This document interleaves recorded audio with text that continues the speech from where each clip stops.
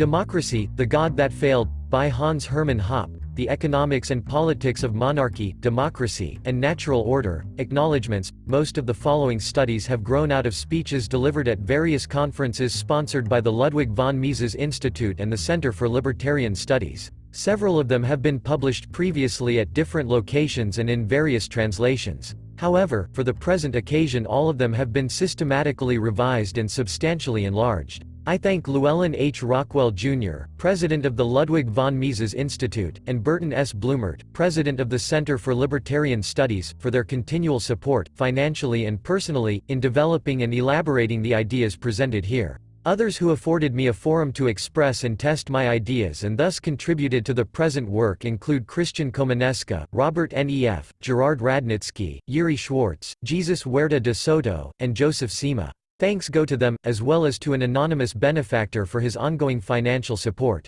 For many years I have been blessed with the friendship of Walter Block, David Gordon, Jeffrey Herbainer, Guido Heelsman, Stefan Kinsella, Ralph Raico, and Joseph Salerno. While none of them can be held responsible for any of my ideas, all of them, through suggestions and criticisms in countless conversations as well as their own scholarly writings, have exercised an indelible effect on my thinking. Even more important has been the influence of Ludwig von Mises and Murray N. Rothbard. My intellectual debt to their work is notable and, I can only hope, has been dutifully and adequately acknowledged throughout the following studies. To Murray N. Rothbard, with whom I was fortunate to have been closely associated during the last decade of his life, I further owe a profound personal debt. His friendship, and his example of moral courage and of the ability to stay kind, and indeed cheerfully optimistic in the face even of seemingly overwhelming adversity, have deeply and lastingly affected my own conduct and outlook on life. Last but not least, I thank my wife, Margaret Rudelich Hoppe, not just for assuming for more than 20 years now the thankless task of editing my English writings, but for always finding the time and energy, in between her work, household, and care for our 2 teenage children, to provide me with encouragement, comfort, and happiness.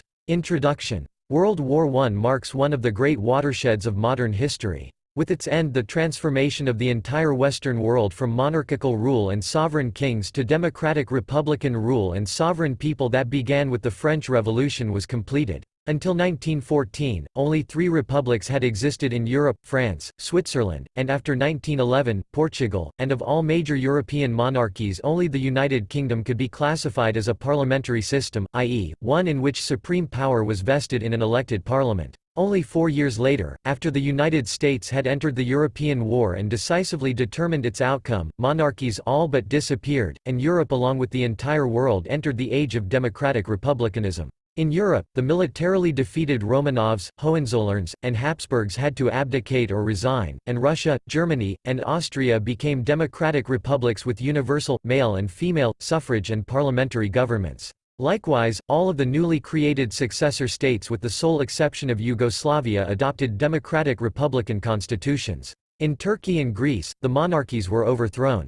And even where monarchies remained nominally in existence, as in Great Britain, Italy, Spain, Belgium, the Netherlands, and the Scandinavian countries, monarchs no longer exercised any governing power. Universal adult suffrage was introduced, and all government power was vested in parliaments and public officials. The world historic transformation from the ancient regime of royal or princely rulers to the new democratic republican age of popularly elected or chosen rulers may be also characterized as that from Austria and the Austrian way to that of America and the American way. This is true for several reasons. First, Austria initiated the war, and America brought it to a close. Austria lost, and America won. Austria was ruled by a monarch, Emperor Franz Joseph, and America by a democratically elected president, Professor Woodrow Wilson.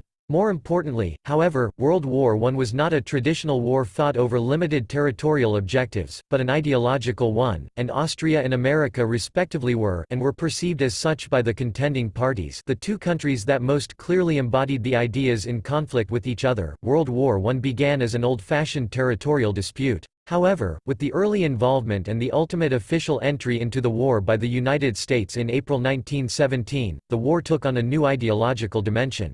The United States had been founded as a republic, and the democratic principle, inherent in the idea of a republic, had only recently been carried to victory as the result of the violent defeat and devastation of the secessionist Confederacy by the centralist Union government. At the time of World War I, this triumphant ideology of an expansionist democratic republicanism had found its very personification in then U.S. President Wilson. Under Wilson's administration, the European war became an ideological mission, to make the world safe for democracy and free of dynastic rulers. When in March 1917 the U.S. Allied Tsar Nicholas II was forced to abdicate and a new democratic republican government was established in Russia under Kerensky, Wilson was elated. With the Tsar gone, the war had finally become a purely ideological conflict, of good against evil. Wilson and his closest foreign policy advisers, George D. Herron and Colonel House, disliked the Germany of the Kaiser, the aristocracy, and the military elite. But they hated Austria. As Erich von Kuhnelt-Leddihn has characterized the views of Wilson and the American left, Austria was far more wicked than Germany.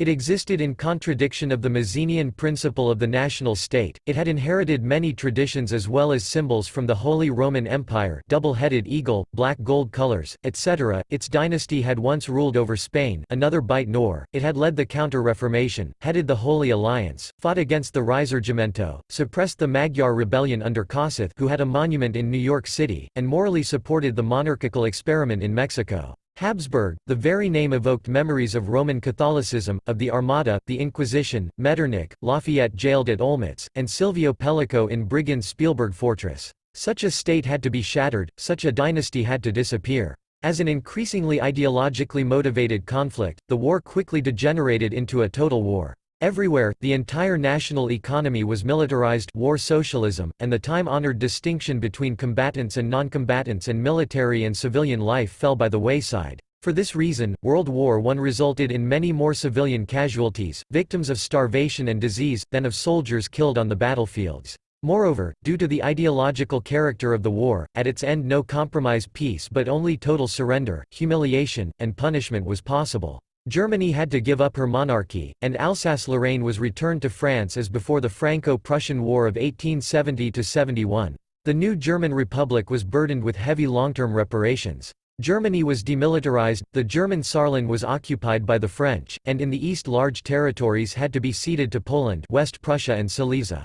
However, Germany was not dismembered and destroyed. Wilson had reserved this fate for Austria. With the deposition of the Habsburgs the entire Austrian-Hungarian Empire was dismembered. As the crowning achievement of Wilson's foreign policy, two new and artificial states, Czechoslovakia and Yugoslavia, were carved out of the former empire. Austria herself, for centuries one of Europe's great powers, was reduced in size to its small German-speaking heartland, and, as another of Wilson's legacies, tiny Austria was forced to surrender its entirely German province of southern Tyrolia, extending to the Brenner Pass, to Italy. Since 1918 Austria has disappeared from the map of international power politics. Instead, the United States has emerged as the world's leading power. The American age, the Pax Americana, had begun. The principle of democratic republicanism had triumphed. It was to triumph again with the end of World War II, and once more, or so it seemed, with the collapse of the Soviet Empire in the late 1980s and early 1990s. For some contemporary observers, the end of history has arrived. The American idea of universal and global democracy has finally come into its own.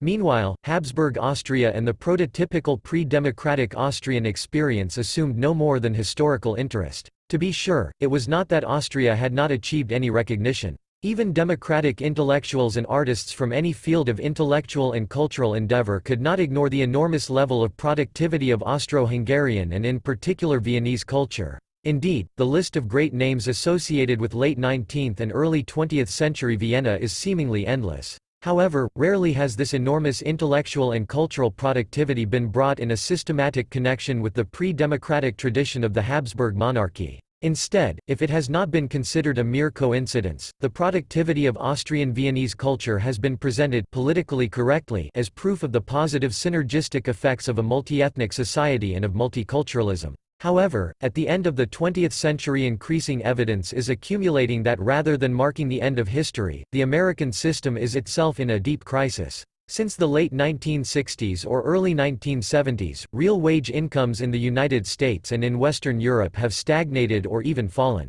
In Western Europe in particular, unemployment rates have been steadily edging upward and are currently exceeding 10%. The public debt has risen everywhere to astronomical heights, in many cases exceeding a country's annual gross domestic product. Similarly, the social security systems everywhere are on or near the verge of bankruptcy. Further, the collapse of the Soviet Empire represented not so much a triumph of democracy as the bankruptcy of the idea of socialism, and it therefore also contained an indictment against the American Western system of democratic, rather than dictatorial, socialism.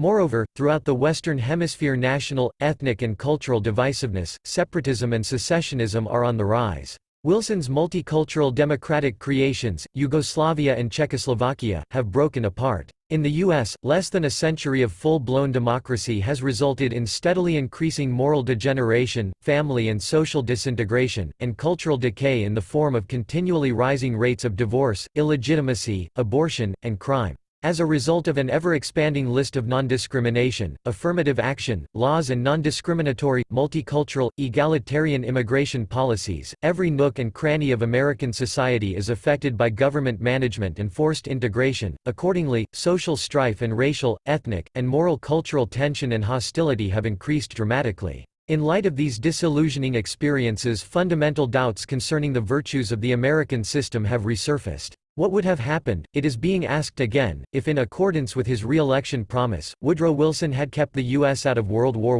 I, by virtue of its counterfactual nature? The answer to a question such as this can never be empirically confirmed or falsified. However, this does not make the question meaningless or the answer arbitrary. To the contrary, based on an understanding of the actual historical events and personalities involved, the question concerning the most likely alternative course of history can be answered in detail and with considerable confidence. If the United States had followed a strict non-interventionist foreign policy, it is likely that the intra-European conflict would have ended in late 1916 or early 1917 as the result of several peace initiatives, most notably by the Austrian Emperor Charles I. Moreover, the war would have been concluded with a mutually acceptable and face-saving compromise peace rather than the actual dictate. Consequently, Austria-Hungary, Germany, and Russia would have remained traditional monarchies instead of being turned into short-lived democratic republics. With a Russian Tsar and a German and Austrian Kaiser in place, it would have been almost impossible for the Bolsheviks to seize power in Russia, and in reaction to a growing communist threat in Western Europe, for the fascists and National Socialists to do the same in Italy and Germany. Millions of victims of communism, National Socialism, and World War II would have been saved. The extent of government interference with and control of the private economy in the United States and in Western Europe would never have reached the heights seen today. And rather than Central and Eastern Europe and consequently half of the globe falling into communist hands and for more than 40 years being plundered, devastated, and forcibly insulated from Western markets, all of Europe and the entire globe would have remained integrated economically as in the 19th century in a worldwide system of division of labor and cooperation. World living standards would have grown immensely higher than they actually have. Before the backdrop of this thought experiment and the actual course of events, the American system and the Pax Americana appear, contrary to official history, which is always written by its victors, i.e., from the perspective of the proponents of democracy, to be nothing short of an unmitigated disaster, and Habsburg Austria and the pre-democratic age appear most appealing. Certainly, then, it would be worthwhile to take a systematic look at the historic transformation from monarchy to democracy. No less of an establishmentarian than George F. Kennan, writing in 1951, came indeed close to admitting as much. Yet, today, if one were offered the chance of having back again the Germany of 1913, a Germany run by conservative but relatively moderate people, no Nazis and no communists, a vigorous Germany, united and unoccupied, full of energy and confidence, able to play a part again in the balancing off of Russian power in Europe, well, there would be objections to it from many quarters, and it wouldn't make everybody happy, but in many ways it wouldn't be so bad, in comparison with our problem of today. Now, think what that means. When you tally up the total score of the two wars, in terms of their ostensible objectives, you find if there has been any gain at all, it is pretty hard to discern. While history will play an important role, the following is not the work of a historian, however, but of a political economist and philosopher. There are no new or unfamiliar data presented. Rather, insofar as a claim to originality is made, it is that the following studies contain new and unfamiliar interpretations of generally known and accepted facts, moreover, that it is the interpretation of facts, rather than the facts themselves, which are of central concern to the scientist and the subject of most contention and debate. One may, for instance, readily agree on the fact that in 19th-century America average living standards, tax rates, and economic regulations were comparatively low, while in the 20th century living standards, taxes, and regulations were high. Yet were 20th-century living standards higher because of higher taxes and regulations or despite higher taxes and regulations, i.e., would living standards be even higher if taxes and regulations had remained as low as they had been during the 19th century? Likewise, one may readily agree that welfare payments and crime rates were low during the 1950s and that both are now comparatively high. Yet has crime increased because of rising welfare payments or despite them, or have crime and welfare nothing to do with each other, and is the relationship between the two phenomena merely coincidental? The facts do not provide an answer to such questions, and no amount of statistical manipulation of data can possibly change this fact. The data of history are logically compatible with any of such rival interpretations, and historians, insofar as they are just historians, have no way of deciding in favor of one or the other. If one is to make a rational choice among such rival and incompatible interpretations, this is only possible if one has a theory at one's disposal, or at least a theoretical proposition, whose validity does not depend on historical experience but can be established a priori, i.e., once and for all by means of the intellectual apprehension or comprehension of the nature of things. In some circles this kind of theory is held in low esteem, and some philosophers, especially of the empiricist positivist variety, have declared any such theory off limits or even impossible. This is not a philosophical treatise devoted to a discussion of issues of epistemology and ontology. Here and in the following, I do not want to directly refute the empiricist positivist thesis that there is no such thing as a priori theory, i.e., propositions which assert something about reality and can be validated independent of the outcome of any future experience. It is only appropriate, however, to acknowledge from the outset that I consider this thesis, and indeed the entire empiricist positivist research program, which can be interpreted as the result of the application of the egalitarian principles of democracy to the realm of knowledge and research and has therefore dominated ideologically during most of the 20th century, as fundamentally mistaken and thoroughly refuted. Here it suffices to present just a few examples of what is meant by a priori theory, and in particular to cite some such examples from the realm of the social sciences, in order to put any possible suspicion to rest and recommend my theoretical approach as intuitively plausible and in accordance with common sense. Examples of what I mean by a priori theory are: no material thing can be at two places at once. No two objects can occupy the same place. A straight line is the shortest line between 2 points. No two straight lines can enclose a space. Whatever object is red all over cannot be green, blue, yellow, etc. all over. Whatever object is colored is also extended. Whatever object has shape has also size. If A is a part of B and B is a part of C, then A is a part of C. 4 equals 3 plus 1. 6 equals 2. Implausibly, empiricists must denigrate such propositions as mere linguistic syntactic conventions without any empirical content, i.e., empty tautologies. In contrast to this view and in accordance with common sense, I understand the same propositions as asserting some simple but fundamental truths about the structure of reality. And in accordance with common sense, too, I would regard someone who wanted to test these propositions, or who reported facts contradicting or deviating from them, as confused. A priori theory trumps and corrects experience, and logic overrules observation, and not vice versa. Even a good empiricist would have to admit that, according to his own doctrine, he cannot possibly know a priori whether or not a priori theorems exist and may be used to decide between incompatible explanations of one and the same set of historical data, hence, he would have to adopt a wait-and-see attitude, too.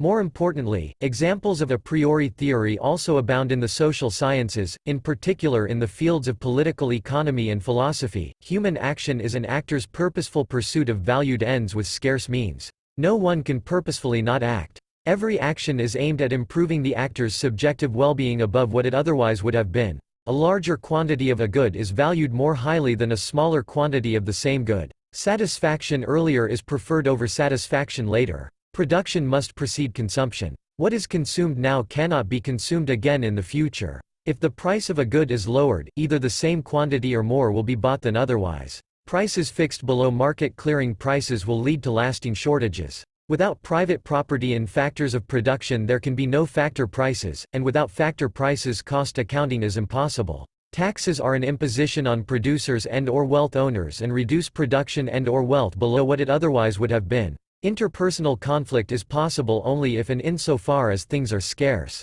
No thing or part of a thing can be owned exclusively by more than one person at a time. Democracy, majority rule, is incompatible with private property, individual ownership and rule. No form of taxation can be uniform, equal, but every taxation involves the creation of two distinct and unequal classes of taxpayers versus tax receiver consumers. Property and property titles are distinct entities, and an increase of the latter without a corresponding increase of the former does not raise social wealth but leads to a redistribution of existing wealth. For an empiricist, propositions such as these must be interpreted as either stating nothing empirical at all and being mere speech conventions, or as forever testable and tentative hypotheses. To us, as to common sense, they are neither. In fact, it strikes us as utterly disingenuous to portray these propositions as having no empirical content. Clearly, they state something about real things and events. And it seems similarly disingenuous to regard these propositions as hypotheses. Hypothetical propositions, as commonly understood, are statements such as these: children prefer McDonald's over Burger King.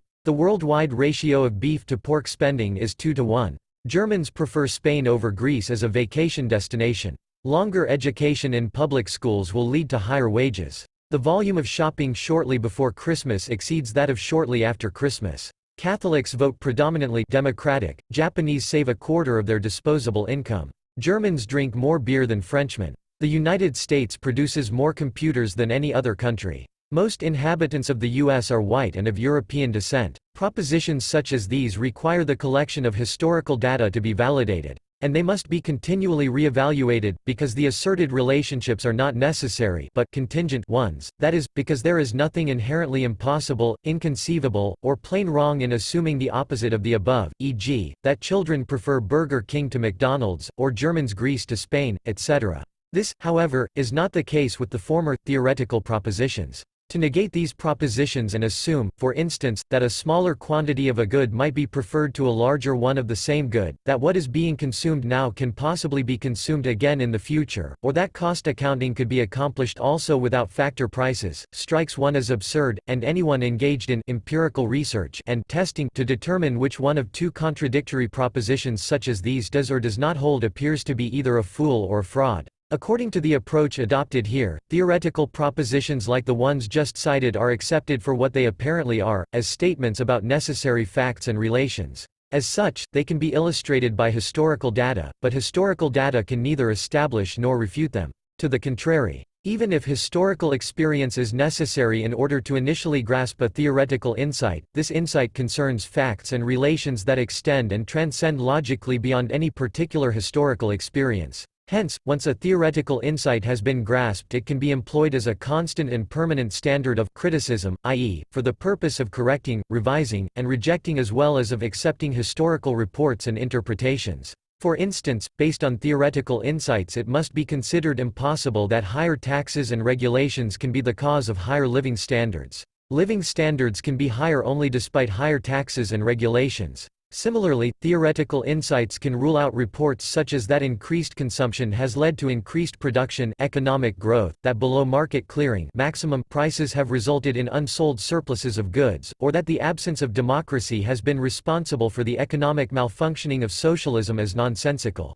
As a matter of theory, only more saving and capital formation and/or advances in productivity can lead to increased production, only guaranteed above-market clearing minimum prices can result in lasting surpluses, and only the absence of private property is responsible for the economic plight under socialism. And to reiterate, none of these insights requires further empirical study or testing. To study or test them is a sign of confusion. To avoid any misunderstanding, to say that something is necessary and can be recognized as such a priori, is not to claim that one is infallible. Mathematicians and logicians, too, claim to be concerned with necessary relations, and yet they do not claim to be infallible. Rather, what is claimed in this regard is only that in order to refute a theoretical proposition, in contrast to a hypothetical one, another, even more fundamental theoretical argument is required, just as another mathematical or logical proof or argument is required, and not empirical evidence, in order to refute a mathematical or logical theorem. When I noted earlier that this is not the work of a historian but of a political economist and philosopher, I obviously did not believe this to be a disadvantage. Quite to the contrary. As has been indicated, historians qua historians cannot rationally decide between incompatible interpretations of the same set of data or sequence of events, hence, they are unable to provide answers to most important social questions. The principal advantage that the political economist and philosopher has over the mere historian, and the benefits to be gained from the study of political economy and philosophy by the historian, is his knowledge of pure, a priori, social theory, which enables him to avoid otherwise unavoidable errors in the interpretation of sequences of complex historical data and present a theoretically corrected or reconstructed, and a decidedly critical or revisionist account of history. Based on and motivated by fundamental theoretical insights from both political economy and political philosophy ethics, in the following studies I propose the revision of three central, indeed almost mythical, beliefs and interpretations concerning modern history. In accordance with elementary theoretical insights regarding the nature of private property and ownership versus public property and administration, and of firms versus governments or states, I propose first a revision of the prevailing view of traditional hereditary monarchies and provide instead an uncharacteristically favorable interpretation of monarchy and the monarchical experience.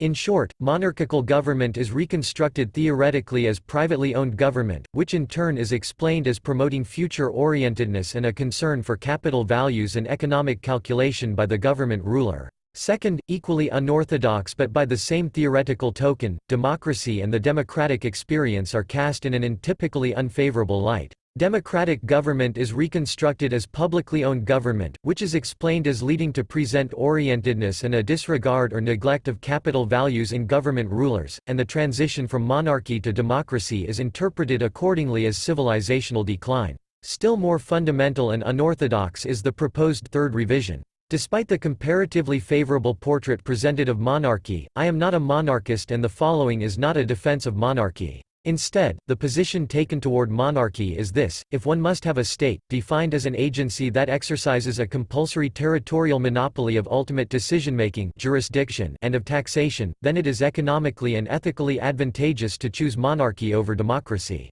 But this leaves the question open whether or not a state is necessary, i.e., if there exists an alternative to both monarchy and democracy. History again cannot provide an answer to this question. By definition, there can be no such thing as an experience of counterfactuals and alternatives, and all one finds in modern history, at least insofar as the developed Western world is concerned, is the history of states and statism. Only theory can again provide an answer, for theoretical propositions, as just illustrated, concern necessary facts and relations, and accordingly, just as they can be used to rule certain historical reports and interpretations out as false or impossible, so can they be used to rule certain other things in as constructively possible, even if such things have never been seen or tried. In complete contrast to the orthodox opinion on the matter, then, elementary social theory shows, and will be explained as showing, that no state as just defined can be justified, be it economically or ethically. Rather, every state, regardless of its constitution, is economically and ethically deficient.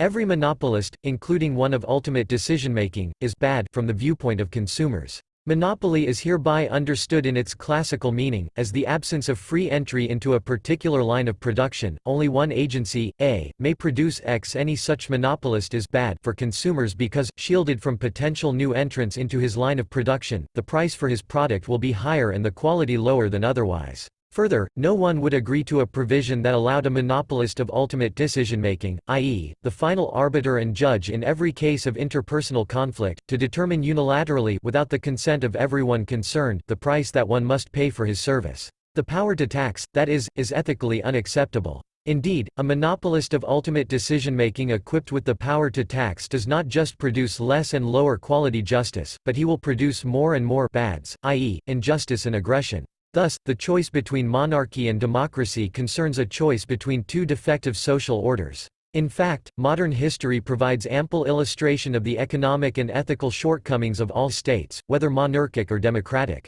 Moreover, the same social theory demonstrates positively the possibility of an alternative social order free of the economic and ethical shortcomings of monarchy and democracy, as well as any other form of state. The term adopted here for a social system free of monopoly and taxation is natural order. Other names used elsewhere or by others to refer to the same thing include ordered anarchy, private property anarchism, anarcho-capitalism, autogovernment, private law society, and pure capitalism. Above and beyond monarchy and democracy, the following is concerned with the logic of a natural order, where every scarce resource is owned privately, where every enterprise is funded by voluntarily paying customers or private donors, and where entry into every line of production, including that of justice, police, and defense services, is free. It is in contrast to a natural order that the economic and ethical errors of monarchy are brought into relief. It is before the backdrop of a natural order that the still greater errors involved in democracy are clarified and that the historic transformation from monarchy to democracy is revealed as a civilizational decline.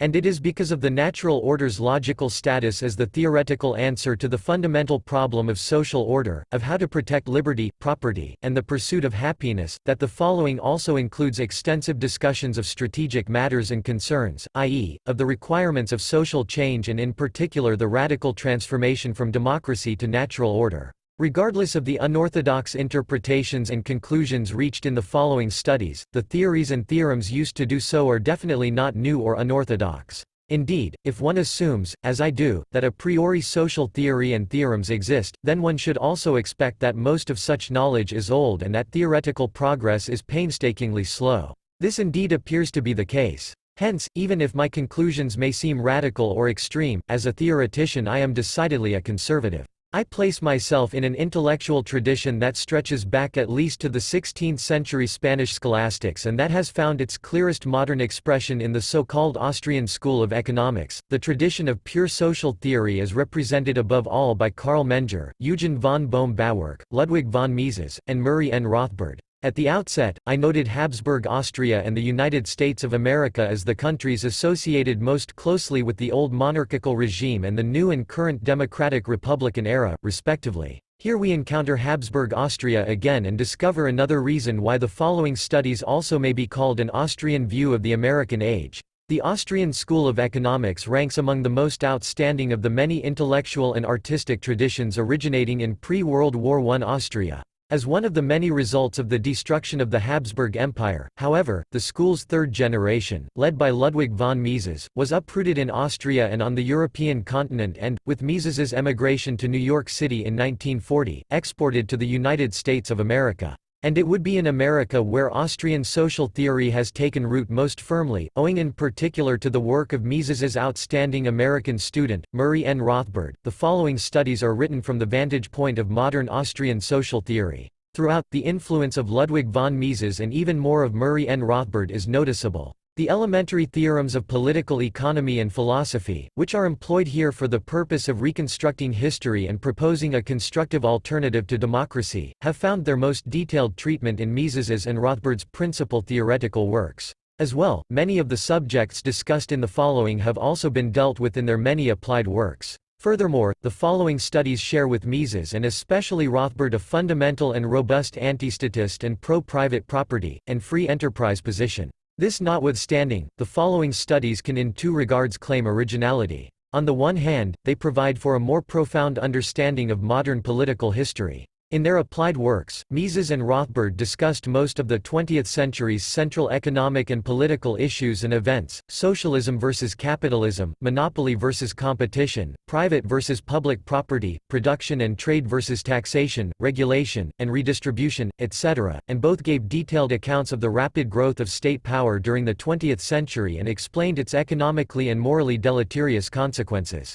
However, while they have proven exceptionally perceptive and farsighted in these endeavors, especially in comparison to their empiricist positivist counterparts, neither Mises nor Rothbard made a systematic attempt to search for a cause of the decline of classical liberal thought and laissez-faire capitalism and the concomitant rise of anticapitalist political ideologies and statism during the 20th century. Certainly, they did not think of democracy as being such a cause. In fact, although aware of the economic and ethical deficiencies of democracy, both Mises and Rothbard had a soft spot for democracy and tended to view the transition from monarchy to democracy as progress. In contrast, I will explain the rapid growth of state power in the course of the 20th century lamented by Mises and Rothbard as the systematic outcome of democracy and the democratic mindset, i.e., the erroneous belief in the efficiency and/or justice of public property and popular majority rule. On the other hand, based on this deeper, revisionist understanding of modern history, the following studies arrive also at a better, clearer and more acute understanding of the constructive alternative to the democratic status quo, i.e., a natural order.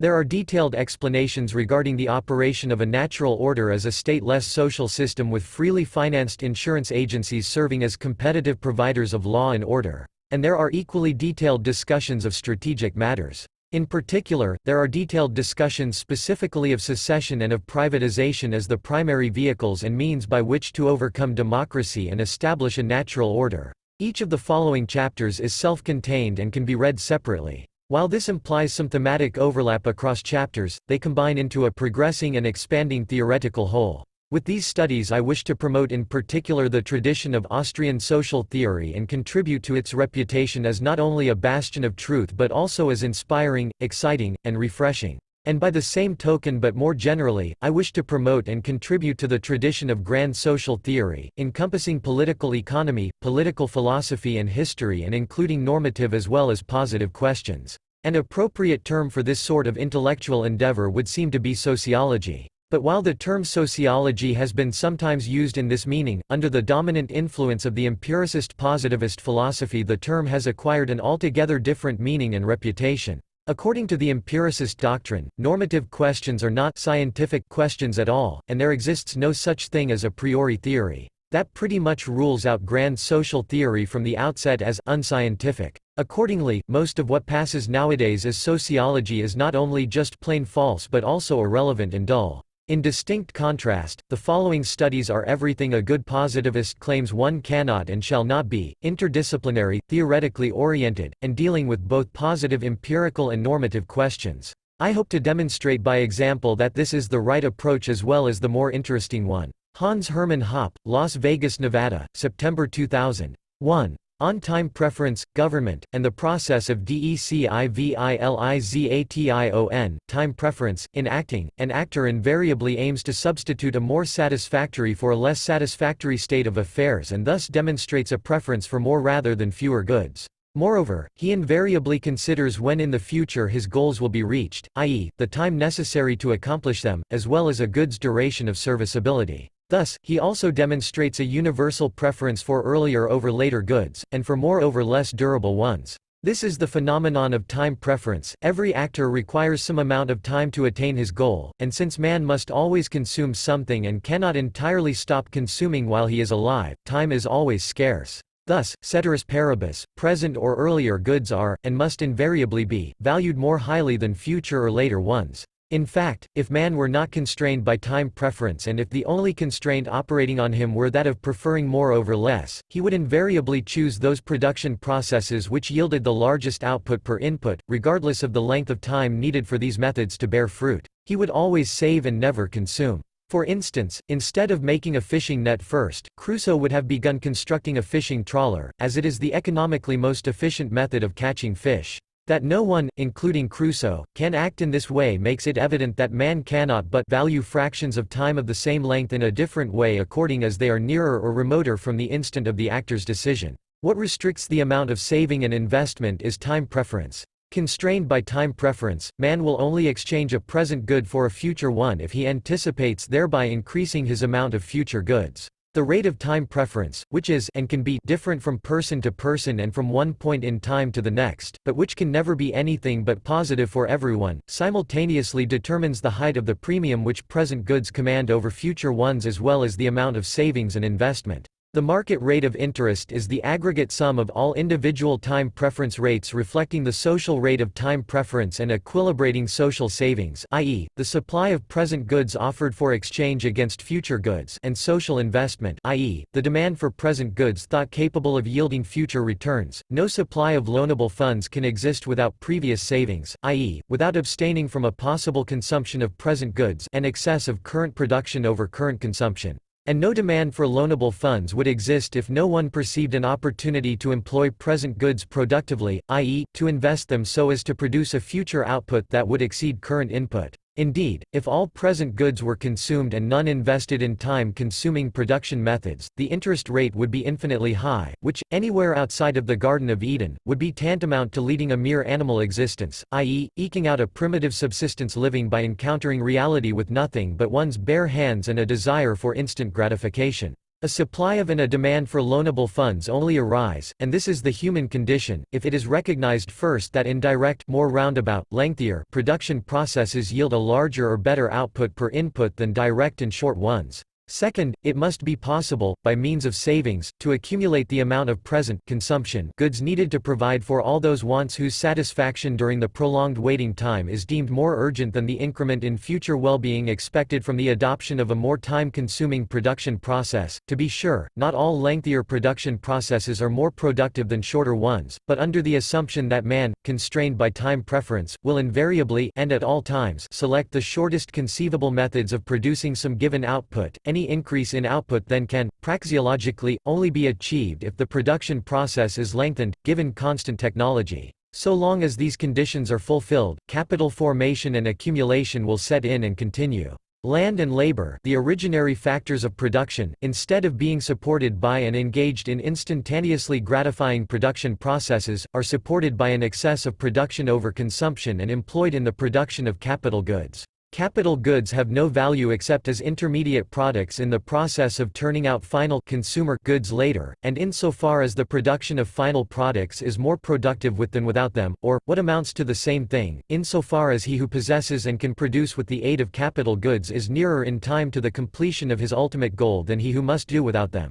The excess in value price of a capital good over the sum expended on the complementary originary factors required for its production is due to this time difference and the universal fact of time preference. It is the price paid for buying time, for moving closer to the completion of one's ultimate goal rather than having to start at the very beginning. For the same reason, the value of the final output must exceed the sum spent on its factors of production, the price paid for the capital good and all complementary labor services. The lower the time preference rate, the earlier the onset of the process of capital formation, and the faster the roundabout structure of production will be lengthened. Any increase in the accumulation of capital goods and the roundaboutness of the production structure in turn raises the marginal productivity of labor. This leads to either increased employment or wage rates, or even if the labor supply curve should become backward sloping with increased wage rates, to a higher wage total. Supplied with an increased amount of capital goods, a better paid population of wage earners will produce an overall increased, future, social product, thus also raising the real incomes of the owners of capital and land. Factors influencing time preference and the process of civilization. Among the factors influencing time preference one can distinguish between external, biological, personal, and social or institutional ones. External factors are events in an actor's physical environment whose outcome he can neither directly nor indirectly control. Such events affect time preference only if and insofar as they are expected. They can be of two kinds. If a positive event such as manna falling from heaven is expected to happen at some future date, the marginal utility of future goods will fall relative to that of present ones. The time preference rate will rise and consumption will be stimulated. Once the expected event has occurred and the larger supply of future goods has become a larger supply of present goods, the reverse will happen. The time preference rate will fall, and savings will increase. On the other hand, if a negative event such as a flood is expected, the marginal utility of future goods rises. The time preference rate will fall and savings will increase. After the event, with a reduced supply of present goods, the time preference rate will rise. Biological processes are technically within an actor's reach, but for all practical purposes and in the foreseeable future they too must be regarded as a given by an actor, similar to external events. It is a given that man is born as a child, that he grows up to be an adult, that he is capable of procreation during part of his life, and that he ages and dies. These biological facts have a direct bearing on time preference. Because of biological constraints on their cognitive development, children have an extremely high time preference rate. They do not possess a clear concept of a personal life expectancy extending over a lengthy period of time, and they lack full comprehension of production as a mode of indirect consumption. Accordingly, present goods and immediate gratification are highly preferred to future goods and delayed gratification. Savings investment activities are rare, and the periods of production and provision seldom extend beyond the most immediate future. Children live from day to day and from one immediate gratification to the next. In the course of becoming an adult, an actor's initially extremely high time preference rate tends to fall. With the recognition of one's life expectancy and the potentialities of production as a means of indirect consumption, the marginal utility of future goods rises. Saving and investment are stimulated, and the periods of production and provision are lengthened. If it is expected that nothing at all can be done about the impending losses of future goods such that no present attempt to mitigate these losses through compensatory savings or insurance appears possible because such savings would be destroyed as well, the time preference rate will immediately rise, and it will remain high after the event. Finally, becoming old and approaching the end of one's life, one's time preference rate tends to rise. The marginal utility of future goods falls because there is less of a future left. Savings and investments will decrease, and consumption, including the non-replacement of capital and durable consumer goods, will increase. This old age effect may be counteracted and suspended, however. Owing to the biological fact of procreation, an actor may extend his period of provision beyond the duration of his own life. If and insofar as this is the case, his time preference rate can remain at its adult level until his death. Within the constraints imposed by external and biological factors, an actor sets his time preference rate in accordance with his subjective evaluations. How high or low this rate is and what changes it will undergo in the course of his lifetime depend on personal psychological factors. One man may not care about anything but the present and the most immediate future. Like a child, he may only be interested in instant or minimally delayed gratification. In accordance with his high time preference, he may want to be a vagabond, a drifter, a drunkard, a junkie, a daydreamer, or simply a happy-go-lucky kind of guy who likes to work as little as possible in order to enjoy each and every day to the fullest. Another man may worry about his and his offspring's future constantly and, by means of savings, may want to build up a steadily growing stock of capital and durable consumer goods in order to provide for an increasingly larger supply of future goods and an ever longer period of provision. A third person may feel a degree of time preference somewhere in between these extremes, or he may feel different degrees at different times and therefore choose still another lifestyle career. In contrast to the widespread recognition of the phenomenon of time preference by economists, in particular those of the Austrian school, amazingly little attention has been paid to it by sociologists and political scientists. As a notable exception, Edward Banfield identifies time preference as the underlying cause for the persistent distinction between social classes and cultures, in particular between the upper class and the lower class. Whereas members of the former are characterized by future orientation, self-discipline, and a willingness to forego present gratification in exchange for a better future, members of the lower class are characterized by their present orientation and hedonism. However, no matter what a person's original time preference rate or what the original distribution of such rates within a given population, once it is low enough to allow for any savings and capital or durable consumer goods formation at all, a tendency toward a fall in the rate of time preference is set in motion, accompanied by a process of civilization. The saver exchanges present consumer goods for future capital goods with the expectation that these will help produce a larger supply of present goods in the future. If he expected otherwise, he would not save. If these expectations prove correct, and if everything else remains the same, the marginal utility of present goods relative to that of future ones will fall. His time preference rate will be lower. He will save and invest more than in the past, and his future income will be still higher, leading to yet another reduction in his time preference rate. Step by step, the time preference rate approaches zero, without ever reaching it. In a monetary economy, as a result of his surrender of present money, a saver expects to receive a higher real money income later. With a higher income, the marginal utility of present money falls relative to future money, the savings proportion rises, and future monetary income will be even higher. If the lower-class individual has any awareness of the future, it is of something fixed, fated, beyond his control. Things happen to him, he does not make them happen. Impulse governs his behavior, either because he cannot discipline himself to sacrifice a present for a future satisfaction or because he has no sense of the future. He is therefore radically improvident. He works only as he must to stay alive, and drifts from one unskilled job to another, taking no interest in his work. He is careless with his things, and, even when nearly new, they are likely to be permanently out of order for lack of minor repairs. His body, too, is a thing to be worked out but not repaired. Banfield, the unheavenly city, phenomena typically associated with the lower class, such as family breakdown, promiscuity, venereal disease, alcoholism, drug addiction, violence, crime, high infant mortality, and low life expectancy, all have a common cause in high time preference. Their cause is not unemployment or low income.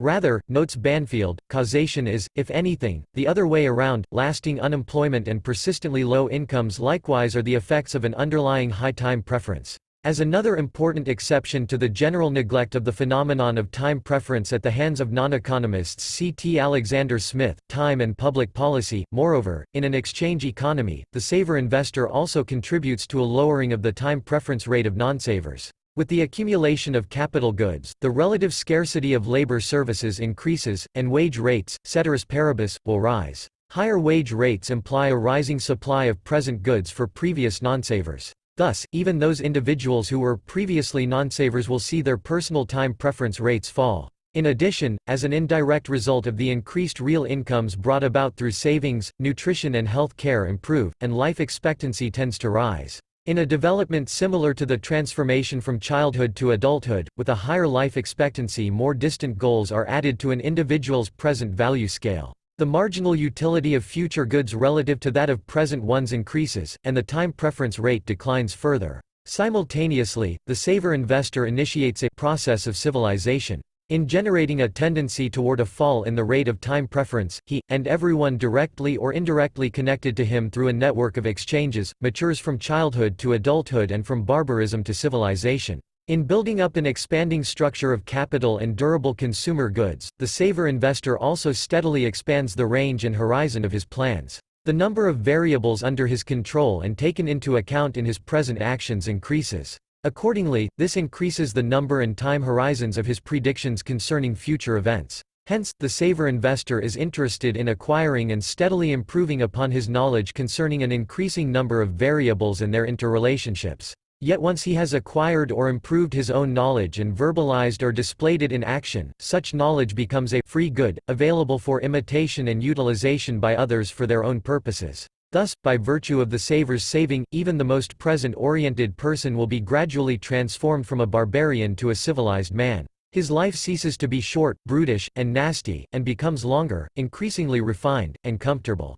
To avoid any sort of misunderstanding, it must be made clear that the mere fact of a longer life has no impact on time preference. Rather, it is only the individual's personal knowledge, the subjective expectation, of this fact, that leads to a fall in a person's degree of time preference. Time preference, property, crime, and government. The actual amount of present goods allocated to the production of future goods depends on the one hand on a person's technical knowledge. For instance, without the knowledge of how to build a fishing net, Crusoe obviously could not have begun to exchange present goods for future ones, that is, to save and invest. On the other hand, given a person's technical knowledge, the amount of saving depends solely on his supply of present goods and his time preference schedule. The smaller his supply of present goods and the higher his time preference schedule, the higher his effective time preference rate and the lower his actual savings will be. In the beginning of humanity, there was only land, nature-given resources and obstacles, and labor, human bodies. Strictly speaking, the only given supply of any good is that of body time.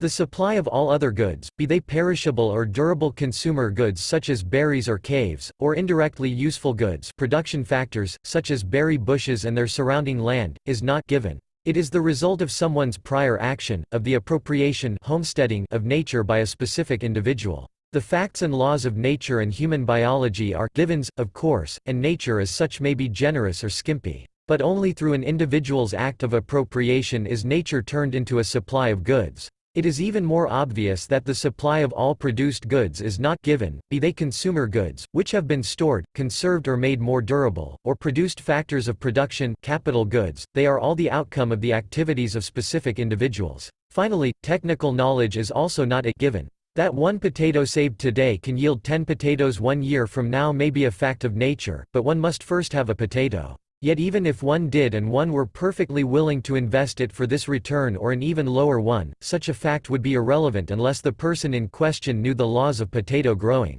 Thus, neither the supply of present goods nor technology is given or fixed. Rather, they are artifacts, created with the intention of improving their appropriator-producer's well-being. These expectations can turn out right or wrong, and rather than securing a profit for the actor, his actions may result in a loss. But no one would spend any time picking berries unless he expected the berries to be edible. No one would appropriate a berry bush unless he thought that this would enhance his berry harvest. No one would want to learn about any fact or law of nature unless he anticipated that such knowledge would help him improve his circumstances. In a social context, an individual's supply of appropriated and produced goods, his time preference schedule, and hence his effective time preference rate may also be affected by the actions and the expectations regarding these actions, of others. The tendency toward a fall in the time preference rate and the accompanying process of civilization will proceed so long, as has so far been tacitly assumed to be the case, as no one interferes with another's acts of nature appropriation and production.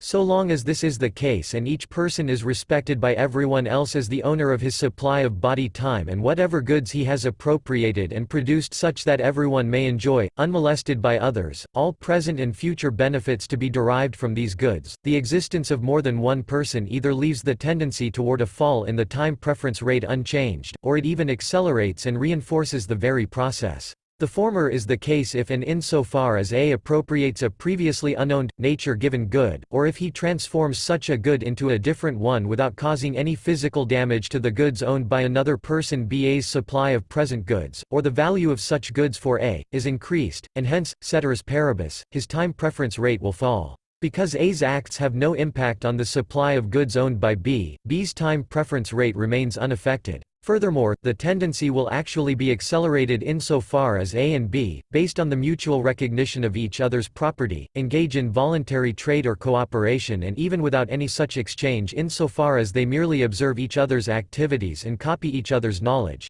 For any voluntary trade or cooperation between A and B increases, ex ante, the supply and/or the value attached to the supply of the goods of both parties, otherwise it would not take place, and hence the time preference rate of both A and B will fall. Moreover, by learning facts and laws from one another, such as that there are potatoes, that potatoes can be eaten, or that one's present potato may yield 10 future ones, the tendency toward a fall in the rate of time preference spreads from one person to another. However, if violations of property rights occur and the goods appropriated or produced by A are stolen, damaged or expropriated by B, or if B restricts the uses that A is permitted to make of his goods in any way, apart from not being allowed to cause any physical damage to the property of B, then the tendency toward a fall in the rate of time preference will be disturbed, halted, or even reversed. The violations of property rights, and the effect they have on the process of civilization, can be of two kinds. They can take the form of criminal activities including negligent behavior, or they can take the form of institutional or governmental interference. The characteristic mark of criminal invasions of property rights is that such activities are considered illegitimate or unjust not only by the victim, but by property owners in general and possibly even by the criminal himself. Hence, the victim is considered to be entitled to defend himself if need be by retaliatory force, and he may punish and/or exact compensation from the offender. The impact of crime is twofold. On the one hand, criminal activity reduces the supply of the goods of the victimized appropriator-producer-exchanger, thereby raising his effective time preference rate, his time preference schedule being given. On the other hand, insofar as individuals perceive a risk of future victimization, they will accordingly reallocate their resources. They will build walls and fences, install locks and alarm systems, design or buy weapons, and purchase protection and insurance services. The existence of crime thus implies a setback in the process toward a fall in the rate of time preference as far as actual victims are concerned, and it leads to expenditures, by actual and potential victims, which would be considered wasteful without the existence of crime. Therefore, crime or a change in its rate has the same type of effect on time preference as the occurrence or a changed frequency of natural disasters. Floods, storms, heat waves, and earthquakes also reduce their victims' supplies of present goods and thus increase their effective time preference rate. And the perceived risk change of natural disasters also leads to resource reallocations and expense adjustments, such as the construction of dams, irrigation systems, dikes, shelters, or the purchase of earthquake insurance, which would be unnecessary without these natural risks. More importantly, however, because actual and potential victims are permitted to defend, protect, and insure themselves against both social disasters such as crime as well as natural ones, the effect of these on time preference is temporary and unsystematic. Actual victims will save or invest a smaller amount of goods because they are poorer. And the altered risk perceptions among actual and potential victims shape the direction of their future actions. But as long as physical protection and defense are permitted, the existence of social or of natural disasters does not imply that the time preference degree of actual or potential victims, their degree of future orientation, will be systematically changed. After taking account of the damage and redirecting one's activities, the tendency toward a fall in the rate of time preference and the attending process of civilization will resume its previous path. In its course, both the protection against crime and natural disasters can be expected to undergo continual improvement. Matters fundamentally change and the process of civilization is permanently derailed whenever property rights violations take the form of government interference, however. The distinctive mark of government violations of private property rights is that contrary to criminal activities they are considered legitimate not only by the government agents who engage in them, but by the general public as well, and in rare instances possibly even by the victim. Hence, in these cases a victim may not legitimately defend himself against such violations. The imposition of a government tax on property or income violates a property or income producer's rights as much as theft does. In both cases the appropriator producer's supply of goods is diminished against his will and without his consent. Government money or liquidity creation involves no less a fraudulent expropriation of private property owners than the operations of a criminal counterfeiter gang. Moreover, any government regulation as to what an owner may or may not do with his property, beyond the rule that no one may physically damage the property of others and that all exchange and trade with others must be voluntary and contractual, implies a taking of somebody's property on a par with acts of extortion, robbery, or destruction. But taxation, the government's provision of liquidity, and government regulations, unlike their criminal counterparts, are considered legitimate, and the victim of government interference, unlike the victim of a crime, is not entitled to physical defense and protection of his property. Because of their legitimacy, then, government violations of property rights affect individual time preferences systematically differently and much more profoundly than does crime. Like crime, government interference with private property rights reduces someone's supply of present goods and thus raises his effective time preference rate. Yet government offenses, unlike crime, simultaneously raise the time preference degree of actual and potential victims because they also imply a reduction in the supply of future goods, a reduced rate of return on investment. Crime, because it is illegitimate, occurs only intermittently. The robber disappears from the scene with his loot and leaves his victim alone.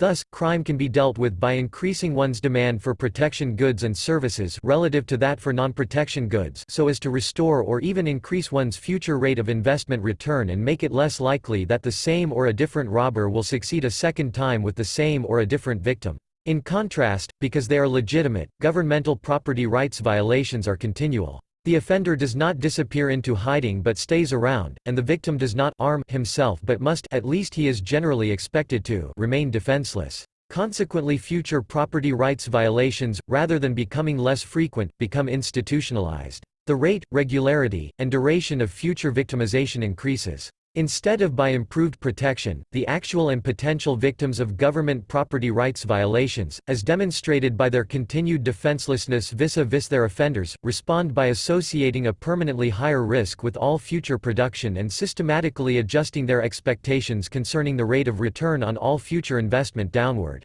Competing with the tendency toward a falling rate of time preference, another opposing tendency comes into operation with the existence of government. By simultaneously reducing the supply of present and expected future goods, governmental property rights violations not only raise time preference rates with given schedules but also time preference schedules. Because appropriator producers are and see themselves as defenseless against future victimization by government agents, their expected rate of return on productive, future-oriented actions is reduced all around, and accordingly all actual and potential victims become more present-oriented. As will be explained in the course of the following section, if government property rights violations take their course and grow extensive enough, the natural tendency of humanity to build an expanding stock of capital and durable consumer goods and to become increasingly more farsighted and provide for ever more distant goals may not only come to a standstill, but may be reversed by a tendency toward decivilization. Formerly provident providers will be turned into drunks or daydreamers, adults into children, civilized men into barbarians, and producers into criminals. The government does not, indeed, waylay a man in a lonely place, spring upon him from the roadside, and holding a pistol to his head, proceed to rifle his pockets. But the robbery is none the less a robbery on that account, and it is far more dastardly and shameful. The highwayman takes solely upon himself the responsibility, danger, and crime of his own act. He does not pretend that he has a rightful claim to your money, or that he intends to use it for your own benefit. He does not pretend to be anything but a robber. He has not acquired impudence enough to profess to be merely a protector, and that he takes men's money against their will, merely to enable him to protect those infatuated travelers, who feel perfectly able to protect themselves, or do not appreciate his peculiar system of protection. He is too sensible a man to make such professions as these. Furthermore, having taken your money, he leaves you, as you wish him to do. He does not persist in following you on the road, against your will, assuming to be your rightful sovereign, on account of the protection he affords you. He does not keep protecting you, by commanding you to bow down and serve him, by requiring you to do this, and forbidding you to do that, by robbing you out of more money as often as he finds it for his interest or pleasure to do so, and by branding you as a rebel, a traitor, and an enemy to your country, and shooting you down without mercy, if you dispute his authority, or resist his demands.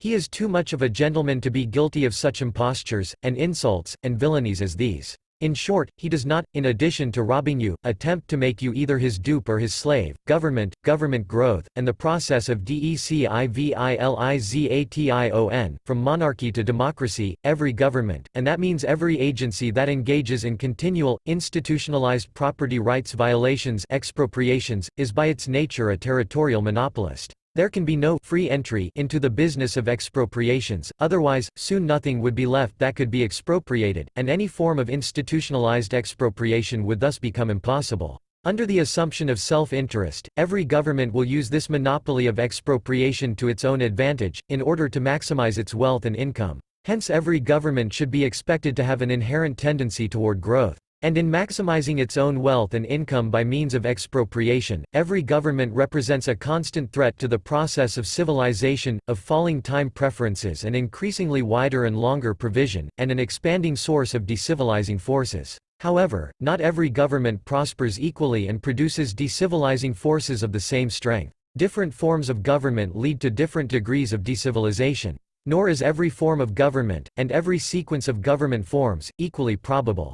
Given that all expropriation creates victims and victims cannot be relied upon to cooperate while being victimized, an agency that institutionalizes expropriation must have legitimacy. A majority of the non-governmental public must regard the government's actions as just or at least as fair enough not to be resisted so as to render the victim defenseless. Yet acquiring legitimacy is not an easy task. For this reason, it is not likely, for instance, that a single world government could initially arise. Instead, all governments must begin territorially small. Nor is it likely, even for as small a population as that of a clan, a tribe, a village, or a town, that a government will initially be democratic, for who would not rather trust a specific known individual, especially in as sensitive a matter as that of a territorial monopoly of expropriation, than an anonymous, democratically elected person? Having to begin small, the original form of government is typically that of personal rule, of private ownership of the governmental apparatus of compulsion, monarchy. In every society of any degree of complexity, specific individuals quickly acquire elite status as a result of having diverse talents. Owing to achievements of superior wealth, wisdom, bravery, or a combination thereof, particular individuals command respect, and their opinions and judgments possess natural authority. As an outgrowth of this authority, members of the elite are most likely to succeed in establishing a legitimate territorial monopoly of compulsion, typically via the monopolization of judicial services, courts and legislation, and law enforcement, police. And because they owe their privileged position to their personal elitist character and achievements, they will consider themselves and be regarded by their fellows as the monopoly's personal owner. Democratic rule, in which the government apparatus is considered public property administered by regularly elected officials who do not personally own and are not viewed as owning the government but as its temporary caretakers or trustees, typically only follows personal rule and private government ownership. Because masses or majorities cannot possibly possess any natural authority, this being a personal, individual trait, democratic governments can acquire legitimacy only unnaturally, most typically through war or revolution. Only in activities such as war and revolution do masses act in concert and do victory and defeat depend on mass effort. And only under exceptional circumstances such as these can mass majorities gain the legitimacy needed to transform government into public property. David Hume writes in his essay The First Principles of Government, "Nothing appears more surprising to those who consider human affairs with a philosophical eye, than the easiness with which the many are governed by the few, and the implicit submission, with which men resign their own sentiments and passions to those of their rulers. When we inquire by what means this wonder is effected, we shall find, that as force is always on the side of the governed, the governors have nothing to support them but opinion. It is, therefore, on opinion only that government is founded, and this maxim extends to the most despotic and most military governments, as well as to the most free and popular. The Sultan of Egypt, or the Emperor of Rome, might drive his harmless subjects, like brute beasts, against their sentiment and inclination. But he must, at least, have led his Mamelukes or Praetorian bands, like men, by their opinions." Essays, see also Mises, Human Action. All that was needed for the formation of associations was that some one man should feel within him a natural ascendancy and should then inspire others with trust in himself. When we can see everyday associations forming all around us, why should we imagine them forming in the distant past in some different way? What makes leaders, now as always, is natural ascendancy, authority as such. We see them arising under our very eyes whenever there is a rescue to organize or a fire to put out. These two forms of government, private or public ownership of government, monarchy or democracy, have systematically different effects on social time preference and the attendant process of civilization, and with the transition from personal monarchical to democratic public rule in particular, contrary to conventional wisdom, the decivilizing forces inherent in any form of government are systematically strengthened. The defining characteristic of private government ownership and the reason for a personal ruler's relatively lower degree of time preference as compared to criminals and democratic governments is that the expropriated resources and the monopoly privilege of future expropriation are individually owned. The expropriated resources are added to the ruler's private estate and treated as if they were a part of it, and the monopoly privilege of future expropriation is attached as a title to this estate and leads to an instant increase in its present value, capitalization of monopoly profit. Most importantly, as the private owner of the government estate, the ruler is entitled to pass his possessions on to his personal heir. He may sell, rent, or give away part or all of his privileged estate and privately pocket the receipts from the sale or rental, and he may personally appoint or dismiss every administrator and employee of his estate. According to this characterization of monarchy, present-day monarchies such as Great Britain, the Netherlands, Belgium, Sweden, Norway, Denmark, or Spain are clearly monarchies in name only. In fact, they represent examples of what is here and in the following referred to as democracies. The term monarchy, as here defined, applies instead most appropriately to the form of government that characterized Europe through the end of the 18th century, the ancient regime, whence, stimulated by the American and in particular the French Revolution and in a process that was not completed until after the end of World War I, monarchies were gradually transformed into democracies. Indeed, monarchy and democracy can be conceived of analytically as representing the two endpoints of a continuum, with various possible forms of government located at greater or lesser distances from one or the other extreme.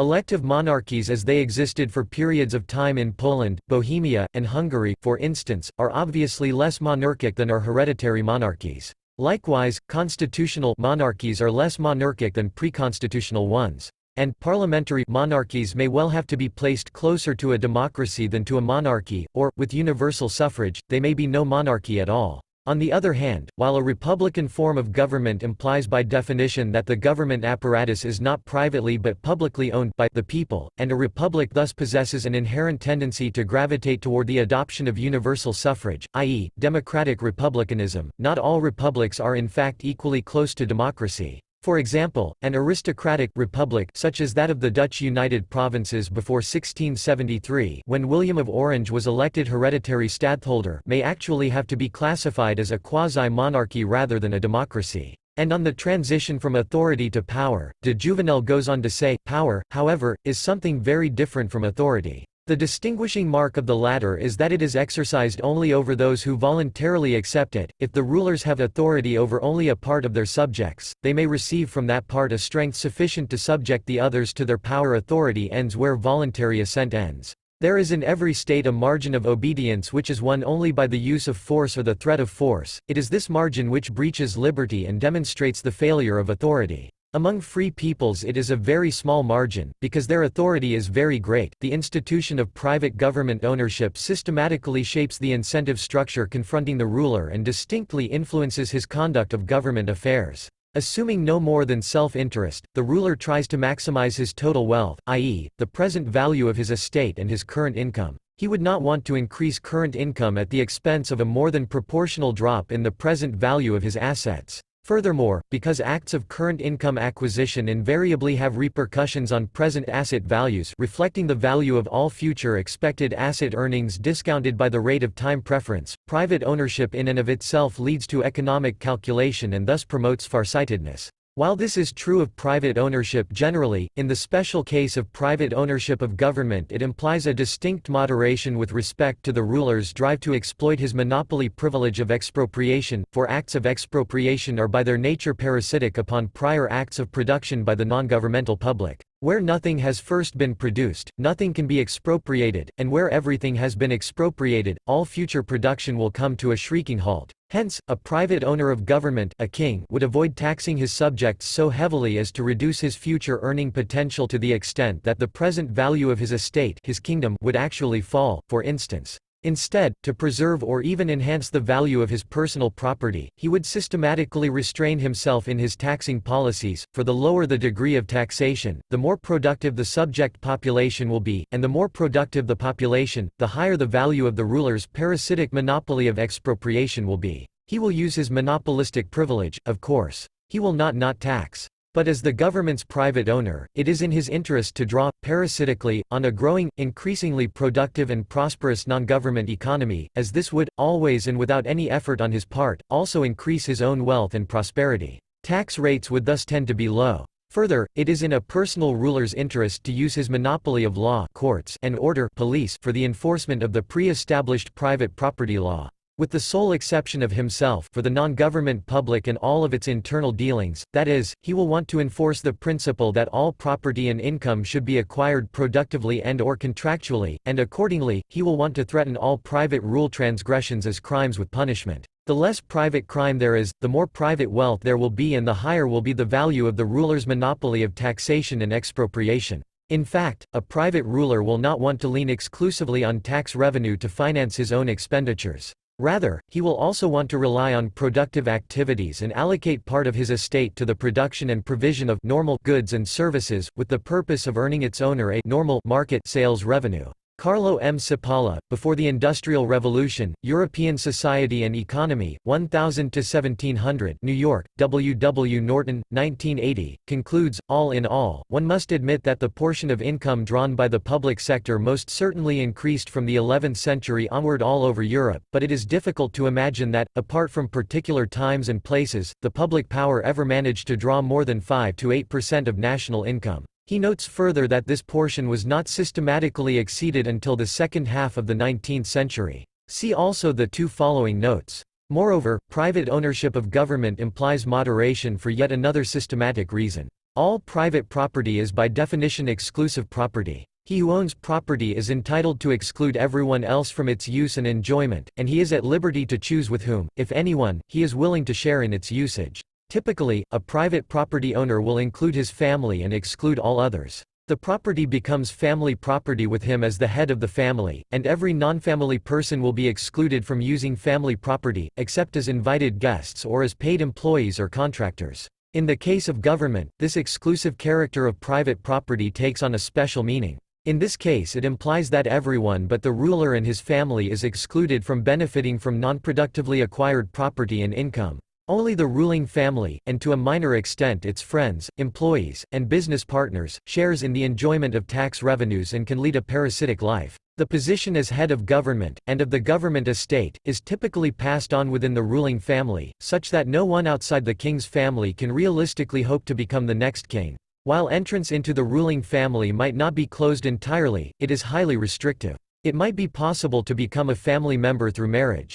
However, the larger the ruling family, the smaller each member's share in the government's total confiscations will be. Hence, marriage typically will be restricted to members of the ruler's extended family. Only in exceptional cases will a member of the ruling family marry a complete outsider. Even if this occurs, a family member by marriage will not normally become the head of the ruling family. The attitude of the sovereign toward rights is expressed in the oath of the first French kings: I will honor and preserve each one of you, and I will maintain for each the law and justice pertaining to him. When the king was called debtor for justice, it was no empty phrase. If his duty was sum cuique tribuere, the sum was a fixed datum. It was not the case of rendering to each what, in the plenitude of his knowledge, he thought would be best for him, but what belonged to him according to custom. Subjective rights were not held on the precarious tenure of grant but were freehold possessions. The sovereign's right also was a freehold. It was a subjective right as much as the other rights, though of a more elevated dignity, but it could not take the other rights away. De Jouvenel later goes on to say, the much-cited anecdote of Frederick the Great and the miller of Sans Souci faithfully represents the ancient state of affairs.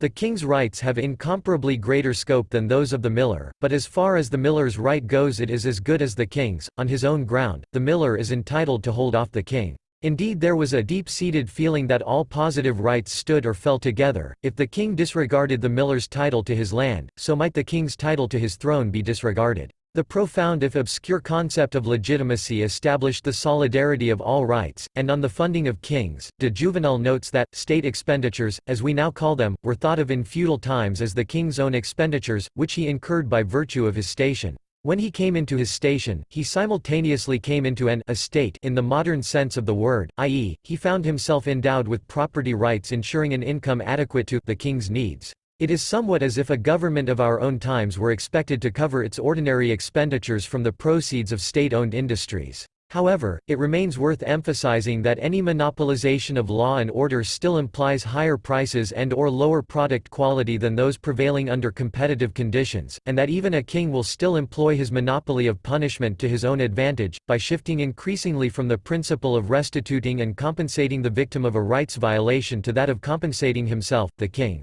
Owing to these restrictions regarding entrance into government and the exclusive status of the individual ruler and his family as king and nobles, private government ownership monarchism stimulates the development of a clear class consciousness on the part of the governed public and promotes opposition and resistance to any expansion of the government's power to tax. A clear-cut distinction between the few rulers and the many ruled exists, and there is little or no risk or chance of a person's moving from one class to the other. Confronted with an almost insurmountable barrier to upward mobility, solidarity among the ruled, their mutual identification as actual or potential victims of government violations of property rights, is strengthened, and the ruling class's risk of losing its legitimacy as a result of increased taxation is accordingly heightened. Bertrand de Jouvenel writes, a man of our time cannot conceive the lack of real power which characterized the medieval king, from which it naturally followed that in order to secure the execution of a decision he needed to involve other leaders whose say-so reinforced his own. Bertrand de Jouvenel, On the Evolution of Forms of Government in item, The Nature of Politics.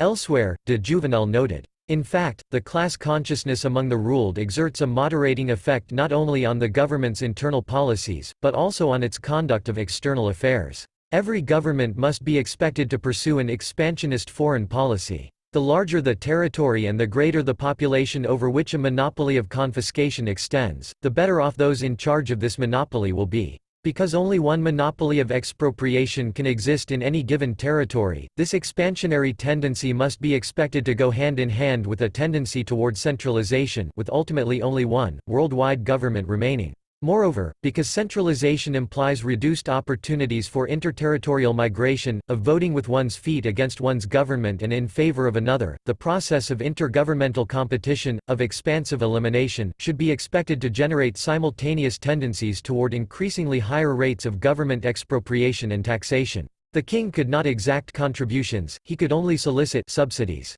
It was stressed that his loyal subjects granted him help of their free will, and they often seized this occasion to stipulate conditions. For instance, they granted subsidies to John the Good of France, subject to the condition that he should henceforth refrain from minting money which was defective in weight. In order to replenish his treasury, the king might go on a begging tour from town to town, expounding his requirements and obtaining local grants, as was done on the eve of the 100 Years' War, or he might assemble from all parts of the country those whose financial support he craved. It is a serious mistake to confuse such an assembly with a modern sitting of parliament, though the latter phenomenon has arisen from the former. The parliament is sovereign and may exact contributions. The older assemblies should rather be thought of as a gathering of modern company directors agreeing to turn over to the exchequer a part of their profits, with some trade union leaders present agreeing to part with some of their union's dues for public purposes. Each group was called on for a grant, and each was thus well placed to make conditions. A modern parliament could not be treated like that, but would impose its will by majority vote.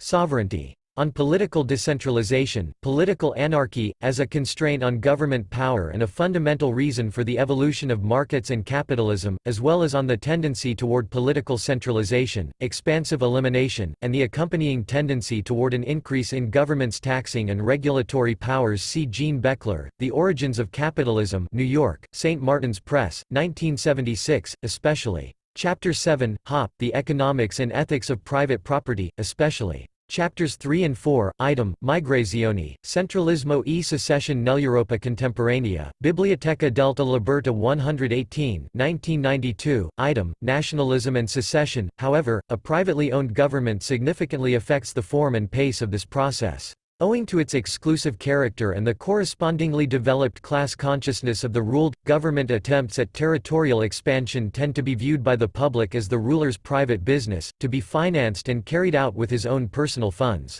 The added territory is the king's, and so he, not the public, should pay for it. Consequently, of the two possible methods of enlarging his realm, war and military conquest or contractual acquisition, a private ruler tends to prefer the latter. It must not be assumed that he is opposed to war, for he may well employ military means if presented with an opportunity. But war typically requires extraordinary resources, and since higher taxes and/or increased conscription to fund a war perceived by the public as somebody else's will encounter immediate popular resistance and thus pose a threat to the government's internal legitimacy, a personal ruler will have to bear all or most of the costs of a military venture himself. Accordingly, he will generally prefer the second, peaceful option as the less costly one.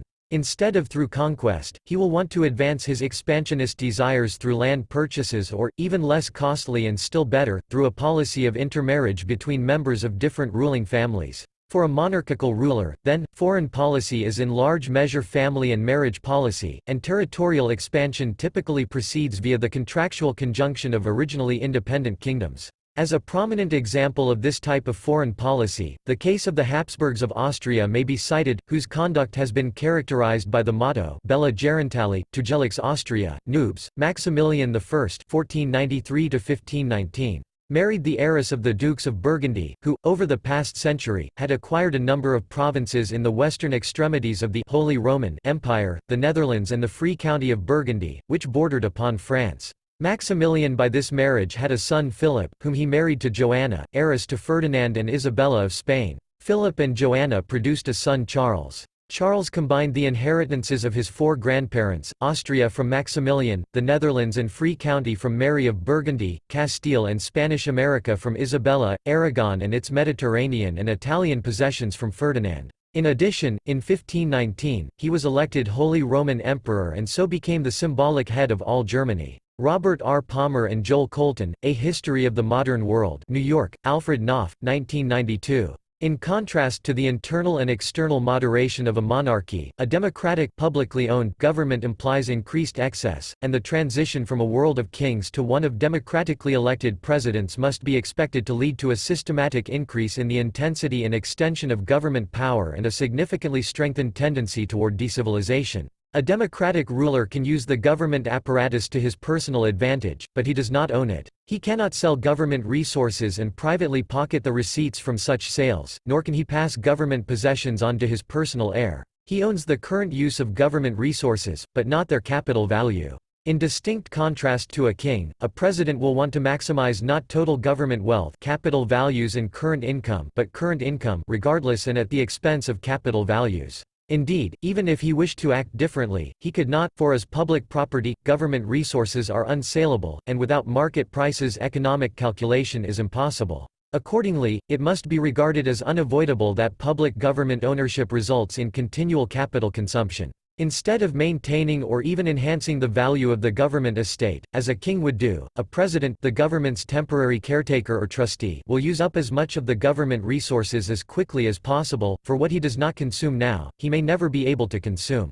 In particular, a president, as distinct from a king, has no interest in not ruining his country. For why would he not want to increase his confiscations if the advantage of a policy of moderation, the resulting higher capital value of the government estate, cannot be reaped privately, while the advantage of the opposite policy of higher taxes, a higher current income, can be so reaped? For a president, unlike for a king, moderation offers only disadvantages. The fundamental difference between private ownership of government and low time preference and public ownership of government and high time preference may be further illustrated by considering the institution of slavery, and contrasting the case of private slave ownership, as it existed for instance in antebellum America, with that of public slave ownership, as it existed for instance in the former Soviet Union and its Eastern European Empire. Just as privately owned slaves were threatened with punishment if they tried to escape, in all of the former Soviet Empire emigration was outlawed and punished as a criminal offense, if necessary, by shooting those who tried to run away. Moreover, anti-loafing laws existed everywhere, and governments could assign any task and all rewards and punishments to any citizen. Hence the classification of the Soviet system as slavery. Unlike a private slave owner, however, Eastern European slave owners, from Lenin to Gorbachev, could not sell or rent their subjects in a labor market and privately appropriate the receipts from the sale or rental of their human capital, hence the system's classification as public or socialist slavery. Moreover, with public instead of private government ownership, the second reason for moderation is also gone, the clear and developed class consciousness of the ruled. There can never be more than one supreme ruler, whether king or president. Yet while entrance into the position of king and a promotion to the rank of nobility is systematically restricted under a monarchy, in a publicly owned government, anyone, in theory, can become a member of the ruling class, or even president. The distinction between the rulers and the ruled is blurred, and the class consciousness of the ruled becomes fuzzy. The illusion even arises that such a distinction no longer exists, that with a democratic government no one is ruled by anyone but everyone instead rules himself. Indeed, it is largely due to this illusion that the transition from monarchy to democracy could be interpreted as progress and, hence, as deserving public support. Accordingly, public resistance against government power is systematically weakened. While expropriation and taxation before may have appeared clearly oppressive and evil to the public, they seem much less so, mankind being what it is, once anyone may freely enter the ranks of those who are at the receiving end. Without markets for slaves and slave labor, matters are worse, not better, for the slave, for without prices for slaves and their labor, a slave owner can no longer rationally allocate his human capital. He cannot determine the scarcity value of his various, heterogeneous pieces of human capital, and he can neither determine the opportunity cost of using this capital in any given employment, nor compare it to the corresponding revenue. Accordingly, permanent misallocation, waste, and consumption of human capital results. The empirical evidence indicates as much. While it occasionally happened that a private slave owner killed his slave, which is the ultimate consumption of human capital, socialist slavery in Eastern Europe resulted in the murder of millions of civilians. Under private slave ownership, the health and life expectancy of slaves generally increased. In the Soviet Empire, healthcare standards steadily deteriorated and life expectancies actually declined in recent decades. The level of practical training and education of private slaves generally rose. That of socialist slaves fell. The rate of reproduction among privately owned slaves was positive. Among the slave populations of Eastern Europe it was generally negative. The rates of suicide, self-incapacitation, family breakups, promiscuity, illegitimate births, birth defects, venereal disease, abortion, alcoholism, and dull or brutish behavior among private slaves were high. But all such rates of human capital consumption were higher still for the socialist slaves of the former Soviet Empire. Similarly, while morally senseless and violent behavior among privately owned slaves occurred after their emancipation, the brutalization of social life in the aftermath of the abolition of socialist slavery has been far worse, revealing an even greater degree of moral degeneration. Consequently, taxes will increase, be it directly in the form of higher tax rates or indirectly in that of increased governmental money creation, inflation. Likewise, government employment and the ratio of government employees, public servants, to private employees tends to rise, attracting and promoting individuals with high degrees of time preference and low and limited farsightedness. As Bertrand de Jouvenel explains, from the 12th to the 18th century governmental authority grew continuously. The process was understood by all who saw it happening, it stirred them into incessant protest and to violent reaction. In later times its growth has continued at an accelerated pace, and its extension has brought a corresponding extension of war. And now we no longer understand the process, we no longer protest, we no longer react. The quiescence of ours is a new thing, for which power has to thank the smoke screen in which it has wrapped itself. Formerly it could be seen, manifest in the person of the king, who did not disclaim being the master he was, and in whom human passions were discernible. Now, masked in anonymity, it claims to have no existence of its own, and to be but the impersonal and passionless instrument of the general will, but that is clearly a fiction. Today as always, power is in the hands of a group of men who control the powerhouse. All that has changed is that it has now been made easy for the ruled to change the personnel of the leading wielders of power. Viewed from one angle, this weakens power, because the wills which control a society's life can, at the society's pleasure, be replaced by other wills, in which it feels more confidence. But by opening the prospect of power to all the ambitious talents, this arrangement makes the extension of power much easier. Under the ancient regime, society's moving spirits, who had, as they knew, no chance of a share in power, were quick to denounce its smallest encroachment.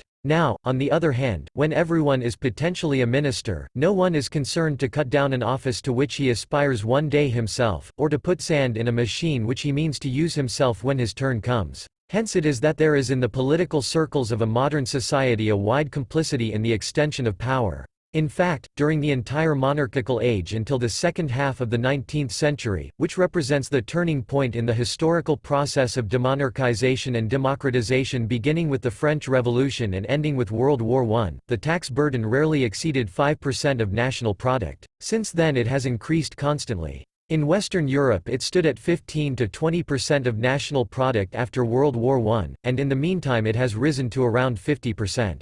Likewise, during the entire monarchical age, until the latter half of the 19th century, government employment rarely exceeded 2% of the labor force. Since then it has increased steadily, and today it typically is 15 to 20%. The difficulties encountered by monarchical rulers in securing loans are notorious, and kings typically had to pay above average rates of interest reflecting their comparatively high default risk. See on this North and Thomas, The Rise of the Western World. In contrast, democratic governments, as they came into full bloom with the end of World War I, have indeed demonstrated a constant tendency toward deficit financing and increasing debts. Today, the national debts in Western Europe and the Western world rarely amount to less than 30% of national product and frequently exceed 100%. Likewise, and directly related, the monarchical world was generally characterized by the existence of a commodity money, typically gold or silver, and with the establishment of a single, integrated world market in the course of the 17th and 18th centuries, by an international gold standard.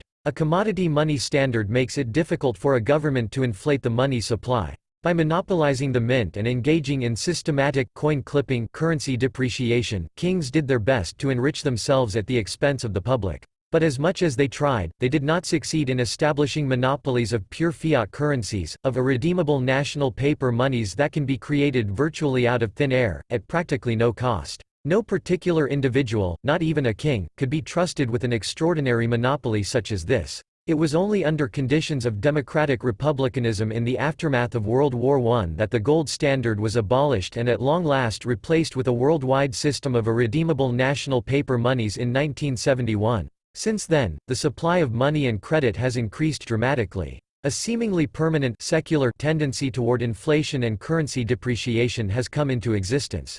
Government deficit financing has turned into a mere banking technicality, and interest rates, as an indicator of the social rate of time preference, which had continuously declined for centuries and by the end of the 19th century had fallen to around 2%, have since exhibited a systematic upward tendency. The combination of these interrelated factors, public ownership of the government plus free entry into it, significantly alters a government's conduct of both its internal and its external affairs. Internally, the government is likely to exhibit an increased tendency to incur debt. While a king is by no means opposed to debt, he is constrained in this natural inclination by the fact that as the government's private owner, he and his heirs are considered personally liable for the payment of all government debts. He can literally go bankrupt, or be forced by creditors to liquidate government assets. In distinct contrast, a presidential government caretaker is not held liable for debts incurred during his tenure of office. Rather, his debts are considered public, to be repaid by future equally non-liable governments. If one is not held personally liable for one's debts, however, the debt load will rise, and present government consumption will be expanded at the expense of future government consumption. In order to repay a rising public debt, the level of future taxes or monetary inflation imposed on a future public will have to increase. And with the expectation of a higher future tax burden, the non-government public also becomes affected by the incubus of rising time preference degrees, for with higher future tax rates, present consumption and short-term investment are rendered relatively more attractive as compared to saving and long-term investment. More importantly still, the government's conduct as the monopolist of law and order will undergo a systematic change. As explained above, a king will want to enforce the pre-existing private property law, and notwithstanding his own exceptional status vis-a-vis some of its key provisions, he, too, will assume and accept private property notions for himself and his possessions, at least insofar as international king-to-king relations are concerned. He does not create new law but merely occupies a privileged position within an existing, all-encompassing system of private law. In contrast, with a publicly owned and administered government, a new type of law emerges, public law, which exempts government agents from personal liability and withholds publicly owned resources from economic management. With the establishment of public law, including constitutional and administrative law, not merely as law but as a higher law, a gradual erosion of private law ensues, that is, there is an increasing subordination and displacement of private law by and through public law. In fact, although undermined by the Renaissance and the Protestant revolutions, throughout the monarchical age the notion prevailed that kings and their subjects were ruled by a single, universal law, a code of rules anterior to and coexistent with the sovereign, rules which were intangible and fixed, de juvenilia, sovereignty. Law was considered something to be discovered and recognized as eternally given, not something to be made. It was held that law could not be legislated, but only applied as something that had always existed. Bernhard Rehfeld, Die Wurzeln des Rechts, Berlin 1951. Indeed, as late as the beginning of the 20th century, Albert V. Dicey Lectures on the Relation Between Law and Public Opinion in England During the 19th Century, London, Macmillan, 1903, could still maintain that as for Great Britain, public or administrative law, as distinct from private law, did not exist. Government agents, in their relationship with private citizens, were still regarded as bound by the same rules and subject to the same laws as any private citizen. It is again only after World War I, under democratic republicanism, that public agents achieve immunity from the provisions of private law, and that a view such as the leading socialist legal theorist Gustav Radbruch's found general acceptance, that for an individualistic order of public law, the state is only the narrow protective belt surrounding private law and private property. In contrast, for a social democratic republican order of law, private law is to be regarded only as a provisional and constantly decreasing range of private initiative, temporarily spared within the all-comprehensive sphere of public law. In the meantime, in our own day we are used to having our rights modified by the sovereign decisions of legislators. A landlord no longer feels surprised at being compelled to keep a tenant, an employer is no less used to having to raise the wages of his employees in virtue of the decrees of power. Nowadays it is understood that our subjective rights are precarious and at the good pleasure of authority. On the distinction between law and legislation see also Bruno Leoni, Freedom and the Law, Princeton, N.J., D. Van Nostrand, 1961, Friedrich A. Hayek, Law, Legislation, and Liberty, Chicago, University of Chicago Press, 1973, Volume 1, Chapters 4 and 6. Until the end of the 19th century, the bulk of public spending, often more than 50%, typically went to financing the army, which, assuming government expenditures to be 5% of national product, amounted to military expenditures of 2.5% of national product. The rest went to government administration. Welfare spending or public charity played almost no role. In contrast, under democratic republicanism, military expenditures have typically risen to 5 to 10% of national product. But with public expenditures making up 50% of national product, military expenditures now only represent 10 to 20% of total government spending.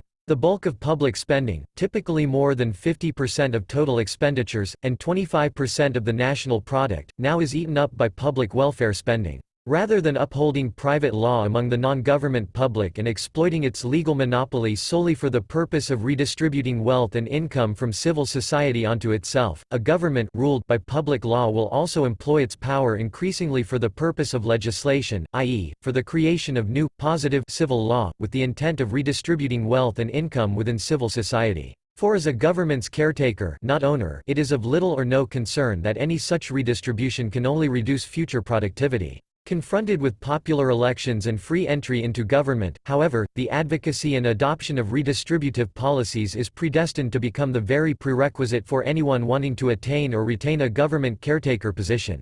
Accordingly, rather than representing a consumption state as the typical monarchy does, with public government ownership, complementing and reinforcing the overall tendency toward rising taxes and/or inflation, government employment and debt, the state will become increasingly transformed into a welfare state. And contrary to its typical portrayal as a progressive development, with this transformation the virus of rising degrees of time preference will be planted in the midst of civil society, and a self-accelerating process of decivilization will be set in motion. The legislatively enacted redistribution of income and wealth within civil society can essentially take on three forms. It can take the form of simple transfer payments, in which income and/or wealth is taken from Peter, the haves, and doled out to Paul, the have-nots. It can take the form of free or below-cost provision of goods and services such as education, health care, or infrastructure by government, in which income and/or wealth is confiscated from one group of individuals, the taxpayers, and handed out to another, non-identical one, the users of the respective goods and services. Or it can take the form of business and/or consumer regulations or protection laws such as price controls, tariffs, or licensing requirements, whereby the wealth of the members of one group of businessmen or consumers is increased at the expense of a corresponding loss for those of another competing group by imposing legal restrictions on the use which the latter are permitted to make of their private properties. Regardless of its specific form, however, any such redistribution has a twofold effect on civil society. First, the mere act of legislating, of democratic lawmaking, increases the degree of uncertainty. Rather than being immutable and hence predictable, law becomes increasingly flexible and unpredictable. What is right and wrong today may not be so tomorrow. The future is thus rendered more haphazard. Consequently, all-around time preference degrees will rise, consumption and short-term orientation will be stimulated, and at the same time the respect for all laws will be systematically undermined and crime promoted, for if there is no immutable standard of right, then there is also no firm definition of crime.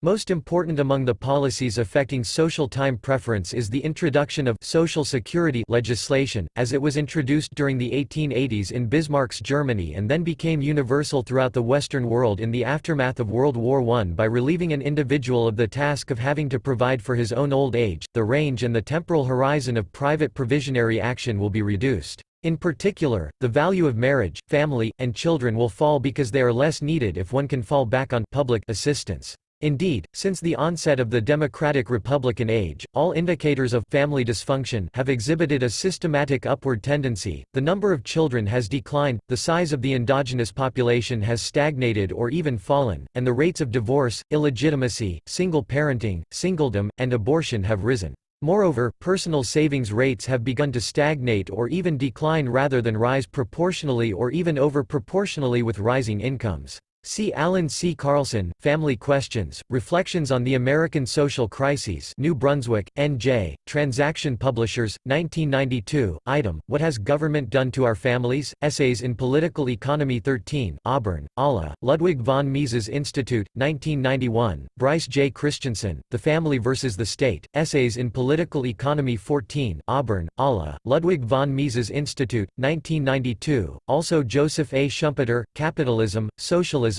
and Democracy, New York, Harper, 1942, Chapter 14. On the relationship between time preference and crime see James Q. Wilson and Richard J. Herrnstein, Crime and Human Nature, New York, Simon & Schuster, 1985, and 416-22, Edward C. Banfield, The Unheavenly City Revisited, item, Present-Orientedness and Crime, in Assessing the Criminal, Restitution, Retribution, and the Legal Process, Randy E. Barnett and John Hagel, eds. Cambridge, Mass., Bollinger, 1977. While high time preference is by no means equivalent with crime, it also may find expression in such perfectly legal forms as personal recklessness, insensitivity, rudeness, unreliability, or untrustworthiness. A systematic relationship between them still exists, for in order to earn a market income a certain minimum of planning, patience, and sacrifice is required. One must first work for a while before one gets paid. In contrast, specific criminal activities such as murder, assault, rape, robbery, theft, and burglary require no such discipline. The reward for the aggressor is tangible and immediate, but the sacrifice, possible punishment, lies in the future and is uncertain. Accordingly, if the degree of social time preference is increased, it can be expected that the frequency of aggressive activities will rise. As Banfield explains, the threat of punishment at the hands of the law is unlikely to deter the present-oriented person. The gains that he expects from the illegal act are very near to the present, whereas the punishment that he would suffer, in the unlikely event of his being both caught and punished, lies in a future too distant for him to take into account. For the normal person there are of course risks other than the legal penalty that are strong deterrents: disgrace, loss of job, hardship for wife and children if one is sent to prison, and so on. The present-oriented person does not run such risks. In his circle it is taken for granted that one gets in trouble with the police now and then, he need not fear losing his job since he works intermittently or not at all, and as for his wife and children, he contributes little or nothing to their support and they may well be better off without him. On the magnitude of the increase in criminal activity brought about by the operation of democratic republicanism in the course of the last 100 years as a consequence of steadily increased legislation and an ever-expanding range of social, as opposed to private, responsibilities, see McGrath, Gunfighters, Highwaymen, and Vigilantes, especially Chapter 13.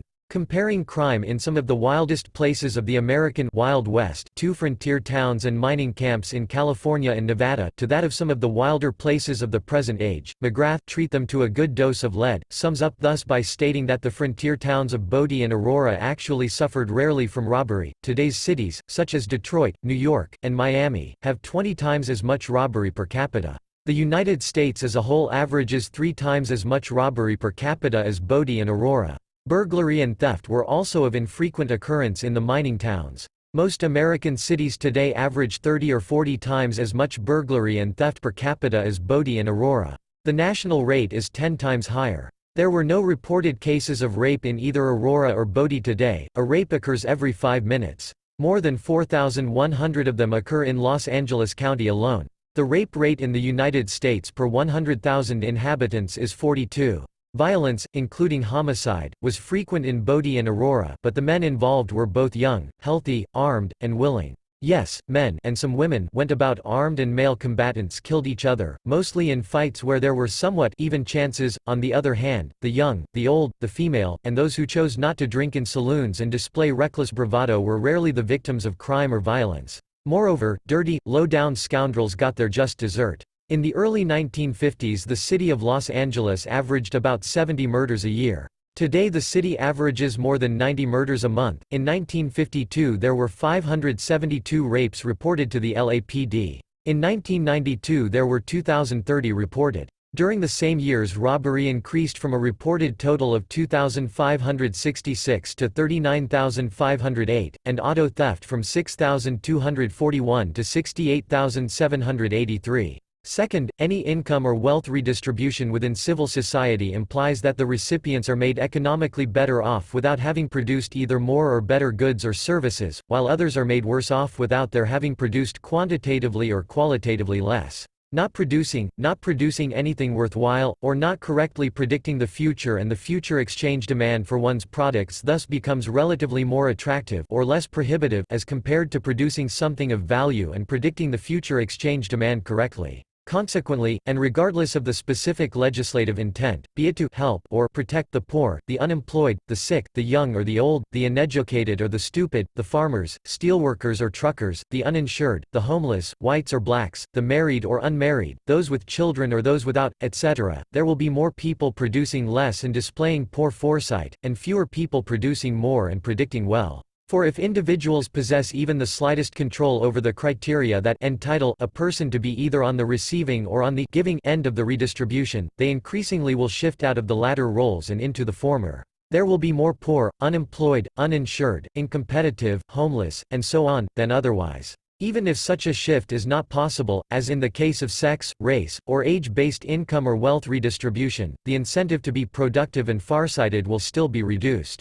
There may not be more men or women, or whites or blacks, at least not immediately. However, because the members of the privileged sex, race, or age group are awarded an unearned income, they have less of an incentive to earn one in the future, and because the members of the discriminated sex, race, or age group are punished for possessing wealth or having produced an income, they, too, will be less productive in the future. In any case, there will be less productive activity, self-reliance and future orientation, and more consumption, parasitism, dependency and short-sightedness. That is, the very problem that the redistribution was supposed to cure will have grown even bigger. Accordingly, the cost of maintaining the existing level of welfare distribution will be higher now than before, and in order to finance it, even higher taxes and more wealth confiscation must be imposed on the remaining producers. The tendency to shift from production to non-production activities will be further strengthened, leading to continuously rising time preference rates and a progressive decivilization, infantilization and demoralization, of civil society.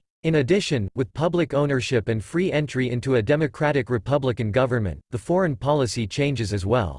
All governments are expected to be expansionary, as explained above, and there is no reason to assume that a president's expansionary desires will be smaller than a king's. However, while a king may satisfy this desire through marriage, this route is essentially precluded for a president. He does not own the government-controlled territory, hence, he cannot contractually combine separate territories. And even if he concluded intergovernment treaties, these would not possess the status of contracts but constitute at best only temporary pacts or alliances, because as agreements concerning publicly owned resources, they could be revoked at any time by other future governments. If a democratic ruler and a democratically elected ruling elite want to expand their territory and hence their tax base, then only a military option of conquest and domination is open to them. Hence, the likelihood of war will be significantly increased. Prior to and long after the onset of the democratic republican transformation of Europe with the French and the American Revolution, most prominent social philosophers, from Montesquieu, Rousseau, Kant, Say, to J.S. Mill, had essentially contended that it was only the ruling classes, the king, the nobility, who wanted war, and that if people, if only they were allowed to speak for themselves, would opt enthusiastically for peace. Michael Howard, War and the Liberal Conscience, 1978. Indeed, Immanuel Kant, in his Perpetual Peace, 1795,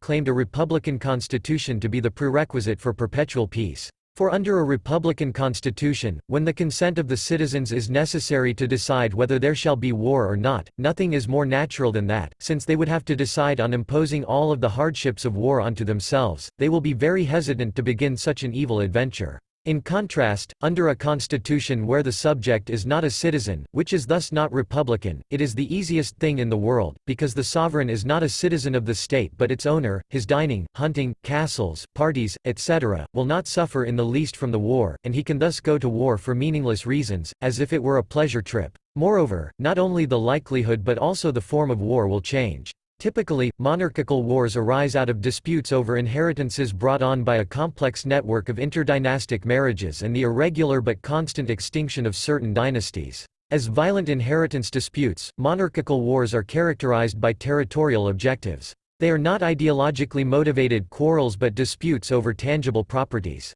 Moreover, since they are interdynastic property disputes, the public considers war the king's private affair, to be financed and executed with his own money and military forces. Further, as private conflicts between different ruling families the public expects and the kings feel compelled to recognize a clear distinction between combatants and non-combatants and to target their war efforts specifically against each other and their respective private property. As late as the 18th century, notes military historian Michael Howard, on the continent commerce, travel, cultural and learned intercourse went on in wartime almost unhindered. The wars were the king's wars. The role of the good citizen was to pay his taxes, and sound political economy dictated that he should be left alone to make the money out of which to pay those taxes. He was required to participate neither in the decision out of which wars arose nor to take part in them once they broke out, unless prompted by a spirit of youthful adventure. These matters were arcana regna, the concern of the sovereign alone. In fact, the opposite is true. The substitution of a republic for a monarchy does not imply less government power, or even self-rule. It implies the replacement of bad private government administration by worse public government administration. In fact, writes Guglielmo Ferrero, of the 18th century war became limited and circumscribed by a system of precise rules. It was definitely regarded as a kind of single combat between the two armies, the civil population being merely spectators. Pillage, requisitions, and acts of violence against the population were forbidden in the home country as well as in the enemy country. Each army established depots in its rear in carefully chosen towns, shifting them as it moved about. Conscription existed only in a rudimentary and sporadic form. Soldiers being scarce and hard to find, everything was done to ensure their quality by a long, patient and meticulous training, but as this was costly, it rendered them very valuable, and it was necessary to let as few be killed as possible. Having to economize their men, generals tried to avoid fighting battles. The object of warfare was the execution of skillful maneuvers and not the annihilation of the adversary. A campaign without battles and without loss of life, a victory obtained by a clever combination of movements, was considered the crowning achievement of this art, the ideal pattern of perfection. It was avarice and calculation that made war more humane. War became a kind of game between sovereigns. A war was a game with its rules and its stakes, a territory, an inheritance, a throne, a treaty. The loser paid, but a just proportion was always kept between the value of the stake and the risks to be taken, and the parties were always on guard against the kind of obstinacy which makes a player lose his head. They tried to keep the game in hand and to know when to stop. Never had war been so harmless. This was one reason why governments went to war so lightly. On the other hand, governments also withdrew from war much more easily than in later times. Their treasuries might be exhausted, their trained soldiers used up, only practical and rational questions were at stake, there was no war hysteria or pressure of mass opinion, the enemy of today might be the ally of tomorrow. Peace was almost as easy to make as war. Peace treaties were negotiated, not imposed. So the 18th century saw a series of wars and treaties, more wars, treaties, and rearrangements of alliances, all arising over much the same issues, and with exactly the same powers present at the end as at the beginning. So completely was civil life divorced from war that, in his A Sentimental Journey Through France and Italy, Lawrence Sterne relates that during the 7 Years' War 1756–1763 he left London for Paris with so much precipitation that it never entered my mind that we were at war with France, and that on his arrival in Dover it suddenly occurred to him he was without a passport. However, this did not impede his journey, and when he arrived at Versailles, the Duke of Choiseul, French foreign minister, had one sent to him. In Cannes he was cheered by his French admirers, and in Frontignac was invited to theatricals by the English colony. See on this also Fuller, The Conduct of War, Chapter 1. Fuller here quotes Daniel Defoe to the effect that often armies of 50,000 men of a side stand at bay within view of one another, and spend a whole campaign in dodging, or, as it is genteelly called, observing one another, and then march off into winter quarters, and similarly, Sir John Fontesquieu is quoted with the observation that to force an enemy to consume his own supply was much, to compel him to supply his opponents was more, to take up winter quarters in his territory was very much more. Thus to enter an enemy's borders and keep him marching backwards and forwards for weeks without giving him a chance of striking a blow, was in itself no small success. In contrast, democratic wars tend to be total wars. In blurring the distinction between the rulers and the ruled, a democratic republic strengthens the identification of the public with a particular state. As the result of marriages, bequests, inheritances, etc., royal territories were often discontiguous, and kings frequently came to rule linguistically and culturally distinct populations. Accordingly, they found it in their interest to speak several languages, universal ones such as Latin, and then French, as well as local ones such as English, German, Italian, Russian, Dutch, Czech, etc. Likewise, the small social and intellectual elites were usually proficient in several languages and thereby demonstrated their simultaneously local and supralocal, or cosmopolitan intellectual orientation. This cosmopolitan outlook came to bear in the fact that throughout the monarchical age until 1914, Europe was characterized by a nearly complete freedom of migration. A man could travel across the length and breadth of the continent without a passport until he reached the frontiers of Russia and the Ottoman Empire. He could settle in a foreign country for work or leisure without formalities except, occasionally, some health requirements. Every currency was as good as gold. A. J. P. Taylor, From Sarajevo to Potsdam, New York, Harcourt, Brace and World, 1966, p. 7. In contrast, today in the age of democratic republicanism, it has become unthinkable that one might be ruled by a foreigner, or that states could be anything but contiguously extended territories. States are defined by their citizens, and citizens in turn are defined by their state passports. International migration is strictly regulated and controlled. Political rulers and the intellectual elite, far more numerous now, are increasingly ignorant of foreign languages. It is no coincidence that of all the members of the European Parliament, only Otto von Habsburg, the current family head of the former Habsburg rulers, speaks all of the Parliament's official business languages.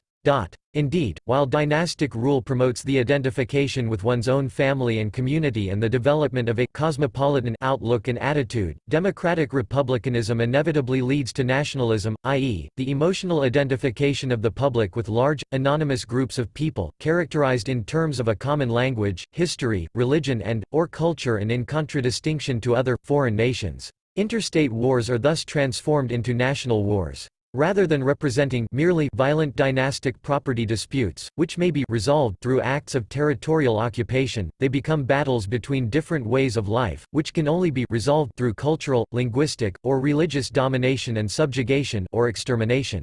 It becomes more and more difficult for members of the public to remain neutral or to extricate themselves from all personal involvement. Resistance against higher taxes to fund a war is increasingly considered treachery or treason. Conscription becomes the rule, rather than the exception. And with mass armies of cheap and hence easily disposable conscripts fighting for national supremacy or against national suppression, backed by the economic resources of the entire nation, all distinctions between combatants and non-combatants fall by the wayside, and wars become increasingly brutal. Once the state ceased to be regarded as property of dynastic princes, notes Michael Howard, and became instead the instrument of powerful forces dedicated to such abstract concepts as liberty, or nationality, or revolution, which enabled large numbers of the population to see in that state the embodiment of some absolute good for which no price was too high, no sacrifice too great to pay, then the temperate and indecisive contests of the Rococo age appeared as absurd anachronisms. A quote from Marshal Ferdinand Foch, The Principles of War 1918, a new era had begun, the era of national wars, of wars which were to assume a maddening pace, for those wars were destined to throw into the fight all the resources of the nation, they were to set themselves the goal, not of a dynastic interest, not the conquest or possession of a province, but the defense or propagation of philosophical ideas in the first place, next of principles of independence, of unity, of nonmaterial advantages of various kinds.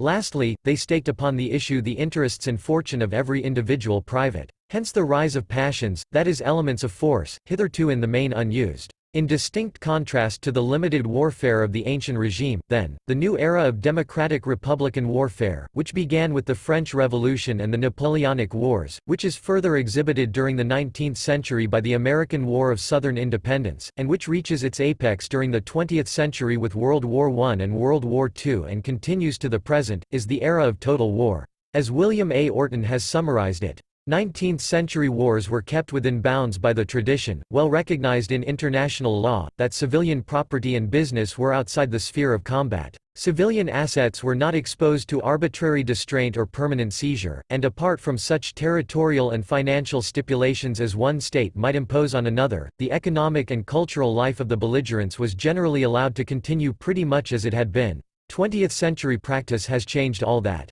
During both World Wars, limitless lists of contraband coupled with unilateral declarations of maritime law put every sort of commerce in jeopardy, and made waste paper of all precedents. The close of the First War was marked by a determined and successful effort to impair the economic recovery of the principal losers, and to retain certain civilian properties. The Second War has seen the extension of that policy to a point at which international law in war has ceased to exist. For years the government of Germany, so far as its arm could reach, had based a policy of confiscation on a racial theory that had no standing in civil law, international law, nor Christian ethics, and when the war began, that violation of the Comity of Nations proved contagious. Anglo-American leadership, in both speech and action, launched a crusade that admitted of neither legal nor territorial limits to the exercise of coercion. The concept of neutrality was denounced in both theory and practice. Not only enemy assets and interests, but the assets and interests of any parties whatsoever, even in neutral countries, were exposed to every constraint the belligerent powers could make effective, and the assets and interests of neutral states and their civilians, lodged in belligerent territories or under belligerent control, were subjected to practically the same sort of coercion as those of enemy nationals.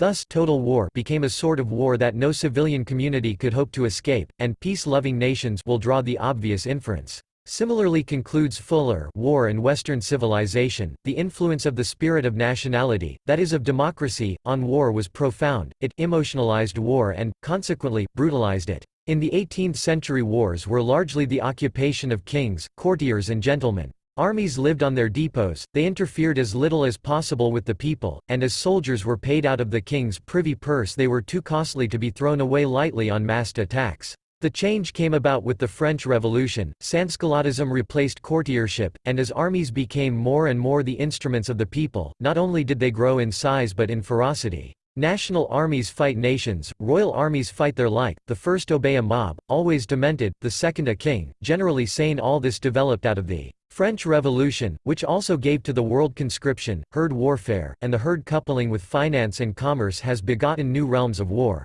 For when once the whole nation fights, then is the whole national credit available for the purposes of war. Conscription changed the basis of warfare. Hitherto soldiers had been costly, now they were cheap, battles had been avoided, now they were sought, and however heavy were the losses, they could rapidly be made good by the muster roll. From August of 1793, when the Parliament of the French Republic decreed universal compulsory military service onward, not only was war to become more and more unlimited, but finally total. In the fourth decade of the 20th century, life was held so cheaply that the massacre of civilian populations on wholesale lines became as accepted a strategic aim as battles were in previous wars. In 150 years, conscription had led the world back to tribal barbarism.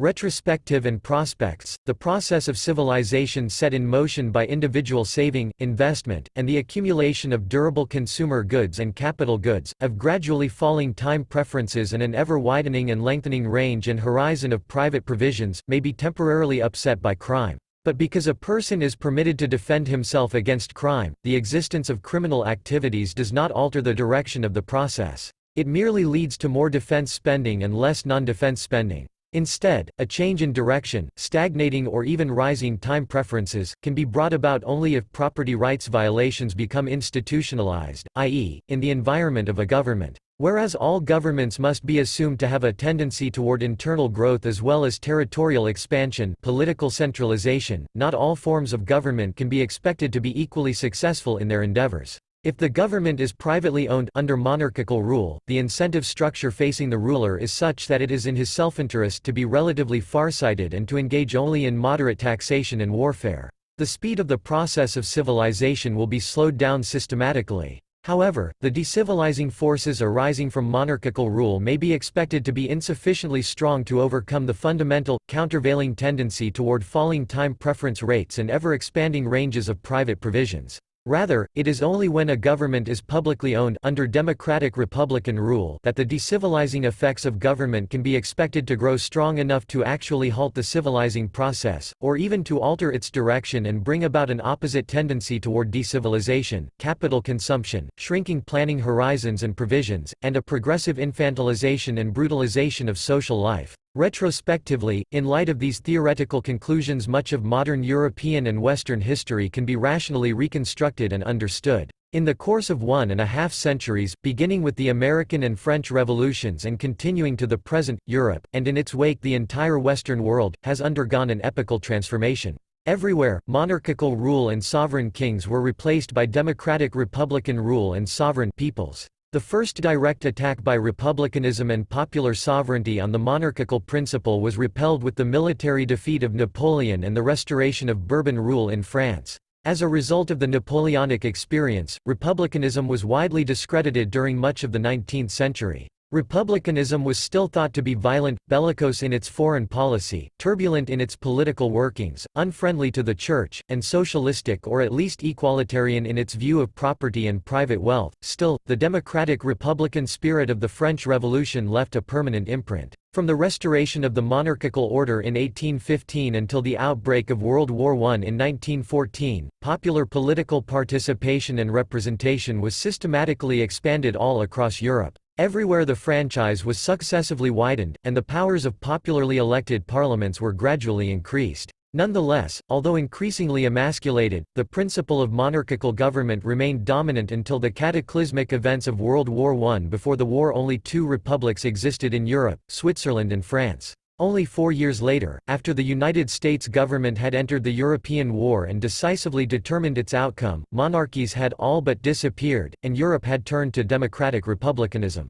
With the involvement of the U.S., the war took on a new dimension. Rather than being an old-fashioned territorial dispute, as was the case before 1917, it turned into an ideological war. The U.S. had been founded as a republic, and the democratic principle in particular, inherent in the idea of a republic, had only recently been carried to victory as the result of the violent defeat and devastation of the secessionist Confederacy by the centralist Union government. At the time of World War I, this triumphant ideology of expansionist democratic republicanism had found its very personification in then U.S. President Woodrow Wilson. Under Wilson's administration, the European War became an ideological mission, to make the world safe for democracy and free of dynastic rulers. Hence, the defeated Romanovs, Hohenzollerns, and Habsburgs had to abdicate or resign, and Russia, Germany, and Austria became democratic republics with universal, male and female, suffrage and parliamentary governments. Likewise, all of the newly created successor states, Poland, Finland, Estonia, Latvia, Lithuania, Hungary, and Czechoslovakia adopted democratic republican constitutions, with Yugoslavia as the only exception. In Turkey and Greece, the monarchies were overthrown.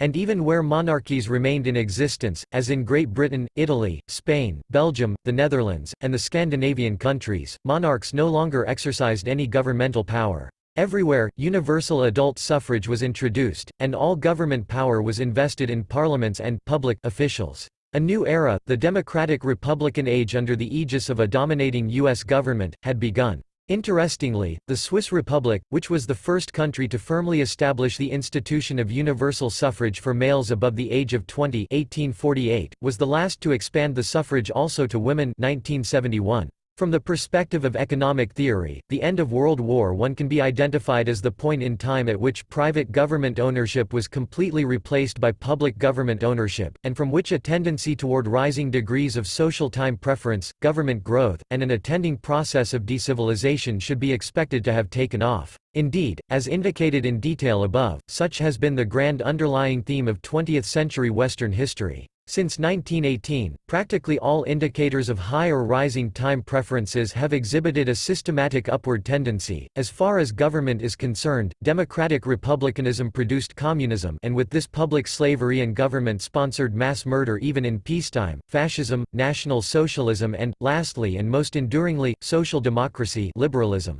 Compulsory military service has become almost universal, foreign and civil wars have increased in frequency and in brutality, and the process of political centralization has advanced further than ever. Internally, democratic republicanism has led to permanently rising taxes, debts, and public employment. It has led to the destruction of the gold standard, unparalleled paper money inflation, and increased protectionism and migration controls. Even the most fundamental private law provisions have been perverted by an unabating flood of legislation and regulation. Simultaneously, as regards civil society, the institutions of marriage and family have been increasingly weakened, the number of children has declined, and the rates of divorce, illegitimacy, single parenthood, singledom, and abortion have increased. Rather than rising with rising incomes, savings rates have been stagnating or even falling. In comparison to the 19th century, the cognitive prowess of the political and intellectual elites and the quality of public education have declined. And the rates of crime, structural unemployment, welfare dependency, parasitism, negligence, recklessness, incivility, psychopathy, and hedonism have increased.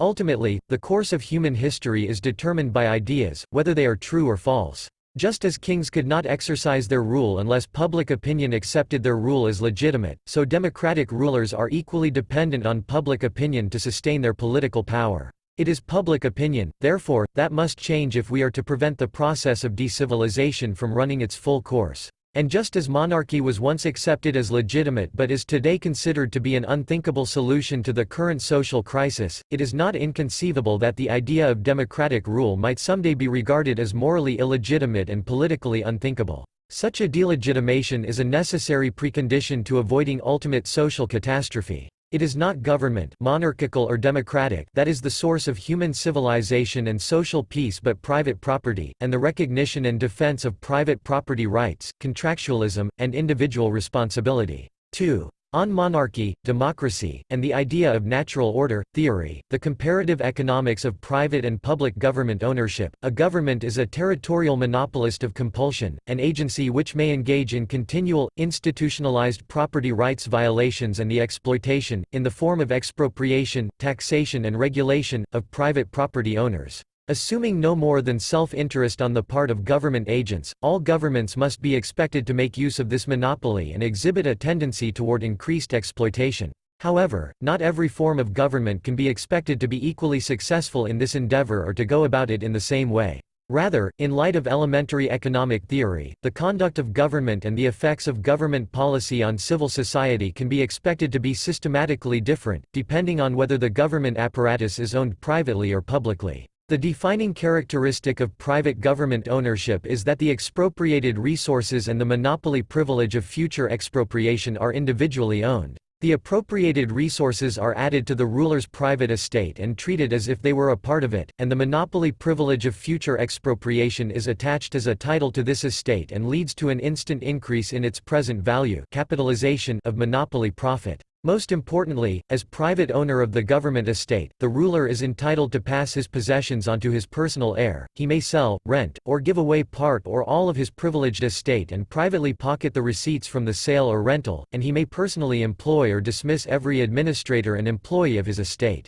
In contrast, with a publicly owned government, the control over the government apparatus lies in the hands of a trustee, or caretaker. The caretaker may use the apparatus to his personal advantage, but he does not own it. He cannot sell government resources and privately pocket the receipts, nor can he pass government possessions onto his personal heir. He owns the current use of government resources, but not their capital value. Moreover, while entrance into the position of a private owner of government is restricted by the owner's personal discretion, entrance into the position of a caretaker ruler is open. Anyone, in principle, can become the government's caretaker. From these assumptions, two central, interrelated predictions can be deduced. 1. A private government owner will tend to have a systematically longer planning horizon, i.e., his degree of time preference will be lower, and accordingly, his degree of economic exploitation will tend to be less than that of a government caretaker, and 2. Subject to a higher degree of exploitation, the non-governmental public will also be comparatively more present-oriented under a system of publicly owned government than under a regime of private government ownership.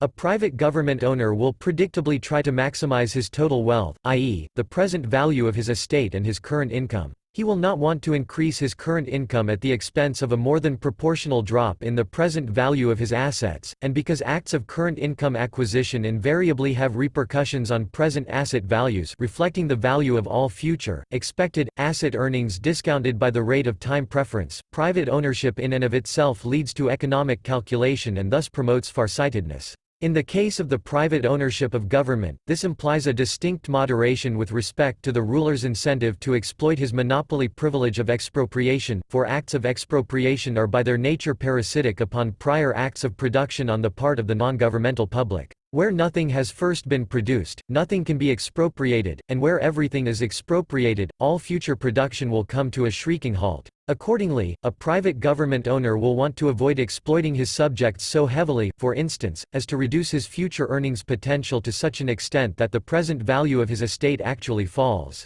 Instead, in order to preserve or possibly even enhance the value of his personal property, he will systematically restrain himself in his exploitation policies. For the lower the degree of exploitation, the more productive the subject population will be, and the more productive the population, the higher will be the value of the ruler's parasitic monopoly of expropriation. He will use his monopolistic privilege, of course. He will not exploit. But as the government's private owner, it is in his interest to draw parasitically on a growing, increasingly productive and prosperous non-government economy, as this would effortlessly also increase his own wealth and prosperity, and the degree of exploitation thus would tend to be low. Moreover, private ownership of government implies moderation and farsightedness for yet another reason. All private property is by definition exclusive property. He who owns property is entitled to exclude everyone else from its use and enjoyment, and he is at liberty to choose with whom, if anyone, he is willing to share in its usage. Typically, he will include his family and exclude all others, except as invited guests or as paid employees or contractors.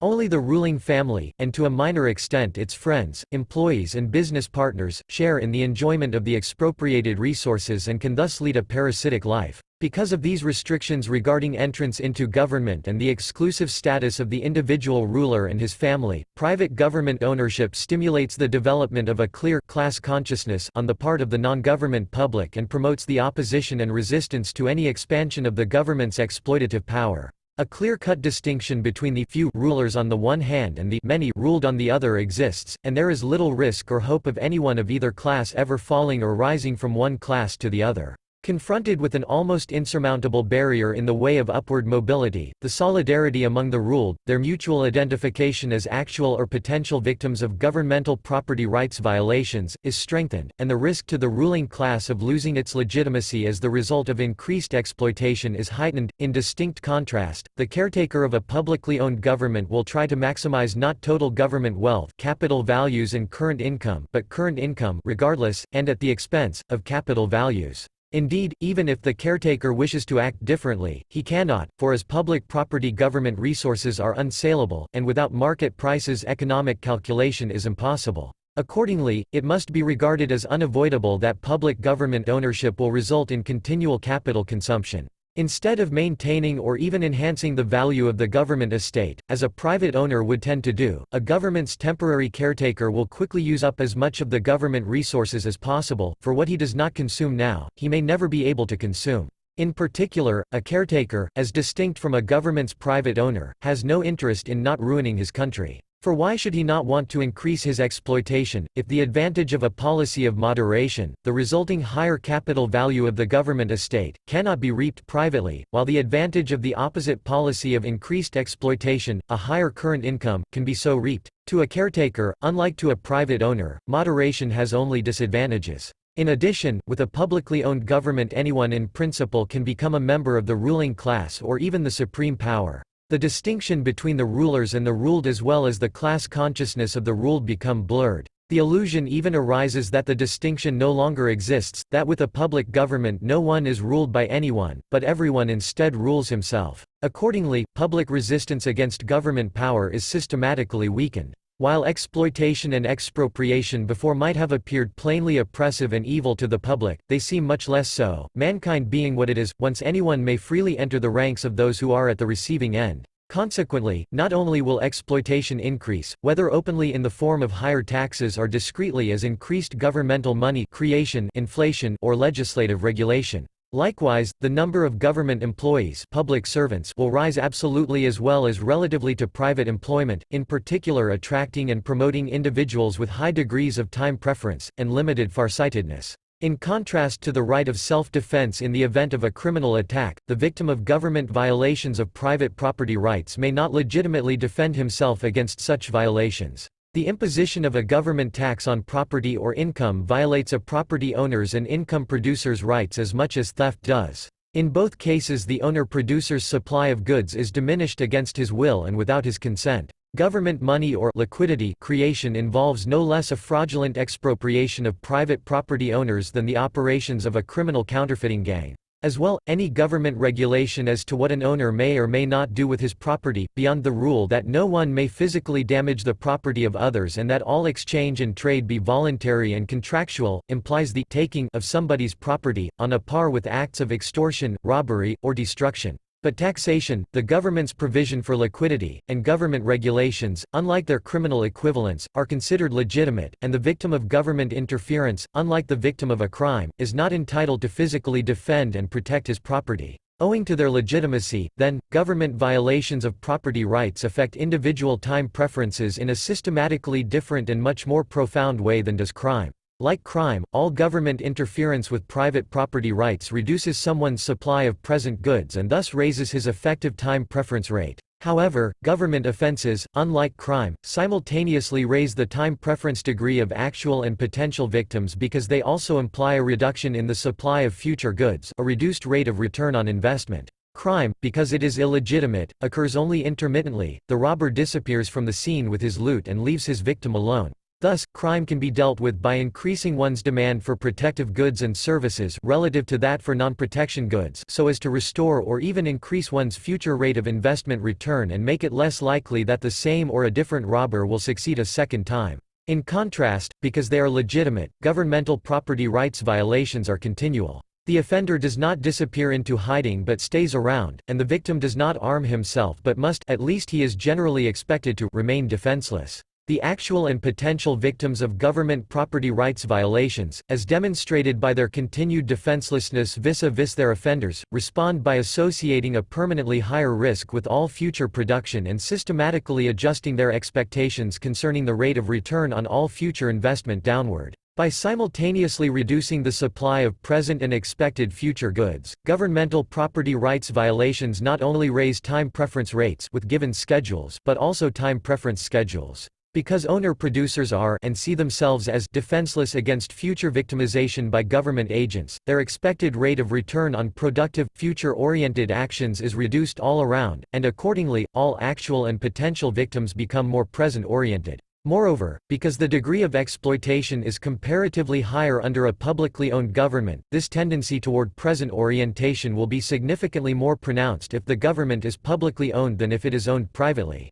Application: the transition from monarchy to democracy 1789 to 1918. Hereditary monarchies represent the historical example of privately owned governments, and democratic republics that of publicly owned governments. Throughout most of its history, mankind, insofar as it was subject to any government control at all, was under monarchical rule. There were exceptions: Athenian democracy, Rome during its Republican era until 31 BC, the republics of Venice, Florence, and Genoa during the Renaissance period, the Swiss cantons since 1291, the United Provinces from 1648 until 1673, and England under Cromwell from 1649 until 1660. Yet these were rare occurrences in a world dominated by monarchies. With the exception of Switzerland, they were short-lived phenomena. Constrained by monarchical surroundings, all older republics satisfied the open-entry condition of public property only imperfectly, for while a republican form of government implies by definition that the government is not privately but publicly owned, and a republic can thus be expected to possess an inherent tendency toward the adoption of universal suffrage, in all of the earlier republics, entry into government was limited to relatively small groups of nobles. With the end of World War I, mankind truly left the monarchical age. In the course of 1.5 centuries since the French Revolution, Europe, and in its wake the entire world, have undergone a fundamental transformation. Everywhere, monarchical rule and sovereign kings were replaced by democratic republican rule and sovereign peoples. The first assault of republicanism and the idea of popular sovereignty on the dominating monarchical principle was repelled with the military defeat of Napoleon and the restoration of Bourbon rule in France, and as a result of the Revolutionary Terror and the Napoleonic Wars, republicanism was widely discredited for much of the 19th century. However, the democratic republican spirit of the French Revolution left a permanent imprint. From the restoration of the monarchical order in 1815 until the outbreak of World War I in 1914, all across Europe popular political participation and representation was systematically expanded. The franchise was successively widened and the powers of popularly elected parliaments increased everywhere. From 1815 to 1830, the right to vote in France was still severely restricted under the restored Bourbons. Out of a population of some 30 million, the electorate included only France's very largest property owners, about 100,000 people, less than 0.5% of the population above the age of 20. As a result of the July Revolution of 1830, the abdication of Charles X and the coronation of the Duke of Orleans, Louis Philippe, the number of voters increased to about 200,000. As a result of the revolutionary upheavals of 1848, France again turned republican, and universal and unrestricted suffrage for all male citizens above the age of 21 was introduced. Napoleon III was elected by nearly 5.5 million votes out of an electorate of more than 8 million. In the United Kingdom, after 1815 the electorate consisted of some 500,000 well-to-do property owners, about 4% of the population above age 20. The Reform Bill of 1832 lowered the property owner requirements and extended the franchise to about 800,000. The next extension, from about 1 million to 2 million, came with the Second Reform Bill of 1867. In 1884 property restrictions were relaxed even further and the electorate increased to about 6 million, almost a third of the population above age 20 and more than 3/4 of all male adults. In Prussia, as the most important of the 39 independent German states recognized after the Vienna Congress, democratization set in with the Revolution of 1848 and the Constitution of 1850. The lower chamber of the Prussian parliament was hence elected by universal male suffrage. However, until 1918 the electorate remained stratified into 3 estates with different voting powers. For example, the wealthiest people, those who contributed a third of all taxes, elected a third of the members of the lower house. In 1867 the North German Confederation, including Prussia and 21 other German states, was founded. Its constitution provided for universal unrestricted suffrage for all males above the age of 25. In 1871, after the victory over Napoleon III, the constitution of the North German Confederation was essentially adopted by the newly founded German Empire. Out of a total population of around 35 million, nearly 8 million people, or about a third of the population over 20, elected the first German Reichstag. After Italy's political unification under the leadership of the Kingdom of Sardinia and Piedmont in 1861, the vote was only given to about 500,000 people out of a population of some 25 million, about 3.5% of the population above age 20. In 1882, the property requirements were relaxed, and the minimum voting age was lowered from 25 to 21 years. As a result, the Italian electorate increased to more than 2 million. In 1913, almost universal and unrestricted suffrage for all males above 30 and minimally restricted suffrage for males above 21 was introduced, raising the number of Italian voters to more than 8 million, more than 40% of the population above 20. In Austria, restricted and unequal male suffrage was introduced in 1873. The electorate, composed of 4 classes or curiae of unequal voting powers, totaled 1.2 million voters out of a population of about 20 million, 10% of the population above 20. In 1867 a 5th curia was added. 40 years later the curia system was abolished, and universal and equal suffrage for males above age 24 was adopted, bringing the number of voters close to 6 million, almost 40% of the population above 20. Russia had elected provincial and district councils, Zestvos, since 1864, and in 1905, as a fallout of its lost war against Japan, it created a parliament, the Duma, which was elected by near universal, although indirect and unequal, male suffrage. As for Europe's minor powers, universal or almost universal and equal male suffrage has existed in Switzerland since 1848, and was adopted between 1890 and 1910 in Belgium, the Netherlands, Norway, Sweden, Spain, Greece, Bulgaria, Serbia, and Turkey. Although increasingly emasculated, the monarchical principle dominated until the cataclysmic events of World War I. Before 1914, only 2 republics existed in Europe, France and Switzerland. And of all major European monarchies, only the United Kingdom could be classified as a parliamentary system, that is, one in which supreme power was vested in an elected parliament. Only 4 years later, after the United States, where the democratic principle implied in the idea of a republic had only recently been carried to victory as a result of the destruction of the secessionist Confederacy by the centralist Union government, had entered the European War and decisively determined its outcome, monarchies had all but disappeared, and Europe turned to democratic republicanism. In Europe, the defeated Romanovs, Hohenzollerns, and Habsburgs had to abdicate or resign, and Russia, Germany, and Austria became democratic republics with universal, male and female, suffrage and parliamentary governments.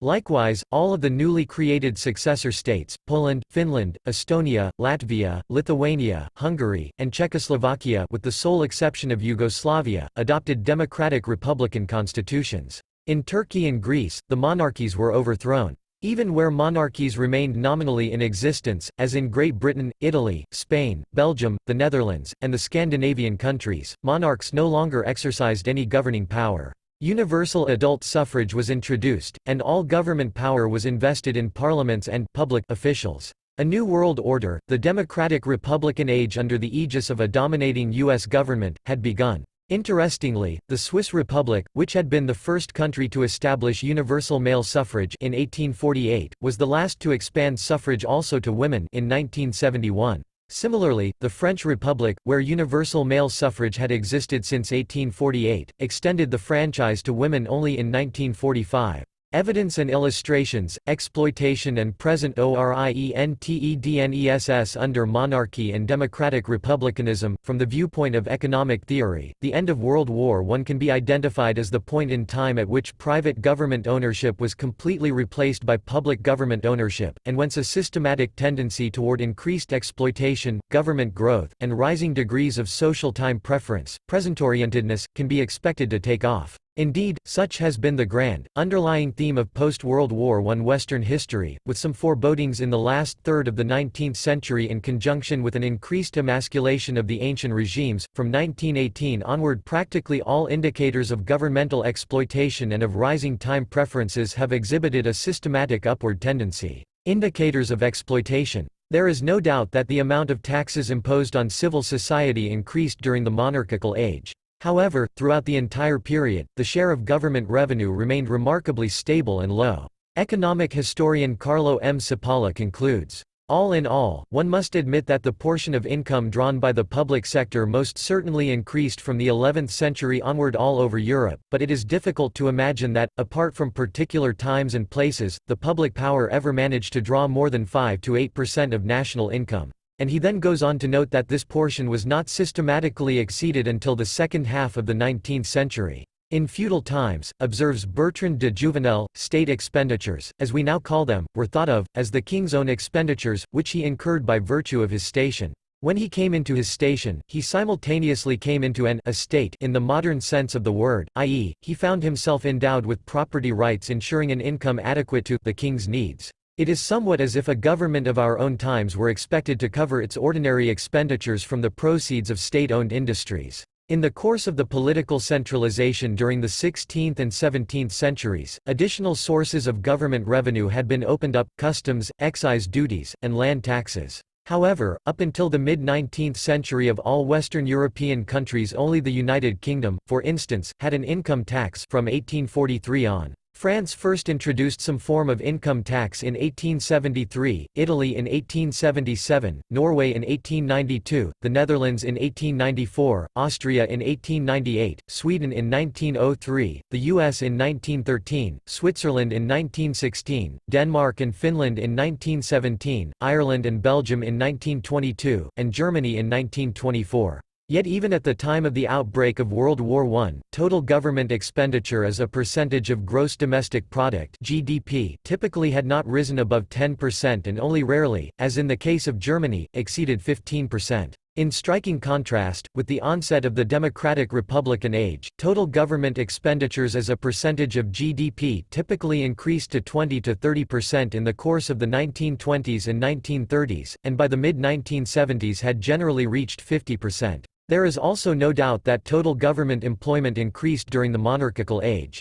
But until the very end of the 19th century, government employment rarely exceeded 3% of the total labor force. Royal ministers and parliamentarians typically did not receive publicly funded salaries but were expected to support themselves out of their private incomes. In contrast, with the advances of the process of democratization, they became salaried officials, and since then government employment has continually increased. In Austria, for instance, government employment as a percentage of the labor force increased from less than 3% in 1900 to more than 8% in the 1920s and almost 15% by the mid-1970s. In France it rose from 3% in 1900 to 4% in 1920 and about 15% in the mid-1970s. In Germany it grew from 5% in 1900 to close to 10% by the mid-1920s to close to 15% in the mid-1970s. In the United Kingdom it increased from less than 3% in 1900 to more than 6% in the 1920s and again close to 15% by the mid-1970s. The trend in Italy and almost everywhere else was similar, and by the mid-1970s only in small Switzerland was government employment still somewhat less than 10% of the labor force. A similar pattern emerges from an inspection of inflation and data on the money supply. The monarchical world was generally characterized by the existence of a commodity money, typically silver or gold, and at long last, after the establishment of a single integrated world market in the course of the 17th and 18th centuries, by an international gold standard. A commodity money standard makes it difficult, if not impossible, for a government to inflate the money supply. In monopolizing the mint and engaging in coin clipping, kings did their best to enrich themselves at the expense of the public. There also had been attempts to introduce an irredeemable fiat currency. Indeed, the history of the Bank of England, for instance, from its inception in 1694 onward was one of the periodic suspension of specie payment, in 1696, 1720, 1745, and from 1797 until 1821. But these fiat money experiments, associated in particular with the Bank of Amsterdam, the Bank of England, and John Law and the Banque Royale of France, had been regional curiosities which ended quickly in financial disasters such as the collapse of the Dutch tulip mania in 1637 and the Mississippi Bubble and the South Sea Bubble in 1720.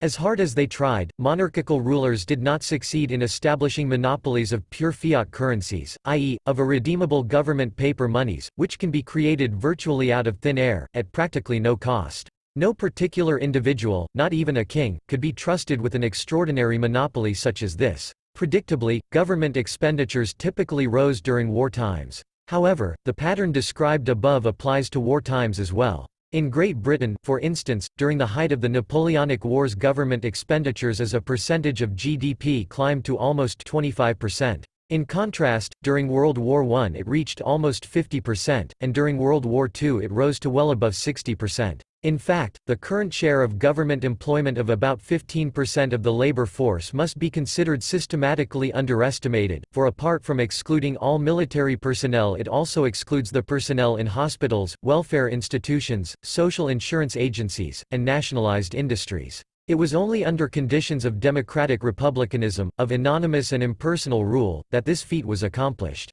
During World War I, as during earlier wars, the belligerent governments had gone off the gold standard. Everywhere in Europe, the result was a dramatic increase in the supply of paper money. In defeated Germany, Austria, and Soviet Russia in particular, hyperinflationary conditions ensued in the immediate aftermath of the war. Unlike earlier wars, however, World War I did not conclude with a return to the gold standard. Instead, from the mid-1920s until 1971, and interrupted by a series of international monetary crises, a pseudo-gold standard, the gold exchange standard, was implemented. Essentially, only the U.S. would redeem dollars in gold, and from 1933 on, after going off the gold standard domestically, only to foreign central banks. Britain would redeem pounds in dollars or, rarely, in gold bullion rather than gold coin, and the rest of Europe would redeem their currencies in pounds. Consequently, and as a reflection of the international power hierarchy which had come into existence by the end of World War I, the U.S. government now inflated paper dollars on top of gold, Britain inflated pounds on top of inflating dollars, and the other European countries inflated their paper currencies on top of inflating dollars or pounds, and after 1945 only dollars. Finally, in 1971, with ever larger dollar reserves accumulated in European central banks and the imminent danger of a European run on the U.S. gold reserves, even the last remnant of the international gold standard was abolished. Since then, and for the first time in history, the entire world has adopted a pure fiat money system of freely fluctuating government paper currencies. As a result, from the beginning of the democratic Republican age, initially under a pseudo-gold standard and at an accelerated pace since 1971 under a government paper money standard, a seemingly permanent secular tendency toward inflation and currency depreciation has existed. During the monarchical age with commodity money largely outside of government control, the level of prices had generally fallen and the purchasing power of money increased, except during times of war or new gold discoveries. Various price indices for Britain, for instance, indicate that prices were substantially lower in 1760 than they had been 100 years earlier, and in 1860 they were lower than they had been in 1760. Connected by an international gold standard, the development in other countries was similar. In sharp contrast, during the democratic Republican age, with the world financial center shifted from Britain to the US and the latter in the role of international monetary trendsetter, a very different pattern emerged. Before World War I, the U.S. index of wholesale commodity prices had fallen from 125 shortly after the end of the war between the states, in 1868, to below 80 in 1914. It was then lower than it had been in 1800. In contrast, shortly after World War I, in 1921, the U.S. wholesale commodity price index stood at 113. After World War II, in 1948, it had risen to 185.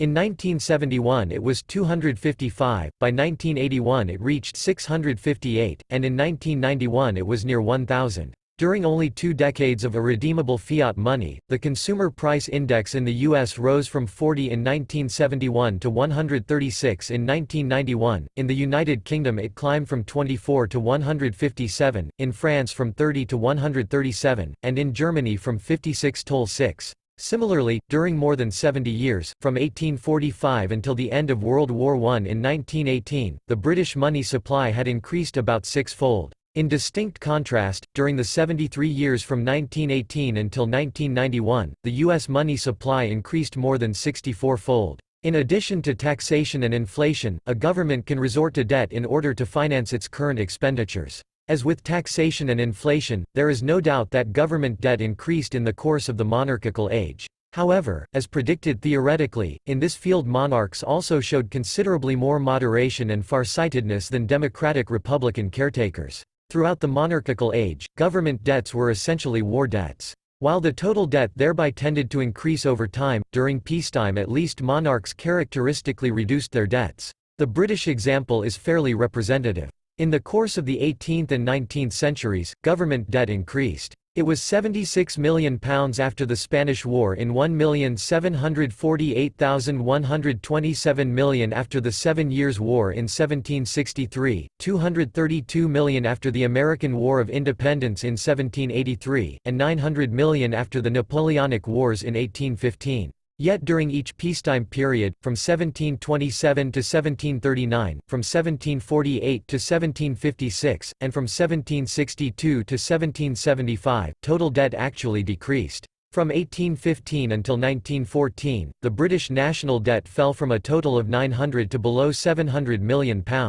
In striking contrast, since the onset of the democratic Republican age, British debt has only increased, in war and in peace. In 1920 it was £7.9 billion, in 1938 £8.3 billion, in 1945 £22.4 billion, in 1970 £34 billion, and since then it has skyrocketed to more than £190 billion in 1987. Likewise, U.S. government debt has increased through war and peace. Federal government debt after World War I, in 1919, was about $25 billion.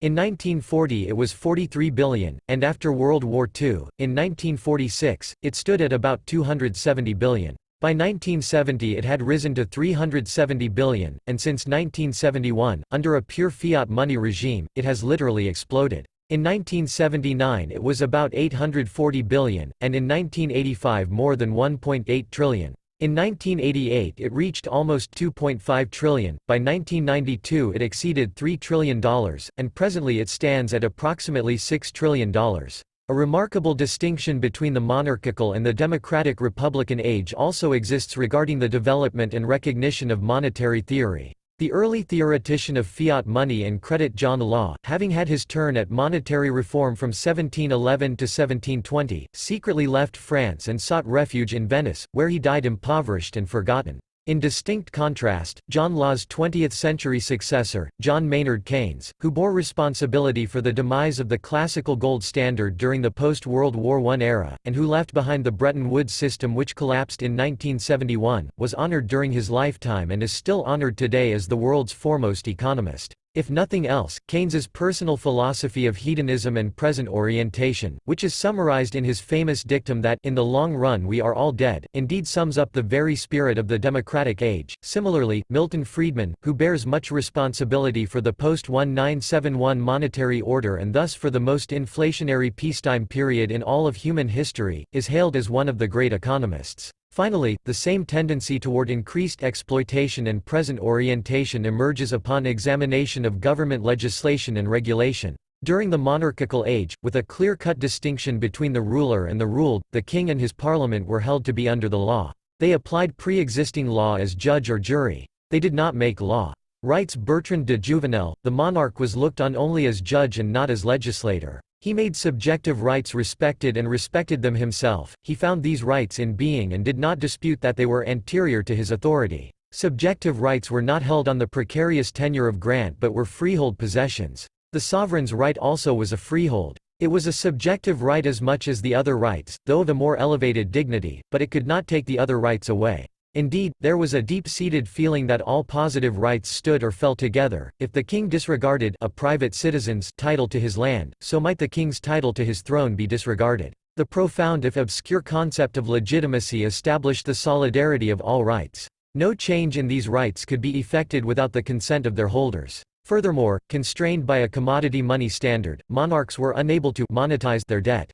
When the king sold bonds to private financiers or banks, under the gold standard, this had no effect on the total money supply. If the king spent more as a consequence, others would have to spend less. Accordingly, lenders were interested in correctly assessing the risk associated with their loans, and kings typically paid interest rates substantially above those paid by commercial borrowers. See Homer and Scylla, A History of Interest Rates, and pp. 5, 99, 106, and 113f. In contrast, under the gold exchange standard with only a very indirect tie of paper money to gold, and especially under a pure fiat money regime with no tie to gold at all, government deficit financing is turned into a mere banking technicality. Currently, by selling its debt to the banking system, governments can in effect create new money to pay for their debt. When the Treasury Department sells bonds to the commercial banking system, the banks do not pay for these bonds out of their existing money deposits. Assisted by open market purchases by the government-owned central bank, they create additional demand deposits out of thin air.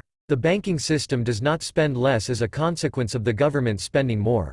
Rather, the government spends more, and the banks spend loan as much as before. In addition, they earn an interest return on their newly acquired bond holdings. See Murray N. Rothbard, The Mystery of Banking, New York, Richardson and Snyder, 1983, especially. Chapter 11. Accordingly, there is little hesitation on the part of banks to purchase government bonds even at below-market interest rates, and rising government debt and increased inflation thus goes hand in hand. To be sure, the monopolization of law administration led to higher prices and/or lower product quality than those that would have prevailed under competitive conditions, and in the course of time kings employed their monopoly increasingly to their own advantage. For instance, in the course of time kings had increasingly employed their monopoly of law and order for a perversion of the idea of punishment. The primary objective of punishment originally had been the restitution and compensation of the victim of a rights violation by the offender. Under monarchical rule, the objective of punishment had increasingly shifted to compensating the king, instead.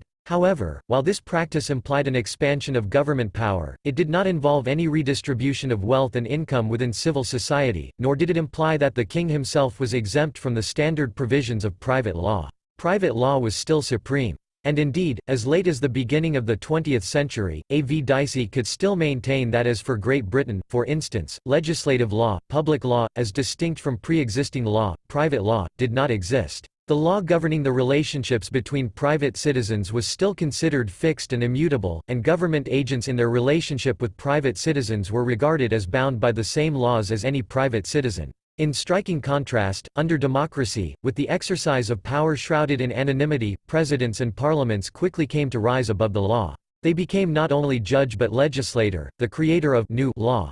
Today, notes Juvenal, we are used to having our rights modified by the sovereign decisions of legislators. A landlord no longer feels surprised at being compelled to keep a tenant, an employer is no less used to having to raise the wages of his employees in virtue of the decrees of power. Nowadays it is understood that our subjective rights are precarious and at the good pleasure of authority. In a development similar to the democratization of money, the substitution of government paper money for private commodity money and the resulting inflation and increased financial uncertainty, the democratization of law and law administration has led to a steadily growing flood of legislation. Presently, the number of legislative acts and regulations passed by parliaments in the course of a single year is in the tens of thousands, filling hundreds of thousands of pages, affecting all aspects of civil and commercial life, and resulting in a steady depreciation of all law and heightened legal uncertainty. As a typical example, the 1994 edition of the Code of Federal Regulations (CFR), the annual compendium of all U.S. federal government regulations currently in effect, consists of a total of 201 books, occupying about 26 feet of library shelf space.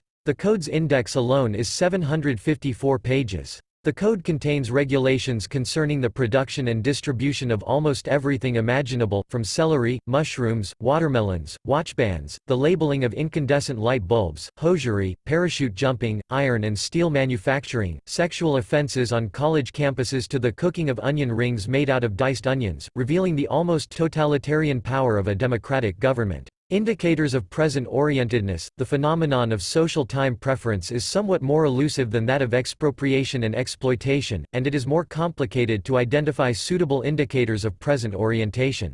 Moreover, some indicators are less direct, softer, than those of exploitation. But all of them point in the same direction and together provide as clear an illustration of the second theoretical prediction, that democratic rule also promotes short-sightedness, present orientation, within civil society. Nisbet writes in Community and Power, Chapter 5, the king may have ruled at times with a degree of irresponsibility that few modern governmental officials can enjoy, but it is doubtful whether, in terms of effective powers and services, any king of even the 17th century absolute monarchies wielded the kind of authority that now inheres in the office of many a high-ranking official in the democracies. The most direct indicator of social time preference is the rate of interest. The interest rate is the ratio of the valuation of present goods as compared to future goods. More specifically, it indicates the premium at which present money is traded against future money. A high interest rate implies more present orientedness and a low rate of interest implies more future orientation. Under normal conditions, that is under the assumption of increasing standards of living and real money incomes, the interest rate can be expected to fall and ultimately approach, yet never quite reach, zero, for with rising real incomes, the marginal utility of present money falls relative to that of future money, and hence under the ceteris paribus assumption of a given time preference schedule the interest rate must fall.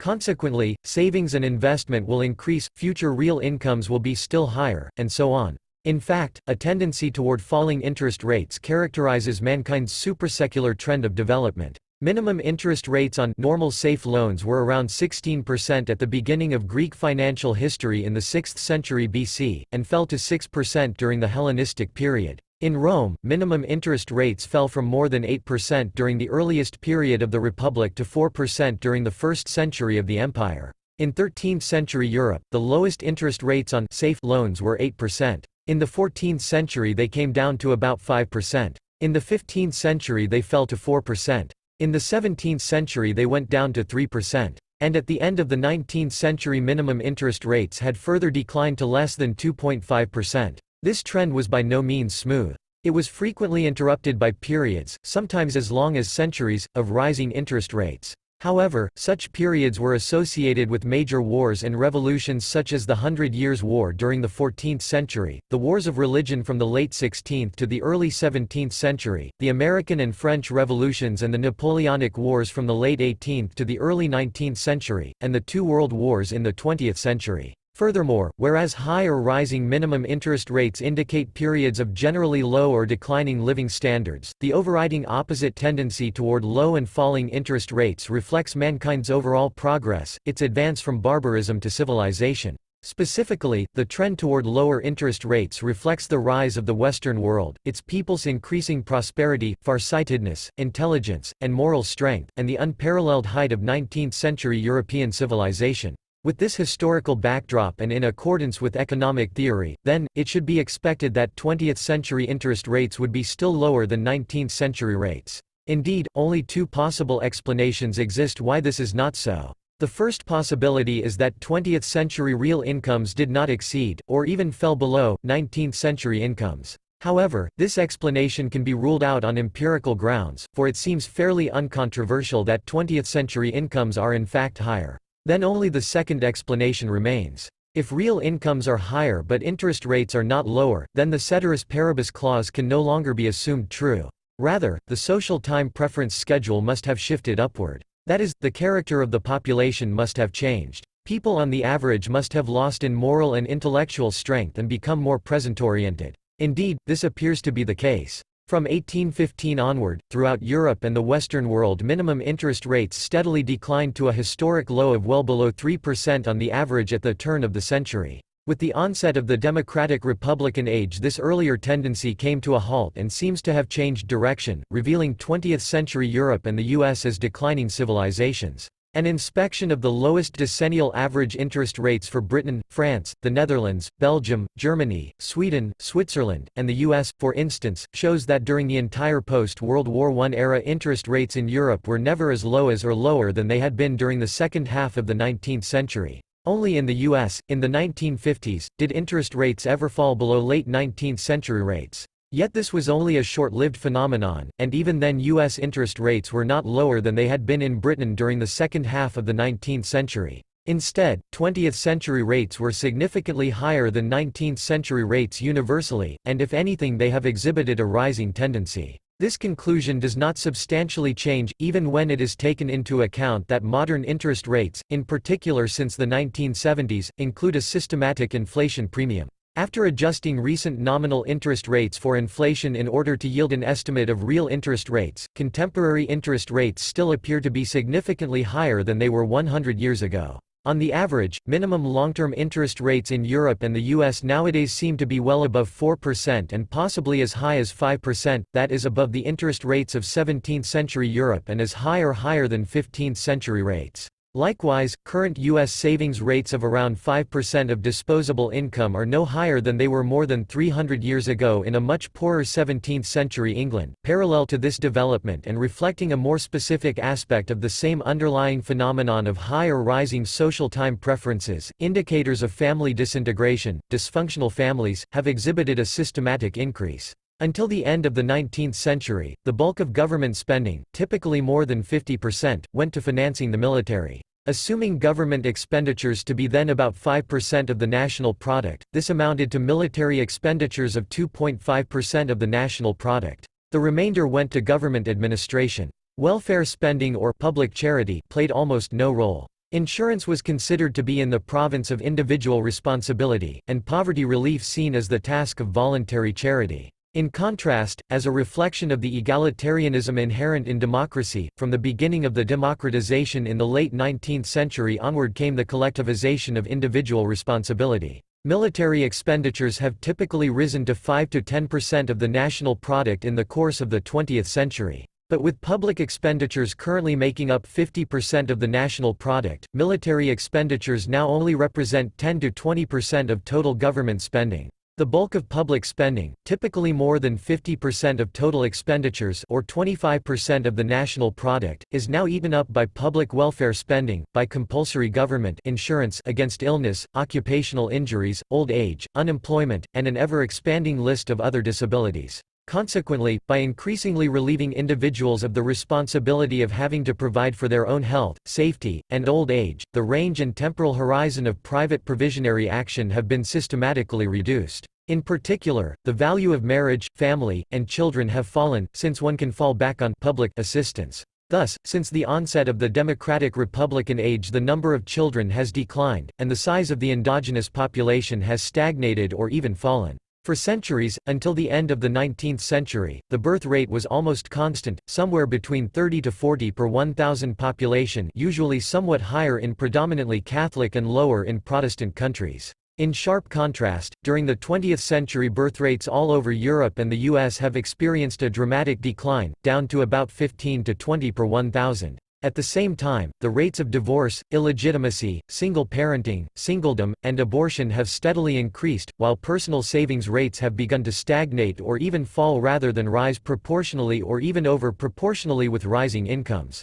Moreover, as a consequence of the depreciation of law resulting from legislation and the collectivization of responsibility effected in particular by Social Security legislation, the rate of crimes of a serious nature, such as murder, assault, robbery, and theft, has also shown a systematic upward tendency. In the normal course of events, that is with rising standards of living, it would be expected that the protection against social disasters such as crime would undergo continual improvement, just as one would expect the protection against natural disasters such as floods, earthquakes and hurricanes to become progressively better. Indeed, throughout the Western world this appears to have been the case by and large, until recently, during the second half of the 20th century, when crime rates began to climb steadily upward. To be sure, there are a number of factors other than increased irresponsibility and short-sightedness brought on by legislation and welfare that may contribute to crime. Men commit more crimes than women, the young more than the old, blacks more than whites, and city dwellers more than villagers. Accordingly, changes in the composition of the sexes, age groups, races, and the degree of urbanization could be expected to have a systematic effect on crime.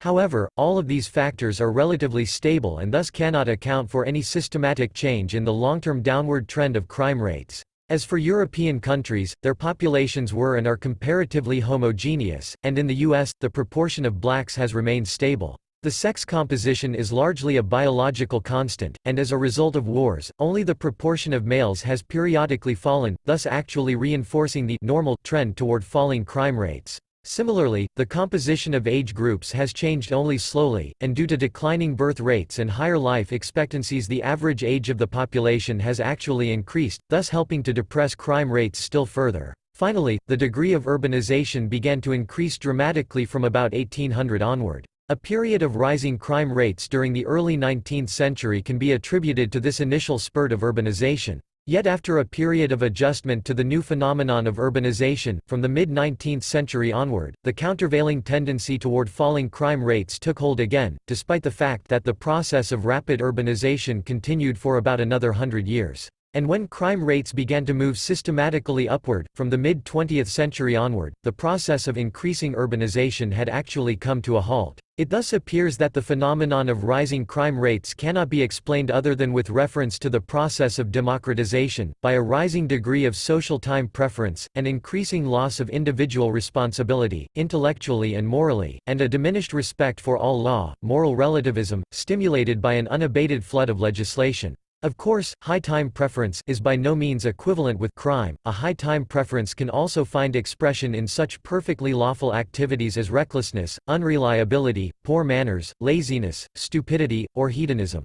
Nonetheless, a systematic relationship between high time preference and crime exists, for in order to earn a market income a certain minimum of planning, patience, and sacrifice is required. One must first work for a while before one gets paid. In contrast, most serious criminal activities such as murder, assault, rape, robbery, theft, and burglary require no such discipline. The reward for the aggressor is immediate and tangible, whereas the sacrifice, possible punishment, lies in the future and is uncertain. Consequently, if the social degree of time preference were increased, it would be expected that the frequency in particular of these forms of aggressive behavior would rise, as they in fact did. As a society becomes more egalitarian in its outlook, it becomes skeptical of claims that the inputs of some persons are intrinsically superior to those of others, and thus its members become more disposed to describe others' output as unjustly earned. There can be little doubt, we think, that the trend of thought in modern nations has been toward more egalitarian views, buttressed in some instances by the rising belief among disadvantaged racial, ethnic, and religious minorities that the deference they once paid need be paid no longer. On the contrary, now the majority group owes them something as reparations for past injustices.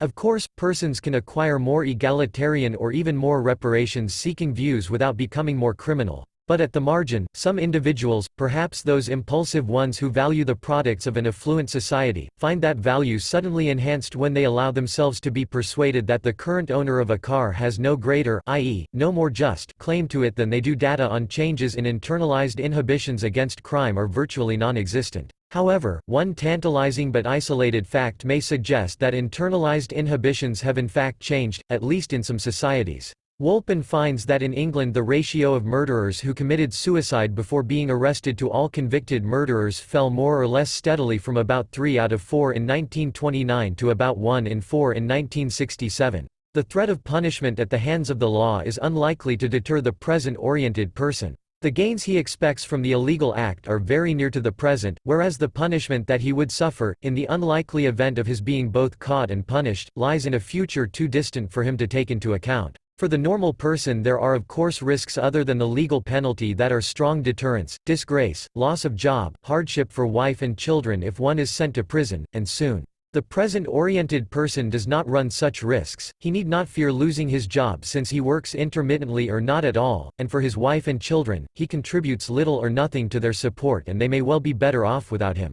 Conclusion: monarchy, democracy, and the idea of natural order. From the vantage point of elementary economic theory and in light of historical evidence, then, a revisionist view of modern history results. The Whig theory of history, according to which mankind marches continually forward toward ever higher levels of progress, is incorrect. From the viewpoint of those who prefer less exploitation over more and who value far-sightedness and individual responsibility above short-sightedness and irresponsibility, the historic transition from monarchy to democracy represents not progress but civilizational decline. Nor does this verdict change if more or other indicators are included. Quite to the contrary. Without question the most important indicator of exploitation and present-orientedness not discussed above is war. Yet if this indicator were included, the relative performance of democratic-republican government appears to be even worse, not better. In addition to increased exploitation and social decay, the transition from monarchy to democracy has brought a change from limited warfare to total war, and the 20th century, the age of democracy, must be ranked also among the most murderous periods in all of history. See also Wilson and Herrnstein, Crime and Human Nature. Wilson and Herrnstein report of indicators for young persons becoming increasingly more present-oriented and thus more impulsive than those who grew up earlier. There is some evidence that this is true. In 1959, Davids, Kidder, and Reich administered to a group of institutionalized male and female delinquents in Rhode Island various tests, completing a story, telling the interviewer whether they would save or spend various sums of money if given to them, designed to measure their time orientation. The results showed them to be markedly more present-oriented than were comparable non-delinquents. 15 years later, essentially the same tests were given to a new group of institutionalized delinquents in the same state and of the same age. This group was much more present-oriented and thus much less willing to delay gratification by, for example, saving rather than spending the money than the earlier group of delinquents. Moreover, the more recent group frequently mentioned spending the gift money on drugs. Nobody suggested that in 1959 and never mentioned giving it to somebody else. Several had said they would do so in 1959, thus, inevitably two final questions arise. The current state of affairs can hardly be the end of history. What can we expect? And what can we do? As for the first question, the answer is brief.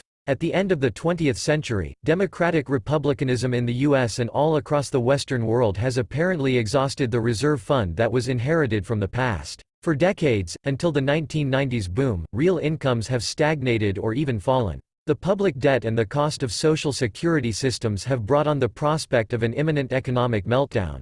At the same time, societal breakdown and social conflict have risen to dangerous heights. If the tendency toward increased exploitation and present-orientedness continues on its current path, the Western democratic welfare states will collapse as the East European socialist people's republics did in the late 1980s. Hence one is left with the second question, what can we do now, in order to prevent the process of civilizational decline from running its full course to an economic and social catastrophe? Above all, the idea of democracy and majority rule must be delegitimized. Ultimately, the course of history is determined by ideas, be they true or false. Just as kings could not exercise their rule unless a majority of public opinion accepted such rule as legitimate, so will democratic rulers not last without ideological support in public opinion. Likewise, the transition from monarchical to democratic rule must be explained as fundamentally nothing but a change in public opinion.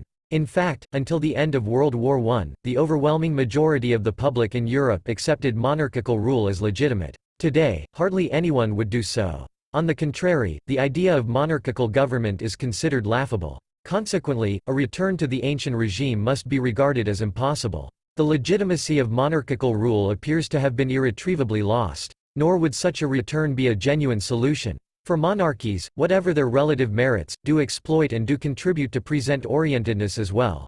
Rather, the idea of democratic republican rule must be rendered equally if not more laughable, not in the least by identifying it as the source of the ongoing process of decivilization. As late as 1871, for instance, with universal male suffrage, the National Assembly of the French Republic contained only about 200 Republicans out of more than 600 deputies. And the restoration of a monarchy was only prevented because the supporters of the Bourbons and the Orleans stalemated each other. But at the same time, and still more importantly, a positive alternative to monarchy and democracy, the idea of a natural order, must be delineated and understood. On the one hand, this involves the recognition that it is not exploitation, either monarchical or democratic, but private property, production, and voluntary exchange that are the ultimate sources of human civilization. On the other hand, it involves the recognition of a fundamental sociological insight which incidentally also helps identify precisely where the historic opposition to monarchy went wrong, that the maintenance and preservation of a private property-based exchange economy requires as its sociological presupposition the existence of a voluntarily acknowledged natural elite, a nobilitas naturalist. The natural outcome of the voluntary transactions between various private property owners is decidedly non-egalitarian, hierarchical, and elitist. As the result of widely diverse human talents, in every society of any degree of complexity a few individuals quickly acquire the status of an elite. Owing to superior achievements of wealth, wisdom, bravery or a combination thereof, some individuals come to possess natural authority, and their opinions and judgments enjoy widespread respect. Moreover, because of selective mating and marriage and the laws of civil and genetic inheritance, positions of natural authority are more likely than not passed on within a few noble families. It is to the heads of these families with long-established records of superior achievement, farsightedness, and exemplary personal conduct that men turn with their conflicts and complaints against each other, and it is these very leaders of the natural elite who typically act as judges and peacemakers, often free of charge, out of a sense of obligation required and expected of a person of authority or even out of a principled concern for civil justice, as a privately produced public good.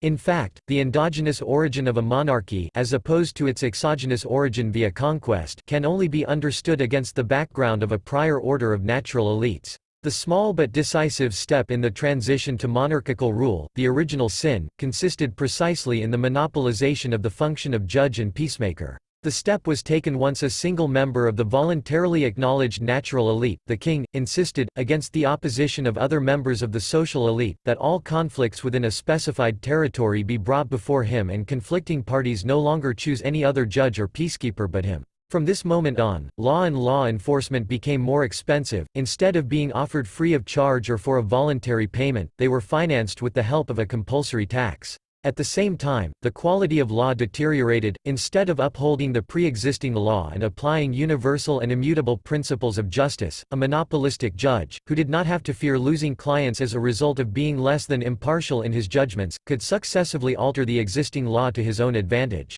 It was to a large extent the inflated price of justice and the perversions of ancient law by the kings which motivated the historical opposition to monarchy. However, confusion as to the causes of this phenomenon prevailed. There were those who recognized correctly that the problem lay with monopoly, not with elites or nobility. But they were far outnumbered by those who erroneously blamed it on the elitist character of the rulers instead, and who accordingly strove to maintain the monopoly of law and law enforcement and merely replace the king and the visible royal pomp by the people and the presumed modesty and decency of the common man, hence the historic success of democracy. Ironically, the monarchy was then destroyed by the same social forces that kings had first stimulated when they began to exclude competing natural authorities from acting as judges. In order to overcome their resistance, kings typically aligned themselves with the people, the common man. Appealing to the always popular sentiment of envy, kings promised the people cheaper and better justice in exchange and at the expense of taxing, cutting down to size, their own betters, that is, the king's competitors.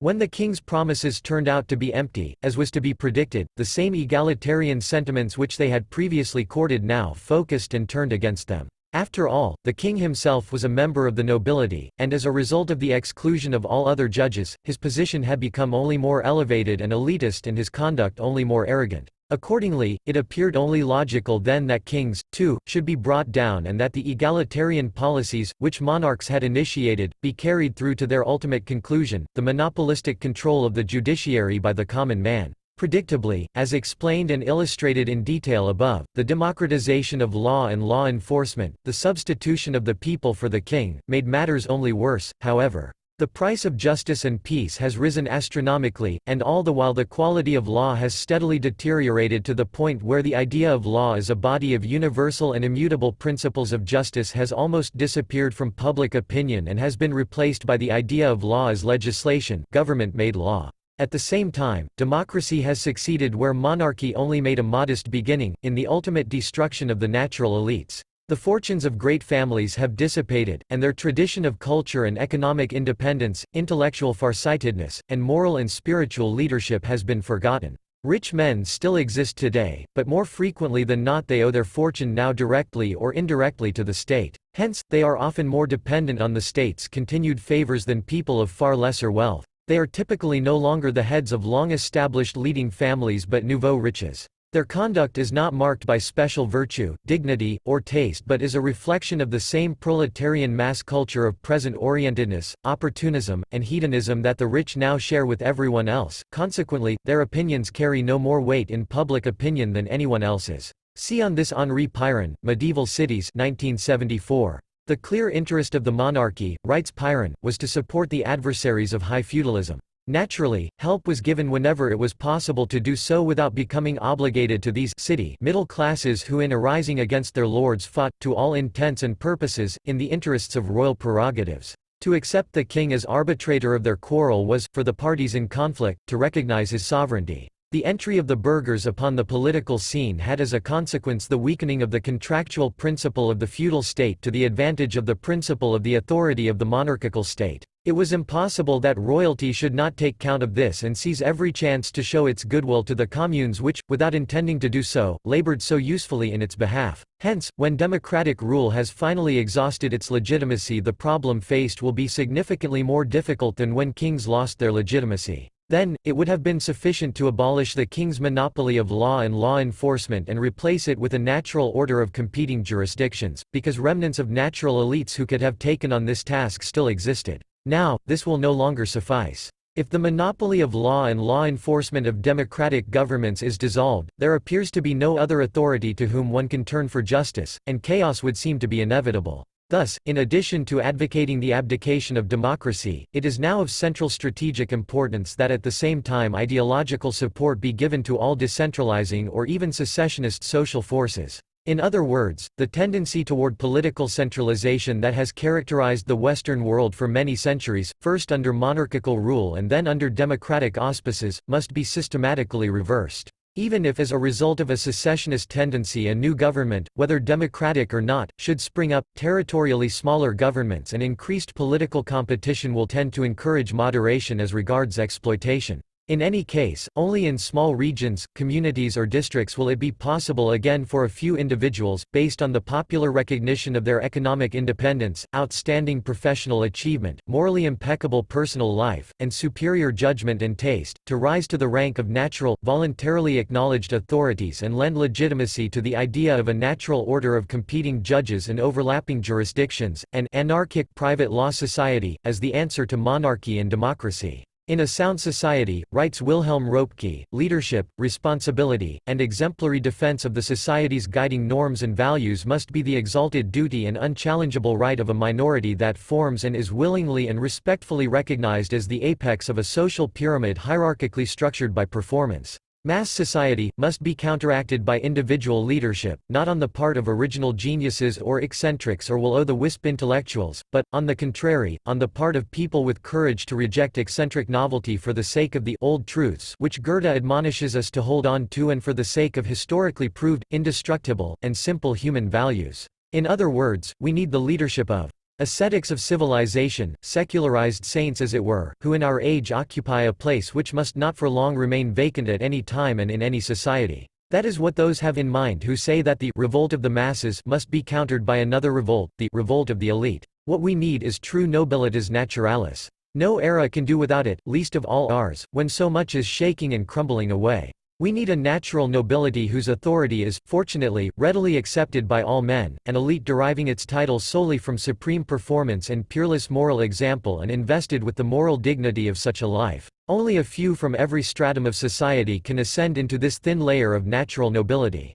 The way to it is an exemplary and slowly maturing life of dedicated endeavor on behalf of all, unimpeachable integrity, constant restraint of our common greed, proved soundness of judgment, a spotless private life, indomitable courage in standing up for truth and law, and generally the highest example. This is how the few, carried upward by the trust of the people, gradually attain to a position above the classes, interests, passions, wickedness, and foolishness of men and finally become the nation's conscience. To belong to this group of moral aristocrats should be the highest and most desirable aim, next to which all the other triumphs of life are pale and insipid. No free society, least of all ours, which threatens to degenerate into mass society, can subsist without such a class of censors. The continued existence of our free world will ultimately depend on whether our age can produce a sufficient number of such aristocrats of public spirit. 3. On monarchy, democracy, public opinion, and delegitimation.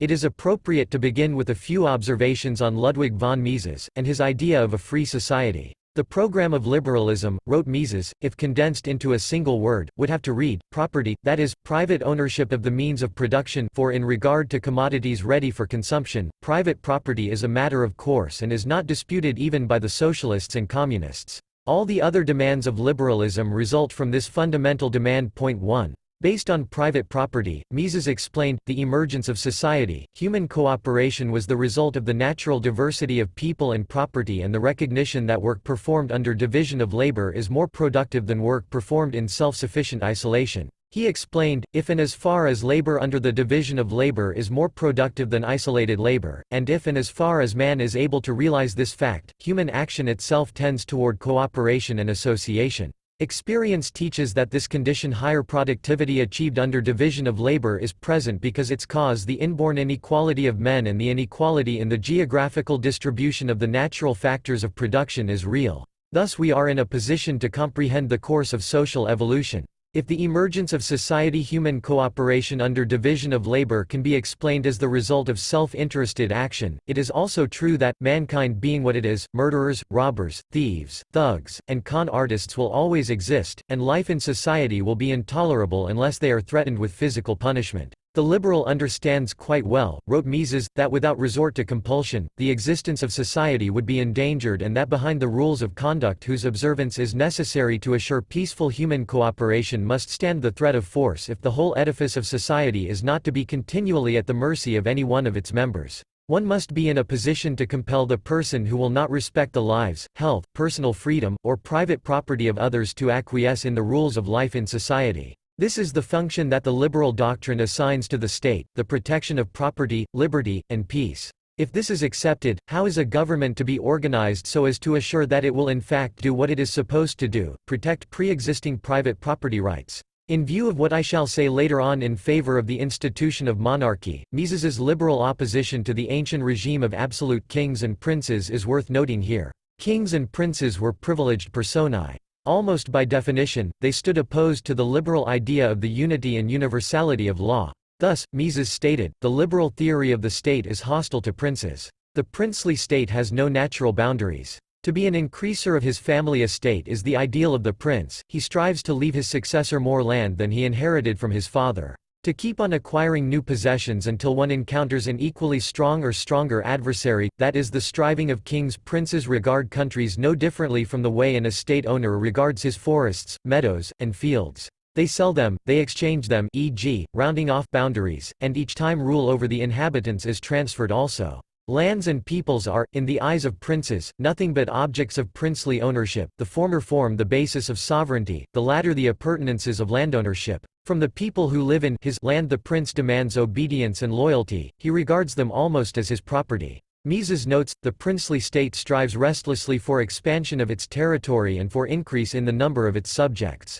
On the one hand it aims at the acquisition of land and fosters immigration, on the other hand it sets the strictest penalties against emigration. The more land and the more subjects, the more revenue and the more soldiers. Only in the size of the state does assurance of its preservation lie. Smaller states are always in danger of being swallowed up by larger ones. As Mises rejected a princely state as incompatible with the protection of private property rights, what was to be substituted for it? His answer was democracy and democratic government. However, Mises's definition of democratic government is fundamentally different from its colloquial meaning. Mises grew up in a multinational state and was painfully aware of the antiliberal results of majority rule in ethnically mixed territories. Rather than majority rule, to Mises democracy meant literally self-determination, self-government, self-rule, and accordingly, a democratic government was an essentially voluntary membership organization in that it recognized each of its constituents' unrestricted right to secession. Liberalism, explained Mises, forces no one against his will into the structure of the state. Whoever wants to emigrate is not held back. When a part of the people of a state wants to drop out of the union, liberalism does not hinder it from doing so. Colonies that want to become independent need only do so. The nation as an organic entity can be neither increased nor reduced by changes in states. The world as a whole can neither win nor lose from them.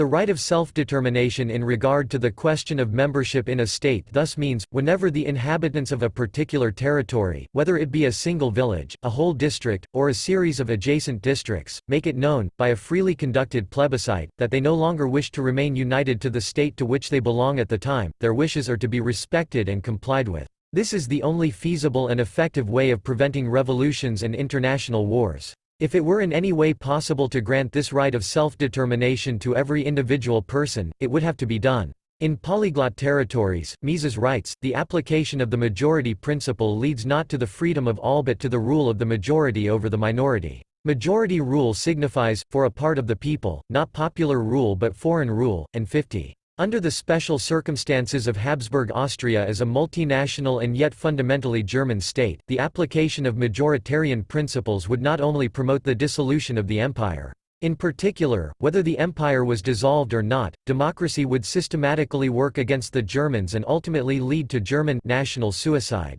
This, according to Mises, was the tragic position of the German liberals in Austria. Democratization in Austria was identical with de-Germanization p.l. 26, hence, Mises's answer as to how to assure that a government will protect property rights is through the threat of unlimited secession and its own characteristic of voluntary membership. 2. I do not wish to further investigate Mises's idea of democratic government here but to turn instead to the modern definition of democracy and the question of its compatibility with the foundation of liberalism, that of private property and its protection. It might be argued that Mises's definition of democratic government was applicable to the U.S. until 1861. Until then, it was generally held that the right to secession existed and that the Union was nothing but a voluntary association of independent states. However, after the crushing defeat and devastation of the secessionist Confederacy by Lincoln and the Union, it was clear that the right to secede no longer existed and that democracy meant absolute and unlimited majority rule. Nor does it appear that any state since that time has met Mises's definition of democratic government.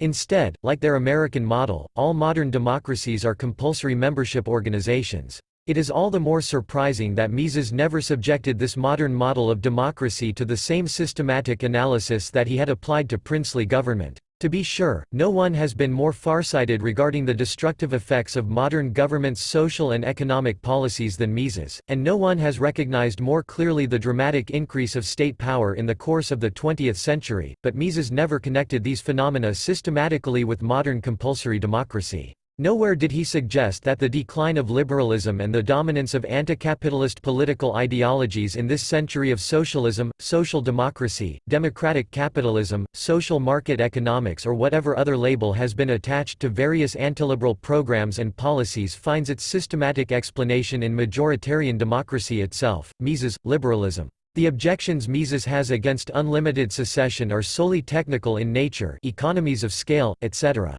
Thus, for instance, Mises admits having difficulties imagining in a nationally mixed city to create two police forces, perhaps a German and a Czech, each of which could take action only against members of its own nationality, nation, state, and economy. On the other hand, Mises notes that the political ideas of modern times allow the continued existence of small states more secure today than in earlier centuries. There can be no question of a test of economic self-sufficiency in the formation of states at a time when the division of labor embraces broad stretches of land, whole continents, indeed the whole world. It does not matter whether the inhabitants of a state meet their needs directly or indirectly by production at home, what is important is only that they can meet them at all. Even at the time when the state structure was unified, they seceding inhabitants did not obtain their imported goods for nothing but only for value supplied in return, and this value in return does not become greater when the political community has fallen apart. The size of a state's territory therefore does not matter. What I propose to do here is to fill in the gap left by Mises and provide an analysis of the logic of majoritarian democracy, thereby making modern history, our age, intelligible and predictable. Without the right to secession, a democratic government is, economically speaking, a compulsory territorial monopolist of protection and ultimate decision-making jurisdiction and is in this respect indistinguishable from princely government. Just as princes did not allow secession, so it is outlawed under democracy. Furthermore, as implied in the position of a compulsory monopolist, both democratic government as well as princes possess the right to tax. That is, both are permitted to determine unilaterally, without consent of the protected, the sum that the protected must pay for their own protection. From this common classification as compulsory monopolies, a fundamental similarity of both princely and democratic government can be deduced. Under monopolistic auspices, the price of justice and protection will continually rise and the quantity and quality of justice and protection fall. Qua expropriating property protector, a tax-funded protection agency is a contradiction in terms and will inevitably lead to more taxes and less protection. Even if, as liberals advocate, a government limited its activities exclusively to the protection of pre-existing property rights, the further question of how much protection to produce arises. Motivated, as everyone is, by self-interest and the disutility of labor but with the unique power to tax, a government agent's response will invariably be the same, to maximize expenditures on protection, and conceivably almost all of a nation's wealth can be consumed by the cost of protection, and at the same time to minimize the actual production of protection. The more money one can spend and the less one must work to produce, the better off one will be. Moreover, a monopoly of jurisdiction will inevitably lead to a steady deterioration in the quality of protection. If one can appeal exclusively to government for justice, justice will be distorted in favor of government, constitutions and appeals courts notwithstanding. Constitutions and appeals courts are government constitutions and agencies, and any limitations on government action they might provide are invariably decided by agents of one and the same institution. Predictably, the definition of property and protection will continually be altered and the range of jurisdiction expanded to the government's advantage. While they are both inconsistent with the protection of life and property, princely and democratic government are also different in one fundamental respect. The decisive difference lies in the fact that entry into a princely government is systematically restricted by the prince's personal discretion, while under democracy entry into and participation in government is open to everyone on equal terms. Anyone not just a hereditary class of nobles is permitted to become a government official and exercise any government function, all the way up to that of prime minister or president. Typically, this distinction between restricted versus free entry into government and the transition from princely to democratic government has been interpreted as an advance toward liberalism, from a society of status and privilege to one of equality before the law. But this interpretation rests on a fundamental misunderstanding. From a classical liberal point of view, democratic government must be considered worse than and a regression from princely government. Free and equal entry into government. Democratic equality is something entirely different from and incompatible with the classical liberal concept of one universal law, equally applicable to everyone, everywhere, and at all times. Liberalism, Mises noted, strives for the greatest possible unification of law, in the last analysis for world unity of law.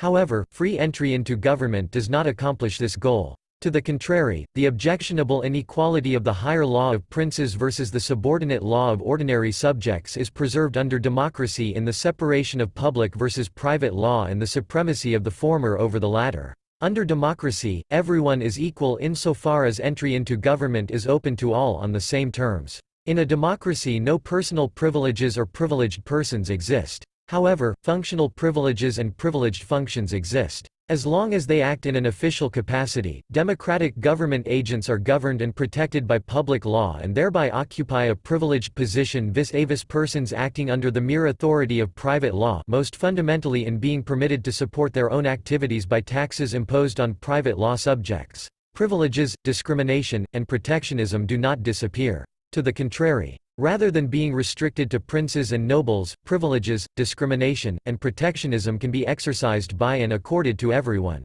Predictably, under democratic conditions, the tendency of every compulsory monopoly to increase prices and decrease quality is strengthened. As a hereditary monopolist, a prince regards the territory and people under his jurisdiction as his personal property and engages in the monopolistic exploitation of his property. Under democracy, exploitation does not disappear. Even though everyone is permitted to enter government, this does not eliminate the distinction between the rulers and the ruled. Government and the governed are not one and the same person. Instead of a prince who considers the country his private property, a temporary and interchangeable caretaker is put in monopolistic charge. The caretaker does not own the country, but as long as he is in office he is permitted to use it to his and his protégés' advantage. He owns its current use, usufruct, but not its capital stock.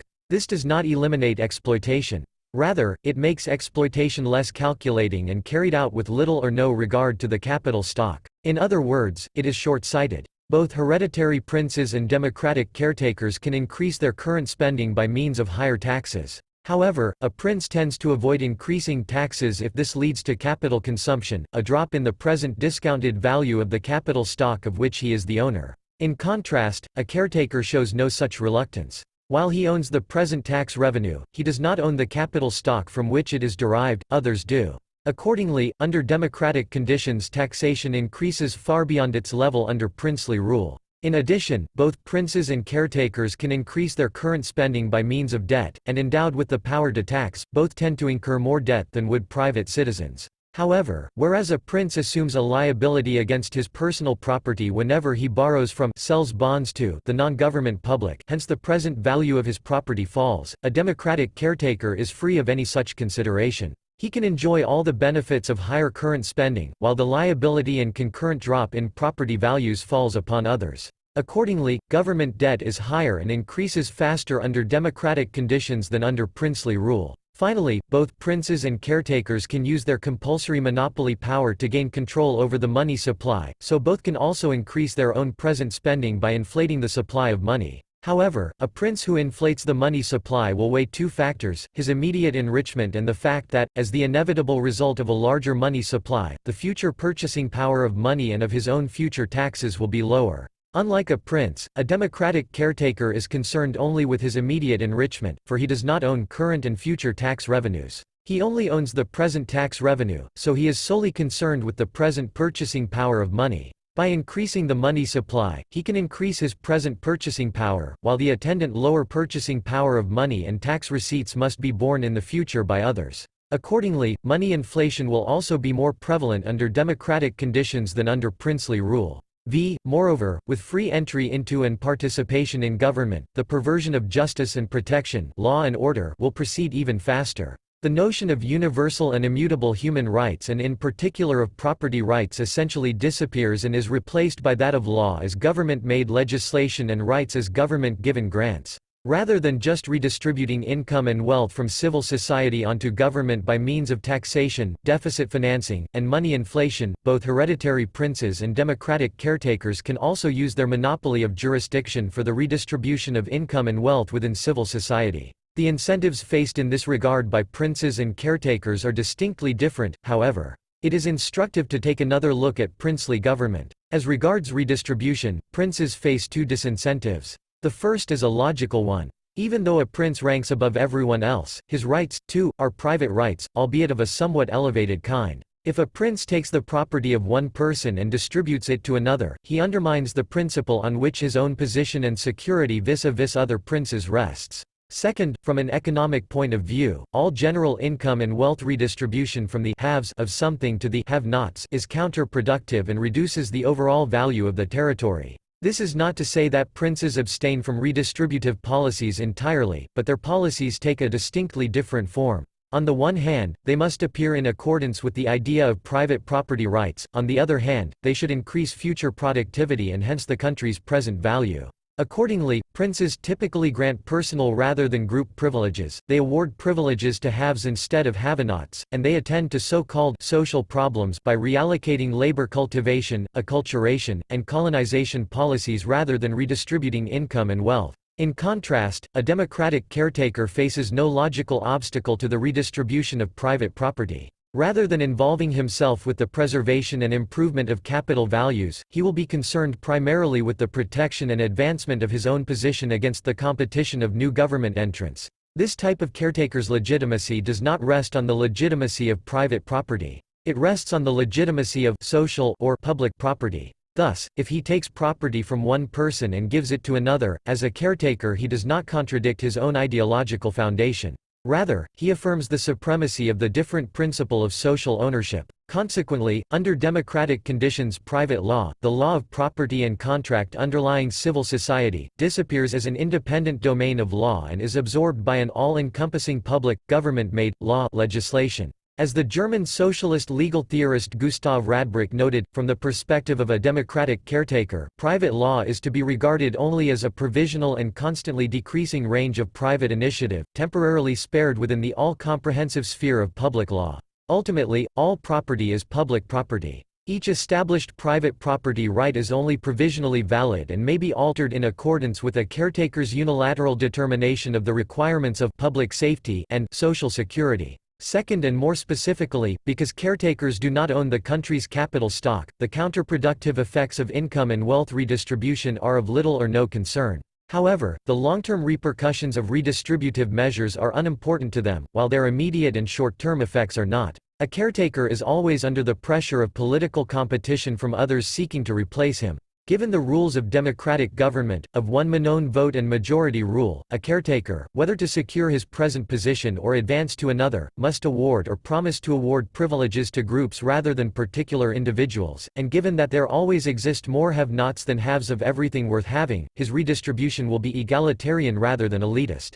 Accordingly, as the result of democratic competition, the character structure of society will be progressively deformed. For one, regardless of the criteria on which it is based, all redistribution involves taking from an original owner and/or producer, the haver of something, and giving to another non-owner and/or non-producer, the non-haver of this thing. The incentive to be an original owner or producer of the thing in question is reduced, and the incentive to be a non-owner and non-producer is raised. Consequently, the number of havers and producers declines and that of non-havers and non-producers rises. And since it is presumably something good that is being redistributed, of which the haver producers have too much and the non-haver non-producers too little, this change implies quite literally that the relative number of bad or not so good people and bad or not so good personal characteristics and habits will continually rise, and life in society will become increasingly less pleasant. Rather than colonization, cultivation, and acculturation, democracy will bring about social degeneration, corruption, and decay. Moreover, free competition is not always good. Free competition in the production of goods is good, but free competition in the production of bads is not. Free competition in the torturing and killing of innocents, or free competition in counterfeiting or swindling, for instance, is not good, it is worse than bad. It has already been explained why government as a compulsory membership organization endowed with the power of ultimate decision-making and taxation must be considered a bad, at least from a liberal viewpoint. It requires a second look to realize that democratic competition is indeed worse than bad. In every society, as long as mankind is what it is, people who covet another man's property will exist. Some people are more afflicted by this sentiment than others. But people usually learn not to act on such feelings or even feel ashamed for entertaining them. Generally only a few individuals are unable to successfully suppress their desire for others' property, and they are treated as criminals by their fellow men and repressed by physical punishment. Under princely rule, only one single person, the prince, can possibly act on the desire for another man's property, and it is this which makes him a potential danger and a bad. Apart from the already noted logical and economic disincentives, however, a prince is further restrained in his redistributive desires by the circumstance that all members of society have learned to regard the taking and redistributing of another man's property as shameful and immoral, and accordingly watch a prince's every action with utmost suspicion. In distinct contrast, by freeing up entry into government, everyone is permitted to openly express his desire for other men's property. What was formerly regarded as immoral and accordingly suppressed is now considered a legitimate sentiment. Everyone may openly covet everyone else's property, as long as he appeals to democracy, and everyone may act on his desire for another man's property, provided that he finds entrance into government. Hence, under democracy everyone becomes a threat. Consequently, under democratic conditions the popular, if immoral and anti-social, desire for other men's property is systematically strengthened. Every demand is legitimate, if it is proclaimed publicly under the special protection of freedom of speech. Everything can be said and claimed, and everything is up for grabs. Not even the seemingly most secure private property right is exempt from redistributive demands. Worse, subject to mass elections, those members of society with little or no moral inhibition against taking another man's property, habitual immoralists who are most talented in assembling majorities from a multitude of morally uninhibited and mutually incompatible popular demands, efficient demagogues, will tend to gain entrance in and rise to the top of government. Hence, a bad situation becomes even worse. Historically, the selection of a prince was through the accident of his noble birth, and his only personal qualification was typically his upbringing as a future prince and preserver of the dynasty and its status and possessions. This did not assure that a prince would not be bad and dangerous, of course.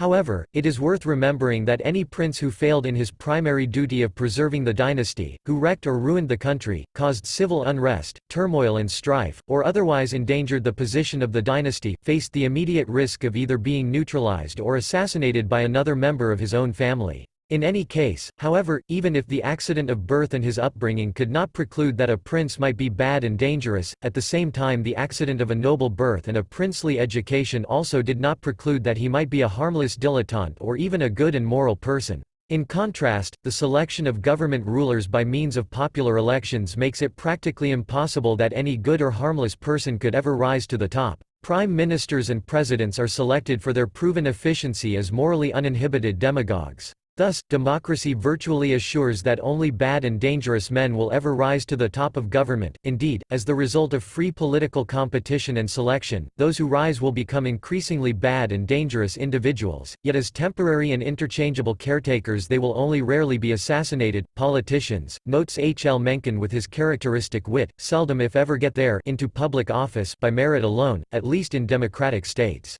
Sometimes, to be sure, it happens, but only by a kind of miracle. They are chosen normally for quite different reasons, the chief of which is simply their power to impress and enchant the intellectually underprivileged. Will any of them venture to tell the plain truth, the whole truth and nothing but the truth about the situation of the country, foreign or domestic? Will any of them refrain from promises that he knows he can't fulfill, that no human being could fulfill? Will any of them utter a word, however obvious, that will alarm and alienate any of the huge pack of morons who cluster at the public trough, wallowing in the pap that grows thinner and thinner, hoping against hope? Answer, maybe for a few weeks at the start. But not after the issue is fairly joined, and the struggle is on in earnest. They will all promise every man, woman and child in the country whatever he, she or it wants. They'll all be roving the land looking for chances to make the rich poor, to remedy the irremediable, to succor the unsuccorable, to unscramble the unscramblable, to dephlogisticate the undephlogisticable. They will all be curing warts by saying words over them, and paying off the national debt with money that no one will have to earn. When one of them demonstrates that twice 2 is 5, another will prove that it is 6, 6 and a half, 10, 20, n. In brief, they will divest themselves from their character as sensible, candid and truthful men, and become simply candidates for office, bent only on collaring votes. They will all know by then, even supposing that some of them don't know it now, that votes are collared under democracy, not by talking sense but by talking nonsense, and they will apply themselves to the job with a hearty yo heveho. Most of them, before the uproar is over, will actually convince themselves. The winner will be whoever promises the most with the least probability of delivering anything. A Mencken Chrestomathy, New York 1982. After more than a century of compulsory democracy, the predictable results are before our very eyes. The tax load imposed on property owners and producers makes the economic burden even of slaves and serfs seem moderate in comparison. Government debt has risen to breathtaking heights. Gold has been replaced by government-manufactured paper as money, and its value has continually dwindled. Every detail of private life, property, trade, and contract is regulated by ever higher mountains of paper laws, legislation. In the name of social, public or national security, our caretakers protect us from global warming and cooling and the extinction of animals and plants, from husbands and wives, parents and employers, poverty, disease, disaster, ignorance, prejudice, racism, sexism, homophobia, and countless other public enemies and dangers. And with enormous stockpiles of weapons of aggression and mass destruction they defend us, even outside of the US, from ever new Hitlers and all suspected Hitlerite sympathizers. However, the only task a government was ever supposed to assume, of protecting our life and property, our caretakers do not perform. To the contrary, the higher the expenditures on social, public, and national security have risen, the more our private property rights have been eroded, the more our property has been expropriated, confiscated, destroyed, and depreciated, and the more we have been deprived of the very foundation of all protection, of personal independence, economic strength, and private wealth. The more paper laws have been produced, the more legal uncertainty and moral hazard has been created, and lawlessness has displaced law and order. And while we have become ever more helpless, impoverished, threatened, and insecure, our rulers have become increasingly more corrupt, dangerously armed, and arrogant. At this point, the question of the future of liberalism arises. It is appropriate to return to my beginning, to Ludwig von Mises and the idea of a liberal social order. Like Étienne de la Boétie and David Hume before him, Mises recognized that the power of every government, whether of princes or caretakers, benevolent men or tyrants, rests ultimately on opinion rather than physical force. The agents of government are always only a small proportion of the total population under their control, whether under princely or democratic rule. Even smaller is the proportion of central government agents. But this implies that a government, and in particular a central government, cannot possibly impose its will upon the entire population, unless it finds widespread support and voluntary cooperation within the non-governmental public. As La Boétie put it, "He who thus domineers over you, has indeed nothing more than the power that you confer upon him to destroy you. Where has he acquired enough eyes to spy upon you, if you do not provide them yourselves? How can he have so many arms to beat you with, if he does not borrow them from you? The feet that trample down your cities, where does he get them if they are not your own? How does he have any power over you except through you? How would he dare assail you if he had no cooperation from you? What would he do to you if you yourself did not connive with the thief who plunders you, if you were not accomplices of the murderer who kills you, if you were not traitors to yourselves? You sow your crops in order that he may ravage them, you install and furnish your homes to give him goods to pillage, you rear your daughters that he may gratify his lust, you bring up your children in order that he may confer upon them the greatest privilege he knows, to be led into his battles, to be delivered to butchery, to be made the servants of his greed and the instruments of his vengeance, you yield your bodies unto hard labor in order that he may indulge in his delights and wallow in his filthy pleasures, you weaken yourselves in order to make him the stronger and mightier to hold you in check. However, if the power of every government rests only on opinion and consensual cooperation, then, as Mises's foremost student and our other intellectual master, Murray N. Rothbard, explained in his introduction to La Boétie's 16th-century treatise, it also follows that each government can be brought down by a mere change of opinion and the exercise of sheer will power. For if tyranny really rests on mass consent, then the obvious means for its overthrow is simply mass withdrawal of that consent, that is, in order to strip government of its powers and repair it to the status of a voluntary membership organization as before 1861, it is not necessary to take it over, to engage in violent battle against it, or even to lay hands on one's rulers. In fact, to do so would only reaffirm the principle of compulsion and aggressive violence underlying the current system and inevitably lead to the replacement of one government or tyrant by another. To the contrary, it is only necessary that one decide to withdraw from the compulsory union and reassume one's right to self-protection. Indeed, it is essential that one proceed in no other way than by peaceful secession and non-cooperation. If this advice seems at first naive, what difference does it make if you or I decide to secede from the Union? Its status as a genuine strategy of social revolution becomes apparent once the full implications of an act of personal secession are spelled out. The decision to secede involves that one regard the central government as illegitimate, and that one accordingly treat it and its agents as an outlaw agency and foreign occupying forces. That is, if compelled by them, one complies, out of prudence and for no other reason than self-preservation, but one does nothing to support or facilitate their operations. One tries to keep as much of one's property and surrender as little tax money as possible. One considers all federal law, legislation and regulation null and void and ignores it whenever possible. One does not work or volunteer for the central government, whether its executive, legislative, or judicial branch, and one does not associate with anyone who does, and in particular not with those high up in the hierarchy of caretakers. One does not participate in central government politics and contributes nothing to the operation of the federal political machinery. One does not contribute to any national political party or political campaign, nor to any organization, agency, foundation, institute, or think tank cooperating with or funded by any branch of the federal Leviathan or anyone living or working in or near Washington, D.C. Rothbard explains in his introduction to Lebotai, it was a medieval tradition to justify tyrannicide of unjust rulers who break the divine law, but Lebotai's doctrine, though nonviolent, was in the deepest sense far more radical.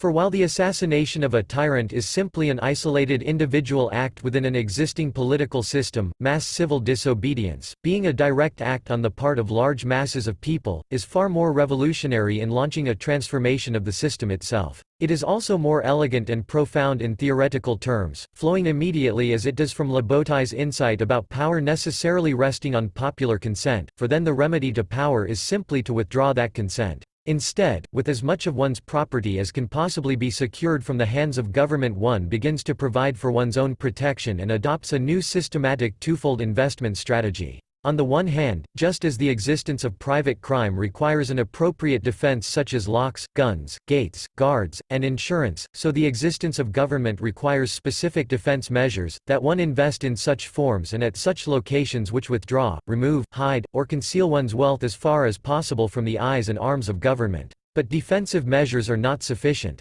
In order to gain full protection of one's property from the reaches of government, it is necessary not to remain isolated in one's decision to secede. Not everyone must follow one's example, of course. Indeed, it is not even necessary that a majority of the entire population do so. It is necessary, however, that at least a majority of the population at many separate localities do so, and to reach this critical level of mass withdrawal it is essential to complement one's defensive measures with an offensive strategy, to invest in an ideological campaign of delegitimizing the idea and institution of democratic government among the public. The mass of people, as Lebotai and Mises recognized, always and everywhere consists of brutes, dullards, and fools, easily deluded and sunk into habitual submission. Thus today, inundated from early childhood with government propaganda in public schools and educational institutions by legions of publicly certified intellectuals, most people mindlessly accept and repeat nonsense such as that democracy is self-rule and government is of, by, and for the people. Even if they can see through this deception, most still unquestioningly accept democratic government on account of the fact that it provides them with a multitude of goods and benefits. Such fools, observed Lebotai, do not realize that they are merely recovering a portion of their own property, and that their ruler could not have given them what they were receiving without having first taken it from them. Thus, every social revolution will necessarily have to begin with just a few uncommon men, the natural elite. This is how Lebotai describes this elite and its role. There are always a few, better endowed than others, who feel the weight of the yoke and cannot restrain themselves from attempting to shake it off. These are the men who never become tamed under subjection and who always, like Ulysses on land and sea constantly seeking the smoke of his chimney, cannot prevent themselves from peering about for their natural privileges and from remembering their ancestors and their former ways. These are in fact the men who, possessed of clear minds and far-sighted spirit, are not satisfied, like the brutish mass, to see only what is at their feet, but rather look about them, behind and before, and even recall the things of the past in order to judge those of the future, and compare both with their present condition. These are the ones who, having good minds of their own, have further trained them by study and learning. Even if liberty had entirely perished from the earth, such men would invent it. For them slavery has no satisfaction, no matter how well disguised. Just as there can be no revolution without a liberal libertarian elite, however, so can there also be no revolution without some form of mass participation. That is, the elite cannot reach its own goal of restoring private property rights and law and order unless it succeeds in communicating its ideas to the public, openly if possible and secretly if necessary, and awakening the masses from their subservient slumber by arousing, at least temporarily, their natural instinct of wanting to be free. As Mises put it, the flowering of human society depends on two factors, the intellectual power of outstanding men to conceive sound social and economic theories, and the ability of these or other men to make these ideologies palatable to the majority. Hence, the decision by members of the elite to secede from and not cooperate with government must always include the resolve of engaging in, or contributing to, a continuous ideological struggle, for if the power of government rests on the widespread acceptance of false, indeed absurd and foolish ideas, then the only genuine protection is the systematic attack of these ideas and the propagation and proliferation of true ones. Yet just as one must be always cautious and careful regarding one's material investments, it is equally important that one be eternally vigilant and selective in one's ideological investments.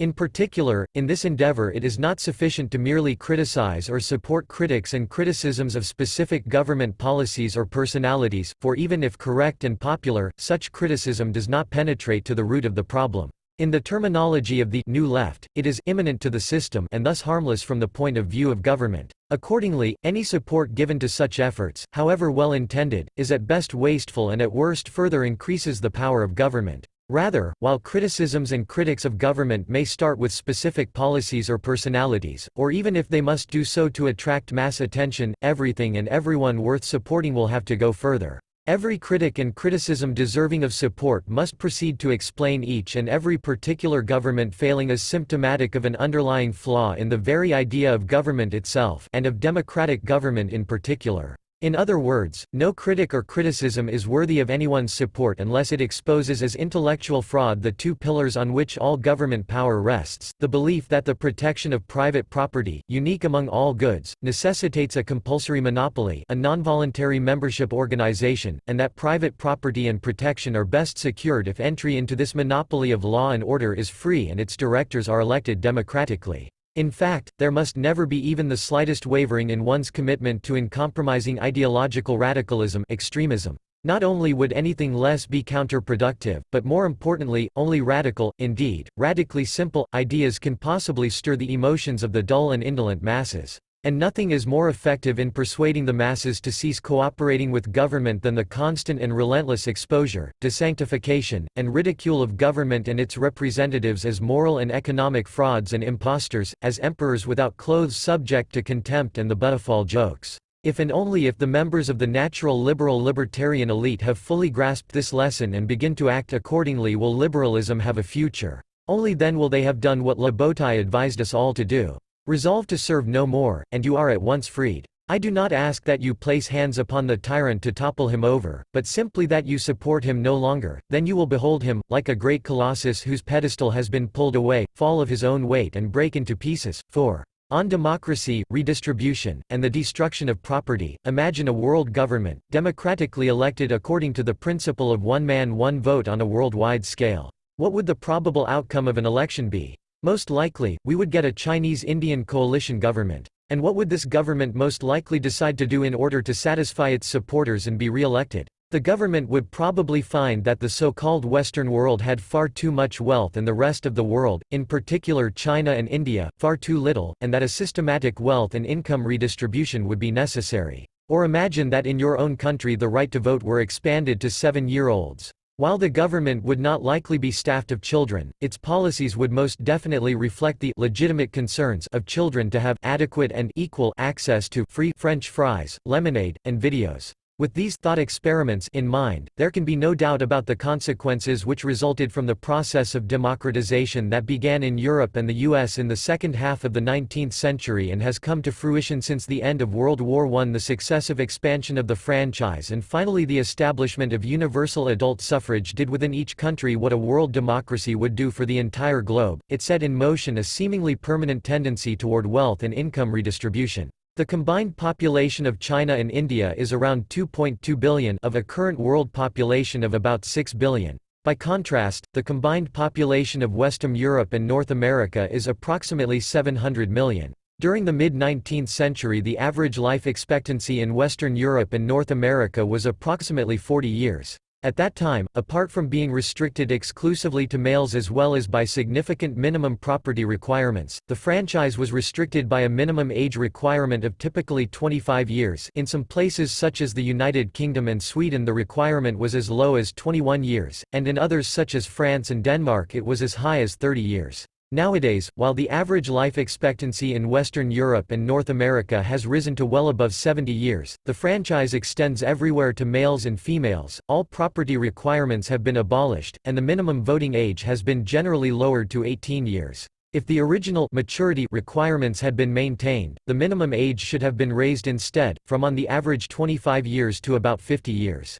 One man one vote combined with free entry into government democracy implies that every person and his personal property comes within reach of and is up for grabs by everyone else. A tragedy of the commons is created. It can be expected that majorities of have-nots will relentlessly try to enrich themselves at the expense of minorities of haves. This is not to say that there will be only one class of have-nots and one class of haves, and that the redistribution will occur uniformly from the rich onto the poor. To the contrary. While the redistribution from rich to poor will always play a prominent role, it would be a sociological blunder to assume that it will be the sole or even the predominant form of redistribution. After all, the permanently rich and the permanently poor are usually rich or poor for a reason. The rich are characteristically bright and industrious, and the poor typically dull, lazy, or both. It is not very likely that dullards, even if they make up a majority, will systematically outsmart and enrich themselves at the expense of a minority of bright and energetic individuals. Rather, most redistribution will take place within the group of the non-poor, and frequently it will actually be the better off who succeed in having themselves subsidized by the worse off. Consider, for example, the almost universal practice of offering a free university education, whereby the working class, whose children rarely attend universities, pay through taxation for the education of middle-class children.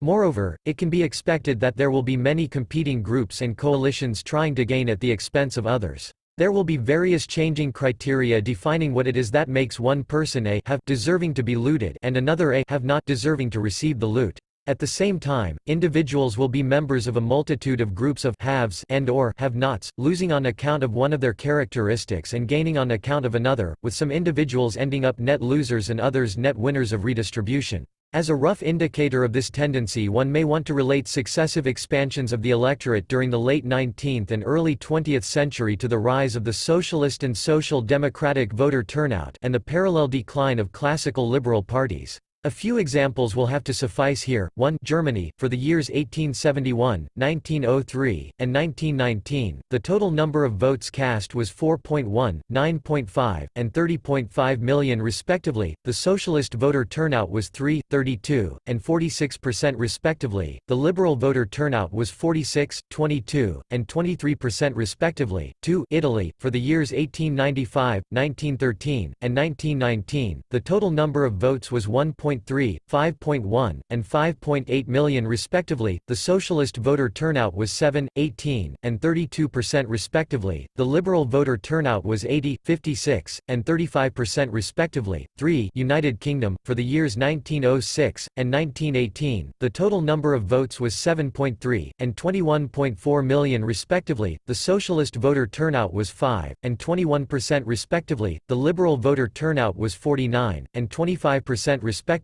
4. Sweden. For the years 1905, 1911, and 1921, the total number of votes cast was 0.2, 0.6, and 1.7 million respectively. The socialist voter turnout was 9, 28, and 36% respectively. The liberal voter turnout was 45, 40, and 19% respectively. 5. Netherlands. For the years 1888, 1905, and 1922, the total votes cast was 0.3, 0.8, and 3.3 million respectively. The socialist voter turnout was 3, 17, and 27% respectively. The liberal voter turnout was 40, 28, and 9% respectively. See on this Edward C. Banfield, The Unheavenly City Revisited, Boston, Little, Brown, 1974, especially Chapter 3. Typically, Banfield explains, poverty is merely a transitory phase, restricted to the early stage in a person's working career. Permanent poverty, by contrast, is caused by specific cultural values and attitudes, a person's present-orientedness or, in economic terms, its high degree of time preference, which is highly correlated with low intelligence, and both of which appear to have a common genetic basis.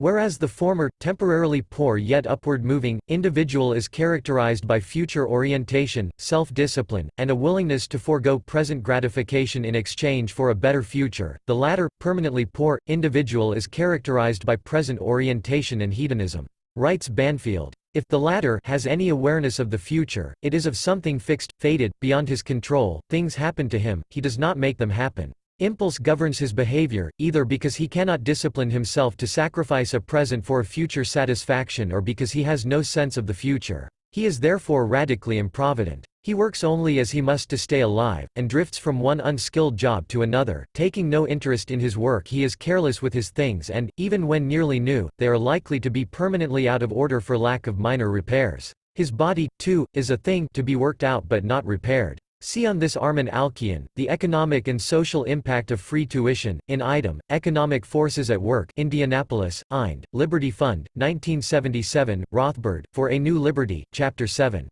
Other examples involving this type of redistribution are farm subsidies, favoring in particular large wealthy farmers, minimum wages, favoring higher paid skilled and unionized workers at the expense of unskilled and non-unionized workers, and, of course, all forms of business protection laws, protective tariffs, favoring wealthy owners of corporations at the expense of the mass of comparatively poor consumers. The recognition of democracy as a machinery of popular wealth and income redistribution in conjunction with one of the most fundamental principles in all of economics that one will end up getting more of whatever it is that is being subsidized provides the key to understanding the present age. All redistribution, regardless of the criterion on which it is based, involves taking from the original owners and/or producers the havers of something and giving to non-owners and non-producers the non-havers of something. The incentive to be an original owner or producer of the thing in question is reduced, and the incentive to be a non-owner and non-producer is raised. Accordingly, as a result of subsidizing individuals because they are poor, there will be more poverty.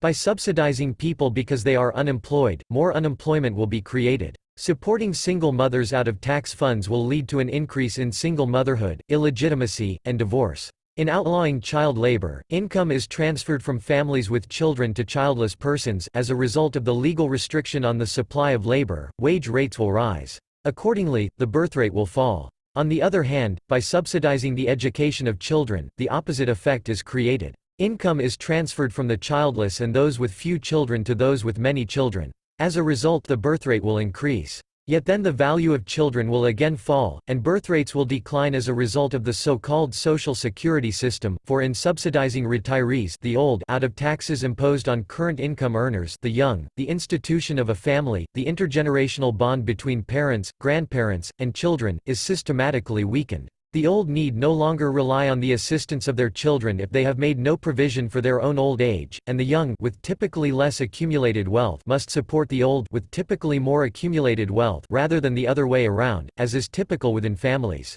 Parents' wish for children, and children's wish for parents will decline, family breakups and dysfunctional families will increase, and provisionary action, saving and capital formation, will fall, while consumption rises. As a result of subsidizing the malingerers, the neurotics, the careless, the alcoholics, the drug addicts, the AIDS-infected, and the physically and mentally challenged through insurance regulation and compulsory health insurance, there will be more illness, malingering, neuroticism, carelessness, alcoholism, drug addiction, AIDS infection, and physical and mental retardation. By forcing non-criminals, including the victims of crime, to pay for the imprisonment of criminals rather than making criminals compensate their victims and pay the full cost of their own apprehension and incarceration, crime will increase. By forcing businessmen, through affirmative action non-discrimination programs, to employ more women, homosexuals, blacks, or other minorities than they would like to, there will be more employed minorities, and fewer employers and fewer male, heterosexual, and white employment. By compelling private land owners to subsidize protect endangered species residing on their land through environmental legislation, there will be more and better off animals, and fewer and worse off humans.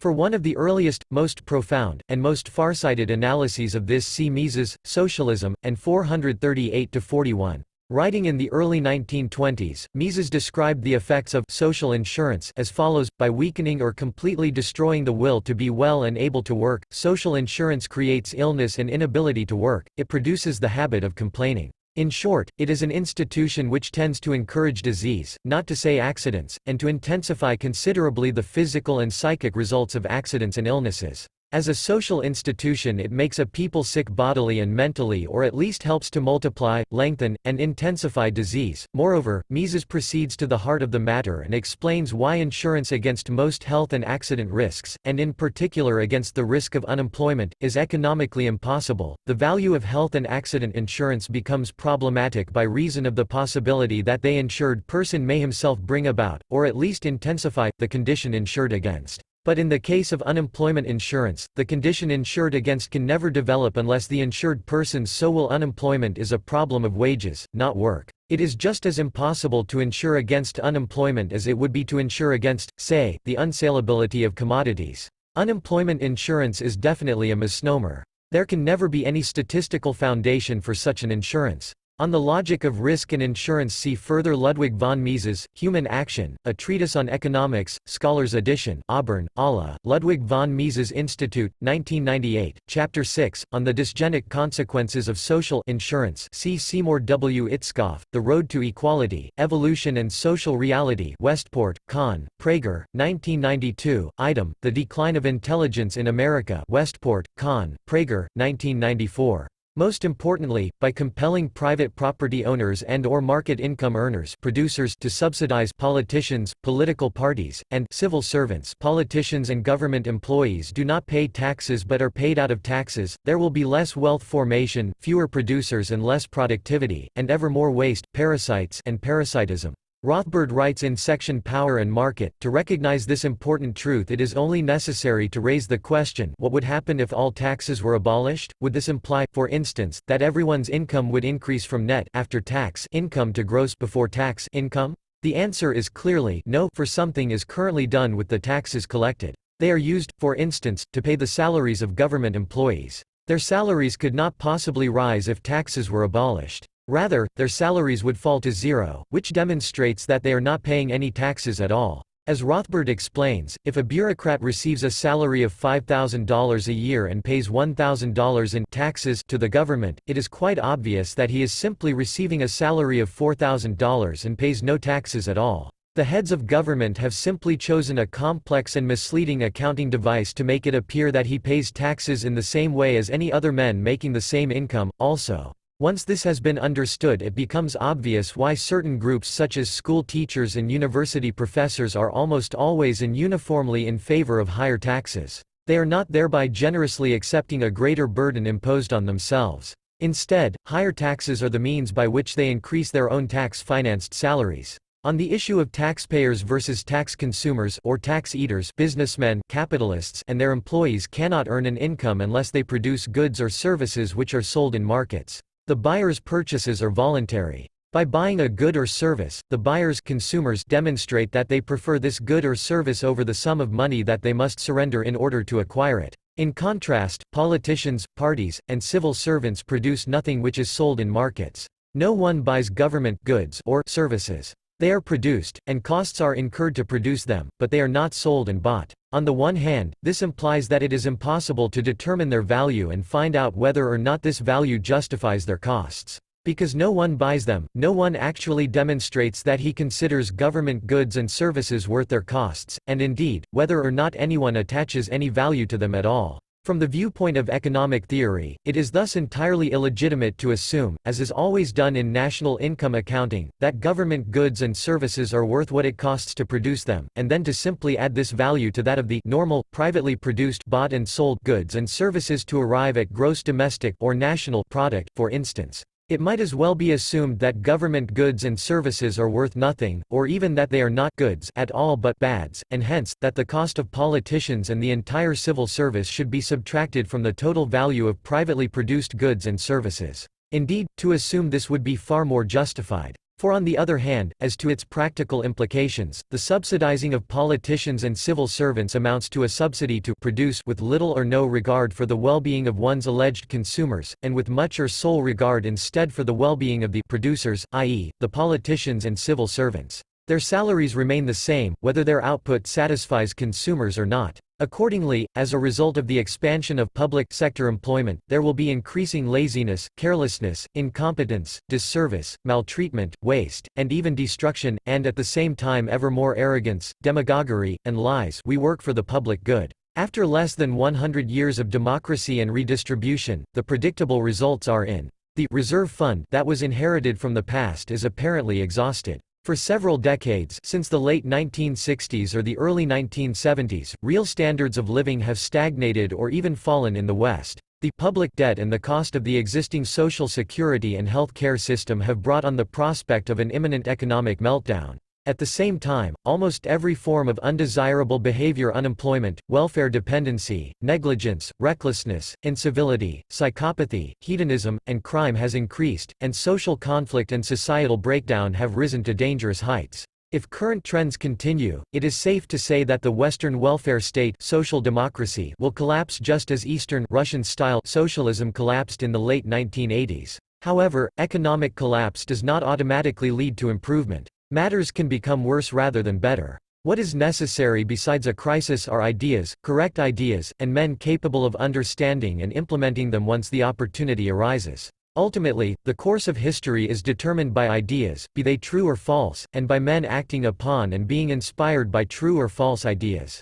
The current mess is also the result of ideas. It is the result of the overwhelming acceptance, by public opinion, of the idea of democracy. As long as this acceptance prevails, a catastrophe is unavoidable, and there can be no hope for improvement even after its arrival. On the other hand, as soon as the idea of democracy is recognized as false and vicious, and ideas can, in principle, be changed almost instantaneously, a catastrophe can be avoided. In the U.S., for instance, between 1960 and 1990 the murder rate doubled, rape rates quadrupled, the robbery rate increased five-fold, and the likelihood of becoming the victim of an aggravated assault increased by 700%. See on this Seymour Itzkoff, The Decline of Intelligence in America, Roger D. McGrath, Treat Them to a Good Dose of Lead, Chronicles, January 1994. The central task of those wanting to turn the tide and prevent an outright breakdown is the delegitimation of the idea of democracy as the root cause of the present state of progressive decivilization. To this purpose, one should first point out that it is difficult to find many proponents of democracy in the history of political theory.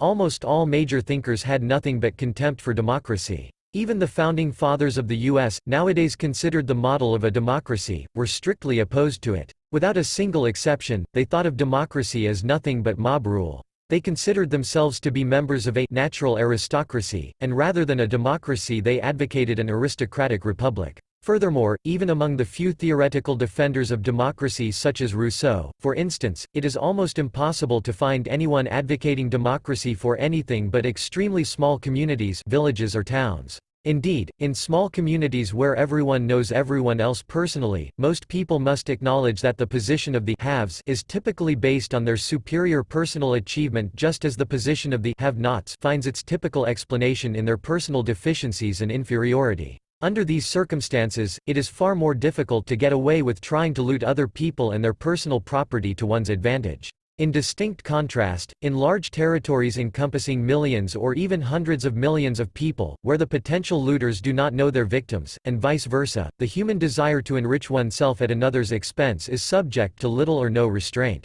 See on this Erich von Kuhnelt-Leddihn, Leftism Revisited, Washington, D.C., Regnery Gateway, 1990, especially. Chapter 6. Of the American founders, Alexander Hamilton was a monarchist. Likewise, the governor of Pennsylvania, Robert Morris, had strong monarchist leanings. George Washington expressed his profound distaste of democracy in a letter of September 30, 1798, to James McHenry. John Adams was convinced that every society grows aristocrats as inevitably as a field of corn will grow some large ears and some small. In a letter to John Taylor he insisted, like Plato and Aristotle, that democracy would ultimately evolve into despotism, and in a letter to Jefferson he declared that democracy will envy all, contend with all, endeavor to pull down all, and when by chance it happens to get the upper hand for a short time, it will be revengeful, bloody and cruel. James Madison, in a letter to Jared Parks, complained of the difficulty of protecting the rights of property against the spirit of democracy. And even Thomas Jefferson, probably the most democratic of the founders, confessed in a letter to John Adams that he considered the natural aristocracy as the most precious gift of nature, for the instruction, the trusts and governments of society. And indeed, it would have been inconsistent in creation to have formed men for the social state, and not have provided virtue and wisdom enough to manage the concerns of society. May we not even say that that form of government is best, which provides most effectually for a pure selection of these natural aristoi into the offices of government? characterizing the general attitude of the founders. Then, the most appropriate pronouncement is that of John Randolph of Roanoke: "I am an aristocrat, I love liberty, I hate equality." More importantly, it must be made clear again that the idea of democracy is immoral as well as uneconomical. As for the moral status of majority rule, it must be pointed out that it allows for A and B to band together to rip off C, C and A in turn joining to rip off B, and then B and C conspiring against A, and so on. This is not justice but a moral outrage, and rather than treating democracy and Democrats with respect, they should be treated with open contempt and ridiculed as moral frauds. On the other hand, as for the economic quality of democracy, it must be stressed relentlessly that it is not democracy but private property, production, and voluntary exchange that are the ultimate sources of human civilization and prosperity. In particular, contrary to widespread myths, it needs to be emphasized that the lack of democracy had essentially nothing to do with the bankruptcy of Russian-style socialism. It was not the selection principle for politicians that constituted socialism's problem. It was politics and political decision-making as such. Instead of each private producer deciding independently what to do with particular resources, as under a regime of private property and contractualism, with fully or partially socialized factors of production, each decision requires someone else's permission. It is irrelevant to the producer how those giving permission are chosen. What matters to him is that permission must be sought at all. As long as this is the case, the incentive of producers to produce is reduced and impoverishment will ensue. Private property is as incompatible with democracy as it is with any other form of political rule. Rather than democracy, justice as well as economic efficiency require a pure and unrestricted private property society and anarchy of production in which no one rules anybody, and all producers' relations are voluntary and thus mutually beneficial. Rousseau's Social Contract, which appeared in 1762, was actually meant to be a theoretical commentary on the political situation in his hometown of Geneva, then an independent city-state of less than 30,000 inhabitants ruled, in effect, by a tiny hereditary oligarchy of the heads of Geneva's leading aristocratic families in control of the small council and the Council of the 200. Rousseau's appeal to the people and popular sovereignty was intended as an attack on this oligarchy, but by no means as a defense of direct democracy and universal political participation as it is nowadays understood. Rather, what Rousseau had in mind when he wrote in support of the sovereign people were merely the members of Geneva's other political body, the Grand Council, which was made up of some 1,500 members and included besides Geneva's upper aristocratic crust also its lower hereditary aristocracy. Fortunately, despite the relentless propaganda spread by government-funded and controlled school teachers, such as "democracy means that we all rule ourselves," as well as by celebrated Nobel laureates such as James Buchanan and his public choice school of economics, such as "governments are voluntary institutions just as firms," James M. Buchanan and Gordon Tullock, The Calculus of Consent, Ann Arbor 1962, there is still enough common sense left, both in academia as well as among the general public, to find a sympathetic ear for such criticisms. As for academia, an economist as prominent as Joseph A. Schumpeter would note regarding views such as Buchanan's that the theory which construes taxes on the analogy of club dues or the purchase of the service of, say, a doctor only proves how far removed this part of the social sciences is from scientific habits of minds. Joseph A. Schumpeter, Capitalism, Socialism, and Democracy, New York 1942. And as far as the general public is concerned, one can find consolation in the remarks of the great American journalist and writer H. L. Mencken, who wrote, "The average man, whatever his errors otherwise, at least sees clearly that government is something lying outside him and outside the generality of his fellow men, that it is a separate, independent, and hostile power, only partly under his control, and capable of doing him great harm. Is it a fact of no significance that robbing the government is everywhere regarded a crime of less magnitude than robbing an individual, or even a corporation? When a private citizen is robbed, a worthy man is deprived of the fruits of his industry and thrift. When the government is robbed, the worst that happens is that certain rogues and loafers have less money to play with than they had before. The notion that they had earned that money is never entertained. To most sensible men it would seem ludicrous. They are simply rascals who, by accident of law, have a somewhat dubious right to a share in the earnings of their fellow men. When that share is diminished by private enterprise, the business is, on the whole, far more noble than not. Lastly, as for strategic considerations, in order to approach the goal of a non-exploitative social order, i.e., private property anarchy, the idea of majoritarianism should be turned against democratic rule itself. Under any form of governmental rule, including a democracy, the ruling class, politicians and civil servants, represents only a small proportion of the total population. While it is possible that 100 parasites may lead a comfortable life on the products of 1,000 hosts, 1,000 parasites cannot live off of 100 hosts. Based on the recognition of this fact, it would appear possible to persuade a majority of the voters that it is adding insult to injury to let those living off of other people's taxes have a say in how high these taxes are, and to thus decide, democratically, to take the right to vote away from all government employees and everyone who receives government benefits, whether they are welfare recipients or government contractors. In addition, in conjunction with this strategy, it is necessary to recognize the overwhelming importance of secession and secessionist movements. If majority decisions are right, then the largest of all possible majorities, a world majority and a democratic world government, must be considered ultimately right, with the consequences predicted at the outset of this chapter. In contrast, secession always involves the breaking away of smaller from larger populations. It is thus a vote against the principle of democracy and majoritarianism. The further the process of secession proceeds to the level of small regions, cities, city districts, towns, villages, and ultimately individual households and voluntary associations of private households and firms, the more difficult it will become to maintain the current level of redistributive policies. At the same time, the smaller the territorial units, the more likely it will be that a few individuals, based on the popular recognition of their economic independence, outstanding professional achievement, morally impeccable personal life, superior judgment, courage, and taste, will rise to the rank of natural, voluntarily acknowledged elites and lend legitimacy to the idea of a natural order of competing, non-monopolistic, and freely, voluntarily financed peacekeepers, judges, and overlapping jurisdictions as exists even now in the arena of international trade and travel.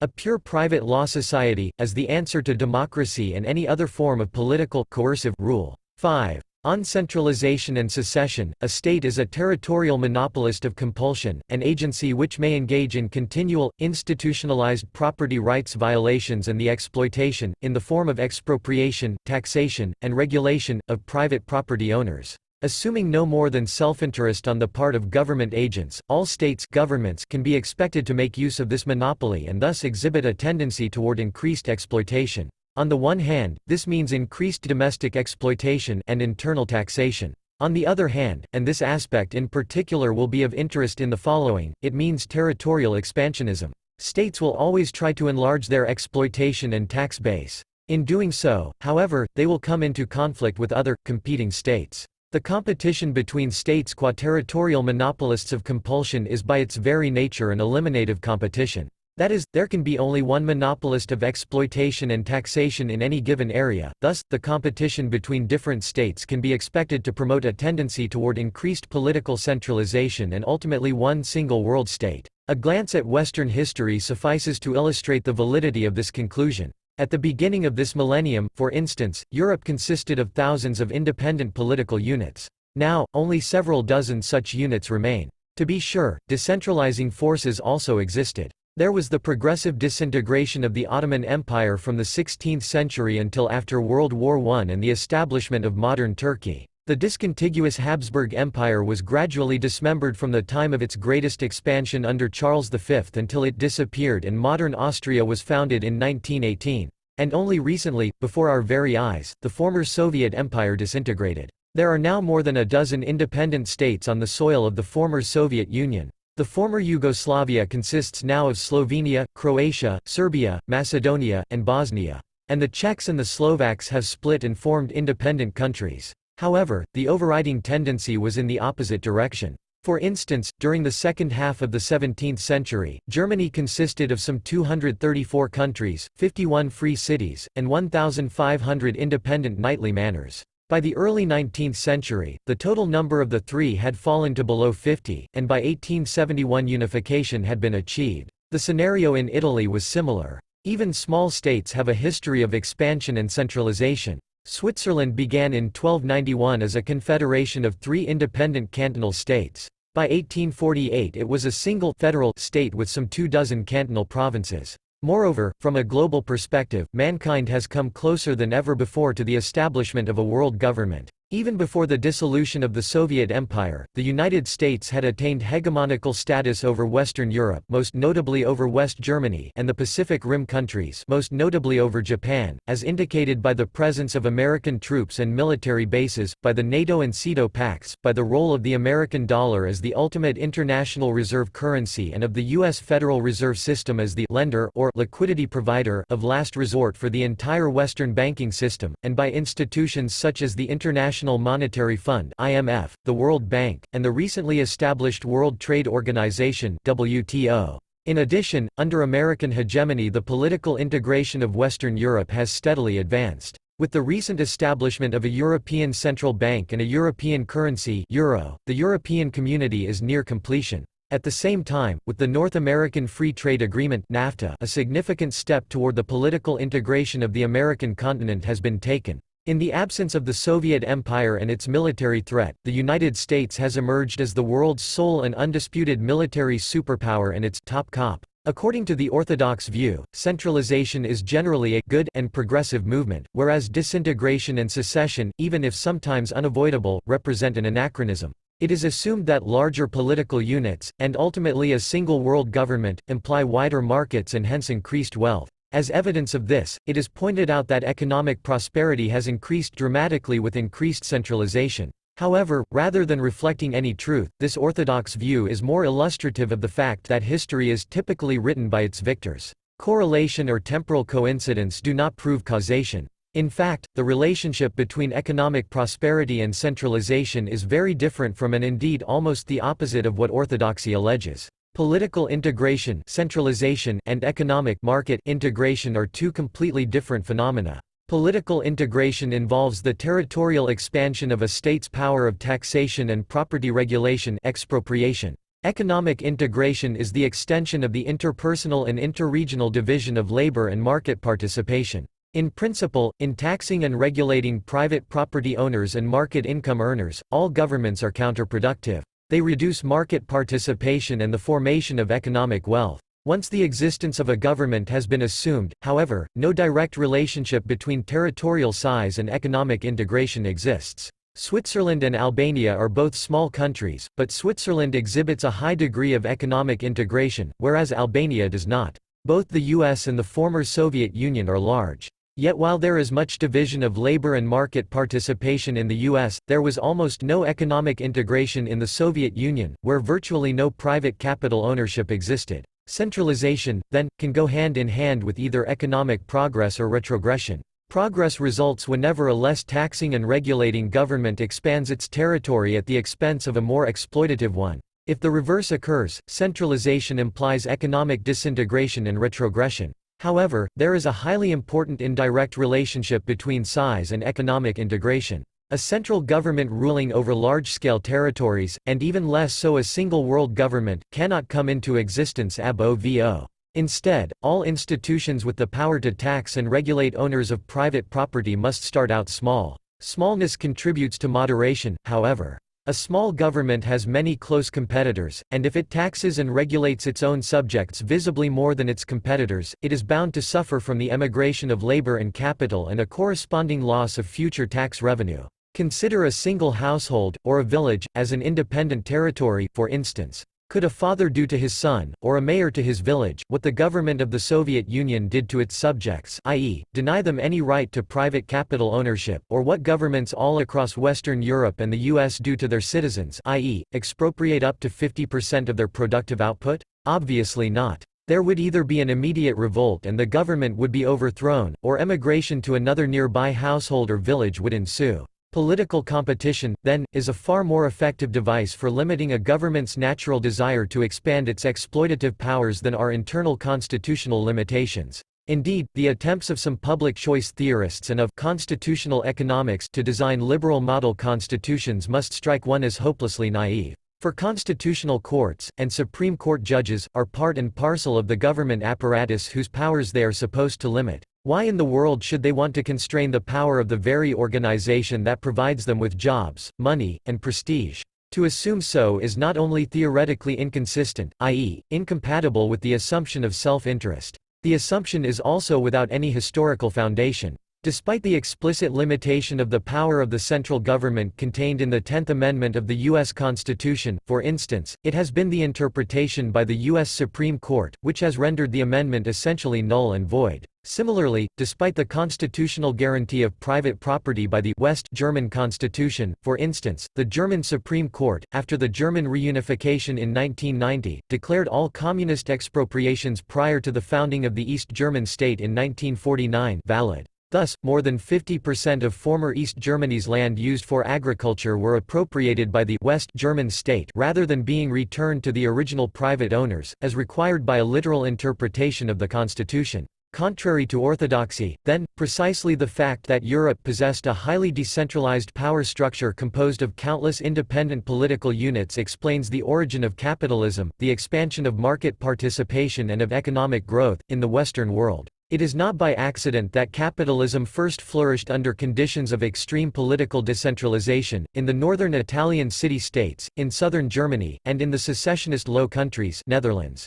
The competition among small states for taxable subjects brings them into conflict with each other. As a result of interstate conflicts, historically drawn out over the course of centuries, a few states succeed in expanding their territories, while others are eliminated or incorporated. Which states win in this process of eliminative competition depends on many factors, of course, but in the long run, the decisive factor is the relative amount of economic resources at a government's disposal. Through taxation and regulation, governments do not positively contribute to the creation of economic wealth. Instead, they parasitically draw on existing wealth. However, they can influence the amount of existing wealth negatively. Other things being equal, the lower the tax and regulation burden imposed by a government on its domestic economy, the larger its population tends to grow due to internal reasons as well as immigration factors, and the larger the amount of domestically produced wealth on which it can draw in its conflicts with neighboring competitors. For this reason, centralization is frequently progressive. States which tax and regulate their domestic economies little, liberal states, tend to defeat and expand their territories at the expense of non-liberal ones. This accounts for the outbreak of the Industrial Revolution in centralized England and France. It explains why in the course of the 19th century Western Europe came to dominate the rest of the world rather than the other way around, and why this colonialism was generally progressive. Furthermore, it explains the rise of the US to the rank of superpower in the course of the 20th century. The importance of international anarchy for the rise of European capitalism has been justly emphasized by Jean Beckler. Thus, he writes in The Origins of Capitalism, the constant expansion of the market, both in extensiveness and in intensity, was the result of an absence of a political order extending over the whole of Western Europe. The expansion of capitalism owes its origin and raison d'etre to political anarchy. Collectivism and state management have only succeeded in school textbooks. All power tends toward the absolute. If it is not absolute, this is because some kind of limitations have come into play. Those in the position of power at the center ceaselessly tried to erode these limitations. They have never succeeded, and for the reason that also seems to me to be tied to the international system, a limitation of power to act externally and the constant threat of foreign assault, the two characteristics of a multipolar system, imply that power is also limited internally and must rely on autonomous centers of decision-making and so may use them only sparingly. However, the further the process of more liberal governments defeating less liberal ones proceeds, i.e., the larger the territories, the fewer and more distant the remaining competitors, and thus the more costly international migration, the lower a government's incentive to continue in its domestic liberalism will be. As one approaches the limit of a one-world state, all possibilities of voting with one's feet against a government disappear. Wherever one goes, the same tax and regulation structure applies. Thus relieved of the problem of emigration, a fundamental rein on the expansion of governmental power is gone. This explains developments of the 20th century. With World War I, and even more so with World War II, the US attained hegemony over Western Europe and became heir to its vast colonial empires. A decisive step in the direction of global unification was taken with the establishment of a Pax Americana. And indeed, throughout the entire period the US, Western Europe, and most of the rest of the world have suffered from a steady and dramatic growth of government power, taxation, and regulatory expropriation. In light of social and economic theory and history, then, a case for secession can be made. Initially, secession is nothing more than a shifting of control over the nationalized wealth from a larger, central government to a smaller, regional one. Whether this leads to more or less economic integration and prosperity depends largely on the new regional government's policies. However, the act of secession in itself has a positive impact on production, for one of the most important reasons for secession is typically the belief on the part of the secessionists that they and their territory are being exploited by others. The Slovenes felt, and rightly so, that they were being robbed systematically by the Serbs and the Serbian-dominated Central Yugoslavian government. The Baltic people resented the fact that they had to pay tribute to the Russians and the Russian-dominated government of the Soviet Union. By virtue of secession, hegemonic domestic relations are replaced by contractual, mutually beneficial, foreign relations. Instead of forced integration there is voluntary separation. Forced integration, as also illustrated by measures such as busing, rent controls, affirmative action, anti-discrimination laws and, as will be explained shortly, free immigration, invariably creates tension, hatred, and conflict. In contrast, voluntary separation leads to harmony and peace. Under forced integration any mistake can be blamed on a foreign group or culture and all success claimed as one's own, hence, there is little reason for any culture to learn from another. Under a regime of separate but equal, one must face up to the reality not only of cultural diversity but in particular of visibly different ranks of cultural advancement. If a secessionist people wishes to improve or maintain its position vis-a-vis a competing one, nothing but discriminative learning will help. It must imitate, assimilate, and, if possible, improve upon the skills, traits, practices, and rules characteristic of more advanced societies, and it must avoid those characteristic of less advanced societies. Rather than promoting a downward leveling of cultures as under forced integration, secession stimulates a cooperative process of cultural selection and advancement. Similarly, one of the decisive reasons for the attempt by the Southern Confederacy to secede from the American Union was the Morrill Tariff Act of 1861, which imposed a 47% tax on the value of all imported goods. At the time, the American South exported 3/4 of its agricultural output and imported in turn most of its manufactured goods from abroad. In effect, the tariff meant that the South was forced to pay higher taxes that went to the North to subsidize inefficient Northern manufacturers and industrial workers. Moreover, while everything else depends on the new regional government's domestic policies and no direct relationship between size and economic integration exists, there is an important indirect connection. Just as political centralization ultimately tends to promote economic disintegration, so secession tends to advance integration and economic development. First, secession always involves the breaking away of a smaller from a larger population and is thus a vote against the principle of democracy and majoritarian rule in favor of private, decentralized ownership. More importantly, secession always involves increased opportunities for interregional migration, and a secessionist government is immediately confronted with the threat of emigration. To avoid the loss in particular of its most productive subjects, it comes under increased pressure to adopt comparatively liberal domestic policies by allowing more private property and imposing a lower tax and regulation burden than its neighbors. Ultimately, with as many territories as separate households, villages, or towns, the opportunities for economically motivated emigration is maximized and government power over a domestic economy minimized. Egalitarian propaganda notwithstanding, enormous differences with respect to the degree of cultural advancement exist, for instance, in former Yugoslavia between Slovenes, Croats, Serbs, and Kosovo Albanians and/or Catholics, Orthodox, and Muslims, or in the former Soviet Union between Latvians, Estonians, Lithuanians, Germans, Poles, Ukrainians, Russians, Georgians, Romanians, Armenians, Chechens, Azerbaijanis, Turkmenis, Kazakhs, and so on. The immediate result of the political separation of these culturally distinct people will simply be an increased variety of governments and forms of social organization. It will have to be expected further, however, that some of these newly independent governments and their social policies will be worse from the point of view of economic integration and prosperity than those that would have prevailed if the former central government had remained in power, while others will turn out to be better. For instance, it may well be worse for Azerbaijanis to be ruled by a native government than by one made up of Russians, or for Kosovo Albanians to fall into the hands of some of their own rather than those of a Serbian government. At the same time, the social policies in Estonia, Latvia, and Lithuania, for instance, will be likely better than what a Russian government would have had in store, and Croatians will prosper more under home rule than if they had remained under Serbian control. Secession, then, will not eliminate cultural differences and rank orders, and indeed, it may well accentuate them. And yet, precisely in laying bare the cultural differences and different ranks of socio-economic development of various people, secession will in time provide the best stimulus for the cultural and economic advancement of all people, developed and undeveloped alike.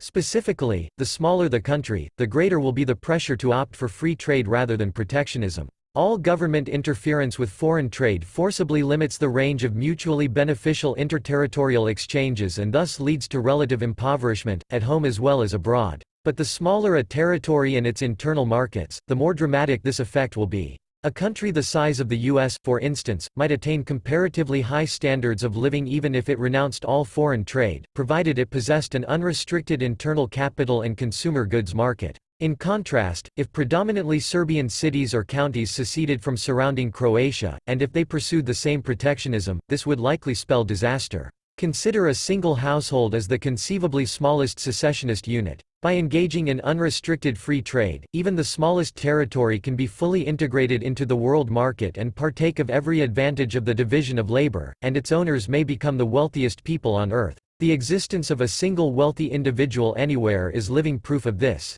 On the other hand, if the same household owners decided to forego all interterritorial trade, abject poverty or death would result. Accordingly, the smaller a territory and its internal markets, the more likely it is that it will opt for free trade. An excellent example of the reform pressure caused by emigration is provided by the case of former East Germany. Having fallen under the control of the Soviet Union and turned socialist in the wake of World War II, East Germany suffered from its very inception from a massive outflow of people leaving for the more liberal and hence prosperous interventionist, social democratic West Germany. By the early 1960s, the number of emigrants had swollen to about 1,000 per day.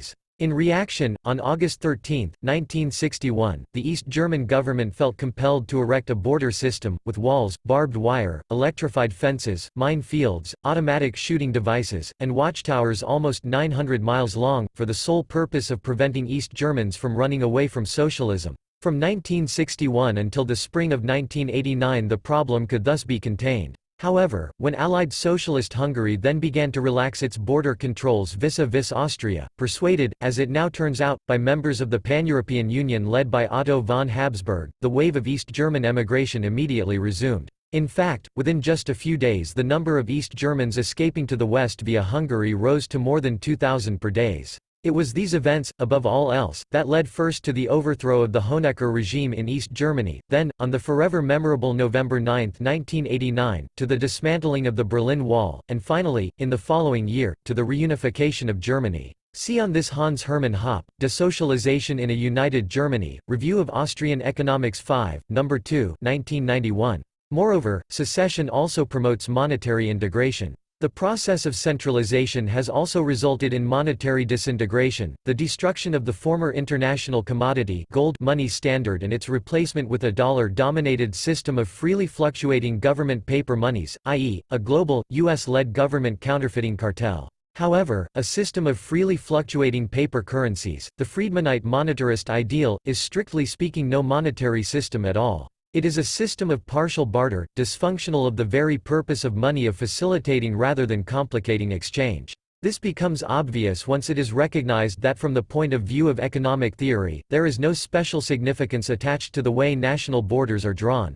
Yet if one then imagines a proliferation of ever smaller national territories, ultimately to the point where each household forms its own country, Friedman's proposal is revealed for what it is, an outright absurdity. For if every household were to issue its own paper currency, the world would be right back at barter. No one would accept anyone else's paper, economic calculation would be impossible, and trade would come to a virtual standstill. It is only due to centuries of political centralization and the fact that only a relatively small number of countries and national currencies remain, and hence that the disintegrative consequences and calculational difficulties are far less severe, that this could have been overlooked. From this theoretical insight it follows that secession, provided it proceeds far enough, will actually promote monetary integration. In a world of hundreds of thousands of independent political units, each country would have to abandon the current fiat money system which has been responsible for the greatest worldwide inflation in all of human history and once again adopt an international commodity money system such as the gold standard. See on this in particular Rothbard, The Case for a 100% Gold Dollar.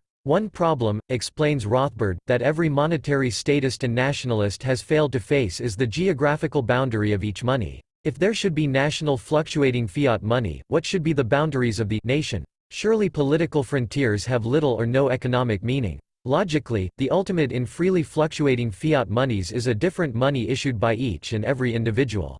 I think it would be instructive if some economist devoted himself to an intensive analysis of what such a world would look like. I think it's safe to say that the world would be back to an enormously complex and chaotic form of barter, for there would no longer be any sort of monetary medium for exchanges. Each separate exchange would require a different money. In fact, since money means a general medium of exchanges, it is doubtful if the very concept of money would any longer apply. In short, fluctuating fiat monies are disintegrative of the very function of money itself. They contradict the essence of the monetary function. Secessionism, and the growth of separatist and regionalist movements throughout the world represent not an anachronism, but potentially the most progressive historical forces, especially in light of the fact that with the fall of the Soviet Union we have moved closer than ever to the establishment of a new world order. Secession increases ethnic, linguistic, religious, and cultural diversity, while centuries of centralization have stamped out hundreds of distinct cultures. Secession will end the forced integration brought about by centralization, and rather than stimulating social strife and cultural leveling, it will promote the peaceful, cooperative competition of different, territorially separate cultures.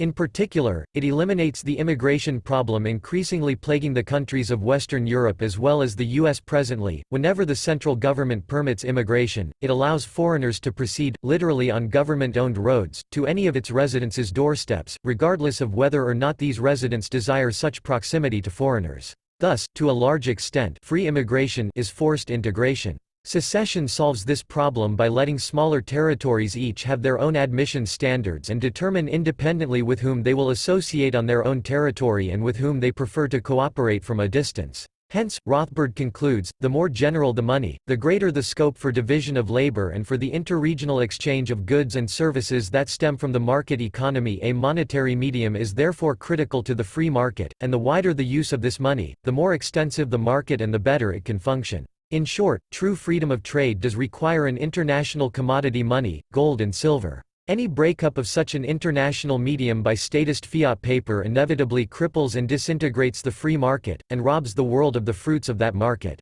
Lastly, secession promotes economic integration and development. The process of centralization has resulted in the formation of an international, US-dominated government cartel of managed migration, trade, and fiat money, ever more invasive and burdensome governments, globalized welfare warfare, statism and economic stagnation, or even declining standards of living. Secession, if it is extensive enough, could change all this. The world would consist of tens of thousands of distinct countries, regions and cantons, and of hundreds of thousands of independent free cities such as the present-day oddities of Monaco, Andorra, San Marino, Liechtenstein, Hong Kong, and Singapore. Greatly increased opportunities for economically motivated migration would result, and the world would be one of small liberal governments economically integrated through free trade and an international commodity money such as gold. It would be a world of unheard of prosperity, economic growth, and cultural advancement. With respect to the cultural advancement which can be expected from this development, it is appropriate to conclude with some pertinent observations by the greatest German writer and poet, Johann Wolfgang von Goethe (1749–1832). On October 23, 1828, when Germany was still splintered into 39 independent states, Goethe explained in a conversation with Johann Peter Eckermann on the desirability of German political unity, that I do not fear that Germany will not be united, she is united, because the German tailor and groschen have the same value throughout the entire empire, and because my suitcase can pass through all 36 states without being opened. Germany is united in the areas of weights and measures, trade and migration, and 100 similar things. One is mistaken, however, if one thinks that Germany's unity should be expressed in the form of one large capital city, and that this great city might benefit the masses in the same way that it might benefit the development of a few outstanding individuals. A thoughtful Frenchman, I believe Dopin, has drawn up a map regarding the state of culture in France, indicating the higher or lower level of enlightenment of its various departments by lighter or darker colors. There we find, especially in the southern provinces, far away from the capital, some departments painted entirely in black, indicating a complete cultural darkness. Would this be the case if the beautiful France had 10 centers, instead of just one, from which light and life radiated? What makes Germany great is her admirable popular culture, which has penetrated all parts of the empire evenly. And is it not the many different princely residences from whence this culture springs and which are its bearers and curators? Just assume that for centuries only the two capitals of Vienna and Berlin had existed in Germany, or even only a single one. Then, I am wondering, what would have happened to the German culture and the widespread prosperity that goes hand in hand with culture. Germany has 20 universities strewn out across the entire empire, more than 100 public libraries, and a similar number of art collections and natural museums, for every prince wanted to attract such beauty and good. Gymnasia, and technical and industrial schools exist in abundance. Indeed, there is hardly a German village without its own school. How is it in this regard in France? Furthermore, look at the number of German theaters, which exceeds 70. The appreciation of music and song and their performance is nowhere as prevalent as in Germany. Then think about cities such as Dresden, Munich, Stuttgart, Kassel, Braunschweig, Hanover, and similar ones. Think about the energy that these cities represent, think about the effects they have on neighboring provinces, and ask yourself, if all of this would exist, if such cities had not been the residences of princes for a long time. Frankfurt, Bremen, Hamburg, Lübeck are large and brilliant, and their impact on the prosperity of Germany is incalculable. Yet, would they remain what they are if they were to lose their independence and be incorporated as provincial cities into one great German empire? I have reason to doubt this. 6. On Socialism and Desocialization. Wealth can be brought into existence or increased in only three ways: by perceiving certain nature-given things as scarce and actively bringing them into one's possession before anyone else has done so, homesteading; by producing goods with the help of one's labor and such previously appropriated resources; or by acquiring a good through voluntary, contractual transfer from a previous appropriator or producer. Acts of original appropriation turn something which no one had previously perceived as scarce into an income-providing asset. Acts of production are by their very nature aimed at the transformation of a less valuable asset into a more valuable one, and every contractual exchange concerns the exchange and redirection of specific assets from the hands of those who value their possession less to those who value them more. It should be noted that each of these activities fulfills the requirements of a so-called Pareto superior move, i.e., of enhancing the welfare of at least one individual without diminishing that of another. Hence, even in the absence of the possibility of interpersonal comparison of utility, every one of these activities can be said to increase social welfare. On Vilfredo Pareto's strictures regarding the meaningful use of the term social welfare, see his Manual of Political Economy, New York 1971, where he writes, "Consider any position, and assume that we move away from it by a very small amount, consistent with the restrictions of achieving the greatest possible welfare of the individuals of a collectivity. If in so doing the welfare of all individuals of the collectivity is increased, it is obvious that the new position is more advantageous to each one of them, and vice versa, it is less so if the welfare of all the individuals is decreased. Moreover, the welfare of some of them can remain the same, without changing these conclusions. But on the other hand, if this small movement increases the welfare of certain individuals and decreases that of others, we can no longer state positively that it is advantageous to the entire collectivity to carry out this movement. Now, if a man uses his body labor in order to appropriate, i.e., bring under his control, some other nature-given things, unowned land, this action demonstrates that he values these things. Hence, he must have gained utility in appropriating them. At the same time, his action does not make anyone else worse off, for in appropriating previously unowned resources nothing is taken away from others. Others could have appropriated these resources, too, if they had considered them valuable. Yet, they demonstrably did not do so. Indeed, their failure to appropriate them demonstrates their preference for not appropriating them.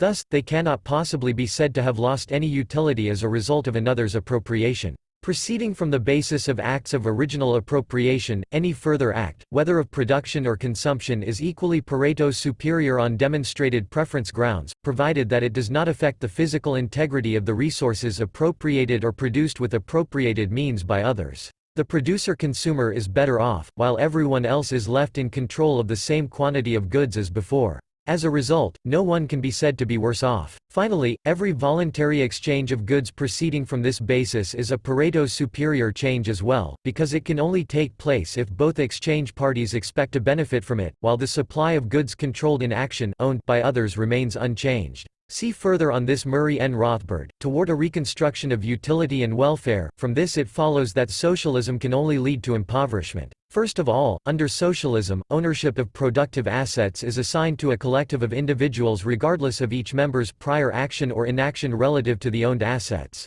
In effect, socialist ownership favors the non-homesteader, the non-producer, and the non-contractor and disadvantages homesteaders, producers, and contractors. Accordingly, there will be less original appropriation of natural resources whose scarcity is realized, there will be less production of new and less upkeep of old factors of production, and there will be less contracting, for all of these activities involve costs. Under a regime of collective ownership, the cost of performing them is raised, and that of not performing them is lowered. Second, since means of production cannot be sold under socialism, no market prices for factors of production exist. Without such prices, cost accounting is impossible. Inputs cannot be compared with outputs, and it is impossible to decide if their usage for a given purpose is worthwhile or leads to the squandering of scarce resources in the pursuit of projects with relatively little or no importance for consumers. Because he is not permitted to take offers from private individuals who might see an alternative way of using a given means of production, the socialist caretaker of capital goods does not know what his foregone opportunities are.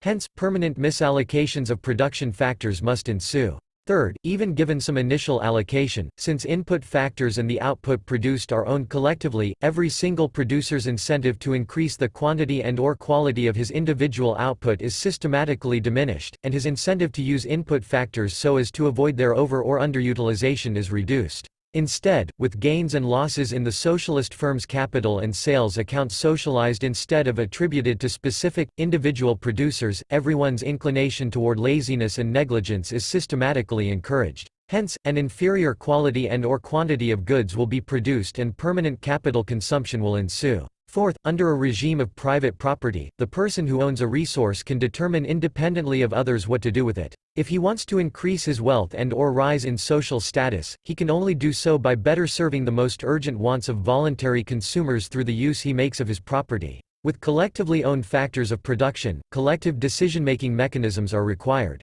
Every decision as to what, how, and for whom to produce, how much to pay or charge, and whom to promote or demote, is a political affair. Any disagreement must be settled by superimposing one person's will on another's view, and this invariably creates winners and losers. Hence, if one wants to climb the ladder under socialism, one must resort to one's political talents. It is not the ability to initiate, to work, and to respond to the needs of consumers that assures success. Rather, it is by means of persuasion, demagoguery, and intrigue, through promises, bribes, and threats that one rises to the top. Needless to say, this politicalization of society, implied by any system of collective ownership, contributes even more to impoverishment. 2. The manifest bankruptcy of socialism all across Eastern Europe since the late 1980s, after some 70 years of social experimentation, provides a sad illustration of the validity of economic theory. What does the theory that long ago predicted this result as inevitable now imply regarding how Eastern Europe can rise most quickly from the ruins of socialism? Since the ultimate cause of its economic misery is the collective ownership of factors of production, the solution and key to a prosperous future is privatization. Yet how should socialized property be privatized? See further on this Friedrich A. Hayek, The Road to Serfdom, Chicago, University of Chicago Press, 1944, especially. Chapter 10, also the Politicization of Society, Kenneth S. Templeton, ed. Indianapolis, Ind., Liberty Fund, 1979. It should be emphasized here in particular that, contrary to widespread belief, the lack of democracy has essentially nothing to do with socialism's inefficiency. It is not the rules according to which politicians are selected for their office that constitutes the problem. It is politics and political decision-making as such. Instead of each producer deciding independently what to do with particular resources, as under a regime of private property and contractualism, with socialized factors of production each decision requires a collective's permission. It is irrelevant to the producer how those giving permission are chosen.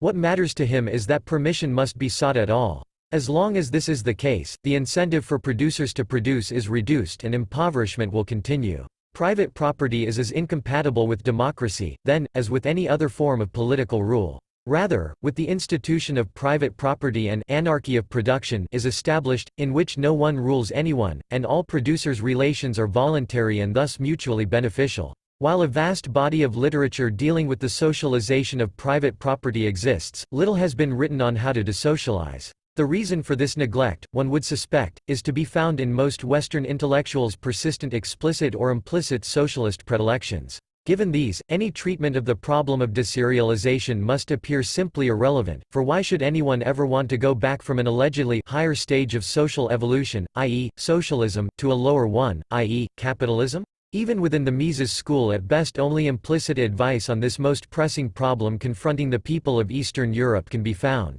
For one of the few exceptions, see Murray N. Rothbard, How to Desocialize, and A Radical Prescription for the Socialist Bloc. In The Economics of Liberty, Llewellyn H. Rockwell, an elementary yet fundamental moral observation must precede the answer to this question. Since socialism cannot arise without the expropriation of assets originally created and owned by individual homesteaders, producers, or contractors, all socialist property, ill-begotten from the very start, should be forfeited. No government, even if freely elected, can be considered the owner of any socialist property, for a criminal's heir, even if himself innocent, does not become the legitimate owner of illegitimately acquired assets. Because of his personal innocence he remains exempt from prosecution, but all of his inherited gains must immediately revert to the original victims, and their repossession of socialist property must take place without their being required to pay anything. In fact, to charge a victimized population a price for the reacquisition of what was originally its own would itself be a crime and would forever take away any innocence that a government previously might have had.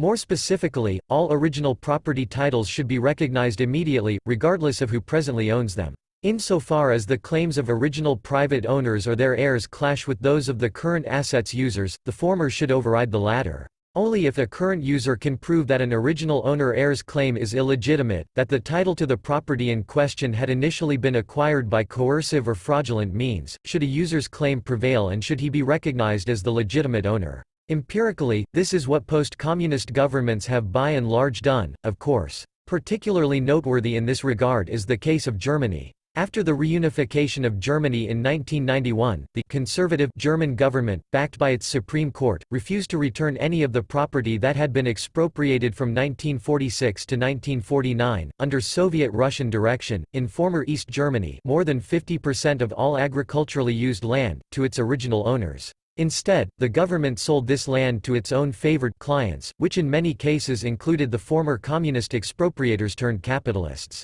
By contrast, to this day the original owners or their heirs have not received a penny in compensation. In those cases in which current users actually bought expropriated assets from the government, they should seek compensation from those responsible for this sale, and the government officials accountable for it should be compelled to repay the purchase price. On the question of criminal possession, restitution, burden of proof, and other related issues see Rothbard, The Ethics of Liberty. Regarding socialist property that is not reclaimed in this way, syndicalist ideas should be implemented, that is, the ownership of assets should immediately be transferred to those who use them, the farmland to the farmers, the factories to the workers, the streets to the street workers or the residents, the schools to the teachers, the bureaus to the bureaucrats, and so on. To break up the mostly oversized socialist production conglomerates, the syndicalist principle should be applied to those production units in which a given individual's work is actually performed, i.e., to individual office buildings, schools, streets or blocks of streets, factories and farms. Unlike syndicalism, yet of the utmost importance, the property shares thus acquired should be freely tradable and a stock market established so as to allow a separation of the functions of owner capitalists and non-owning employees, and the smooth and continuous transfer of assets from less into more value-productive hands. The reference to syndicalist ideas here is not to be interpreted as an endorsement of the program of syndicalism. See also the following Note 12. Quite to the contrary, the syndicalist slogan, "The railways to the railwaymen, the mines to the miners, the factories to the factory hands," was originally meant to be a program of the expropriation of the private owners of capitalist enterprises. Syndicalism, like socialism, writes Mises, aims at the abolition of the separation of workers from the means of production, only it proceeds by another method. Not all workers will become the owners of all the means of production, those in a particular industry or undertaking or the workers engaged in a complete branch of production will obtain the means of production employed in it. Socialism. The use of syndicalist ideas here is proposed to the very opposite effect, i.e., as a means of privatizing previously socialized factors of production in such cases where no identifiable original expropriated private owner of these factors exists. Furthermore, the ethical rationale for the application of the syndicalist slogan in those, and only those cases lies in the fact that such a privatization scheme approximates most closely the method described by John Locke of the first original just appropriation of previously unowned resources. The railwaymen have in fact mixed their labor with the railroads, and the miners with the mines. Hence, their claim to these resources must be deemed better founded than anyone else's. According to the original syndicalist program, which aims to abolish permanently the separation of the worker from the means of production, see Note 11 above, any trade or sale of his property share by the worker must be precluded. If syndicalist reform is to mean more than the mere redistribution of productive goods, explains Mises, then it cannot allow the property arrangements of capitalism to persist in regard to the means of production. It must withdraw productive goods from the market. Individual citizens must not dispose of the shares in the means of production allotted to them, for under syndicalism these are bound up with the person of the owner in a much closer way than is the case in the liberal society. Socialism. Two problems are connected with this privatization strategy. First, what is to be done in the case of newly erected structures, which according to the proposed scheme would be owned by their current productive users, built on land that is to revert to a different original owner. While it may appear straightforward enough to award each current producer with an equal property share, how many shares should go to the landowner? Structures and land cannot be physically separated. In terms of economic theory, they are absolutely specific complementary production factors whose relative contribution to their joint value product cannot be disentangled. In this case there is no alternative but to bargain. This, contrary to the first impression that it might lead to permanent, unresolvable conflict, should hardly cause many headaches, for invariably there are only two parties and strictly limited resources involved in any such dispute. Moreover, to find a quick, mutually agreeable compromise is in both parties' interest, and if either party possesses a weaker bargaining position it is clearly the landowner, because he cannot sell the land without the structure owner's consent while they could dismantle the structure without needing the landowner's permission. In effect, under syndicalism the worker is not owner in the normal sense of the word, for ownership, as Mises notes, is always where the power to dispose resides. Private property exists only where the individual can deal with his private ownership in the means of production in the way he considers most advantageous. In fact, if workers were permitted to dispose of their shares, conditions would quickly return to the capitalist status quo ante with a clear separation of owner-capitalists property on the one hand and workers labor on the other.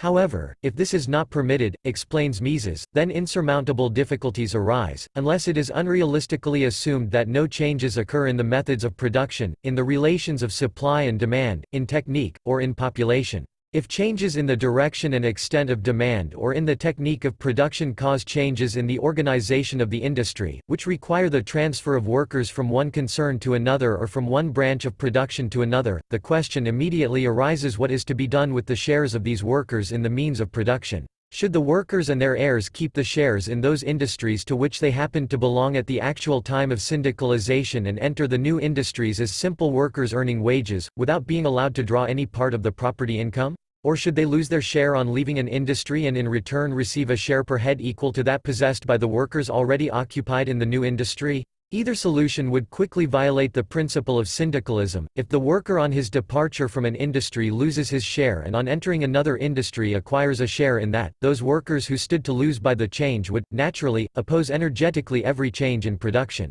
The introduction of a process making for greater productivity of labor would be resisted if it displaced workers or might displace them. On the other hand, the workers in an undertaking or branch of industry would oppose any development by the introduction of new workers if it threatened to reduce their income from property. In short, syndicalism would make every change in production practically impossible. Where it existed there could be no question of economic progress. Instead of awarding equal property shares to all current producers, for justice to prevail it would actually be preferable to award unequal shares in accordance with the time that a worker has served within a given production unit. This would also permit the inclusion of currently retired workers in the proposed privatization scheme and thus solve the so-called pension problem. Second, the syndicalist privatization strategy implies that producers in capital-intensive industries would have a relative advantage as compared to those in labor-intensive industries. The value of the property shares received by the former would exceed the wealth awarded to the latter, and this unequal distribution of wealth would require justification, or so it seems.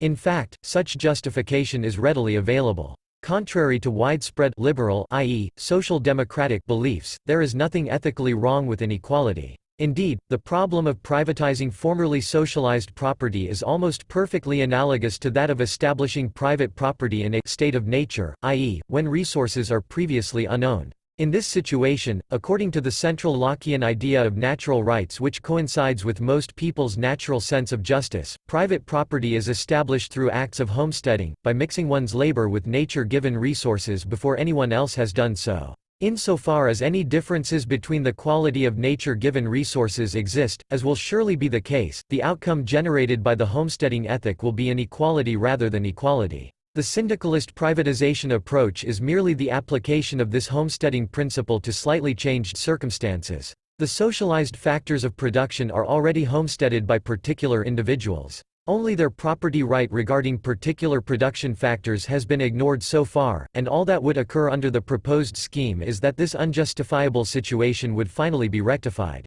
If such rectification results in inequalities, this is no more unfair than the inequalities that would emerge under a regime of original, unadulterated homesteading. John Locke writes in Two Treatises of Government, though the earth and all inferior creatures be common to all men, yet every man has a property in his own person. This nobody has any right to but himself. The labor of his body and the work of his hands, we may say, are properly his. Whatsoever, then, he removes out of the state that nature hath provided and left it in, he hath mixed his labor with it, and joined to it something that is his own, and thereby makes it his property. It being by him removed from the common state nature placed it in, it hath by this labor something annexed to it that excludes the common right of other men. For this labor being the unquestionable property of the laborer, no man but he can have a right to what that is once joined to, at least where there is enough, and as good left in common for others. In order to forestall any misunderstanding, the endorsement of Locke here refers exclusively to his central homesteading idea. It does not include an endorsement of the first statement of the just quoted passage or of the infamous proviso which concludes the passage.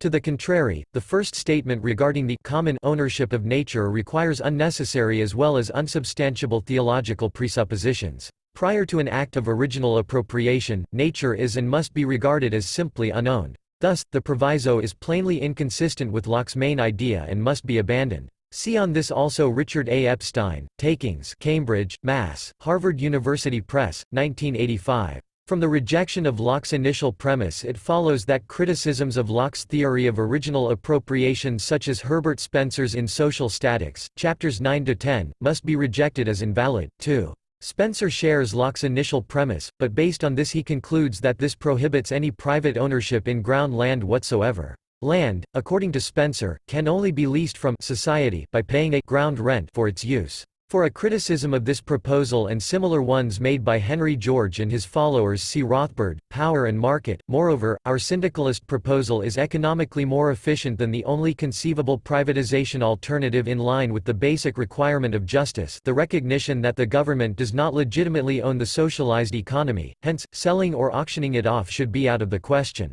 According to the latter alternative, the entire population would receive equal shares in all of the country's assets not reclaimed by an original, expropriated owner. Aside from the questionable moral quality of this policy, it would be extremely inefficient. For one thing, in order for such countrywide distributed shares to become tradable property titles, they must specify to which particular resource they refer. Therefore, to implement this proposal, first a complete inventory of all of the country's assets would be required, or at least an inventory of all its distinctively separable production units. Second, even if such an inventory were finally assembled, the owners would consist by and large of individuals who knew next to nothing about the assets they owned. In contrast, under the non-egalitarian syndicalist privatization scheme no inventory is necessary. Furthermore, initial ownership comes to rest exclusively with individuals who, because of their productive involvement with the assets owned by them, are by and large best informed to make a first realistic appraisal of such assets. In conjunction with the privatization of all assets according to the principles outlined, the government should adopt a private property constitution and declare it to be the immutable basic law for the entire country.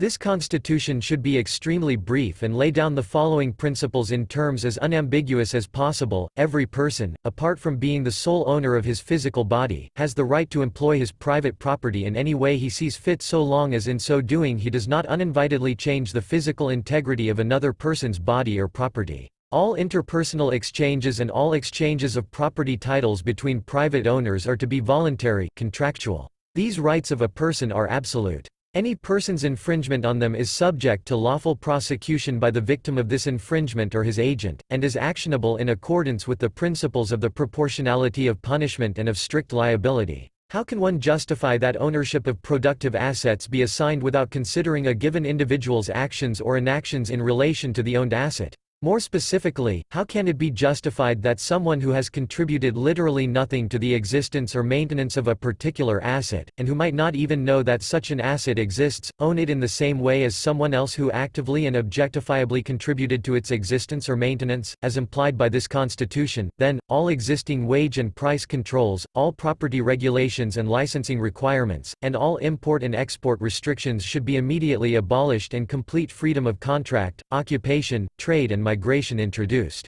Subsequently, the government, now propertyless, should declare its own continued existence unconstitutional, insofar as it depends on non-contractual property acquisitions, that is, taxation, and abdicate. 3. The result of this complete abolition of socialism and the establishment of a pure private property society, an anarchy of private property owners, regulated exclusively by private property law, would be the quickest way to economic recovery for Eastern Europe. From the outset, by and large the population would be amazingly rich, for although the economies of Eastern Europe are in shambles, the countries are not destroyed. Real estate values are high, and despite all of the capital consumption of the past there are still massive amounts of capital goods in existence. With no government sector left and the entire national wealth in private hands, the people of Eastern Europe could soon become objects of envy among their West European counterparts. Moreover, releasing factors of production from political control and handing them over to private individuals who are allowed to use them as they see fit as long as they do not physically damage the resources owned by others provides the ultimate stimulus for future production.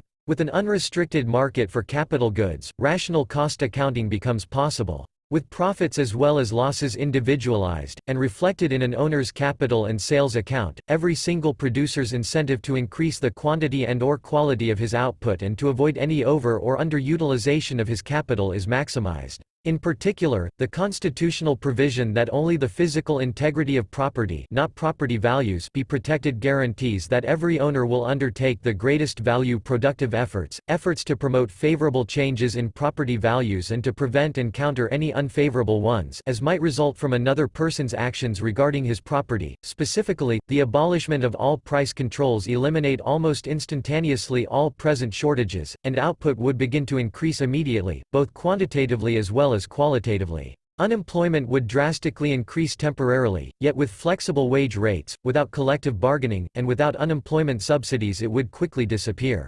Initially, average wage rates would remain substantially below Western rates, but this, too, would soon change.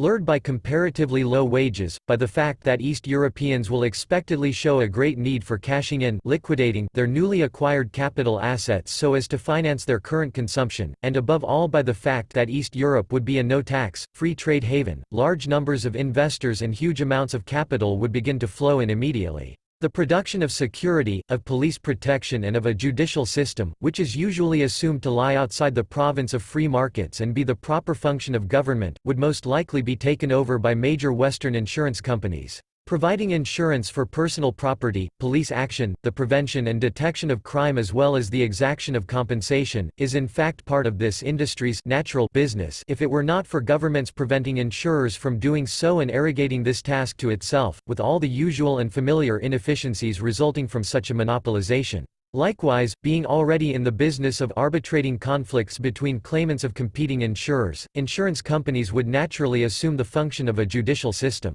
Yet more important than the entrance of big business, such as insurance companies into the field of security production, would be the influx of large numbers of small entrepreneurs, in particular from Western Europe, facing a heavy tax burden in the welfare states of Western Europe as well as being stifled there by countless regulations, licensing requirements, labor protection laws, mandated working and shop opening hours, and an unregulated private property economy in Eastern Europe would be an almost irresistible attraction. Soon the large-scale influx of entrepreneurial talent and capital would begin to raise real wage rates, stimulate internal savings, and lead to a rapidly accelerating process of capital accumulation. Rather than leaving the East, migration would quickly take place in the opposite direction, with increasing numbers of Western Europeans abandoning welfare socialism for the unlimited opportunities offered in the East. Finally, faced with increasing losses of productive individuals, which would put even more pressure on their welfare budgets, the power elites of Western Europe would be forced to begin desocializing Western Europe as well. It hardly needs to be mentioned that the actual course of desocialization in Eastern Europe since 1989 has proceeded along rather different lines from those proposed here. See also Note 9 above.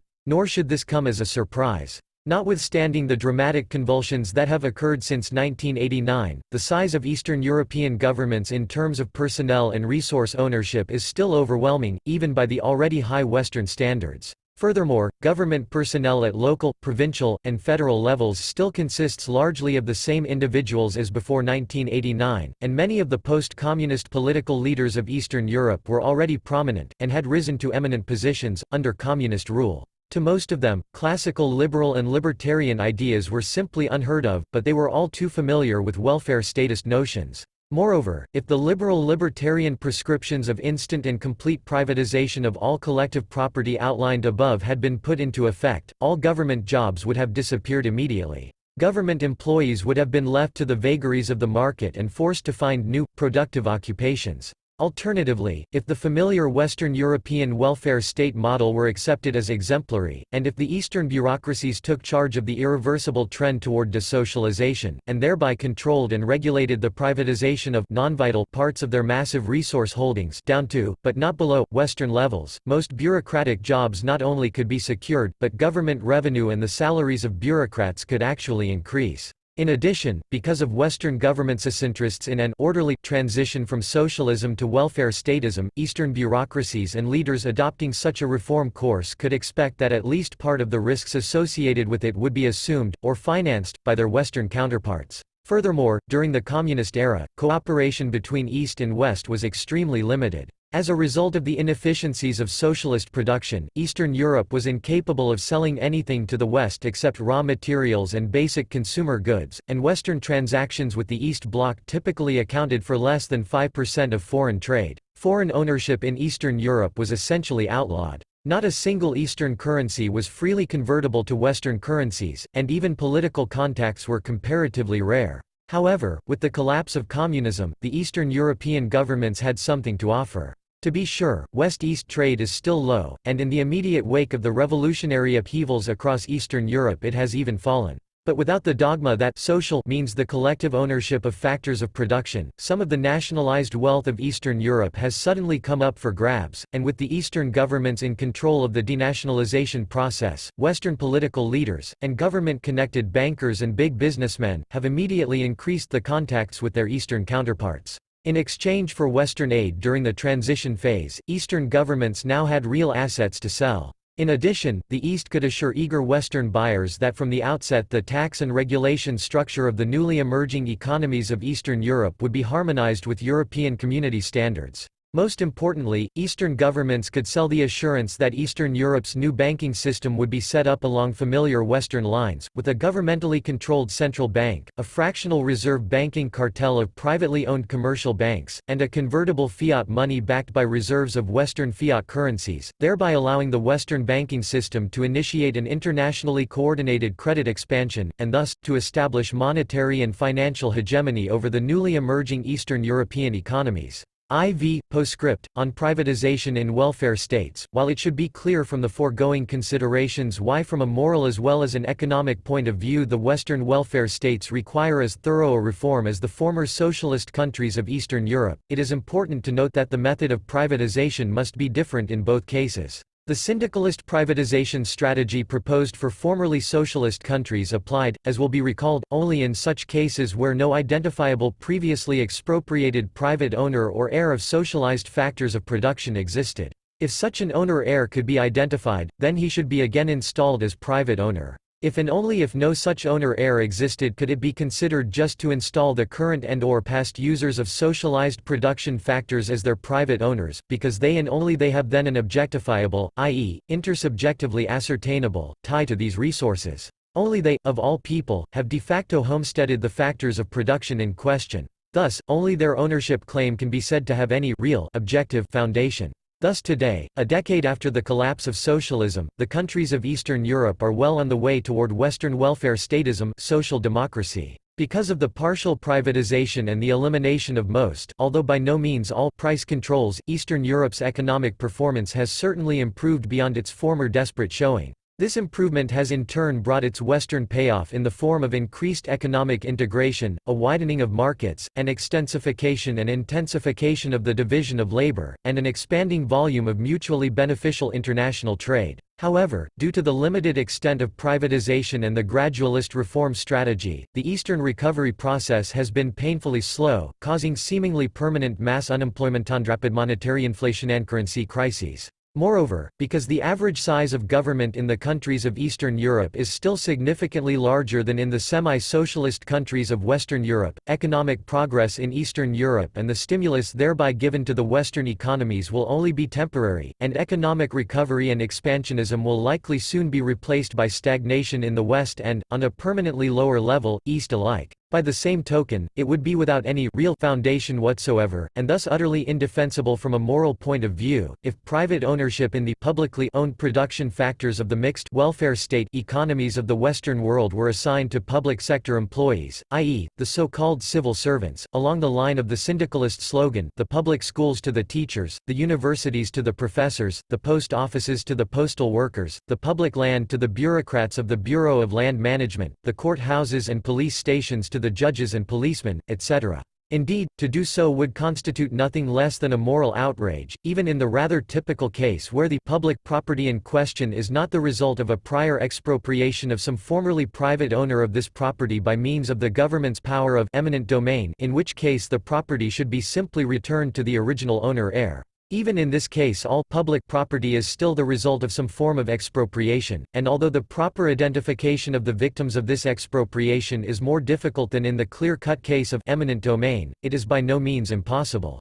In any case, it is obvious that civil servants are typically not among the victims. Hence, they of all people have the least well-founded claim to private ownership of this property. Publicly owned buildings and structures were all financed by taxes, and as far as undeveloped public land is concerned, it is the result of a public, i.e., tax-funded and enforced, policy prohibiting the private appropriation and development of nature and natural resources. Hence, it would appear that it is taxpayers, in accordance with their amount of taxes paid, who should be given title to public buildings and structures, while undeveloped public land simply should be opened up to private homesteading. Keep in mind that civil servants are not taxpayers even though, in public discourse, they frequently fancy themselves to be so. Rather, their net income is typically paid out of taxes paid by other individuals working in the private sector of the economy. Civil servants are tax consumers just as public welfare recipients are tax consumers rather than taxpayers, hence, civil servants as well as welfare recipients should be excluded from private ownership in formerly public buildings and structures. Both civil servants and welfare recipients live off other people's tax payments, and it would add insult to injury if they, instead of those who had paid their salaries and handouts as well as the public buildings and structures that they occupy and control, should be awarded ownership of these buildings and structures. As regards undeveloped public land available for private homesteading activities, every public land manager, ranger, etc., should be excluded for a similar reason from homesteading land currently occupied and formerly guarded by him against potential private developers. He may be permitted to homestead other public land that is presently occupied and formerly guarded against private development by other government agents. But to allow him to homestead land he currently occupies would give him an advantage over other potential homesteaders that would be manifestly unfair in light of the fact that it was he, paid in this by taxpayers, who had previously kept these taxpayers off and away from this land. To be sure, a number of complications would arise in this privatization scheme. In order to determine the ownership shares granted to various individuals in buildings and structures currently owned by local, state, and federal governments, these individuals would have to provide documentation of their past payments of local, state, and federal taxes respectively, and in each case past welfare payments received must be deducted from taxes paid in order to arrive at a figure for the amount of net taxes paid. In a fully privatized market society, the task of finding a detailed solution to this problem would be typically assumed by private accountants, lawyers, and arbitration agencies, financed directly or indirectly, against a contingency fee, by the individual claimants. 7. On free immigration and forced integration. The classical argument in favor of free immigration runs as follows: other things being equal, businesses go to low-wage areas, and labor moves to high-wage areas, thus affecting a tendency toward the equalization of wage rates for the same kind of labor as well as the optimal localization of capital. An influx of migrants into a given sized high-wage area will lower nominal wage rates. However, it will not lower real wage rates if the population is below its optimum size. To the contrary, if this is the case, the produced output will increase over proportionally, and real incomes will actually rise. Thus, restrictions on immigration will harm the protected domestic workers qua consumers more than they gain qua producers. Moreover, immigration restrictions will increase the flight of capital abroad, the export of capital which otherwise might have stayed, still causing an equalization of wage rates, although somewhat more slowly, but leading to a less than optimal allocation of capital, thereby harming world living standards all around. The law of migration and location, explains Ludwig von Mises, makes it possible for us to form an exact concept of relative overpopulation. The world, or an isolated country from which emigration is impossible, is to be regarded as overpopulated in the absolute sense when the optimum of population, that point beyond which an increase in the number of people would mean not an increase but a decrease in welfare, is exceeded. A country is relatively overpopulated where, because of the large size of the population, work must go on under less favorable conditions of production than in other countries, so that, ceteris paribus, the same application of capital and labor yields a smaller output there. With complete mobility of persons and goods, relatively overpopulated territories would give up their population surplus to other territories until this disproportion had disappeared. Nation, State, and Economy, New York University Press, 1983. In addition, traditionally labor unions, and nowadays environmentalists, are opposed to free immigration, and this should prima facie count as another argument in favor of a policy of free immigration. 2. As it is stated, the above argument in favor of free immigration is irrefutable.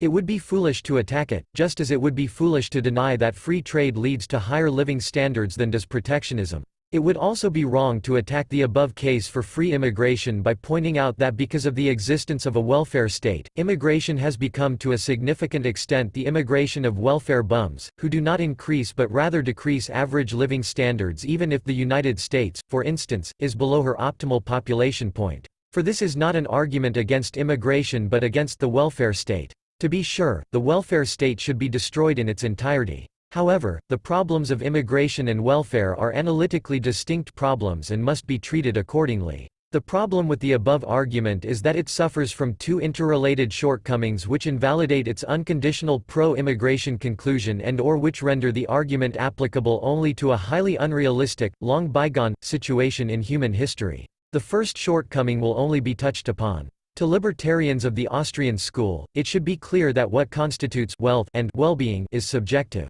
Material wealth is not the only thing that has value. Thus, even if real incomes rise due to immigration, it does not follow that immigration must be considered good, for one might prefer lower living standards and a greater distance to other people over higher living standards and a smaller distance to others. Instead, a second, related shortcoming will be the focus here. With regard to a given territory into which people immigrate, it is left unanalyzed who, if anyone, controls this territory. In fact, in order to render the above argument applicable, it is implicitly assumed that the territory in question is unowned, and that the immigrants enter virgin territory, open frontier. Obviously, today this can no longer be assumed. If this assumption is dropped, however, the problem of immigration takes on an entirely new meaning and requires fundamental rethinking.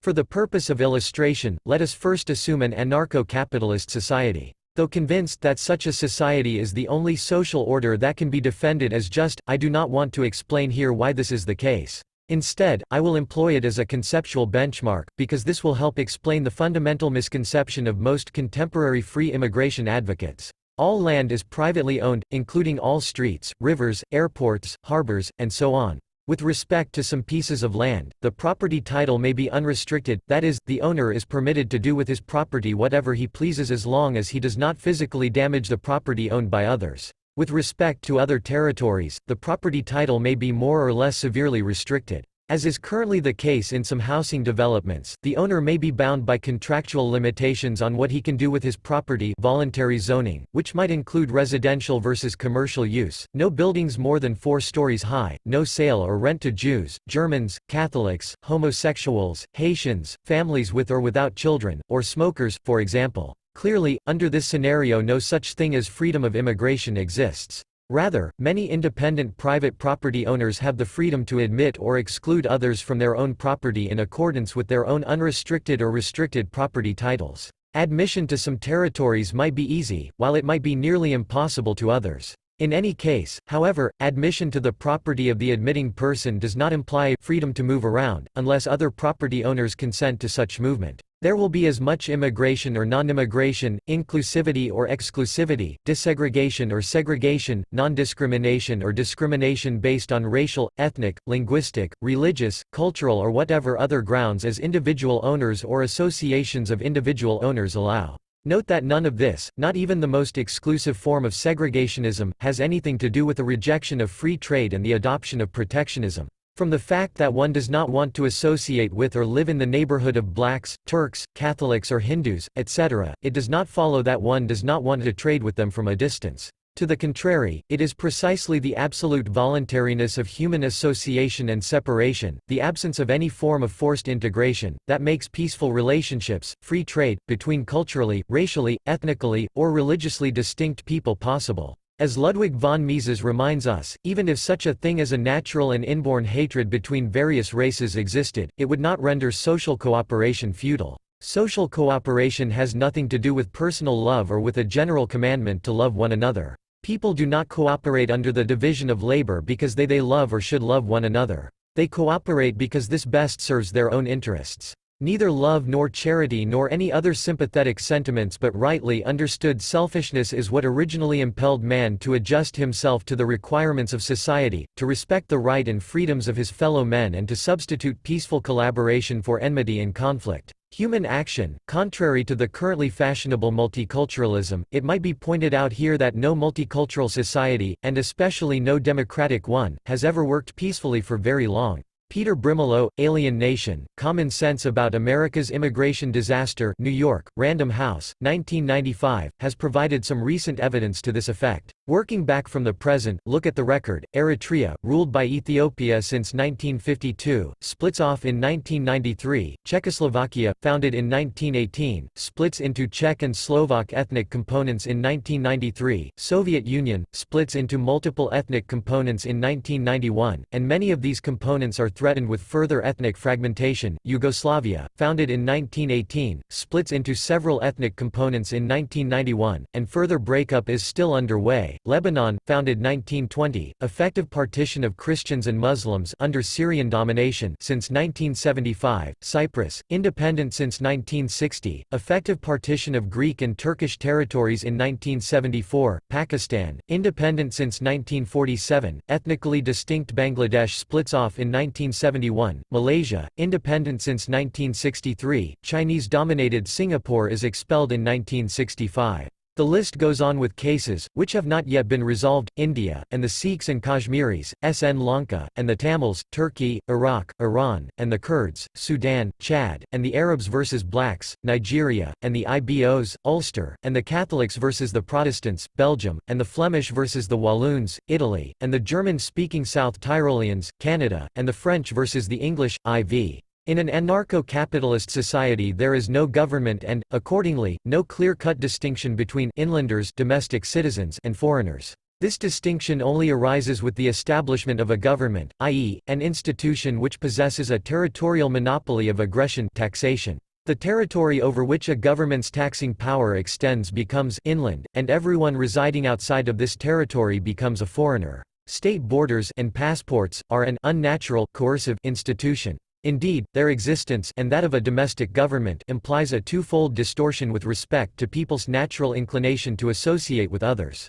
First, inlanders cannot exclude the government, the taxman, from their own property and are subject to what one might call forced integration by government agents. Second, in order to be able to intrude on its subjects' private property so as to tax them, a government must invariably have control of existing roads, and it will employ its tax revenue to produce even more roads to gain even better access to all private property qua potential tax source. This overproduction of roads does not result merely in the innocent facilitation of interregional trade, a lowering of transaction costs, as starry-eyed economists would have us believe, but leads to forced domestic integration, artificial desegregation of separate localities. But is not Switzerland, with an assembly of Germans, French, Italians, and Romanche, an exception? Put briefly, the answer is no. All essential powers in Switzerland, in particular that of determining cultural and educational matters, schools, are concentrated in the hands of the cantons rather than those of the central government. And almost all of the 26 cantons and half cantons are ethnically homogeneous.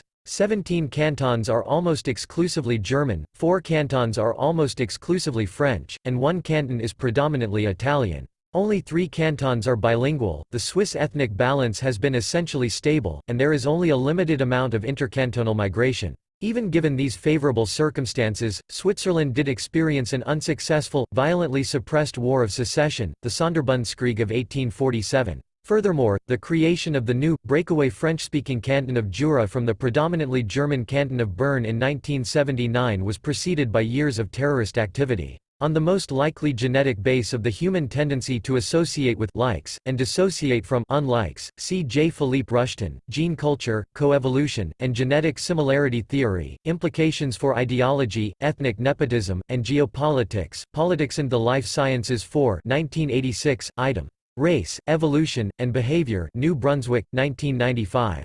In fact, as noted by Max Weber, the famed roadways of ancient Rome were typically regarded as a plague rather than an advantage, because they were essentially military rather than trade routes. Moreover, with the establishment of a government and state borders, immigration takes on an entirely new meaning. Immigration becomes immigration by foreigners across state borders, and the decision as to whether or not a person should be admitted no longer rests with private property owners or associations of such owners but with the government as the ultimate sovereign of all domestic residents and the ultimate super-owner of all their properties. Now, if the government excludes a person while even one domestic resident wants to admit this very person onto his property, the result is forced exclusion, a phenomenon that does not exist under private property anarchism. Furthermore, if the government admits a person while there is not a single domestic resident who wants to have this person on his property, the result is forced integration, also non-existent under private property anarchism. It is time to enrich the analysis through the introduction of a few realistic empirical assumptions. Let us assume that the government is privately owned. The ruler owns the entire country within state borders. He owns part of the territory outright, his property title is unrestricted, and he is partial owner of the rest as landlord or residual claimant of all of his citizen tenants' real estate holdings, albeit restricted by some pre-existing rental contracts. He can sell and bequeath his property, and he can calculate and capture the monetary value of his capital, his country. Traditional monarchies, and kings, are the closest historical examples of this form of government. What will a king's typical immigration and emigration policy be? Because he owns the entire country's capital value, he will tend to choose migration policies that preserve or enhance rather than diminish the value of his kingdom, assuming no more than his self-interest. As far as emigration is concerned, a king would want to prevent the emigration of productive subjects, in particular of his best and most productive subjects, because losing them would lower the value of the kingdom. Thus, for example, from 1782 until 1824 a law prohibited the emigration of skilled workmen from Britain.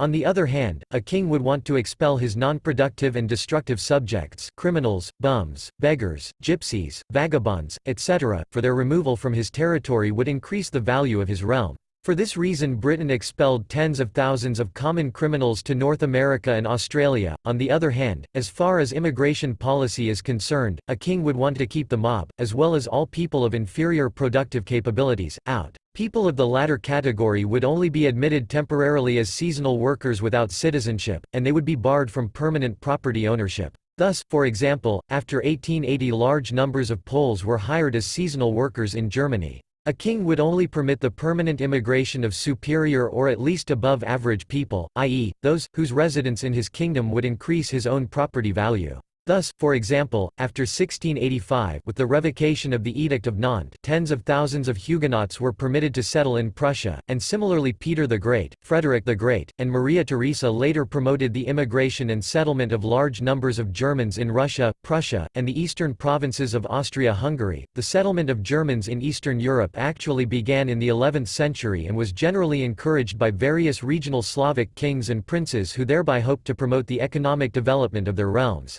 See Brimelow, Alien Nation. A highly illuminating account of the social effects and repercussions of these migration policies in the multicultural Habsburg Empire is provided by Mises, Nation, State, and Economy. As a result of centuries-long colonization, the urban bourgeoisie and the urban intelligentsia were German everywhere in Austria and Hungary, large landownership was in great part Germanized, and everywhere, even in the middle of foreign language territory, there were German peasant settlements. All of Austria outwardly bore a German stamp, everywhere German education and German literature were to be found. Everywhere in the empire the Germans were also represented among the petty bourgeoisie, among the workers, and among the peasants, even though in many districts, especially in Galicia, in many parts of Hungary, and in the coastal territories, the German minority among the members of the lower strata of the population was quite small. But in the entire empire, Upper Italy excepted, the percentage of Germans among the educated and among the members of the higher strata was quite considerable, and all those educated persons and prosperous bourgeois who were not themselves German and did not want to acknowledge belonging to the German nation were German by their education, spoke German, read German, and appeared at least outwardly to be German.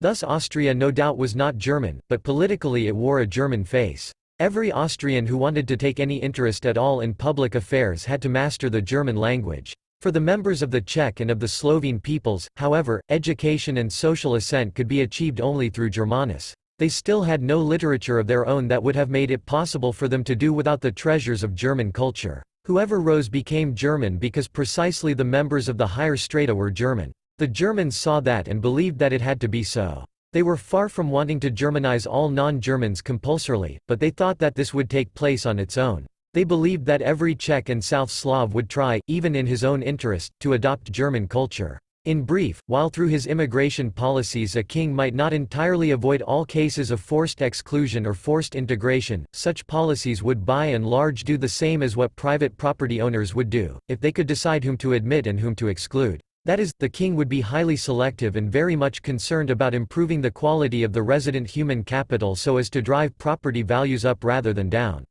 Migration policies become predictably different once the government is publicly owned. The ruler no longer owns the country's capital value but only has current use of it. He cannot sell or bequeath his position as ruler, he is merely a temporary caretaker. Moreover, free entry into the position of a caretaker government exists. In principle, anyone can become the ruler of the country. As they came into existence on a worldwide scale after World War I, democracies offer historical examples of public government. What are a democracy's migration policies? Once again assuming no more than self-interest, maximizing monetary and psychic income, money and power, democratic rulers tend to maximize current income, which they can appropriate privately, at the expense of capital values, which they cannot appropriate privately. Hence, in accordance with democracy's inherent egalitarianism of one man one vote, they tend to pursue a distinctly egalitarian, non-discriminatory, emigration and immigration policy. As far as emigration policy is concerned, this implies that for a democratic ruler it makes little, if any, difference whether productive or unproductive people, geniuses or bums leave the country.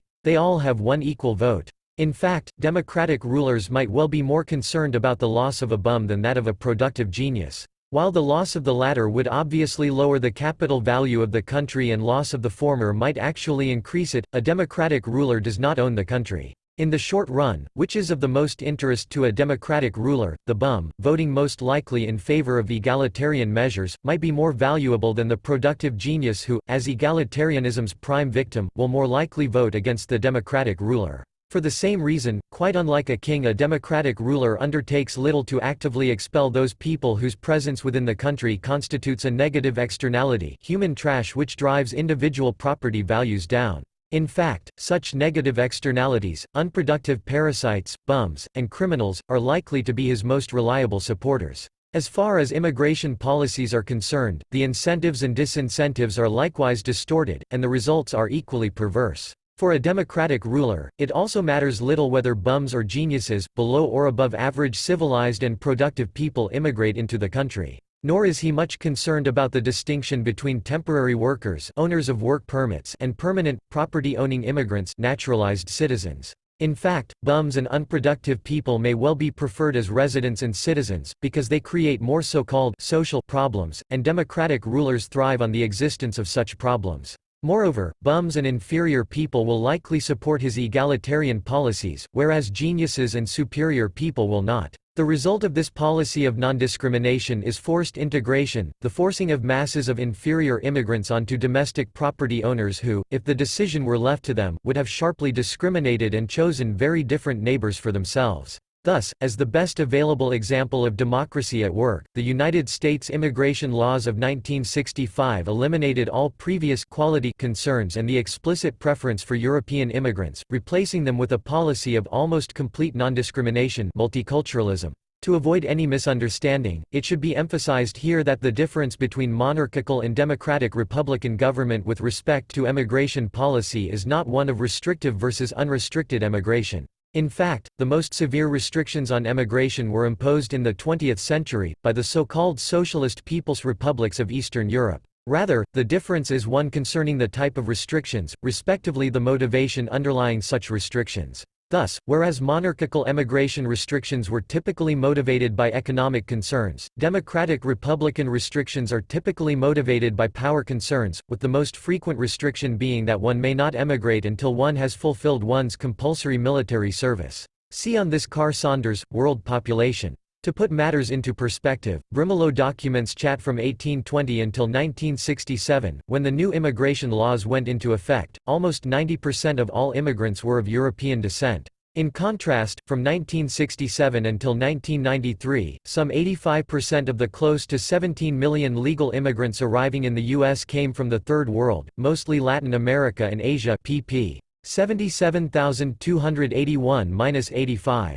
Rather than selection by skill and job qualification as before 1967, the primary selection criteria currently are family reunification, asylum, and diversity lottery. Consequently, the average level of education and the average wage rate of immigrants has continually fallen as compared to their Native American counterparts. Moreover, the welfare participation rate of immigrant households significantly exceeds, and increasingly so, that of the native population, which includes blacks and Puerto Ricans with an already extremely high welfare participation rate. For instance, the welfare participation rate of Cambodian and Laotian immigrants is almost 50%, that of Vietnamese immigrants is above 25%, Dominican Republic 28%, Cuba 16%, former Soviet Union 16%, China 10%. As well, immigrants remain on the dole for increasingly longer periods, 287 to 88. Last but not least, Brimelow estimates that if the current trends of legal as well as illegal immigration continue, the population of European descent, which has traditionally made up close to 90% of the U.S. population, will be on the verge of becoming a minority by the year 2050. But won't all of the immigrants be assimilated and become Americans? Not likely, because in order to be successfully assimilated, the influx of immigrants needs to be small in comparison to the host population. However, the current influx of about 1 million legal immigrants and 200,000 to 300,000 illegal immigrants per year is concentrated in just a few regions: California, Texas, Illinois, Florida, New York, and New Jersey, and most immigrants actually move to just 6 metropolitan areas: Los Angeles, Anaheim, Chicago, Miami, New York, and Washington, D.C. In these regions, the number of immigrants is proportionally so large that any assimilation is essentially out of the question. Rather than gradually being Americanized, then, in these areas immigrants have established foreign Third World countries on formerly American soil. George Boryas notes further that almost a quarter of immigrant households received some type of assistance, compared to 15% of native households. What's more, the use of public assistance by immigrants increases over time. It seems that assimilation involves learning not only about labor market opportunities but also about the opportunities provided by the welfare state.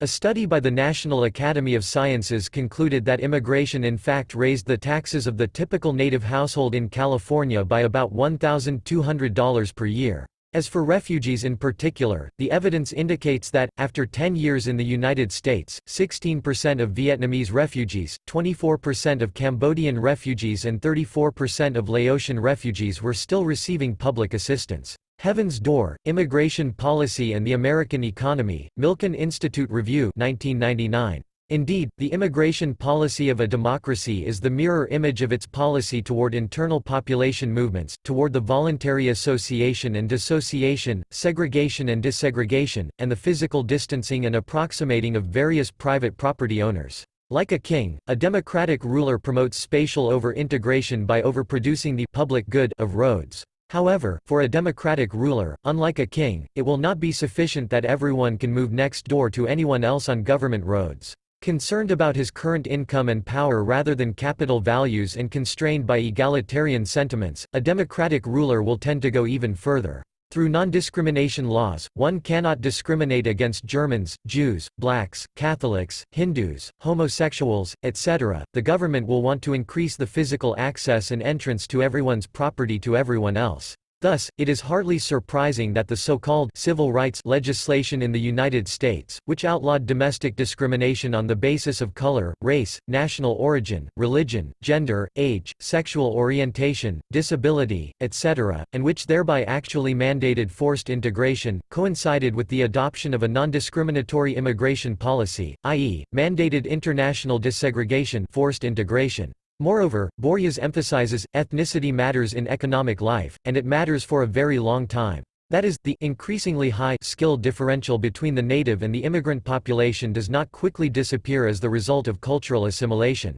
Instead, immigrants typically move to ethnic ghettos which incubate ethnic differences, and thus ethnic skill differentials may persist for 3 generations. 7. The current situation in the United States and in Western Europe has nothing whatsoever to do with free immigration. It is forced integration, plain and simple, and forced integration is the predictable outcome of democratic one-man one-vote rule. Abolishing forced integration requires the de-democratization of society and ultimately the abolition of democracy. More specifically, the power to admit or exclude should be stripped from the hands of the central government and reassigned to the states, provinces, cities, towns, villages, residential districts, and ultimately to private property owners and their voluntary associations. The means to achieve this goal are decentralization and secession, both inherently undemocratic, and anti-majoritarian. One would be well on the way toward a restoration of the freedom of association and exclusion as is implied in the idea and institution of private property, and much of the social strife currently caused by forced integration would disappear, if only towns and villages could and would do what they did as a matter of course until well into the 19th century in Europe and the United States, to post signs regarding entrance requirements to the town, and once in town for entering specific pieces of property, no beggars, bums, or homeless, but also no Muslims, Hindus,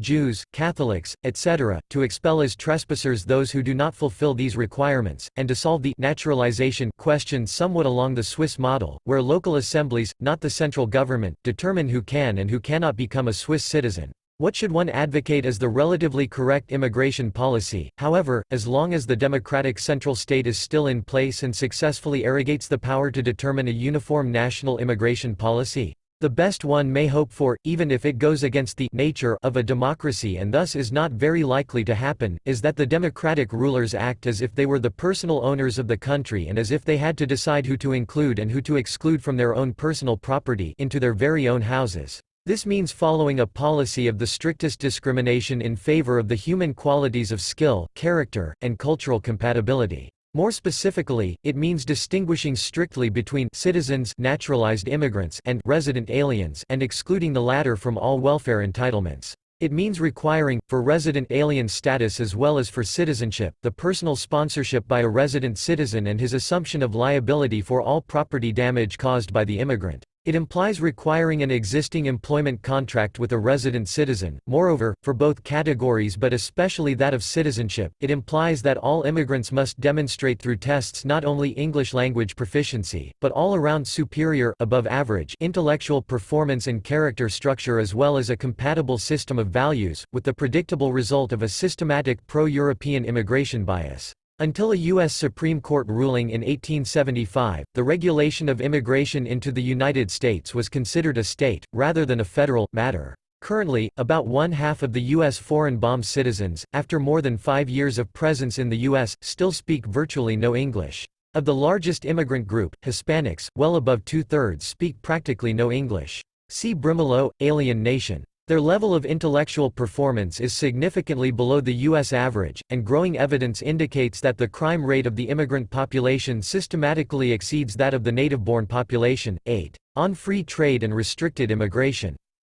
It is frequently maintained that free trade is connected with free immigration, as is protectionism with restricted immigration. That is, the claim is made that while it is not impossible that someone might combine protectionism with free immigration or free trade with restricted immigration, these positions are intellectually inconsistent and thus erroneous. Hence, insofar as people seek to avoid errors, they should be the exception rather than the rule. The facts, insofar as they have a bearing on the issue, appear to be consistent with this claim. As the last Republican presidential primaries indicated, for instance, most professed free traders are advocates of relatively free and non-discriminatory immigration policies, while most protectionists are proponents of highly restrictive and selective immigration policies. Appearances to the contrary notwithstanding, I will argue that this thesis and its implicit claim are fundamentally wrong. In particular, I will demonstrate that free trade and restricted immigration are not only perfectly consistent but even mutually reinforcing policies. That is, it is not the advocates of free trade and restricted immigration who are wrong, but rather the proponents of free trade and free immigration. In taking the intellectual guilt out of the free trade and restricted immigration position and putting it where it actually belongs, I hope to promote a change in current public opinion and facilitate substantial political realignments. 2. Since the days of Ricardo, the case for free trade has been logically unassailable. For the sake of argumentative thoroughness, it would be useful to summarize it briefly. The restatement will be in the form of a reductio ad absurdum of the protectionist thesis as proposed most recently by Patrick Buchanan. The central argument advanced in favor of protectionism is one of domestic job protection. How can American producers paying their workers $10 per hour possibly compete with Mexican producers paying $1 or less per hour? They cannot, and American jobs will be lost unless import tariffs are imposed to insulate American wages from Mexican competition. Free trade is only possible between countries that have equal wage rates and thus compete on a level playing field. As long as this is not the case, as with the US and Mexico, the playing field must be made level by means of tariffs.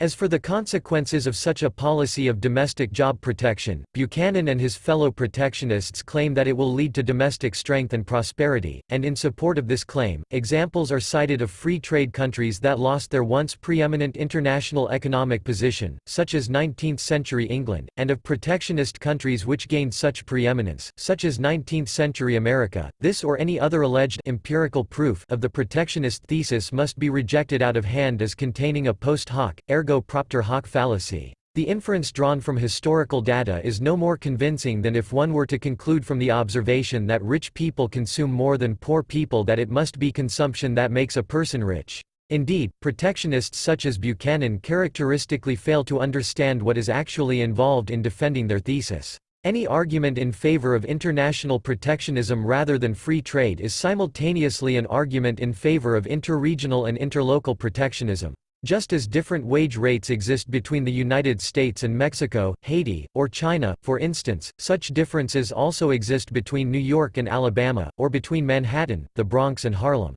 Thus, if it were true that international protectionism could make an entire nation prosperous and strong, it must also be true that interregional and interlocal protectionism could make regions and localities prosperous and strong. In fact, one may even go one step further. If the protectionist argument were right, it would amount to an indictment of all trade and a defense of the thesis that everyone would be the most prosperous and strongest if he never traded with anyone else and remained in self-sufficient isolation. Certainly, in this case no one would ever lose his job, and unemployment due to unfair competition would be reduced to zero. In thus deducing the ultimate implication of the protectionist argument, its complete absurdity is revealed, for such a full employment society would not be prosperous and strong, it would be composed of people who, despite working from dawn to dusk, would be condemned to poverty and destitution or death from starvation. Freedom of trade may be regarded as a fundamental axiom of political economy. We may welcome bona fide investigations into the state of trade, and the causes of our present depression, but we can no more expect to have our opinions on free trade altered by such an investigation, than the mathematical society would expect to have axioms of Euclid disproved during the investigation of a complex problem.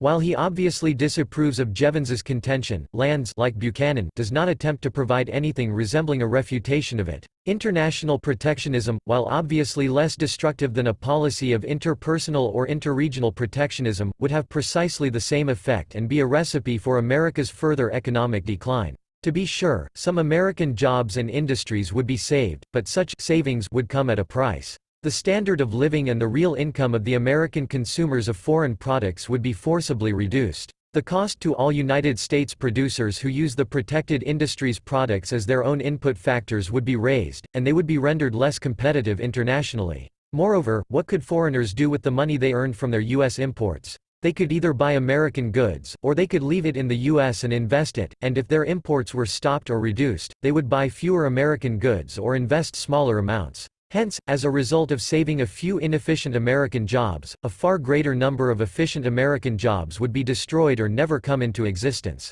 Murray N. Rothbard, Power and Market, Kansas City 1977, has offered this reductio ad absurdum of the protectionist thesis. Suppose that Jones has a farm, Jones Acres, and Smith works for him.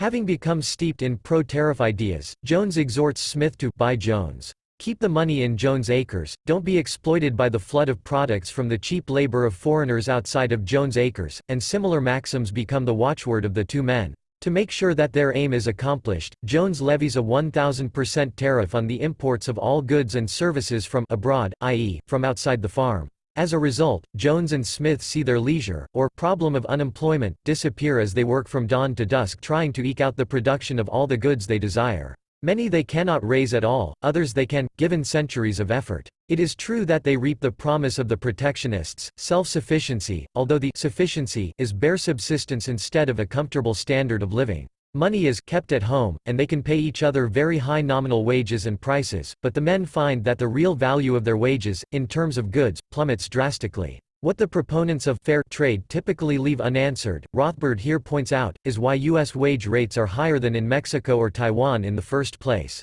If the American wage is twice that of the Taiwanese, it is because the American laborer is more heavily capitalized, is equipped with more and better tools, and is therefore, on the average, twice as productive. In a sense, I suppose, it is not fair for the American worker to make more than the Taiwanese, not because of his personal qualities, but because savers and investors have supplied him with more tools. But a wage rate is determined not just by personal quality but also by relative scarcity, and in the United States the worker is far scarcer compared to capital than he is in Taiwan. Putting it another way, the fact that American wage rates are on the average twice that of the Taiwanese, does not make the cost of labor in the U.S. twice that of Taiwan. Since the U.S. labor is twice as productive, this means that the double wage rate in the U.S. is offset by the double productivity, so that the cost of labor per unit product in the U.S. and Taiwan tends, on the average, to be the same. One of the major protectionist fallacies is to confuse the price of labor wage rates with its cost, which also depends on its relative productivity.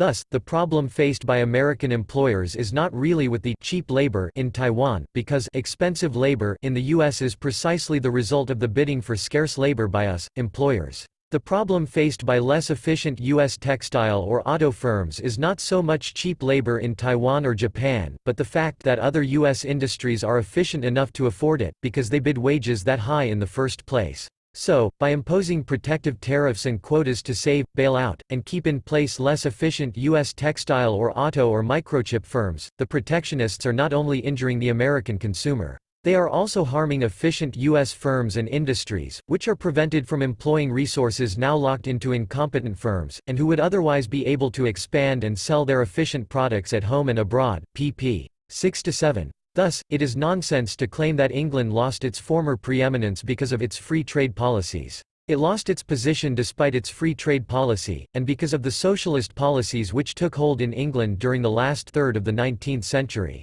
Likewise, it is nonsense to claim that the rise of the United States to economic preeminence in the course of the 19th century was due to its protectionist policies. The United States attained this position despite its protectionism, and because of its unrivaled internal laissez-faire policies. Indeed, America's current economic decline, which Buchanan would want to halt and reverse, is not the result of her alleged free trade policies, but of the circumstance that America, in the course of the 20th century, gradually adopted the same socialist policies that had ruined England earlier.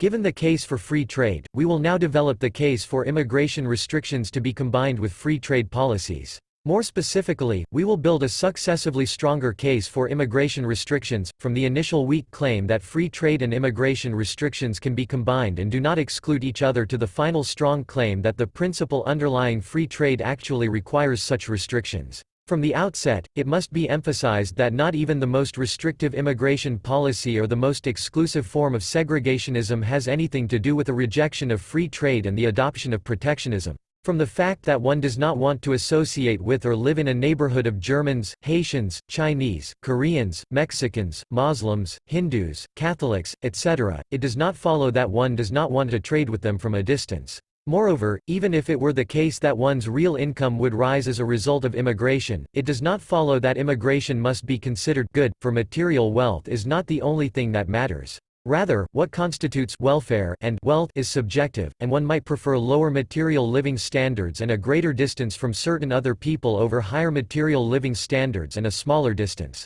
It is precisely the absolute voluntariness of human association and separation, the absence of any form of forced integration, which makes peaceful relationships, free trade, between racially, ethnically, linguistically, religiously, or culturally distinct people possible. The relationship between trade and migration is one of elastic substitutability rather than rigid exclusivity. The more less you have of one, the less more you need of the other. Other things being equal, businesses move to low-wage areas, and labor moves to high-wage areas, thus affecting a tendency toward the equalization of wage rates for the same kind of labor as well as the optimal localization of capital. With political borders separating high from low-wage areas, and with nationwide, trade and immigration policies in effect, these normal tendencies, of immigration and capital export, are weakened with free trade and strengthened with protectionism. As long as Mexican products, the products of a low-wage area, can freely enter a high-wage area such as the United States, the incentive for Mexican people to move to the United States is reduced. In contrast, if Mexican products are prevented from entering the American market, the attraction for Mexican workers to move to the United States is increased. Similarly, when United States producers are free to buy from and sell to Mexican producers and consumers, capital exports from the United States to Mexico will be reduced. However, when United States producers are prevented from doing so, the attraction of moving production from the United States to Mexico is increased. Similarly, as the foreign trade policy of the United States affects immigration, so does its domestic trade policy. Domestic free trade is what is typically referred to as laissez-faire capitalism. In other words, the national government follows a policy of non-interference with the voluntary transactions between domestic parties, citizens, regarding their private property. The government's policy is one of helping to protect its citizens and their private property from domestic aggression, damage, or fraud, exactly as in the case of foreign trade and aggression. If the United States followed strict domestic free trade policies, immigration from low-wage regions such as Mexico would be reduced, while when it pursues social welfare policies, immigration from low-wage areas is more attractive. IV. To the extent that a high-wage area such as the United States engages in unrestricted free trade, internationally as well as domestically, the immigration pressure from low-wage countries will be kept low or reduced, and hence, the question as to what to do about immigration will be less urgent. On the other hand, insofar as the United States engages in protectionist policies against the products of low-wage areas products and in welfare policies at home, immigration pressure will be kept high or even raised, and the immigration question will assume great importance in public debate. Obviously, the world's major high-wage regions, North America and Western Europe, are presently in this latter situation, in which immigration has become an increasingly urgent public concern. In light of steadily mounting immigration pressure from the world's low-wage regions, three general strategies of dealing with immigration have been proposed: unconditional free immigration, conditional free immigration, and restrictive immigration. While our main concern will be with the latter two alternatives, a few observations regarding the unconditional free immigration position are appropriate, if only to illustrate the extent of its intellectual bankruptcy and irresponsibility.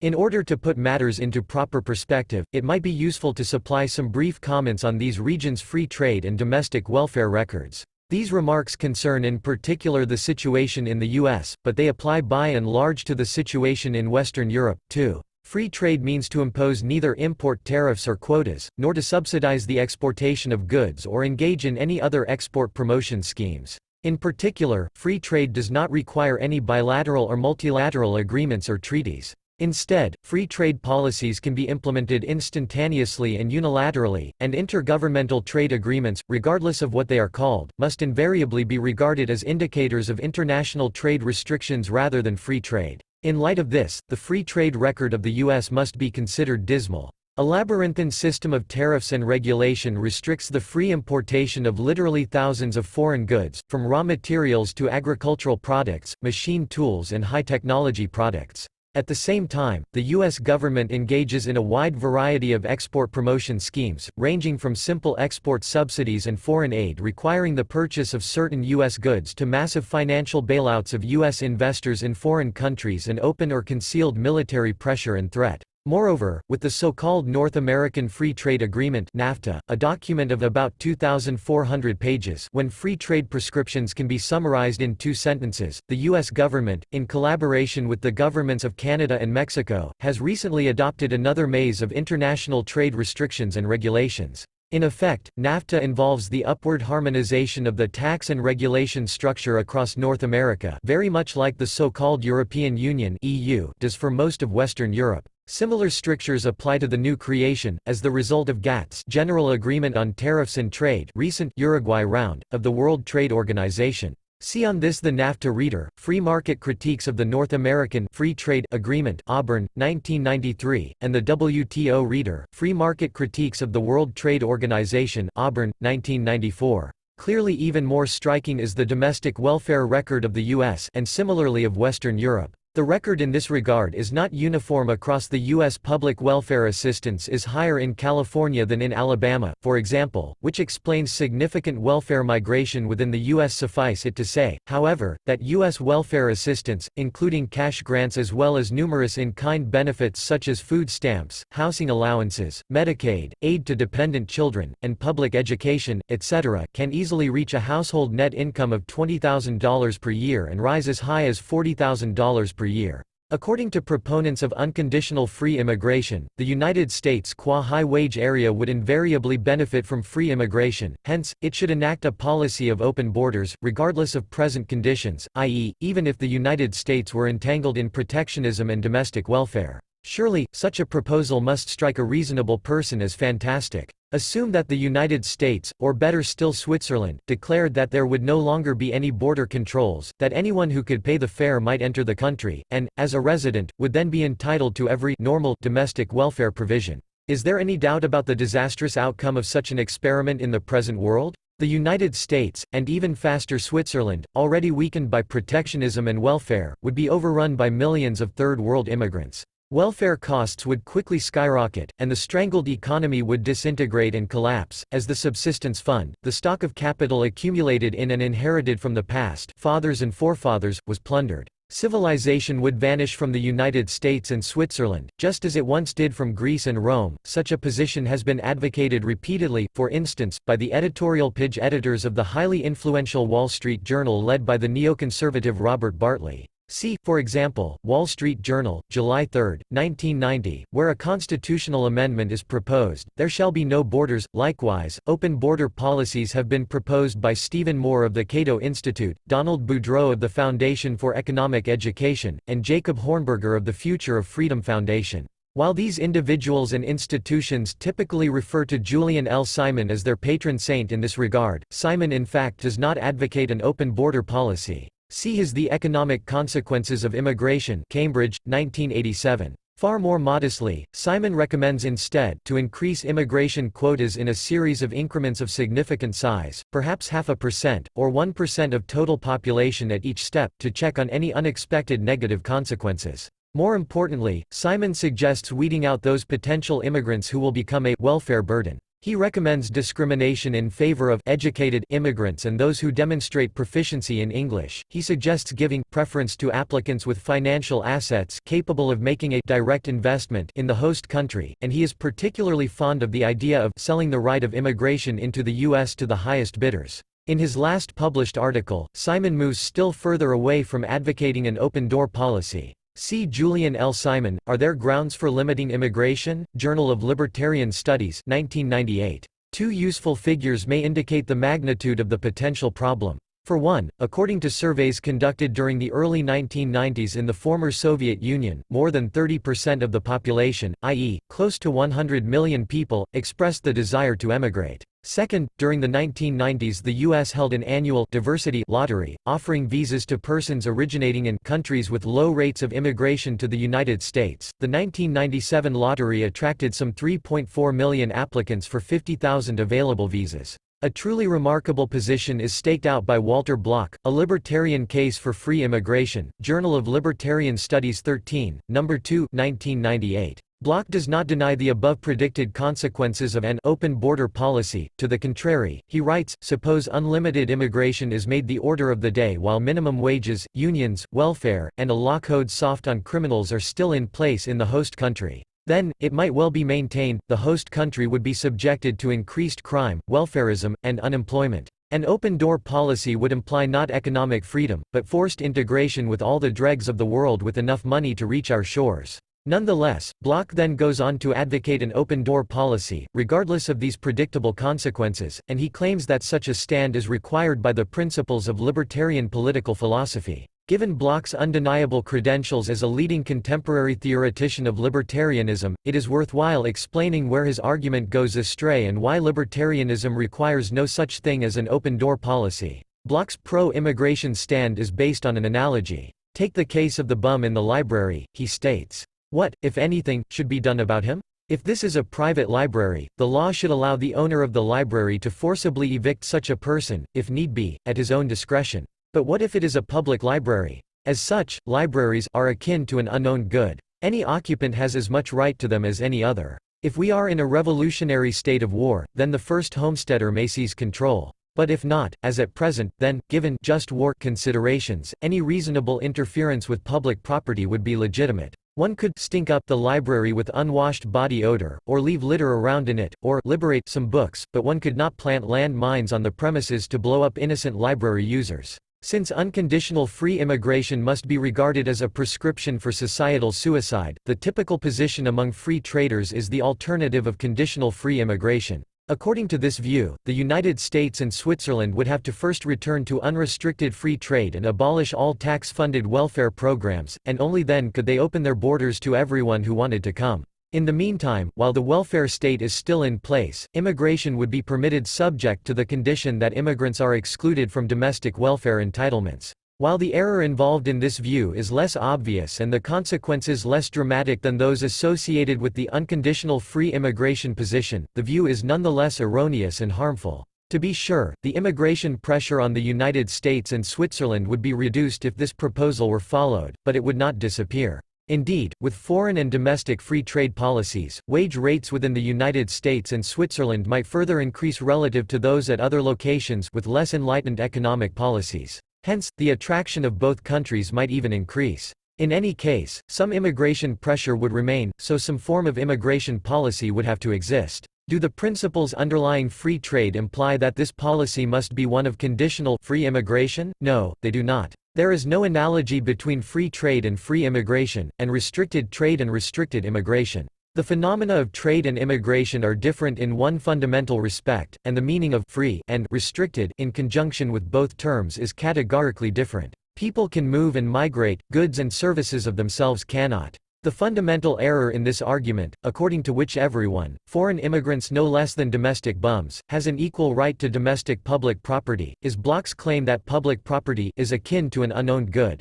In fact, there exists a fundamental difference between unowned goods and public property. The latter is de facto owned by the taxpaying members of the domestic public. They have financed this property, hence, they, in accordance with the amount of taxes paid by individual members, must be regarded as its legitimate owners. Neither the bum, who has presumably paid no taxes, nor any foreigner, who has most definitely not paid any domestic taxes, can thus be assumed to have any rights regarding public property whatsoever. See more on this in Chapter 6 above, especially the postscript. Put differently, while someone can migrate from one place to another without anyone else wanting him to do so, goods and services cannot be shipped from place to place unless both sender and receiver agree. Trivial as this distinction may appear, it has momentous consequences, for free in conjunction with trade means trade by invitation of private households and firms only, and restricted trade does not mean protection of households and firms from uninvited goods or services, but invasion and abrogation of the right of private households and firms to extend or deny invitations to their own property. In contrast, free in conjunction with immigration does not mean immigration by invitation of individual households and firms, but unwanted invasion or forced integration, and restricted immigration actually means, or at least can mean, the protection of private households and firms from unwanted invasion and forced integration. Hence, in advocating free trade and restricted immigration, one follows the same principle, of requiring an invitation for people as for goods and services. The free trade and free market proponent who adopts the conditional free immigration position is involved in intellectual inconsistency. Free trade and markets mean that private property owners may receive or send goods from and to other owners without government interference. The government stays inactive vis-a-vis the process of foreign and domestic trade, because a paying recipient exists for every good or service sent, hence, every locational change, as the outcome of an agreement between sender and receiver, must be deemed mutually beneficial. The government's sole function is that of maintaining the very trading process by protecting citizen and domestic property. However, with respect to the movement of people, the same government will have to do more to fulfill its protective function than merely permit events to take their own course because people, unlike products, possess a will and can migrate. Accordingly, population movements, unlike product shipments, are not per se mutually beneficial events, because they are not always, necessarily and invariably, the result of an agreement between a specific receiver and sender. There can be shipments immigrants without willing domestic recipients. In this case, immigrants are foreign invaders and immigration represents an act of invasion. Surely, a government's basic protective function would include the prevention of foreign invasions and the expulsion of foreign invaders. Just as surely then, in order to do so and subject immigrants to the same requirement as imports of having to be invited by domestic residents, a government cannot rightfully allow the kind of free immigration advocated by most free traders. Just imagine again that the United States and Switzerland threw their borders open to whoever wanted to come, provided only that immigrants be excluded from all welfare entitlements which would be reserved for United States and Swiss citizens respectively.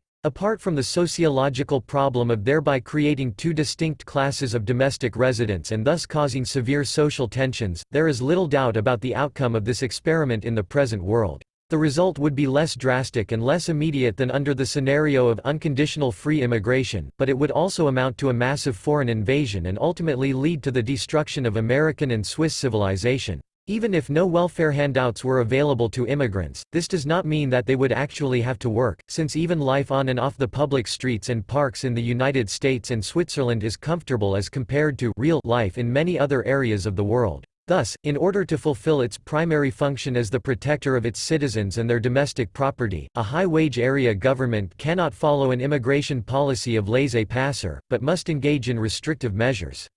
From the recognition that proponents of free trade and markets cannot advocate free immigration without being inconsistent and contradicting themselves, and that therefore immigration must logically be restricted, it is but a small step to the further recognition of how it must be restricted. In fact, all high-wage area governments presently restrict immigration in one way or another. Nowhere is immigration free, unconditionally or conditionally. However, the restrictions imposed on immigration by the United States and by Switzerland, for instance, are quite different. Which restrictions should exist? More precisely, which immigration restrictions is a free trader and free marketeer logically compelled to uphold and promote? The guiding principle of a high-wage area country's immigration policy follows from the insight that to be free in the same sense as trade is free, immigration must be invited. The details follow from the further elucidation and exemplification of the concepts of invitation versus invasion and forced integration. Note that even if immigrants were excluded from all tax-funded welfare entitlements as well as the democratic right to vote, they would still be protected and covered by all currently existing anti-discrimination affirmative action laws, which would prevent domestic residents from arbitrarily excluding them from employment, housing, and any other form of public accommodation. To this end, it is necessary to presuppose, as a conceptual benchmark, the existence of what political philosophers have described as a private property anarchy, anarcho-capitalism, or ordered anarchy. All land is privately owned, including all streets, rivers, airports, and harbors. With respect to some pieces of land, the property title may be unrestricted, that is, the owner is permitted to do whatever he pleases with his property as long as he does not physically damage the property of others. With respect to other territories, the property title may be more or less restricted. As is currently the case in some housing developments, the owner may be bound by contractual limitations on what he can do with his property, restrictive covenants, voluntary zoning, which might include residential rather than commercial use, no buildings more than 4 stories high, no sale or rent to unmarried couples, smokers, or Germans, for instance. Clearly, in this kind of society there is no such thing as freedom of immigration or an immigrant's right of way. Rather, there exists the freedom of many independent private property owners to admit or exclude others from their own property in accordance with their own restricted or unrestricted property titles. Admission to some territories might be easy, while to others it might be nearly impossible. Moreover, admission to the property of one party does not imply the freedom to move around, unless other property owners have agreed to such movements. There will be as much immigration or non-immigration, inclusivity or exclusivity, desegregation or segregation, non-discrimination or discrimination as individual owners or associations of individual owners desire. If every piece of land in a country were owned by some person, group, or corporation, elaborates Murray N. Rothbard, this would mean that no immigrant could enter there unless invited to enter and allowed to rent, or purchase property. A totally privatized country would be as closed as the particular inhabitants and property owners desire. It seems clear, then, that the regime of open borders that exists de facto in the U.S. really amounts to a compulsory opening by the central state, the state in charge of all streets and public land areas, and does not genuinely reflect the wishes of the proprietors. Under total privatization, many local conflicts and externality problems, not merely the immigration problem, would be neatly settled. With every locale and neighborhood owned by private firms, corporations, or contractual communities, a true diversity would reign, according to the preferences of each community. Some neighborhoods would be ethnically or economically diverse, while others would be ethnically or economically homogeneous. Some localities would permit pornography or prostitution or drugs or abortions, while others would prohibit any or all of them. The prohibitions would not be state-imposed, but would simply be requirements for residents or for use of some person's or community's land area. While statists, who have the itch to impose their values on everyone else, would be disappointed, every group or interest would at least have the satisfaction of living in neighborhoods of people who share its values and preferences. While neighborhood ownership would not provide utopia or a panacea for all conflicts, it would at least provide a second-best solution that most people might be willing to live with. The reason for citing the model of an anarcho-capitalist society is that no such thing as forced integration, uninvited migration, is possible, permitted, within its framework. Under this scenario, no difference between the physical movement of goods and the migration of people exists. Just as every product movement reflects an underlying agreement between sender and receiver, so are all movements of immigrants into and within an anarcho-capitalist society the result of an agreement between the immigrant and one or a series of receiving domestic property owners. Hence, even if the anarcho-capitalist model is ultimately rejected, and if for realism's sake the existence of a government and of public in addition to private goods and property is assumed, it brings into clear focus what a government's immigration policy would have to be if and insofar as this government derived its legitimacy from the sovereignty of the people and was viewed as the outgrowth of an agreement or social contract, as is presumably the case with all modern, post-monarchical governments, of course. Surely, such a popular government, which assumed as its primary task the protection of its citizens and their property, the production of domestic security, would want to preserve rather than abolish this no-forced integration feature of anarcho-capitalism. In order to clarify what this implies, it is necessary to explain how an anarcho-capitalist society is altered by the introduction of a government, and how this affects the immigration problem. Since there is no government in an anarcho-capitalist society, there is no clear-cut distinction between inlanders, domestic citizens, and foreigners. This distinction appears only with the establishment of a government. The territory over which a government's power extends then becomes inland, and everyone residing outside of this territory becomes a foreigner. State borders and passports, as distinct from private property borders and titles to property, come into existence, and immigration takes on a new meaning. Immigration becomes immigration by foreigners across state borders, and the decision as to whether or not a person should be admitted no longer rests exclusively with private property owners or associations of such owners but ultimately with the government qua domestic security producer monopolist. Now if the government excludes a person while a domestic resident exists who wants to admit this very person onto his property, the result is forced exclusion, and if the government admits a person while no domestic resident exists who wants to have this person on his property, the result is forced integration. Moreover, hand in hand with the institution of a government comes the institution of public property and goods, that is, of property and goods owned collectively by all domestic residents and controlled and administered by the government. The larger or smaller the amount of public government ownership, the greater or smaller will be the potential problem of forced integration. Consider a socialist society like the former Soviet Union or East Germany, for example. All factors of production, capital goods, including all land and natural resources, are publicly owned. Accordingly, if the government admits an uninvited immigrant, it admits him to any place within the country, for without private land ownership there are no limitations on his internal migrations other than those decreed by government. Under socialism, therefore, forced integration can be spread everywhere and thereby immensely intensified. In fact, in the Soviet Union and East Germany, for instance, the government could quarter a stranger in someone else's private house or apartment. This measure and the resulting high-powered forced integration was justified on grounds of the fact that all private houses rested on public land. Socialist countries are not high-wage areas, of course. Or if they are, they will not remain so for long. Their problem is not immigration but emigration pressure. The Soviet Union and East Germany prohibited emigration and killed people for trying to leave the country. However, the problem of the extension and intensification of forced integration persists outside of socialism. To be sure, in non-socialist countries such as the United States, Switzerland, and the Federal Republic of Germany, which are favorite immigration destinations, a government-admitted immigrant could not move just anywhere. His freedom of movement would be severely restricted by the extent of private property and private land ownership in particular. Yet by proceeding on public roads or with public means of transportation and by staying on public land and in public parks and buildings, an immigrant can cross every domestic residence path, and move into virtually any neighborhood. The smaller the quantity of public property, the less likely this will occur, but as long as any public property exists it cannot be entirely avoided. By the same token, under socialism every form of internal migration was subject to government control.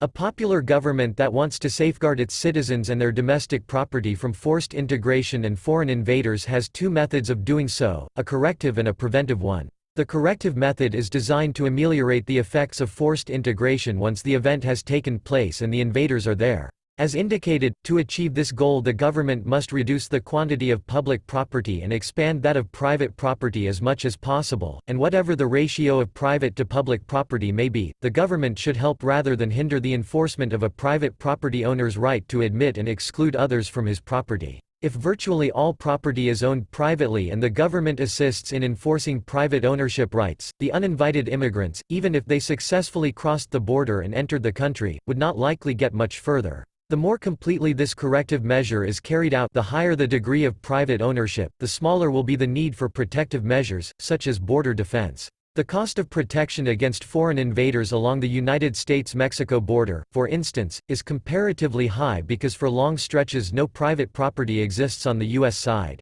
However, even if the cost of border protection were lowered by means of privatization, it would not disappear as long as there are substantial income and wage differentials between high and low-wage territories. Hence, in order to fulfill its basic protective function, a high-wage area government must also engage in preventive measures. At all ports of entry and along its borders, the government, as trustee of its citizens, must check all newly arriving persons for an entrance ticket, that is, a valid invitation by a domestic property owner, and anyone not in possession of such a ticket must be expelled at his own expense. Valid invitations are contracts between one or more private domestic recipients, residential or commercial, and the arriving person. Qua contractual admission, the inviting party can only dispose of his own private property. Hence, similar to the scenario of conditional free immigration, the admission implies that the immigrant will be excluded from all publicly funded welfare. On the other hand, it implies that the receiving party must assume legal responsibility for the actions of his invitee for the duration of his stay. The inviter is held liable to the full extent of his property for any crimes by the invitee committed against the person or property of any third party, as parents are held accountable for crimes committed by their offspring as long as these are members of the parental household. This obligation, which implies that inviters will have to carry liability insurance for all of their guests, ends once the invitee has left the country, or once another domestic property owner has assumed liability for the person in question by admitting him onto his property. The invitation may be private, personal, or commercial, temporary or permanent, concerning only housing, accommodation, residency, or housing and employment, but there cannot be a valid contract involving only employment and no housing. In any case, however, as a contractual relationship, every invitation may be revoked or terminated by the host, and upon termination, the invitee, whether tourist, visiting businessman, or resident alien, will be required to leave the country unless another resident citizen enters into an invitation contract with him. 17 In the current legal environment wherein domestic property owners are essentially barred from engaging in any form of discriminatory action, the presence of foreign guest workers would inevitably lead to widespread forced integration. Once admitted, based on an existing employment contract, these workers would then be able to use the courts in order to gain entrance also to housing, schooling, and any other form of public establishment or accommodation. Hence, in order to overcome this problem, employers must be required to offer their guest workers not just employment but housing and other things such as shopping, medical, training or entertainment facilities, i.e., the amenities of an entire self-contained factory town. The invitee, who is at all times subject to the potential risk of immediate expulsion, may lose his legal status as a non-resident or resident alien only upon acquiring citizenship. In accordance with the objective of making all immigration, like trade, invited contractual, the fundamental requirement for citizenship is the acquisition of property ownership, or more precisely the ownership of real estate and residential property. In contrast, it would be inconsistent with the very idea of invited migration to award citizenship according to the territorial principle, as in the U.S., whereby a child born to a non-resident or resident alien in a host country automatically acquires U.S. citizenship. In fact, as most other high-wage area governments recognize, such a child should acquire the citizenship of his parents. Granting this child citizenship involves the non-fulfillment of a host country government's basic protective function and actually amounts to an invasive act perpetrated by the government against its own citizenry. Becoming a citizen means acquiring the right to stay in a country permanently, and a permanent invitation cannot be secured by any means other than purchasing residential property from a citizen resident. Only by selling real estate to a foreigner does a citizen indicate that he agrees to a guest's permanent stay, and only if the immigrant has purchased and paid for real estate and residential housing in the host country will he assume a permanent interest in his new country's well-being and prosperity. Moreover, finding a citizen who is willing to sell residential property and who is prepared and able to pay for it, although a necessary requirement for the acquisition of citizenship, may not also be sufficient. If and insofar as the domestic property in question is subject to restrictive covenants, the hurdles to be taken by a prospective citizen may be significantly higher. In Switzerland, for instance, citizenship may require that the sale of residential property to foreigners be ratified by a majority of or even all of the directly affected local property owners. 7. Judged by the immigration policy entailed by the objective of protecting one's own citizens from foreign invasion and forced integration and of rendering all international population movements invited and contractual migrations, the Swiss government does a significantly better job than the United States. It is relatively more difficult to enter Switzerland as an uninvited person, and it is more difficult to stay on as an uninvited alien. In particular, it is far more difficult for a foreigner to acquire citizenship, and the legal distinction between resident citizens and resident aliens is more clearly preserved. These differences notwithstanding, the governments of both Switzerland and the US are pursuing immigration policies that must be deemed far too permissive. Moreover, the excessive permissiveness of their immigration policies and the resulting exposure of the Swiss and American population to forced integration by foreigners is further aggravated by the fact that the extent of public property in both countries and other high-wage areas is substantial, that tax-funded welfare provisions are high and growing and foreigners are not excluded, and that contrary to official pronouncements even the adherence to free trade policies is anything but perfect.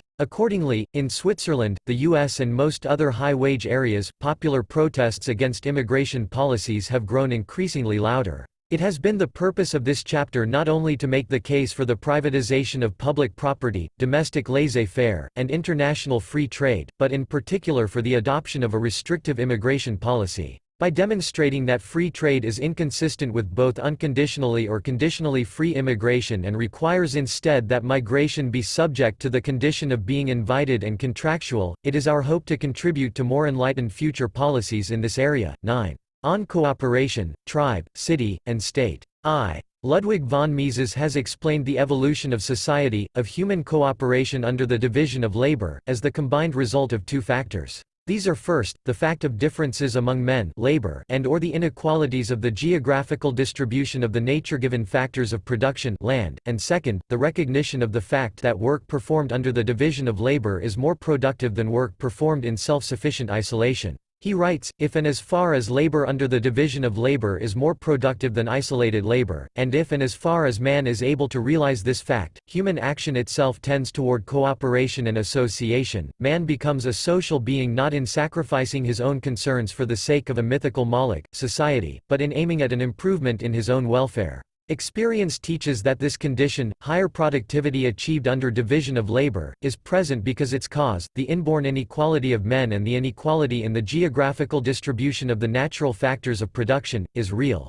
Thus we are in a position to comprehend the course of social evolution. Several points are worth emphasizing here in order to reach a proper understanding of this fundamental insight of Mises's into the nature of society, points which will also help us realize some first, preliminary conclusions regarding the role of sex and race in social evolution. First, it is important to recognize that inequalities with respect to labor and/or land are a necessary but by no means a sufficient condition for the emergence of human cooperation. If all humans were identical and everyone were equipped with identical natural resources, everyone would produce the same qualities and quantities of goods, and the idea of exchange and cooperation would never enter anyone's mind. However, the existence of inequalities is not enough to bring about cooperation. There are also differences in the animal kingdom, most notably the difference of sex, gender, among members of the same animal species, as well as the difference between the various species and subspecies, races, yet there is no such thing as cooperation among animals. To be sure, there are bees and ants who are referred to as animal societies, but they form societies only in a metaphorical sense. The cooperation between bees and ants is assured purely by biological factors, by innate instincts. They cannot not cooperate as they do, and without some fundamental changes in their biological makeup, the division of labor among them is not in danger of breaking down. In distinct contrast, the cooperation between humans is the outcome of purposeful individual actions, of the conscious aiming at the attainment of individual ends. As a result, the division of labor among men is constantly threatened by the possibility of disintegration. Within the animal kingdom, then, the difference between the sexes can only be said to be a factor of attraction, of reproduction and proliferation, whereas the differences of the species and subspecies can be referred to as a factor of repulsion, of separation, or even of fatal antagonism, of evasion, of struggle, and annihilation. Moreover, within the animal kingdom it makes no sense to describe the behavior resulting from sexual attraction as either consensual love or non-consensual rape, nor does it make any sense to speak of the relationship between the members of different species or subspecies as one of hostility and hatred or of criminal and victim. In the animal kingdom there only exists interaction, which is neither cooperative social behavior nor criminal antisocial behavior. As Mises writes, there is interaction, reciprocal influence, between all parts of the universe, between the wolf and the sheep that he devours, between the germ and the man it kills, between the falling stone and the thing upon which it falls. Society, on the other hand, always involves men acting in cooperation with other men in order to let all participants attain their own ends. Point 3. In addition to an inequality of labor and/or land, a second requirement must be fulfilled if human cooperation is to evolve. Men, at least two of them, must be capable of recognizing the higher productivity of a division of labor based on the mutual recognition of private property, of the exclusive control of every man over his own body and over his physical appropriations and possessions, as compared to either self-sufficient isolation or aggression, depredation, and domination. That is, there must be a minimum of intelligence or rationality, and men, at least two of them, must have the sufficient moral strength to act on this insight and be willing to forego immediate gratification for even greater future satisfaction. But for intelligence and conscious will, writes Mises, men would have forever remained deadly foes of one another, irreconcilable rivals in their endeavors to secure a portion of the scarce supply of means of sustenance provided by nature. Each man would have been forced to view all other men as his enemies, his craving for the satisfaction of his own appetites would have brought him into an implacable conflict with all his neighbors. No sympathy could possibly develop under such a state of affairs. A member of the human race who is completely incapable of understanding the higher productivity of labor performed under a division of labor based on private property is not properly speaking a person, a persona, but falls instead in the same moral category as an animal, of either the harmless sort, to be domesticated and employed as a producer or consumer good, or to be enjoyed as a free good, or the wild and dangerous one, to be fought as a pest. On the other hand, there are members of the human species who are capable of understanding the insight but who lack the moral strength to act accordingly. Such persons are either harmless brutes living outside of and separated from human society, or they are more or less dangerous criminals. They are persons who knowingly act wrongly and who, besides having to be tamed or even physically defeated, must also be punished in proportion to the severity of their crime to make them understand the nature of their wrongdoings and hopefully to teach them a lesson for the future. Human cooperation society can only prevail and advance as long as man is capable of subduing, taming, appropriating, and cultivating his physical and animalistic surroundings, and as long as he succeeds in suppressing crime, reducing it to a rarity by means of self-defense, property protection, and punishment. Rarely has the importance of cognition and rationality for the emergence and maintenance of society been more strongly emphasized than by Mises. He explains that one may admit that in primitive man the propensity for killing and destroying and the disposition for cruelty were innate. We may also assume that under the conditions of earlier ages the inclination for aggression and murder was favorable to the preservation of life. Man was once a brutal beast, but one must not forget that he was physically a weak animal. He would not have been a match for the big beasts of prey if he had not been equipped with a peculiar weapon, reason. The fact that man is a reasonable being, that he therefore does not yield without inhibitions to every impulse, but arranges his conduct according to reasonable deliberation, must not be called unnatural from a zoological point of view. Rational conduct means that man, in face of the fact that he cannot satisfy all his impulses, desires, and appetites, forgoes the satisfaction of those which he considers less urgent. In order not to endanger the working of social cooperation, man is forced to abstain from satisfying those desires whose satisfaction would hinder establishment of societal institutions. There is no doubt that such a renunciation is painful. However, man has made his choice. He has renounced the satisfaction of some desires incompatible with social life and has given priority to the satisfaction of those desires which can be realized only or in a more plentiful way under a system of the division of labor. This decision is not irrevocable and final. The choice of the fathers does not impair the sons' freedom to choose. They can reverse the resolution. Every day they can proceed to the transvaluation of values and prefer barbarism to civilization, or, as some authors say, the soul to the intellect, myths to reason, and violence to peace.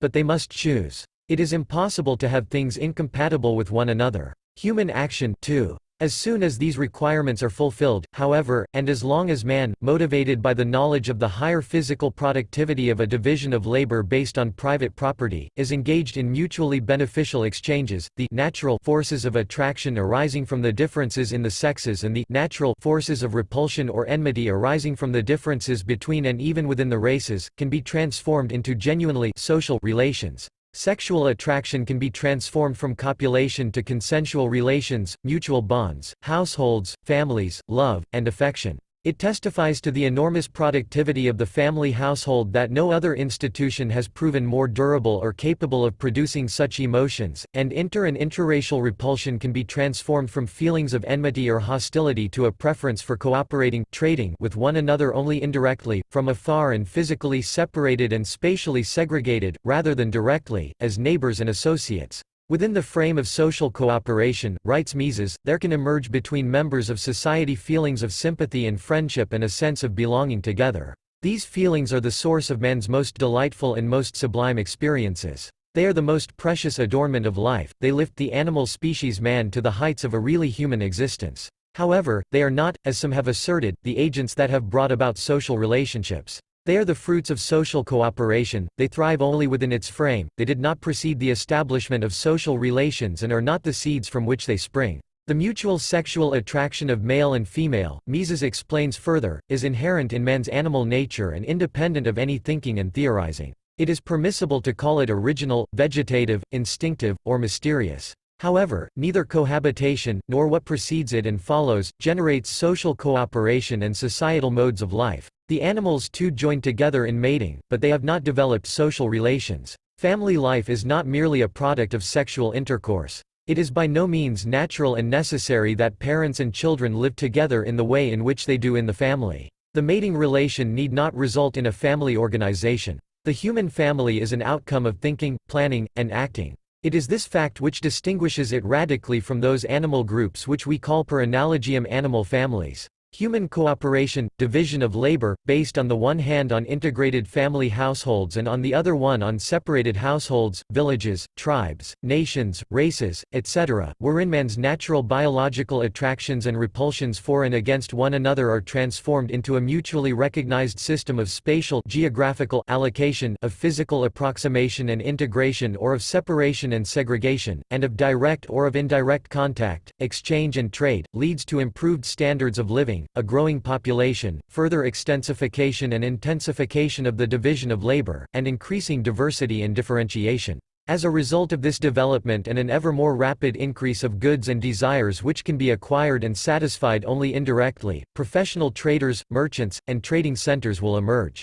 Merchants and cities function as the mediators of the indirect exchanges between territorially separated households and communal associations and thus become the sociological and geographical locus and focus of inter-tribal or interracial association. It will be within the class of merchants in which racially, ethnically, or tribally mixed marriages are relatively most common, and since most people, of both reference groups, typically disapprove of such alliances, it will be the wealthier members of the merchant class who can afford such extravagances. However, even the members of the wealthiest merchant families will be highly circumspect in such endeavors. In order not to endanger their own position as a merchant, great care must be taken that every mixed marriage is, or at least appears to the relevant ethnicities to be a marriage between equals. Consequently, the racial mixture brought on by the merchant class will more likely than not contribute to genetic luxuration rather than genetic pauperization. Accordingly, it will be in the big cities as the centers of international trade and commerce, where mixed couples and their offspring typically reside, where members of different ethnicities, tribes, races, even if they do not intermarry, still come into regular direct personal contact with each other. In fact, that they do so is required by the fact that their respective tribesmen back home do not have to deal directly with more or less distasteful strangers, and where the most elaborate and highly developed system of physical and functional integration and segregation will arise.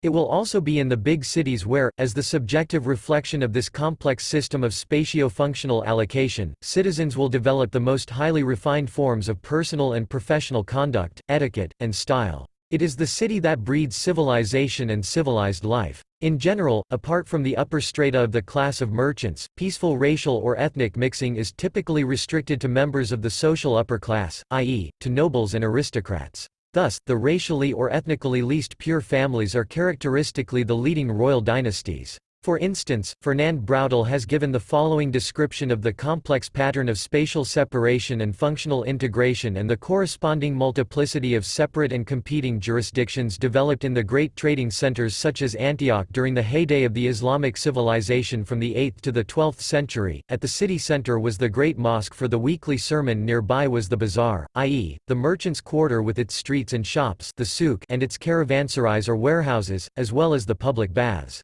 Artisans were grouped concentrically, starting from the Great Mosque, first, the makers and sellers of perfumes and incense, then the shops selling fabrics and rugs, the jewelers and food stores, and finally the humblest trades, curriers, cobblers, blacksmiths, potters, saddlers, dyers. Their shops marked the edges of the town in principle. Each of these trades had its location fixed for all time. Similarly, the Maghzen or Prince's Quarter was in principle located on the outskirts of the city, well away from riots or popular revolts. Next to it, and under its protection, was the Mellah or Jewish Quarter. The mosaic was completed by a very great variety of residential districts, divided by race and religion. There were 45 in Antioch alone. The town was a cluster of different quarters, all living in fear of massacre, so Western colonists nowhere began racial segregation, although they nowhere suppressed it. Braudel, A History of Civilizations, New York 1995. To maintain law and order within a big city, with its intricate pattern of physical and functional integration and separation, a great variety of jurisdictions, judges, arbitrators and enforcement agencies in addition to self-defense and private protection will come into existence.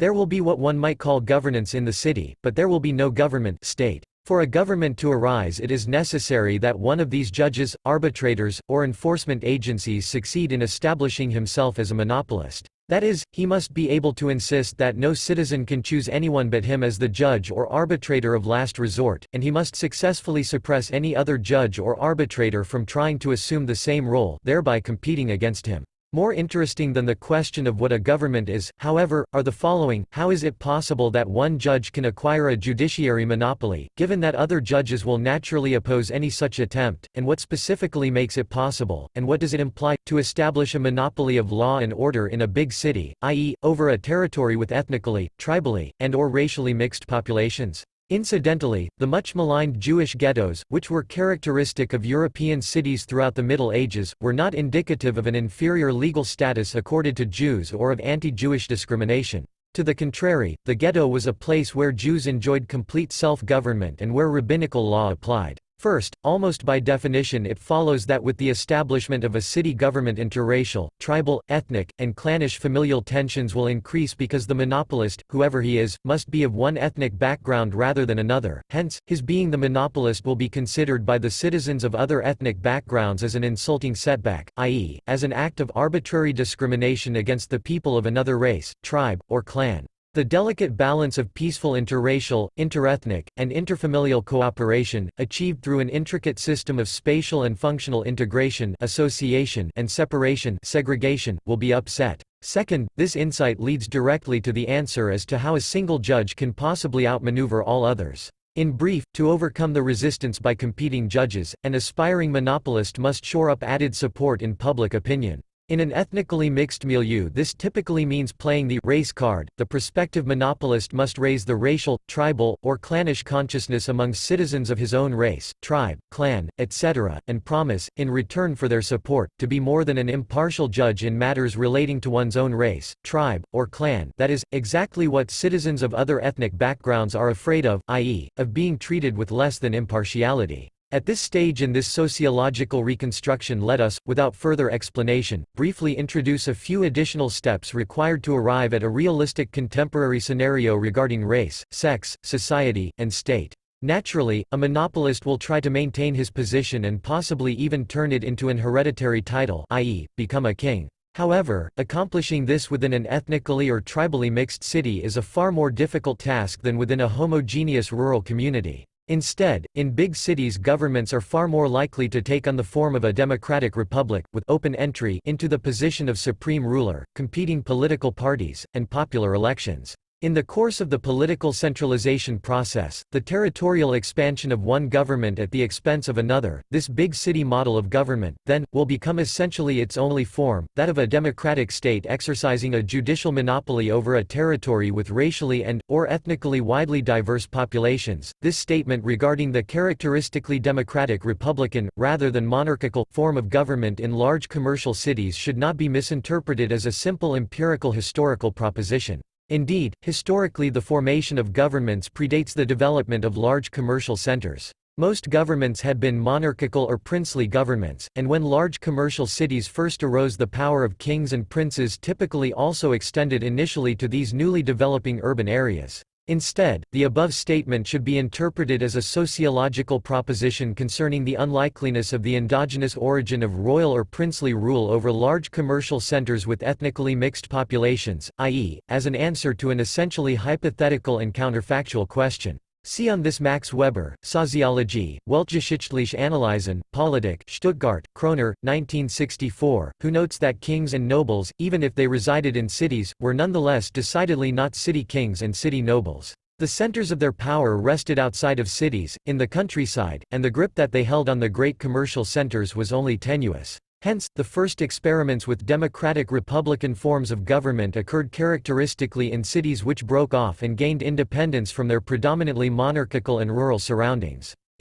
While the judicial monopoly of governments extends nowadays typically far beyond a single city and in some cases over almost an entire continent, the consequences for the relations between the races and sexes and spatial approximation and segregation of government monopoly can still be best observed in the great cities and their decline from centers of civilization to centers of degeneration and decay. With a central government extending over cities and the countryside, countries, inlanders, and foreigners are created. This has no immediate effect on the countryside, where there are no foreigners, members of different ethnicities, races, etc. But in the great trading centers, where there are mixed populations, the legal distinction between inlander and foreigner, rather than ethnically or racially distinct private property owners, will almost invariably lead to some form of forced exclusion and a reduced level of interethnic cooperation. Moreover, with a central state in place, the physical segregation and separation of city and countryside will be systematically reduced. In order to exercise its judicial monopoly, the central government must be able to access every inlander's private property, and to do so it must take control of all existing roads and even expand the existing system of roadways.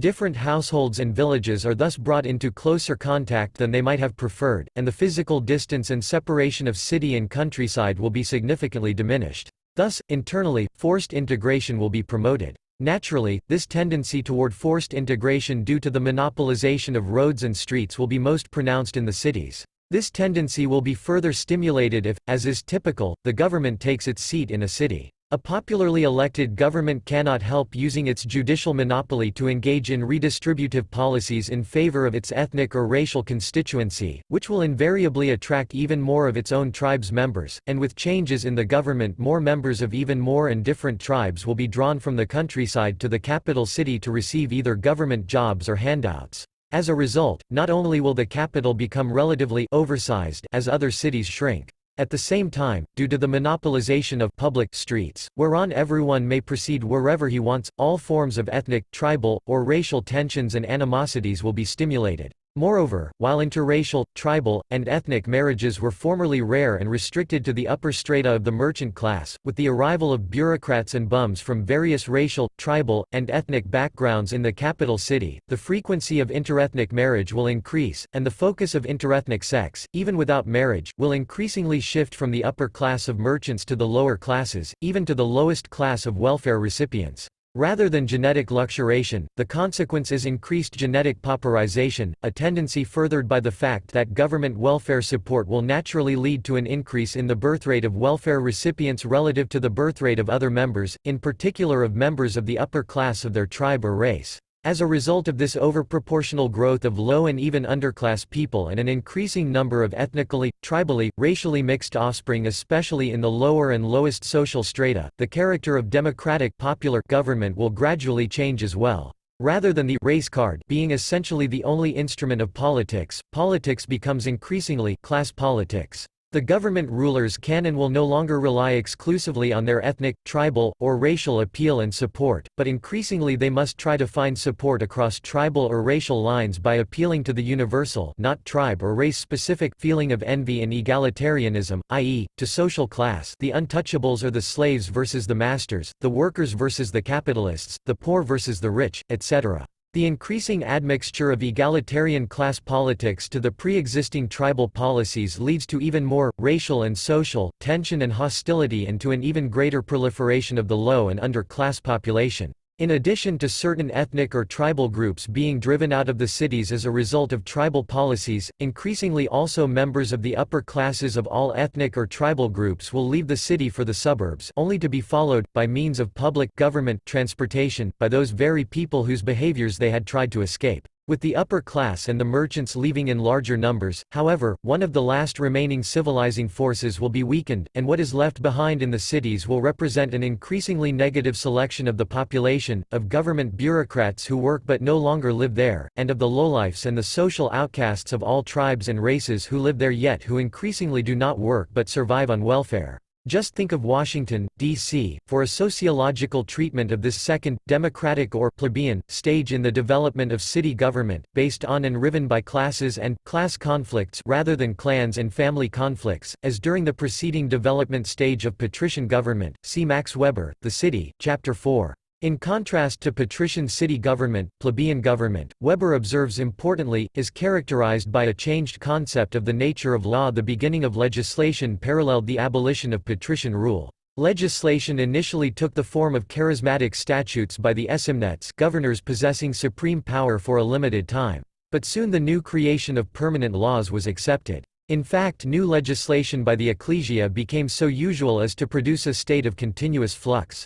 Soon a purely secular administration of justice applied to the laws or, in Rome, to the instructions of the magistrate. The creation of laws reached such a fluid state that eventually in Athens the question was directed yearly to the people whether existing laws should be maintained or amended. Thus it became an accepted premise that the law is artificially created and that it should be based upon the approval of those to whom it will apply. Likewise, in the medieval city-states of Europe the establishment of rule by the popolo had similar consequences. It, too, ground out enormous editions of city laws and codified the common law and court rules, trial law, producing a surplus of statutes of all kinds and an excess of officials. Hand in hand with the changed concept of law goes a different political conduct. The political justice of the popolo system with its system of official espionage, its preference for anonymous accusations, accelerated inquisitorial procedures against magnates, and simplified proof by notoriety was the democratic counterpart of the Venetian trials of the aristocratic patrician Council of Ten.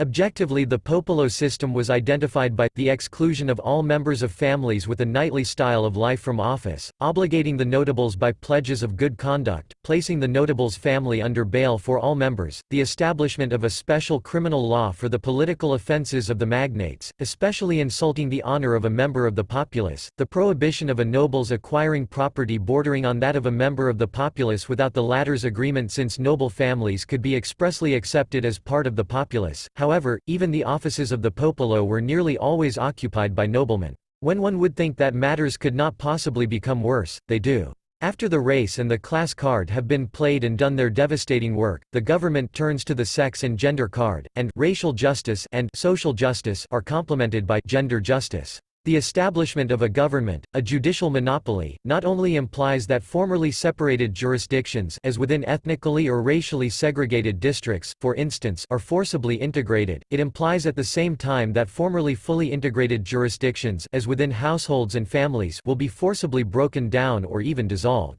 Rather than regarding intra-family or household matters including subjects such as abortion, for instance, as no one else's business to be judged and arbitrated within the family by the head of the household or family members, once a judicial monopoly has been established, its agents, the government, also become and will naturally strive to expand their role as judge and arbitrator of last resort in all family matters. To gain popular support for its role, the government, besides playing one tribe, race, or social class against another, will likewise promote divisiveness within the family, between the sexes, husbands and wives, and the generations, parents and children. Once again, this will be particularly noticeable in the big cities. Every form of government welfare, the compulsory wealth or income transfer from haves to have-nots, lowers the value of a person's membership in an extended family household system as a social system of mutual cooperation and help and assistance. Marriage loses value. For parents, the value and importance of a good upbringing, education of their own children is reduced.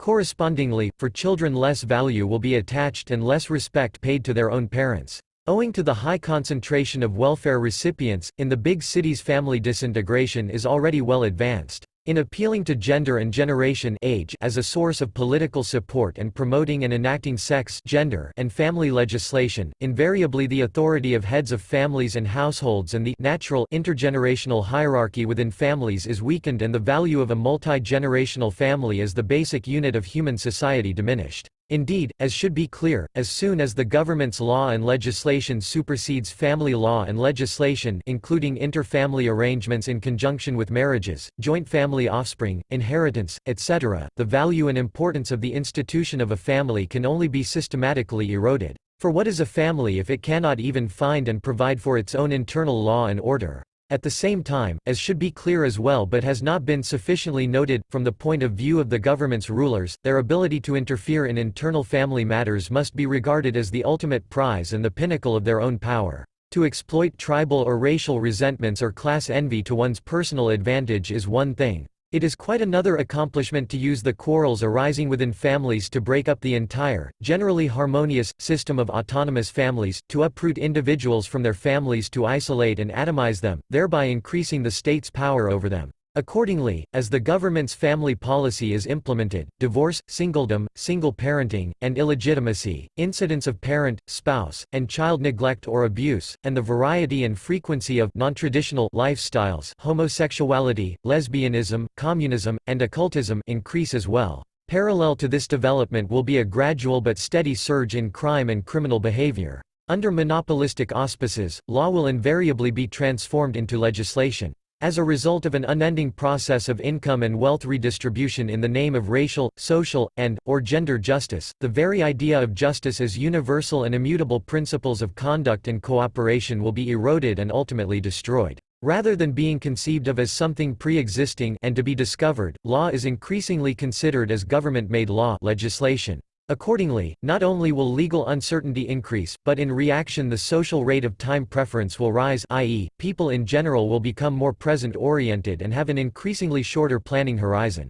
Moral relativism will also be promoted. For if there is no such thing as an ultimate right, then there is also no such thing as an absolute wrong. Indeed, what is right today may be wrong tomorrow, and vice versa. Rising time preferences combined with moral relativism, then, provides the perfect breeding ground for criminals and crimes, a tendency especially evident in the big cities. It is here that the dissolution of families is most advanced, that the greatest concentration of welfare recipients exists, that the process of genetic pauperization has progressed furthest, and that tribal and racial tensions as the outcome of forced integration are most virulent. Rather than centers of civilization, cities have become centers of social disintegration and cesspools of physical and moral decay, corruption, brutishness, and crime. IV. What follows from all of this? Clearly, Western civilization has been on a course of self-destruction for quite some time. Can this course be stopped, and if so, how? I wish I could be optimistic, but I am not so sure that there is sufficient reason for optimism. To be sure, history is ultimately determined by ideas, and ideas can, at least in principle, change almost instantly. But in order for ideas to change, it is not sufficient for people to see that something is wrong. At least a significant number must also be intelligent enough to recognize what it is that is wrong. That is, they must understand the basic principles upon which society, human cooperation, rests, the very principles explained here. And they must have sufficient willpower to act according to this insight. But it is precisely this which one must increasingly doubt. Civilization and culture do have a genetic, biological basis. However, as the result of statism, of forced integration, egalitarianism, welfare policies, and family destruction, the genetic quality of the population has most certainly declined. Indeed, how could it not when success is systematically punished and failure rewarded? Whether intended or not, the welfare state promotes the proliferation of intellectually and morally inferior people, and the results would be even worse were it not for the fact that crime rates are particularly high among these people, and that they tend to eliminate each other more frequently.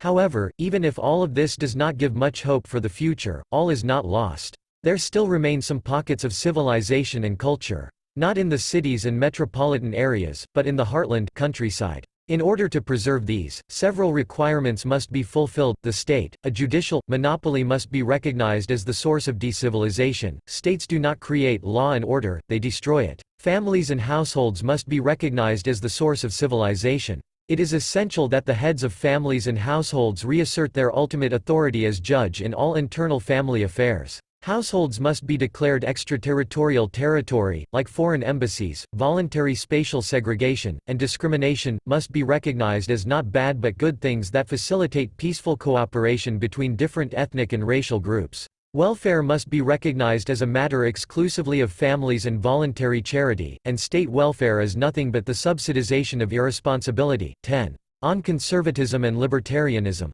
Let me begin by discussing two possible meanings of the term conservative. The first meaning is to refer to someone as conservative who generally supports the status quo, that is, a person who wants to conserve whatever laws, rules, regulations, moral and behavioral codes happen to exist at any given point in time. Because different laws, rules, and political institutions are in place at different times and/or different locations, what a conservative supports depends on and changes with place and time. To be a conservative means nothing specific at all except to like the existing order, whatever that may be. The first meaning can be discarded, then. The term conservative must have a different meaning. What it means, and possibly only can mean, is this: conservative refers to someone who believes in the existence of a natural order, a natural state of affairs which corresponds to the nature of things, of nature and man. This natural order is and can be disturbed by accidents and anomalies, by earthquakes and hurricanes, diseases, pests, monsters and beasts, by two-headed horses or four-legged humans, cripples and idiots, and by war, conquest and tyranny.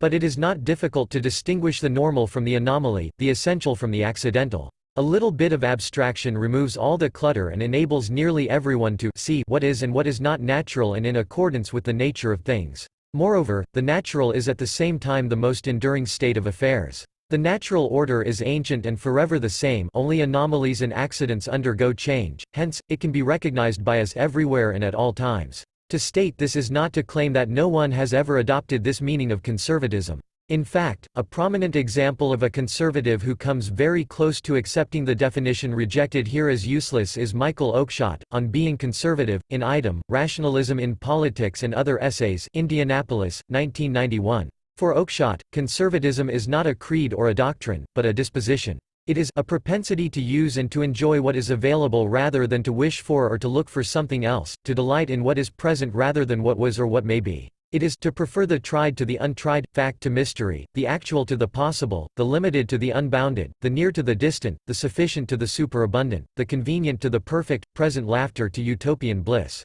Conservative refers to someone who recognizes the old and natural through the noise of anomalies and accidents and who defends, supports, and helps to preserve it against the temporary and anomalous. Within the realm of the humanities, including the social sciences, a conservative recognizes families, fathers, mothers, children, grandchildren, and households based on private property and in cooperation with a community of other households as the most fundamental, natural, essential, ancient, and indispensable social units. Moreover, the family household also represents the model of the social order at large.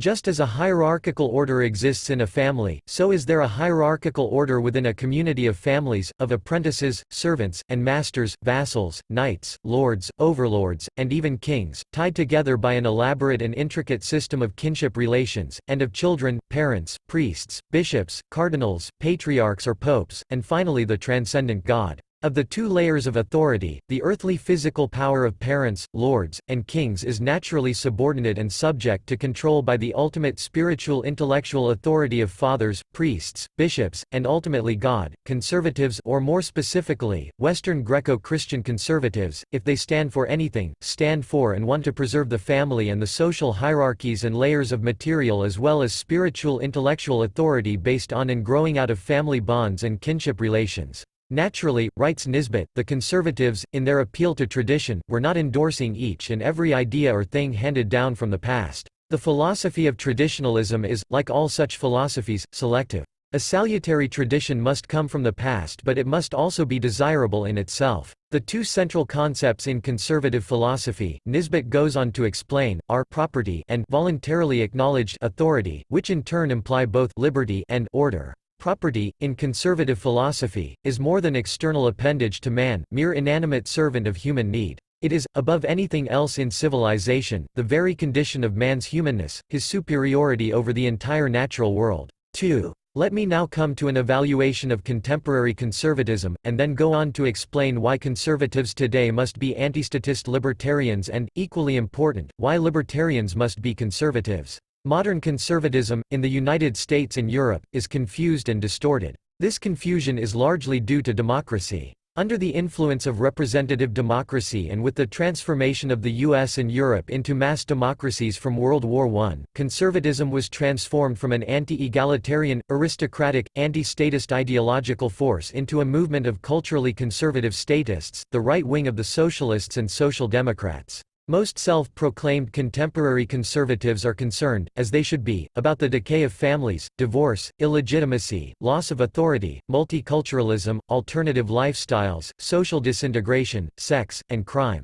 All of these phenomena represent anomalies and scandalous deviations from the natural order. A conservative must indeed be opposed to all of these developments and try to restore normalcy. However, most contemporary conservatives, at least most of the spokesmen of the conservative establishment, either do not recognize that their goal of restoring normalcy requires the most drastic, even revolutionary, anti-statist social changes, or, if they know about this, they are members of the fifth column engaged in destroying conservatism from inside and hence, must be regarded as evil. Much of the conservative veneration for the family lies in its historic affinity between family and property. It is usually the rule for any family to seek as much advantage for its children and other members as is possible. There is no issue over which conservative has fought liberal and socialist as strenuously as on threats through law to loosen property from family grasp, by taxation or by any other form of redistribution.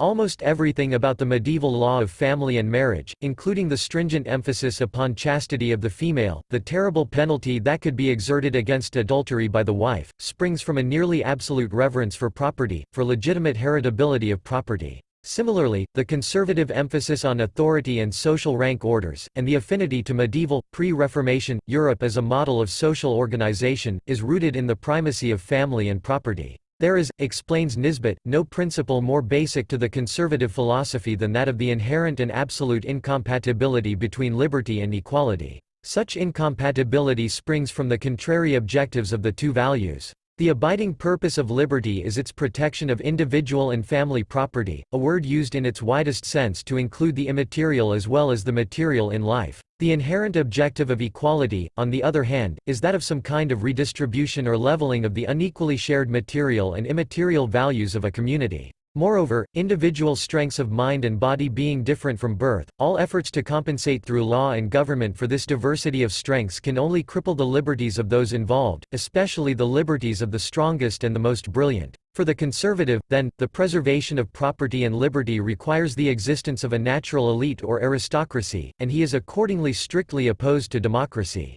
Indeed, notes Nisbet, for most conservatives socialism appeared as an almost necessary emergent of democracy and totalitarianism, an almost equally necessary product of social democracy. That this is largely true for the so-called neo-conservatives does not require further explanation here. Indeed, as far as their leaders are concerned, one suspects that most of them are of the latter evil kind. They are not truly concerned about cultural matters but recognize that they must play the cultural conservatism card so as not to lose power and promote their entirely different goal of global social democracy. However, it is also true of many conservatives who are genuinely concerned about family disintegration or dysfunction and cultural rot. I am thinking here in particular of the conservatism represented by Patrick Buchanan and his movement. Buchanan's conservatism is by no means as different from that of the conservative Republican Party establishment as he and his followers fancy themselves. In one decisive respect, their brand of conservatism is in full agreement with that of the conservative establishment. Both are statists. They differ over what exactly needs to be done to restore normalcy to the U.S., but they agree that it must be done by the state. There is not a trace of principled anti-statism in either. The fundamentally statist character of American neoconservatism is best summarized by a statement of one of its leading intellectual champions, the former Trotskyite Irving Kristol: "The basic principle behind a conservative welfare state ought to be a simple one. Wherever possible, people should be allowed to keep their own money, rather than having it transferred via taxes to the state, on the condition that they put it to certain defined uses." Two Cheers for Capitalism, New York, Basic Books, 1978, emphasis added. This view is essentially identical to that held by modern, post-Marxist, European Social Democrats. Thus, Germany's Social Democratic Party (SPD), for instance, in its Godesberg program of 1959, adopted as its core motto the slogan, "As much market as possible, as much state as necessary." A second, somewhat older but nowadays almost indistinguishable branch of contemporary American conservatism is represented by the new post-World War II conservatism launched and promoted, with the assistance of the CIA, by William Buckley and his National Review. Whereas the old, pre-World War II American conservatism had been characterized by decidedly anti-interventionist, isolationist, foreign policy views, the trademark of Buckley's new conservatism has been its rabid militarism and interventionist foreign policy. In an article, A Young Republican's View, published 3 years before the launching of his National Review in Commonwealth, on January 25, 1952, Buckley thus summarized what would become the new conservative credo: "In light of the threat posed by the Soviet Union, we new conservatives have to accept big government for the duration, for neither an offensive nor a defensive war can be waged, except through the instrument of a totalitarian bureaucracy within our shores. Conservatives," Buckley wrote, "were duty-bound to promote the extensive and productive tax laws that are needed to support a vigorous anti-communist foreign policy, as well as the large armies and air forces, atomic energy, central intelligence, war production boards and the attendant centralization of power in Washington." Not surprisingly, since the collapse of the Soviet Union in the late 1980s, essentially nothing in this philosophy has changed. Today, the continuation and preservation of the American welfare warfare state is simply excused and promoted by new and neo-conservatives alike with reference to other foreign enemies and dangers: China, Islamic fundamentalism, Saddam Hussein, rogue states, or the threat of global terrorism. Regarding this new Buckleyite conservatism, Robert Nisbet has noted that of all the misascription of the word conservative, the most amusing, in an historical light, is surely the application of conservative to the last named, i.e., the budget expanding enthusiasts for great increases in military expenditures. For in America throughout the 20th century, and including 4 substantial wars abroad, conservatives had been steadfastly the voices of non-inflationary military budgets, and an emphasis on trade in the world instead of American nationalism. In the 2 world wars, in Korea, and in Vietnam, the leaders of American entry into the war were such renowned liberal progressives as Woodrow Wilson, Franklin Roosevelt, Harry Truman and John F. Kennedy. In all 4 episodes conservatives, both in the national government and in the rank and file, were largely hostile to intervention, were isolationists indeed. Conservatism, and on Ronald Reagan in particular, during whose administration the new and neoconservative movement were fused and amalgamated, Nisbet has noted that Reagan's passion for crusades, moral and military, is scarcely American conservative. Let me illustrate by quoting Samuel Francis, one of the leading theoreticians and strategists of the Buchananite movement. After deploring anti-white and anti-Western propaganda, militant secularism, acquisitive egoism, economic and political globalism, demographic inundation, and unchecked state centralism, he expounds on a new spirit of America First, which implies not only putting national interests over those of other nations and abstractions like world leadership, global harmony, and the New World Order, but also giving priority to the nation over the gratification of individual and subnational interests. So far so good. But how does he propose to fix the problem of moral degeneration and cultural rot? Those parts of the federal Leviathan responsible for the proliferation of moral and cultural pollution such as the Department of Education, the National Endowment of the Arts, the Equal Employment Opportunity Commission, and the federal judiciary should be closed or cut down to size. But there is no opposition against the state's involvement in educational matters. There is no recognition that the natural order in education means that the state has nothing to do with it. Education is entirely a family matter. Moreover, there is no recognition that moral degeneracy and cultural rot have deeper causes and cannot simply be cured by state-imposed curriculum changes or exhortations and declamations. To the contrary, Francis proposes that the cultural turnaround, the restoration of normalcy, can be achieved without a fundamental change in the structure of the modern welfare state. Indeed, Buchanan and his ideologues explicitly defend the three core institutions of the welfare state: Social Security, Medicare, and unemployment subsidies. They even want to expand the social responsibilities of the state by assigning to it the task of protecting, by means of national import and export restrictions, American jobs, especially in industries of national concern, and insulate the wages of U.S. workers from foreign laborers who must work for $1 an hour or less. Buchanan and his intellectual allies want to abolish the federal government's control over educational matters and return such control to the level of states or, better still, local government. However, neoconservatives and most of the leaders of the so-called Christian right and the moral majority simply desire, far worse from a genuinely conservative point of view, the replacement of the current, left liberal elite in charge of national education by another one, i.e., themselves.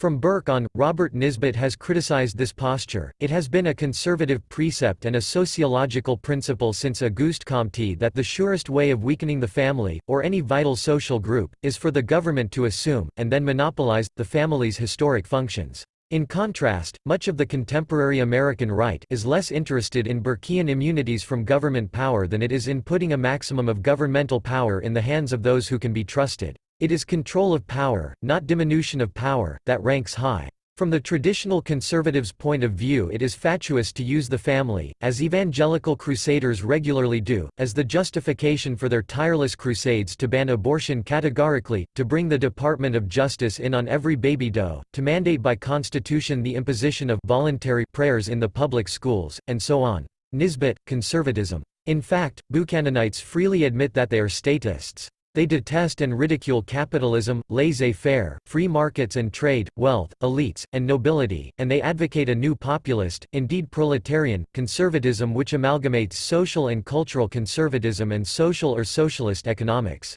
Thus, continues Francis, while the left could win Middle Americans through its economic measures, it lost them through its social and cultural radicalism, and while the right could attract Middle Americans through appeals to law and order and defense of sexual normality, conventional morals and religion, traditional social institutions and invocations of nationalism and patriotism, it lost Middle Americans when it rehearsed its old bourgeois economic formulas. Hence, it is necessary to combine the economic policies of the left and the nationalism and cultural conservatism of the right, to create a new identity synthesizing both the economic interests and cultural national loyalties of the proletarianized middle class in a separate and unified political movement. For obvious reasons this doctrine is not so named, but there is a term for this type of conservatism. It is called social nationalism or national socialism. I will not concern myself here with the question whether or not Buchanan's conservatism has mass appeal and whether or not its diagnosis of American politics is sociologically correct. I doubt that this is the case, and certainly Buchanan's fate during the 1995 and 2000 Republican presidential primaries does not indicate otherwise.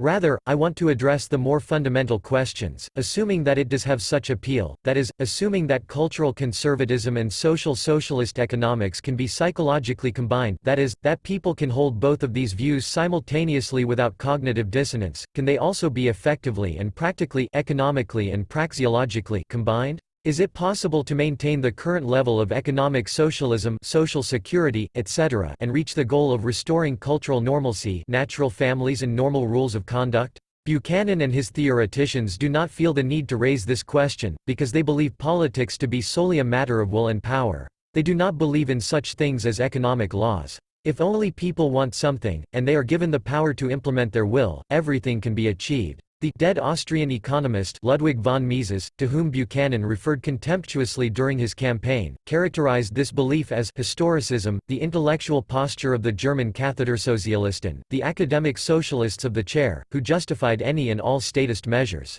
But historicist contempt and ignorance of economics does not alter the fact that inexorable economic laws exist. You cannot have your cake and eat it too, for instance. Or what you consume now cannot be consumed again in the future. Or producing more of one good requires producing less of another. No wishful thinking can make such laws go away. To believe otherwise can only result in practical failure. In fact, noted Mises, economic history is a long record of government policies that failed because they were designed with a bold disregard for the laws of economics. In light of elementary and immutable economic laws, the Buchananite program of social nationalism is just another bold but impossible dream. No wishful thinking can alter the fact that maintaining the core institutions of the present welfare state and wanting to return to traditional families, norms, conduct, and culture are incompatible goals. You can have one, socialism, welfare, or the other, traditional morals, but you cannot have both. For social nationalist economics, the pillar of the current welfare state system Buchanan wants to leave untouched, is the very cause of cultural and social anomalies. Princes and democratic majorities, writes Mises leading directly up to this verdict, are drunk with power. They must reluctantly admit that they are subject to the laws of nature. But they reject the very notion of economic law. Are they not the supreme legislators? Don't they have the power to crush every opponent? No warlord is prone to acknowledge any limits other than those imposed on him by a superior armed force. Servile scribblers are always ready to foster such complacency by expounding the appropriate doctrines. They call their garbled presumptions historical economics. In order to clarify this, it is only necessary to recall one of the most fundamental laws of economics, which says that all compulsory wealth or income redistribution, regardless of the criteria on which it is based, involves taking from some, the havers of something, and giving it to others, the non-havers of something. Accordingly, the incentive to be a haver is reduced, and the incentive to be a non-haver increased. What the haver has is characteristically something considered good, and what the non-haver does not have is something bad or a deficiency. Indeed, this is the very idea underlying any redistribution. Some have too much good stuff and others not enough. The result of every redistribution is that one will thereby produce less good and increasingly more bad, less perfection and more deficiencies.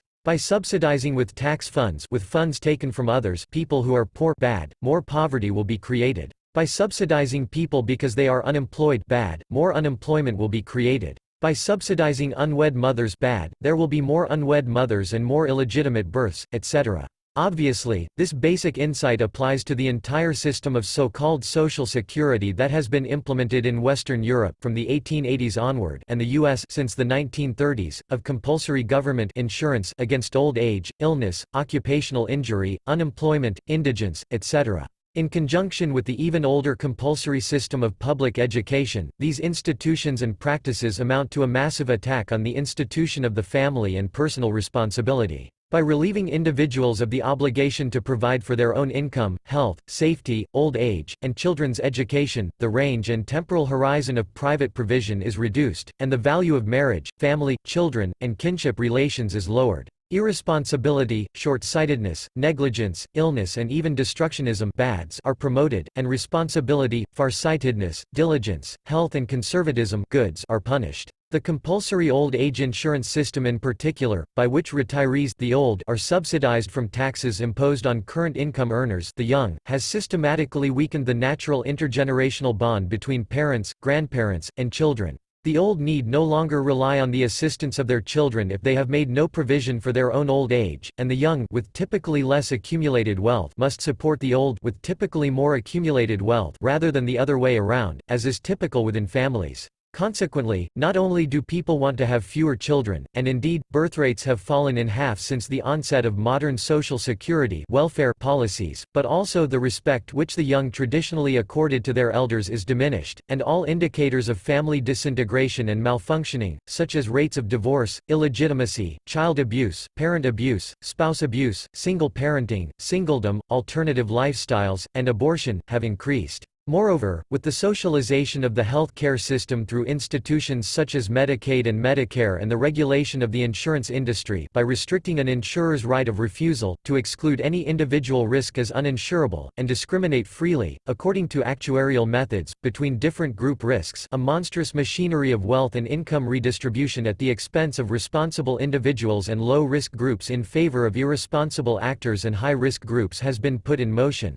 Subsidies for the ill, unhealthy and disabled breed illness, disease, and disability and weaken the desire to work for a living and to lead healthy lives. One can do no better than quote the dead Austrian economist Ludwig von Mises once more, being ill is not a phenomenon independent of conscious will. A man's efficiency is not merely a result of his physical condition, it depends largely on his mind and will. The destructionist aspect of accident and health insurance lies above all in the fact that such institutions promote accident and illness, hinder recovery, and very often create, or at any rate intensify and lengthen, the functional disorders which follow illness or accident. To feel healthy is quite different from being healthy in the medical sense. By weakening or completely destroying the will to be well and able to work, social insurance creates illness and inability to work, it produces the habit of complaining, which is in itself a neurosis, and neuroses of other kinds. As a social institution it makes a people sick bodily and mentally, or at least helps to multiply, lengthen, and intensify disease.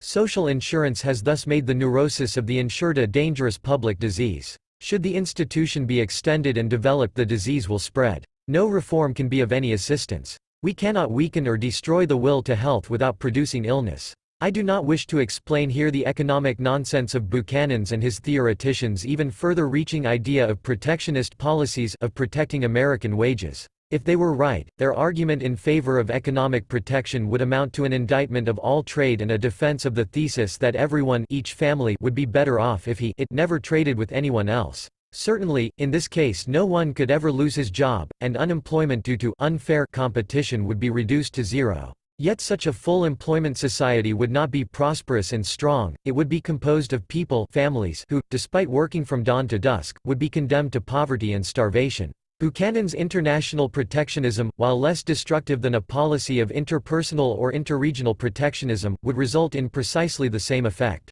This is not conservatism. Conservatives want families to be prosperous and strong. This is economic destructionism. In any case, what should be clear by now is that most if not all of the moral degeneration and cultural rot, the signs of deciviliization, all around us are the inescapable and unavoidable results of the welfare state and its core institutions. Classical, old-style conservatives knew this, and they vigorously opposed public education and social security. They knew that states everywhere were intent upon breaking down and ultimately destroying families and the institutions and layers and hierarchies of authority that are the natural outgrowth of family-based communities in order to increase and strengthen their own power. They knew that in order to do so states would have to take advantage of the natural rebellion of the adolescent juvenile against parental authority. And they knew that socialized education and socialized responsibility were the means of bringing about this goal. Social education and social security provide an opening for the rebellious youth to escape parental authority, to get away with continuous misbehavior.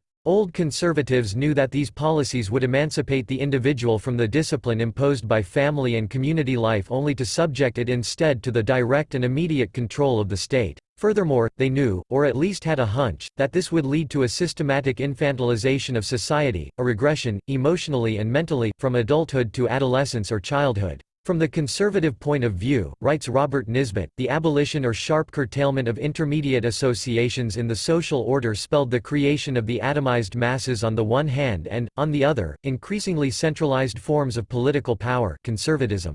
During the Middle Ages, Nisbet explains elsewhere, quoting Pollard's study of Wolsey, power was dilute, not because it was distributed in many hands, but because it was derived from many independent sources. There were the liberties of the Church, based on law superior to that of the king, there was the law of nature, graven in the hearts of men and not to be erased by royal writs, and there was the prescription of immemorial local and feudal customs stereotyping a variety of jurisdictions and impeding the operation of a single will. Community and Power, New York, Oxford University Press, 1962. In contrast, Buchanan's populist proletarian conservatism, social nationalism, shows complete ignorance of all of this. Combining cultural conservatism and welfare statism is impossible, and hence, economic nonsense. Welfare statism, social security in any way, shape or form, breeds moral and cultural rot and degeneration. Thus, if one is indeed concerned about America's moral decay and wants to restore normalcy to society and culture, one must oppose all aspects of the modern social welfare state.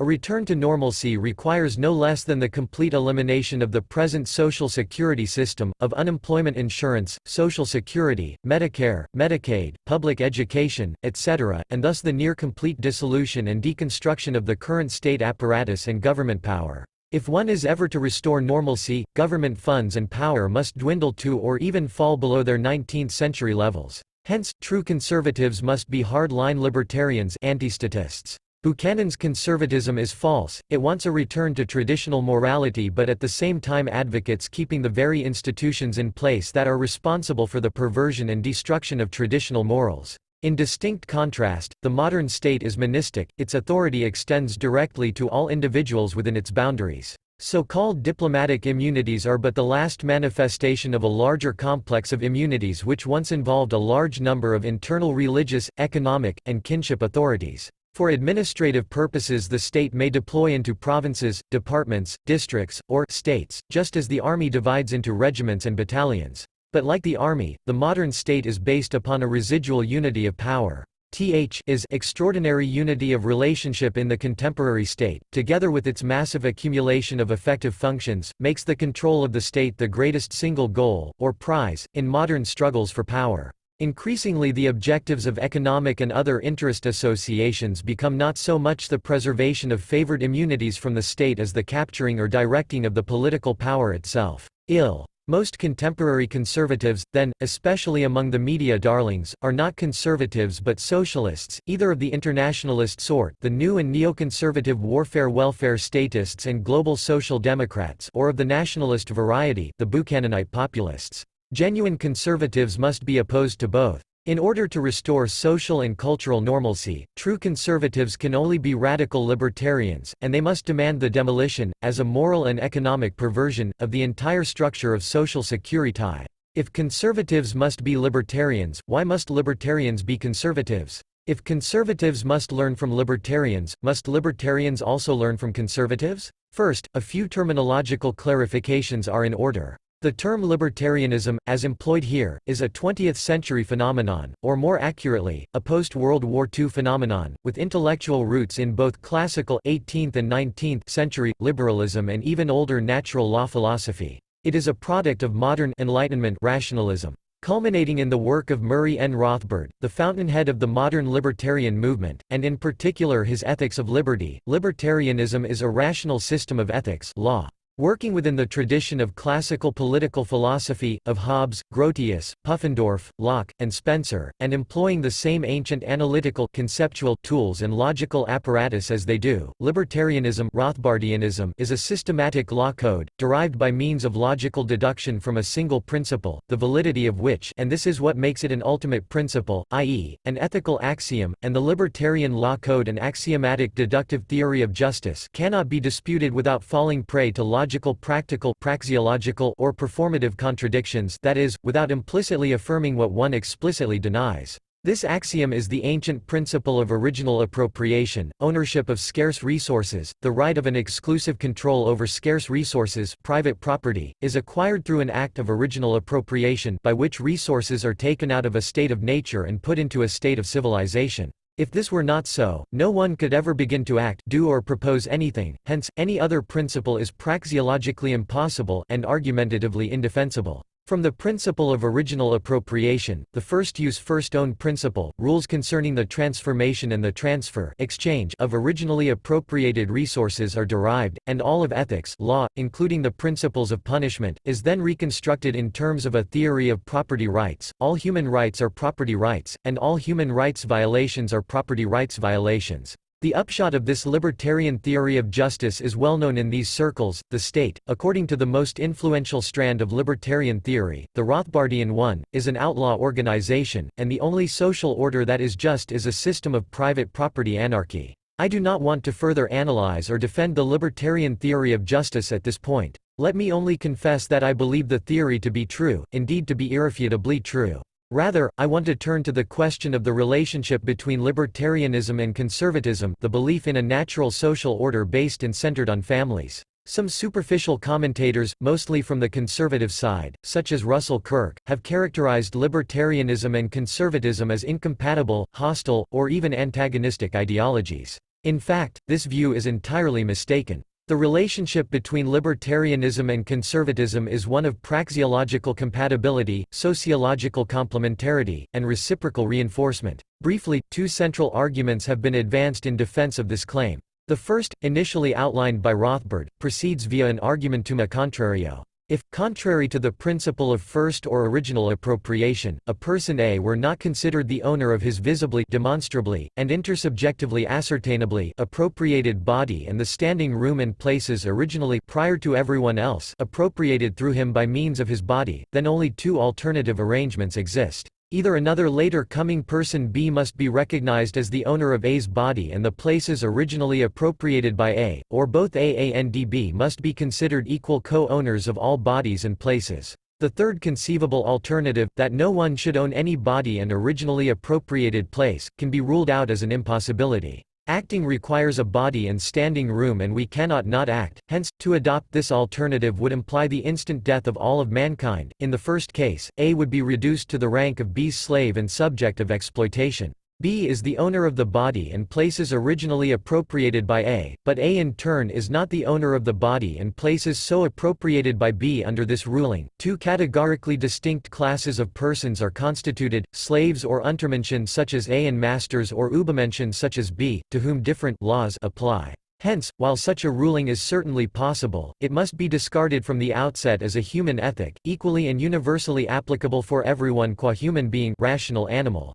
For a rule to aspire to the rank of a law, a just rule, it is necessary that it apply equally and universally to everyone. The rule under consideration manifestly does not fulfill this universalization requirement. Alternatively, in the second case of universal and equal co-ownership, the universalization requirement is apparently fulfilled. However, this alternative suffers from another, even more severe deficiency, because if it were adopted all of mankind would perish immediately, for every action of a person requires the use of scarce means, at least his body and its standing room. However, if all goods were co-owned by everyone, then no one at any time or place would be allowed to do anything unless he had previously secured everyone else's consent to do so.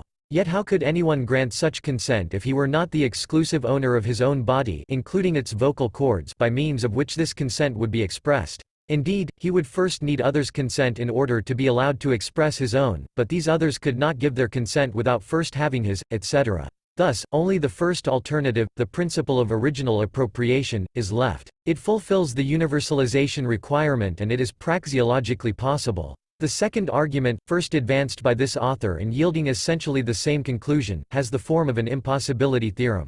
The theorem proceeds from a logical reconstruction of the necessary conditions, Bedingungen der Möglichkeit, of ethical problems and an exact definition and delineation of the purpose of ethics. First, for ethical problems to arise, conflict between separate and independent agents must exist or must at least be possible, and a conflict can only emerge in turn with respect to scarce means or economic goods. A conflict is possible neither with respect to superabundant or free goods such as, under normal circumstances, the air that we breathe, nor with respect to scarce but non-appropriable goods such as the sun or the clouds, i.e., the conditions, rather than the means, of human action. Conflict is possible only with respect to controllable appropriable means such as a specific piece of land, tree or cave situated in a specific and unique spatio-temporal relation vis-a-vis the sun and or the rain clouds. Hence, the task of ethics is to propose rules regarding the proper versus the improper use of scarce means. That is, ethics concerns the assignment of rights of exclusive control over scarce goods, i.e., property rights, in order to rule out conflict. Conflict, however, is not a sufficient prerequisite for ethical problems, for one can come into conflict also with a gorilla or a mosquito, for instance, yet such conflicts do not give rise to ethical problems.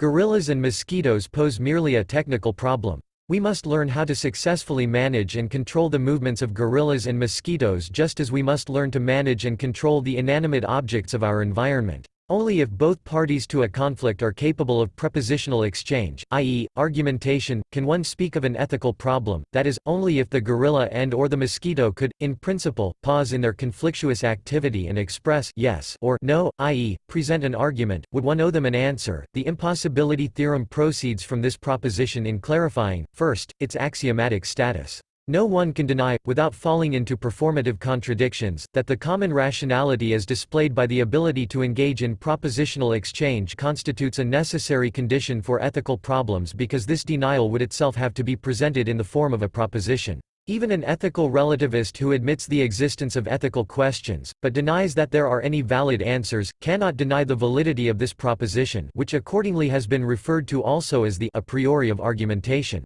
Second, it is pointed out that everything that must be presupposed by argumentation cannot in turn be argumentatively disputed without getting entangled in a performative contradiction, and that among such presuppositions there exist not only logical ones, such as the laws of propositional logic, e.g., the law of identity, but also praxeological ones. Argumentation is not just free-floating propositions but always involves also at least two distinct arguers, a proponent and an opponent, i.e., argumentation is a subcategory of human action. Third, it is then shown that the mutual recognition of the principle of original appropriation, by both proponent and opponent, constitutes the praxeological presupposition of argumentation. No one can propose anything and expect his opponent to convince himself of the validity of this proposition or else deny it and propose something else unless his and his opponent's right to exclusive control over their own originally appropriated body, brain, vocal cords, etc., and its respective standing room were already presupposed and assumed as valid. Finally, if the recognition of the principle of original appropriation forms the praxeological presupposition of argumentation, then it is impossible to provide a propositional justification for any other ethical principle without running thereby into performative contradictions. In order to explain this, let me first point out that most, though not all, leading libertarian thinkers were, as a matter of empirical fact, social-cultural conservatives, defenders of traditional, bourgeois morals and manners. Most notably, Murray Rothbard, the single most important and influential libertarian thinker, was an outspoken cultural conservative. So was Rothbard's most important teacher, Ludwig von Mises. Ayn Rand, another major influence on contemporary libertarianism, is a different matter, of course. While this does not prove much, it does prove only that libertarianism and conservatism can be psychologically reconciled. It is indicative of a substantive affinity between the two doctrines. It is not difficult to recognize that the conservative and the libertarian views of society are perfectly compatible, congruent. To be sure, their methods are distinctly different. One is, or appears to be, empiristic, sociological, and descriptive, and the other rationalistic, philosophical, logical, and constructivist. This difference notwithstanding, both agree in one fundamental respect, however. Conservatives are convinced that the natural and normal is old and widespread and thus can be discerned always and everywhere. Similarly, libertarians are convinced that the principles of justice are eternally and universally valid and hence, must have been essentially known to mankind since its very beginnings.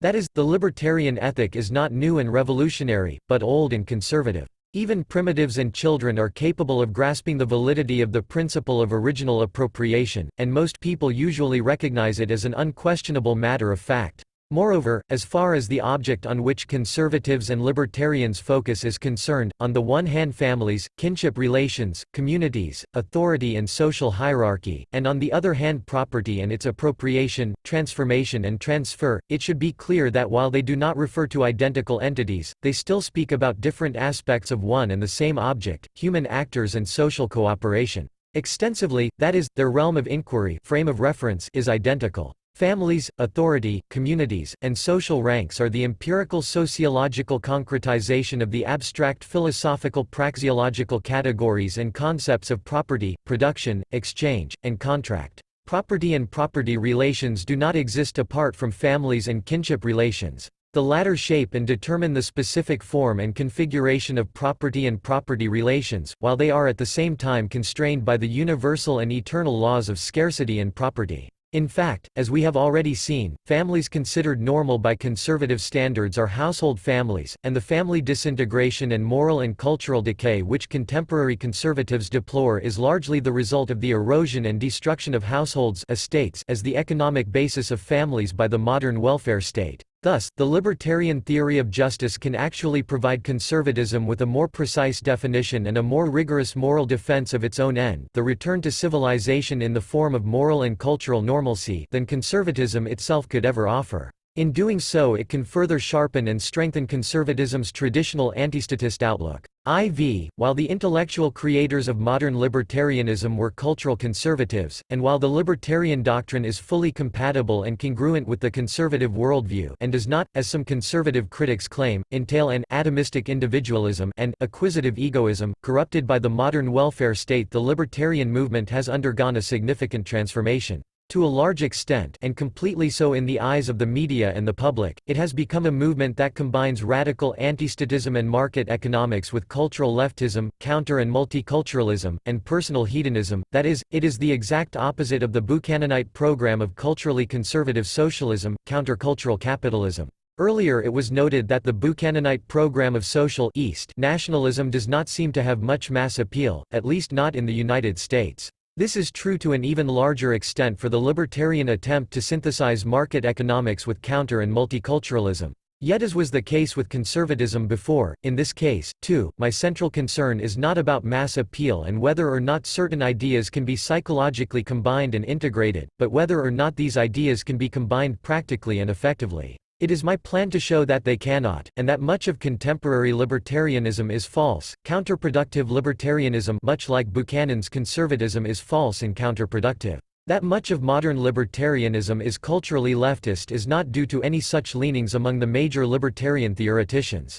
As noted, they were for the most part cultural conservatives. Rather, it was the result of a superficial understanding of the libertarian doctrine by many of its fans and followers, and this ignorance has its explanation in a historical coincidence and the mentioned tendency, inherent in the social democratic welfare state, of promoting a process of intellectual and emotional infantilization, decivilization of society. The beginnings of the modern libertarian movement in the United States go back to the mid-1960s. In 1971 the Libertarian Party was founded, and in 1972 the philosopher John Hospers was nominated as its first presidential candidate. It was the time of the Vietnam War. Simultaneously, promoted by the major advances in the growth of the welfare state from the early and mid-1960s onward in the United States and similarly in Western Europe, the so-called civil rights legislation and the war on poverty, a new mass phenomenon emerged. A new Lumpenproletariat of intellectuals and intellectualized youths, the products of an ever-expanding system of socialist public education, alienated from mainstream bourgeois morals and culture while living far more comfortably than the Lumpenproletariat of old off the wealth created by this mainstream culture, arose.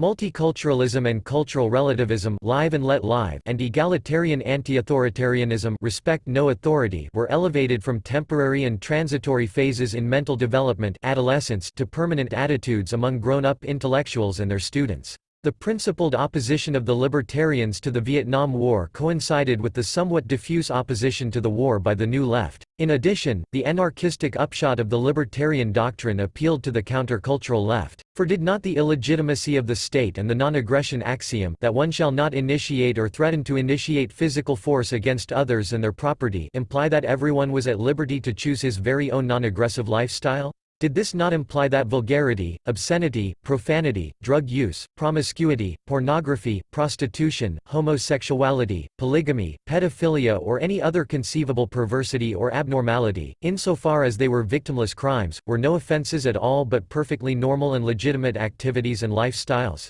Not surprisingly, then, from the outset the libertarian movement attracted an unusually high number of abnormal and perverse followers. Subsequently, the countercultural ambiance and multicultural relativistic tolerance of the libertarian movement attracted even greater numbers of misfits, personal or professional failures, or plain losers. Murray Rothbard, in disgust, called them the nihilo-libertarians and identified them as the modal, typical and representative libertarians. They fantasized of a society where everyone would be free to choose and cultivate whatever non-aggressive lifestyle, career, or character he wanted, and where, as a result of free market economics, everyone could do so on an elevated level of general prosperity. Ironically, the movement that had set out to dismantle the state and restore private property and market economics was largely appropriated, and its appearance shaped, by the mental and emotional products of the welfare state, the new class of permanent adolescents. While ultimately judged a failure by most of its former protagonists, the alliance between the fledgling libertarian movement and the New Left during the mid and late 1960s can be understood as motivated by two considerations.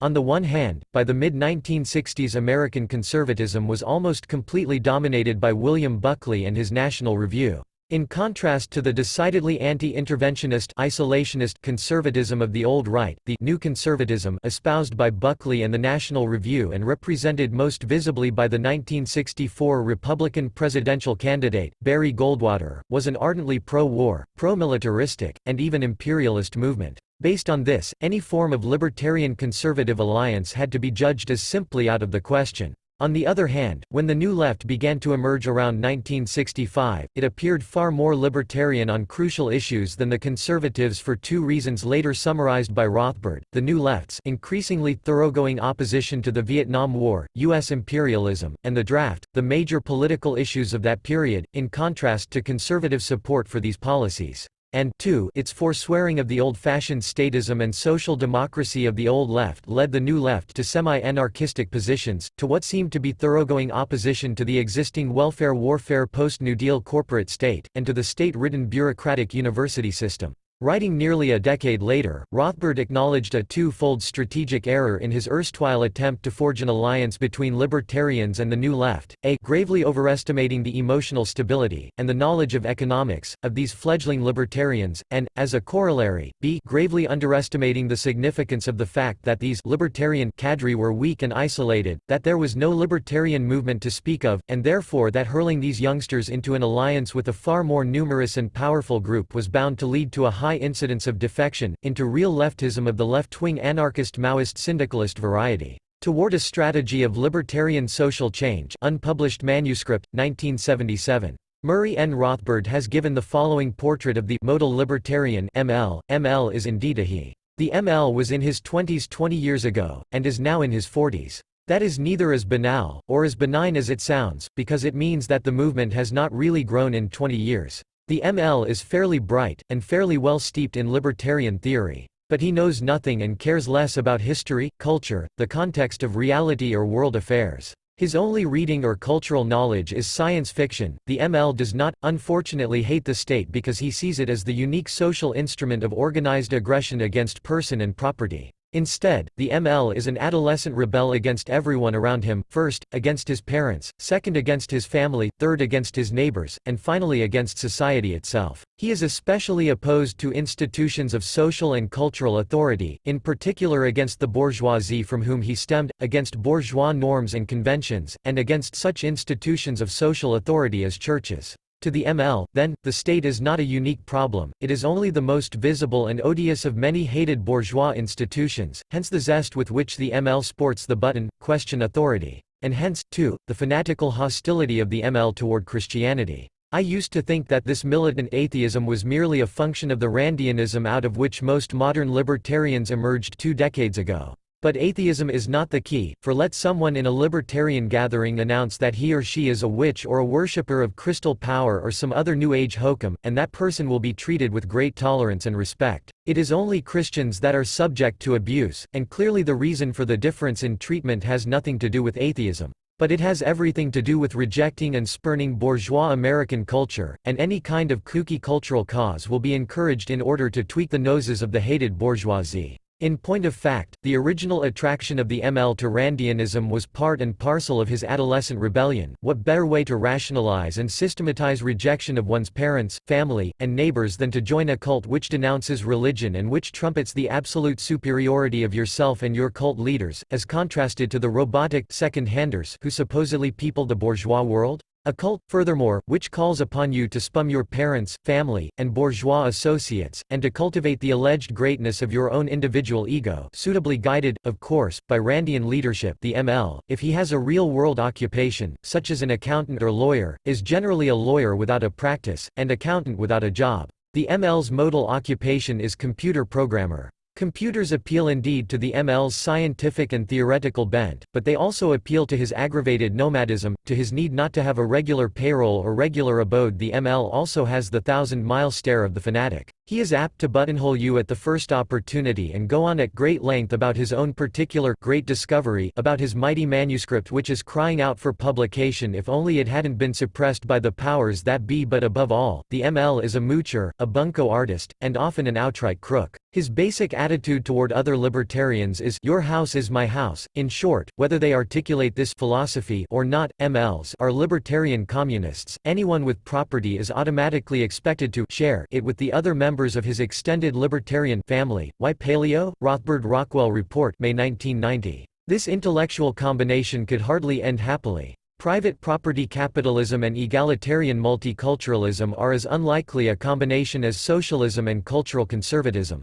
And in trying to combine what cannot be combined, much of the modern libertarian movement actually contributed to the further erosion of private property rights, just as much of contemporary conservatism contributed to the erosion of families and traditional morals. What the countercultural libertarians failed to recognize, and what true libertarians cannot emphasize enough, is that the restoration of private property rights and laissez-faire economics implies a sharp and drastic increase in social discrimination and will swiftly eliminate most if not all of the multicultural egalitarian lifestyle experiments so close to the heart of left libertarians. In other words, libertarians must be radical and uncompromising conservatives. Contrary to the left libertarians assembled around such institutions as the Cato Institute and the Institute for Justice, for instance, who seek the assistance of the central government in the enforcement of various policies of non-discrimination and call for a non-discriminatory or free immigration policy, true libertarians must embrace discrimination, be it internal domestic or external foreign. Indeed, private property means discrimination. I, not you, own such and such. I am entitled to exclude you from my property. I may attach conditions to your using my property, and I may expel you from my property. Moreover, you and I, private property owners, may enter and put our property into a restrictive or protective covenant. We and others may, if we both deem it beneficial, impose limitations on the future use that each of us is permitted to make with our property. More specifically, left libertarians (LLs) employ and promote the employment of the federal government and its courts to squash discriminatory and presumably anti-libertarian state and/or local laws and regulations. They thus contribute, regardless of their intention, to the anti-libertarian end of strengthening the central state. Correspondingly, LLs typically look favorably upon Lincoln and the Union government because the Union victory over the secessionist Confederacy resulted in the abolition of slavery, but they fail to recognize that this way of achieving the libertarian goal of abolishing slavery must lead to a drastic increase in the power of the central federal government, and that the Union victory in the Southern War of Independence indeed marks one of the great leaps forward in the growth of the modern federal leviathan and hence represents a profoundly anti-libertarian episode in American history. Further, while as criticize the current practice of affirmative action as a quota system, they do not reject the so-called civil rights legislation from which the present practice developed as entirely and fundamentally incompatible with the cornerstone of libertarian political philosophy, i.e., private property rights. To the contrary, LLs are very much concerned about civil rights, most prominently the right of gays and other alternative lifestylers not to be discriminated against in employment and housing. Accordingly, they look favorably on the U.S. Supreme Court decision in Brown v. Board of Education to outlaw segregation and the proto-socialist civil rights leader Martin Luther King. To be sure, as typically recognize the categorical difference between private and so-called public property, and at least in theory they admit that private property owners ought to have the right to discriminate regarding their own property as they please. But the LL's distinctly egalitarian concern for the lofty yet elusive idea of the progressive extension of dignity instead of property rights to women, to people of different religions and different races, David Boaz, reference below, my emphasis, misleads them to accept the very principle of non-discrimination, even if it is only applied and restricted to public property and the public sector of the economy. Hence the LL's advocacy of a non-discriminatory or free immigration policy. Theoretically, LLs thereby commit the error of regarding public property as if it were either unowned land open to unrestricted universal homesteading, while in fact all public property has been financed by domestic taxpayers, or as if it were communal property open to every domestic citizen on an equal basis, while in fact some citizens have paid more taxes than others, and some, i.e., those whose salaries or subsidies were paid out of taxes, have paid no taxes at all. Worse, in accepting the principle of non-discrimination for the realm of public property, LLs in fact contribute to the further aggrandizement of state power and the diminution of private property rights, for in today's state-ridden world, the dividing line between private and public has become increasingly fuzzy. All private property borders on and is surrounded by public streets. Virtually every business sells some of its products to some government agency or across state borders, and countless private firms and organizations, such as private universities, for instance, regularly receive government funding. Hence, as seen from the perspective of the agents of the state, there is practically nothing left that is genuinely private and thus does not fall under government purview. Based on this all-pervasive entanglement of the state and public property with private business and private property, and given the government's unique, coercive, bargaining power, it can be safely predicted that the policy of non-discrimination will not remain a principle merely of public policy for long, but will instead increasingly become a general and ultimately universal principle, extending to and encompassing everyone and everything, public and private. Characteristically, LLs are typically also proponents of Milton Friedman's school voucher proposal and are thus, it would seem, totally unaware that the implementation of the voucher plan would invariably lead to the expansion of government control from public schools to one including private schools and the destruction of whatever autonomous decision-making rights the latter schools presently still possess. The modern welfare state has largely stripped private property owners of the right to exclusion implied in the concept of private property. Discrimination is outlawed. Employers cannot hire whom they want. Landlords cannot rent to whom they want. Sellers cannot sell to whomever they wish. Buyers cannot buy from whomever they wish to buy. And groups of private property owners are not permitted to enter in whatever restrictive covenant they believe to be mutually beneficial. The state has thus robbed the people of much of their personal and physical protection. Not to be able to exclude others means not to be able to protect oneself. The result of this erosion of private property rights under the democratic welfare state is forced integration. Forced integration is ubiquitous. Americans must accept immigrants they do not want. Teachers cannot get rid of lousy or ill-behaved students. Employers are stuck with poor or destructive employees. Landlords are forced to live with bad renters. Banks and insurance companies are not allowed to avoid bad risks. Restaurants and bars must accommodate unwelcome customers, and private clubs and covenants are compelled to accept members and actions in violation of their very own rules and restrictions. Moreover, on public, i.e., government property in particular, forced integration has taken on a dangerous form of norm and lawlessness. Every property owner, Murray N. Rothbard elaborated, should have the absolute right to sell, hire, or lease his money or other property to anyone whom he chooses, which means he has the absolute right to discriminate all he damn pleases.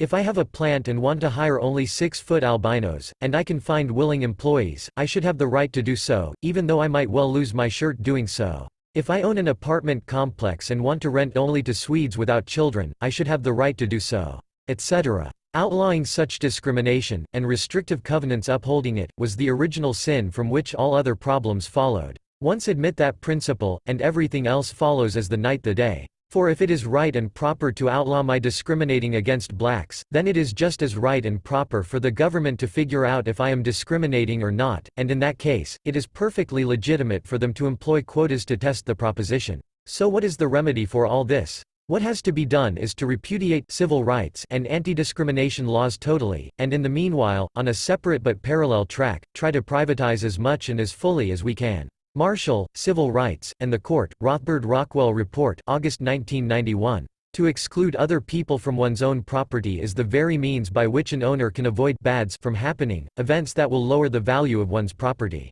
In not being permitted to freely exclude, the incidence of bads, ill-behaved, lazy, unreliable, rotten students, employees, customers, will increase and property values will fall. In fact, forced integration, the result of all non-discrimination policies, breeds ill behavior and bad character. In civilized society, the ultimate price for ill behavior is expulsion, and all around ill-behaved or rotten characters, even if they commit no criminal offense, will find themselves quickly expelled from everywhere and by everyone and become outcasts, physically removed from civilization. This is a stiff price to pay, hence, the frequency of such behavior is reduced. By contrast, if one is prevented from expelling others from one's property whenever their presence is deemed undesirable, ill behavior, misconduct, and outright rotten characters are encouraged, rendered less costly. Rather than being isolated and ultimately entirely removed from society, the bums, in every conceivable area of incompetency, bumhood, are permitted to perpetrate their unpleasantries everywhere, so bum-like behavior and bums will proliferate. The results of forced integration are only too visible. All social relations, whether in private or business life, have become increasingly egalitarian. Everyone is on a first-name basis with everyone else, and uncivilized. In distinct contrast, a society in which the right to exclusion is fully restored to owners of private property would be profoundly unegalitarian, intolerant, and discriminatory. There would be little or no tolerance and open-mindedness so dear to left libertarians. Instead, one would be on the right path toward restoring the freedom of association and exclusion implied in the institution of private property, if only towns and villages could and would do what they did as a matter of course until well into the 19th century in Europe and the United States. There would be signs regarding entrance requirements to the town, and, once in town, requirements for entering specific pieces of property, for example, no beggars, bums, or homeless, but also no homosexuals, drug users, Jews, Muslims, Germans, or Zulus, and those who did not meet these entrance requirements would be kicked out as trespassers. Almost instantly, cultural and moral normalcy would reassert itself. Left libertarians and multi- or countercultural lifestyle experimentalists, even if they were not engaged in any crime, would once again have to pay a price for their behavior. If they continued with their behavior or lifestyle, they would be barred from civilized society and live physically separate from it, in ghettos or on the fringes of society, and many positions or professions would be unattainable to them. In contrast, if they wished to live and advance within society, they would have to adjust and assimilate to the moral and cultural norms of the society they wanted to enter. To thus assimilate would not necessarily imply that one would have to give up one's substandard or abnormal behavior or lifestyle altogether. It would imply, however, that one could no longer come out and exhibit one's alternative behavior or lifestyle in public. Such behavior would have to stay in the closet, hidden from the public eye, and physically restricted to the total privacy of one's own four walls. Advertising or displaying it in public would lead to expulsion. To avoid any misunderstanding, it might be useful to point out that the predicted rise in discrimination in a purely libertarian world does not imply that the form and extent of discrimination will be the same or similar everywhere. To the contrary, a libertarian world could and likely would be one with a great variety of locally separated communities engaging in distinctly different and far-reaching discrimination. Explains Murray N. Rothbard. In a country, or a world, of totally private property, including streets, and of private contractual neighborhoods consisting of property owners, these owners can make any sort of neighborhood contracts they wish. In practice, then, the country would be a truly gorgeous mosaic, ranging from rowdy Greenwich Village-type contractual neighborhoods, to socially conservative homogeneous WASP neighborhoods. Remember that all deeds and covenants would once again be totally legal and enforceable, with no meddling government restrictions upon them. So that considering the drug question, if a proprietary neighborhood contracted that no one would use drugs, and Jones violated the contract and used them, his fellow community contractors could simply enforce the contract and kick him out. Or, since no advance contract can allow for all conceivable circumstances, suppose that Smith became so personally obnoxious that his fellow neighborhood owners wanted him ejected. They would then have to buy him out, probably on terms set contractually in advance in accordance with some obnoxious clause. The New Fusionism, A Movement for Our Time, Rothbard-Rockwell Report, January 1991.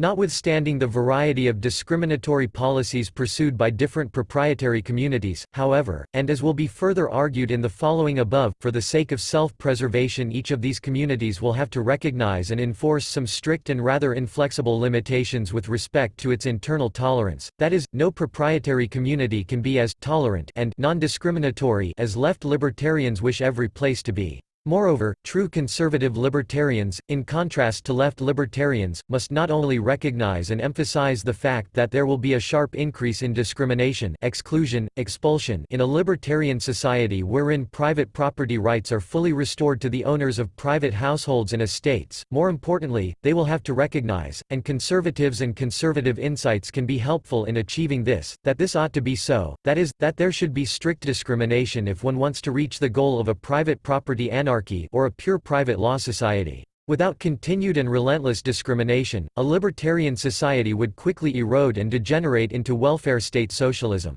Every social order, including a libertarian or conservative one, requires a self-enforcement mechanism. More precisely, social orders, unlike mechanical or biological systems, are not maintained automatically, they require conscious effort and purposeful action on the part of the members of society to prevent them from disintegrating. The standard libertarian model of a community is one of individuals who, instead of living physically separated and isolated from one another, associate with each other as neighbors living on adjacent but separately owned pieces of land. However, this model is too simplistic. Presumably, the reason for choosing neighbors over isolation is the fact that for individuals participating in and partaking of the benefits of the division of labor, a neighborhood offers the added advantage of lower transaction costs, that is, a neighborhood facilitates exchange. As a consequence, the value of an individually owned piece of land will be enhanced by the existence of neighboring pieces of land owned by others. However, while this may indeed be true and constitute a valid reason for choosing a neighborhood over physical isolation, it is by no means always true.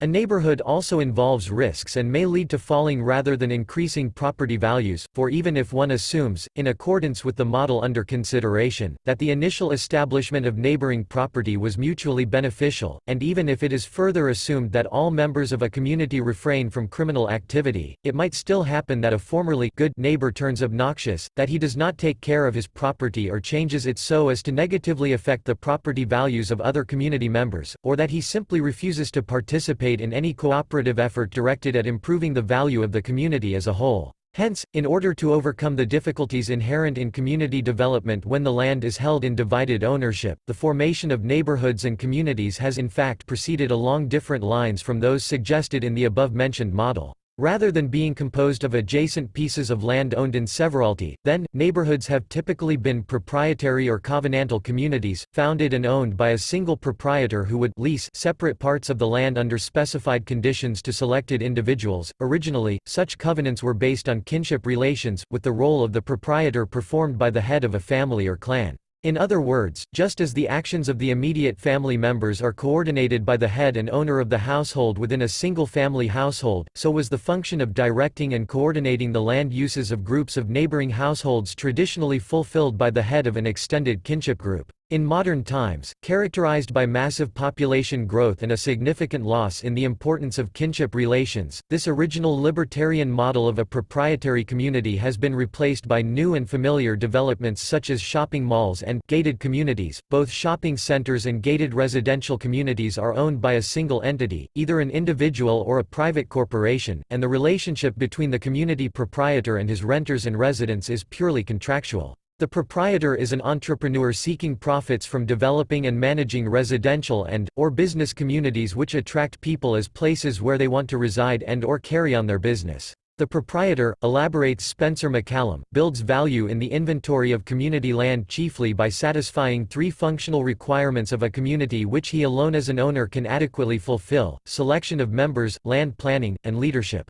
The first two functions, membership selection and land planning, are accomplished by him automatically in the course of determining to whom, and for what purpose, to let the use of land. The third function, leadership, is his natural responsibility and also his special opportunity, since his interest alone is the success of the whole community rather than that of any special interest within it. Assigning land automatically establishes the kinds of tenants and their spatial juxtaposition to one another and, hence, the economic structure of the community. Leadership also includes arbitration of differences among tenants, as well as guidance and participation in joint efforts. Indeed, in a fundamental sense, the security of the community is a part of the owner's real estate function. Under land planning, he supervises the design of all construction from the standpoint of safety. He also chooses tenants with a view to their compatibility and complementarity with other members of the community and learns to anticipate in the leases and to provide in other ways against disputes developing among tenants. By his informal peacemaking and arbitrating, he resolves differences that might otherwise become serious. In these many ways he ensures quiet possession, as it was so admirably phrased in the language of the common law, for his tenants. So long as individuals have ownership in parts less than the whole, notes McCallum, their interests will collide with the interests of others and with the common interest in any proposal that would affect land values unevenly. Yet, to avoid such measures would be to throw out planning and coordination of land uses completely, and with it ultimately all land value. Aggravating the situation further is the absence of effective leadership to arbitrate the conflicts or to salvage the best of the bad situation. Lacking is someone who, while not identified with any special interest in the community, is at the same time strongly concerned for the success of the community as a whole. Property and land cannot be moved to an environment more favorable for its use. Its value as an economic good is a function of its surroundings. Its higher use therefore depends upon rearranging the environment to conform to it. Since the possible uses of a site depend on surrounding land uses, ultimately, all human action is land use of one kind or another, it is essential for its most productive use that the uses of accessible surrounding land be coordinated. Seldom can this be done effectively under a multiplicity of separate authorities. If surrounding sites are owned in severalty, the several owners may or may not be able to accommodate their various uses to a comprehensive plan, depending on many, often fortuitous, factors affecting the ability and wishes of each. They are neighbors of circumstance, not of convenience. To avoid any misunderstanding, the term lease is used here to include the sale of anything less than the full title to this thing. Thus, for example, the proprietor may sell all the rights to a house and a piece of land, except for the right to build a house over a certain height or of other than a certain design, or to use the land for any other than residential purposes, etc., which rights are retained by the proprietary seller. The proprietary community is not unique to our time and culture, explains McCallum. Its roots are deep in human history. Within households, in the primitive world, land is commonly administered by an elder male in the line of property succession. For groups of households, it may be administered by a clan or lineage or other group head who is commonly an elder male of the kin group of widest span. And similarly at the village level. This is the familiar pattern, in anthropologist Melville Herskovit's words, of village land ownership held in trust and administered by the village head in behalf of its members, native or adopted, and family ownership, for which the head of the family is trustee. The system is sometimes called seigneurialism since the distributive authority is exercised by a senior member of the kin group at the span or level of organization in question. The art of community. Clearly then, the task of maintaining the covenant entailed in a libertarian proprietary community is first and foremost that of the proprietor. Yet he is but one man, and it is impossible for him to succeed in this task unless he is supported in his endeavor by a majority of the members of the community in question. In particular, the proprietor needs the support of the community elite, i.e., the heads of households and firms most heavily invested in the community. In order to protect and possibly enhance the value of their property and investments, both proprietor and the community elite must be willing and prepared to take two forms of protective measures. First, they must be willing to defend themselves by means of physical force and punishment against external invaders and domestic criminals. But second and equally important, they must also be willing to defend themselves, by means of ostracism, exclusion and ultimately expulsion, against those community members who advocate, advertise or propagandize actions incompatible with the very purpose of the covenant, to protect property and family. McCallum writes in The Art of Community, moreover, once the ownerships are organized as participation in a single property, it becomes the common interest of the owners to redevelop and manage the whole as a unit in the most productive way, even to replanning the formerly fixed pattern of streets and common areas. It becomes their single interest to provide not only optimum physical environment, but optimum social environment as well, through an effective manager who can serve inconspicuously as expediter, peacemaker, and active catalyst to promote the freest possible conditions for the occupants to pursue their respective interests. On all levels of society, both primitive and modern, notes McCallum on the importance of exclusion for the maintenance of social order, exile is the natural and automatic remedy for default and fraud. By dispossession the village head exiles individuals who have made themselves intolerable, exactly as a shopping center manager fails to renew the lease of an incompatible tenant. However infrequent in the village, as compared with modern proprietary communities, membership control is still a functional requisite of community life for which there must be regular provision. In this regard, a community always faces the double and related threat of egalitarianism and cultural relativism. Egalitarianism, in every form and shape, is incompatible with the idea of private property. Private property implies exclusivity, inequality, and difference. And cultural relativism is incompatible with the fundamental, indeed foundational, fact of families and intergenerational kinship relations. Families and kinship relations imply cultural absolutism. As a matter of socio-psychological fact, both egalitarian and relativistic sentiments find steady support among ever-new generations of adolescents. Owing to their still incomplete mental development, juveniles, especially of the male variety, are always susceptible to both ideas.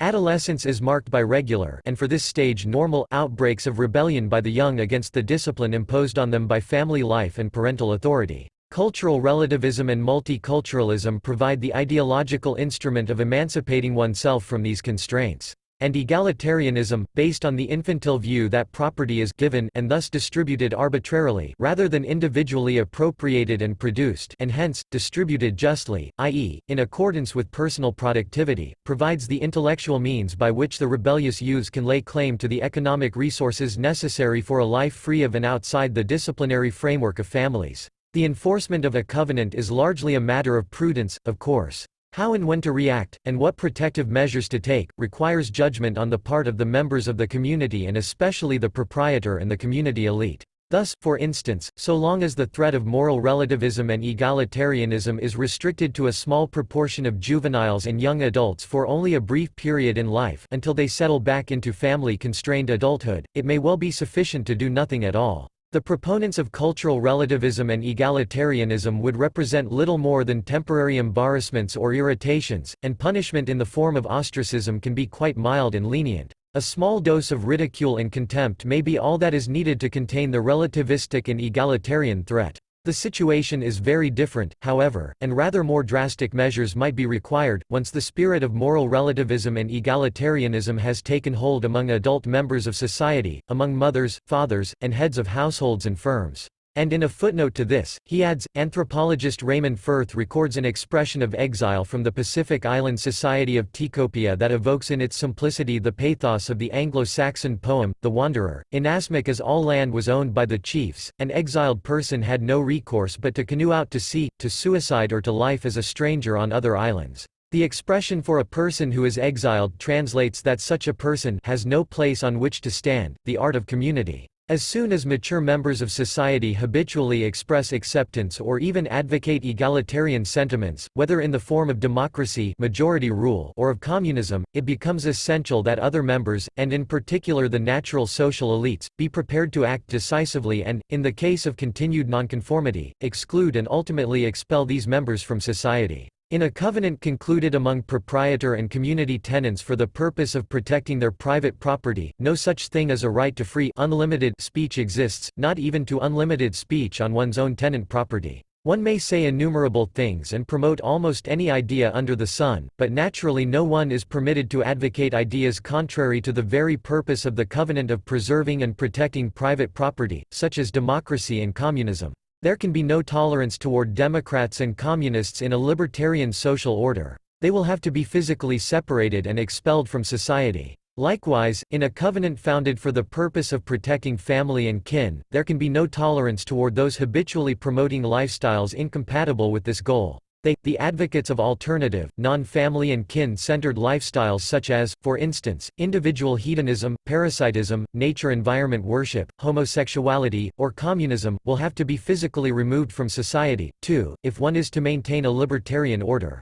7. It should be obvious then that and why libertarians must be moral and cultural conservatives of the most uncompromising kind. The current state of moral degeneration, social disintegration and cultural rot is precisely the result of too much, and above all erroneous and misconceived, tolerance. Rather than having all habitual Democrats, Communists, and alternative lifestylists quickly isolated, excluded and expelled from civilization in accordance with the principles of the Covenant, they were tolerated by society. Yet this toleration only encouraged and promoted even more egalitarian and relativistic sentiments and attitudes, until at last the point was reached where the authority of excluding anyone for anything had effectively evaporated, while the power of the state, as manifested in state-sponsored forced integration policies, had correspondingly grown. Libertarians, in their attempt to establish a free natural social order, must strive to regain from the state the right to exclusion inherent in private property. Yet even before they accomplish this, and in order to render such an achievement even possible, libertarians cannot soon enough begin to reassert and exercise, to the extent that the situation still permits them to do so, their right to exclusion in everyday life. Libertarians must distinguish themselves from others by practicing, as well as advocating, the most extreme form of intolerance and discrimination against egalitarians, Democrats, socialists, communists, multiculturalists, environmentalists, ill manners, misconduct, incompetence, rudeness, vulgarity, and obscenity. Like true conservatives, who will have to dissociate themselves from the false social East conservatism of the Buchananites and the neoconservatives, true libertarians must visibly and ostentatiously dissociate themselves from the false multi-countercultural and anti-authoritarian egalitarian left libertarian imposters. 11. On the errors of classical liberalism and the future of liberty. Classical liberalism has been in decline for more than a century. Since the second half of the 19th century, in the US as well as in Western Europe, public affairs have increasingly been shaped instead by socialist ideas. In fact, the 20th century may well be described as the century par excellence of socialism, of communism, fascism, National Socialism, and most enduringly of social democracy, modern American liberalism and neoconservatism. The term liberalism here and in the following is used in its original or classical meaning as defined, for instance, by its foremost 20th-century proponent, Ludwig von Mises, in his 1927 treatise Liberalism. The program of liberalism, if condensed into a single word, would have to read, property, that is, private ownership of the means of production. For in regard to commodities ready for consumption, private ownership is a matter of course and is not disputed even by the socialists and communists.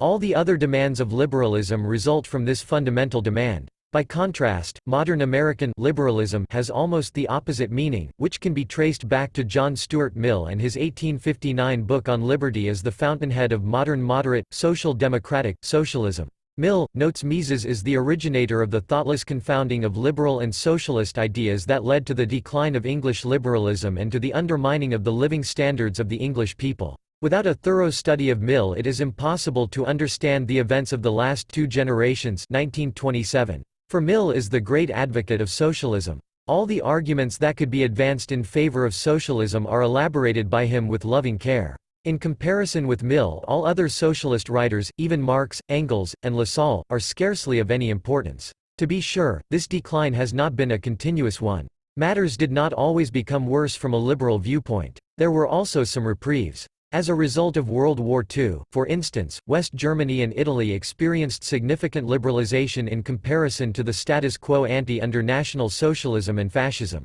Similarly, the collapse of the Communist Soviet Empire in the late 1980s has led to a remarkable liberalization across Eastern Europe. However, as much as liberals welcomed these events, they were not indicative of a renaissance of liberalism. Rather, the liberalization of Germany and Italy in the aftermath of World War II and the current post-communist liberalization of Eastern Europe were the outcome of external and accidental events, of military defeat and/or outright economic bankruptcy. It was in each case liberalization by default of the old system, and the default option adopted subsequently was simply a variant of socialism, social democracy as exemplified by the US as the only surviving, not yet militarily defeated or economically bankrupt, superpower. Thus, even if liberals have enjoyed a few periods of reprieve, ultimately the displacement of liberalism by socialism has been complete. Indeed, so complete has been the socialist victory that today, at the beginning of the 21st century, some neoconservatives have waxed triumphantly about the end of history and the arrival of the last man, i.e., of the last millennium of global, US-supervised social democracy and a new Homo socio-democraticus. Summing up his own thesis, Fukuyama writes that I argued that a remarkable consensus concerning the legitimacy of liberal, i.e., social democratic, democracy as a system of government had emerged throughout the world over the past few years, as it conquered rival ideologies like hereditary monarchy, fascism, and most recently communism. More than that, however, I argued that liberal democracy may constitute the end point of mankind's ideological evolution and the final form of human government, and as such constituted the end of history. That is, while earlier forms of government were characterized by grave defects and irrationalities that led to their eventual collapse, liberal democracy was arguably free from such fundamental internal contradictions. This did not mean that the natural cycle of birth, life, and death would end, that important events would no longer happen, or that newspapers reporting them would cease to be published. It meant, rather, that there would be no further progress in the development of underlying principles and institutions, because all of the really big questions had been settled, too, even if one regards the Hegelian aspirations of this interpretation as preposterous, according to which liberalism marks only a transitory stage in the evolution of the fully developed social democratic man. Liberals still must be pained at the mere appearance of truth of neoconservative philosophizing. Nor can they console themselves with the knowledge that social democracy also is bound to collapse economically. They knew that communism had to collapse, yet when it did, this did not inaugurate a liberal renaissance. There is no a priori reason to assume that the future breakdown of social democracy will bear any more favorable results. The neoconservative movement to which Fukuyama belongs emerged in the late 1960s and early 1970s, when the American left became increasingly involved with black power politics, affirmative action, pro-Arabism, and the counterculture. In opposition to these tendencies, many traditional left-wing, frequently former Trotskyite intellectuals and Cold War liberals, led by Irving Kristol and Norman Podhoretz, broke ranks with their old allies, frequently crossing over from the longtime haven of left-wing politics, the Democratic Party, to the Republicans. Since then the neoconservatives, while insignificant in sheer numbers, have gained unrivaled influence in American politics, promoting typically a moderate welfare state, democratic capitalism, cultural conservatism, and family values, and an interventionist, activist, and in particular Zionist, pro-Israel foreign policy. Represented by figures such as Irving Kristol and his wife Gertrude Himmelfarb, and son William Kristol, Norman Podhoretz and his wife, Midge Decter, son John Podhoretz, and sons-in-law Stephen Munson and Elliot Abrams, by Daniel Bell, Peter Berger, Nathan Glazer, Seymour Martin Lipset, Michael Novak, Aaron Wildavsky, James Q. Wilson, and journalist commentators such as David Frum, Paul Jiggett, Morton Kondrake, Charles Krauthammer, Michael Lind, Joshua Muravchik, Emmett Tyrell, and Ben Wattenberg. The neoconservatives now exercise controlling interest in such publications as National Interest, Public Interest, Commentary, The New Republic, The American Spectator, The Weekly Standard, The Washington Post, and The Wall Street Journal, and they have close ties to several major foundations such as Bradley, Olin, Pew, Schaff, and Smith Richardson. See on this Paul Gottfried, The Conservative Movement, New York, 1993. Thus, writes Fukuyama, for a very large part of the world, there is now no ideology with pretensions to universality that is in a position to challenge liberal democracy, and no universal principle of legitimacy other than the sovereignty of the people. We have trouble imagining a world that is radically better than our own, or a future that is not essentially democratic and capitalist. We cannot picture to ourselves a world that is essentially different from the present one, and at the same time better. It is precisely if we look not just at the past 15 years, but at the whole scope of history, that liberal democracy begins to occupy a special kind of place.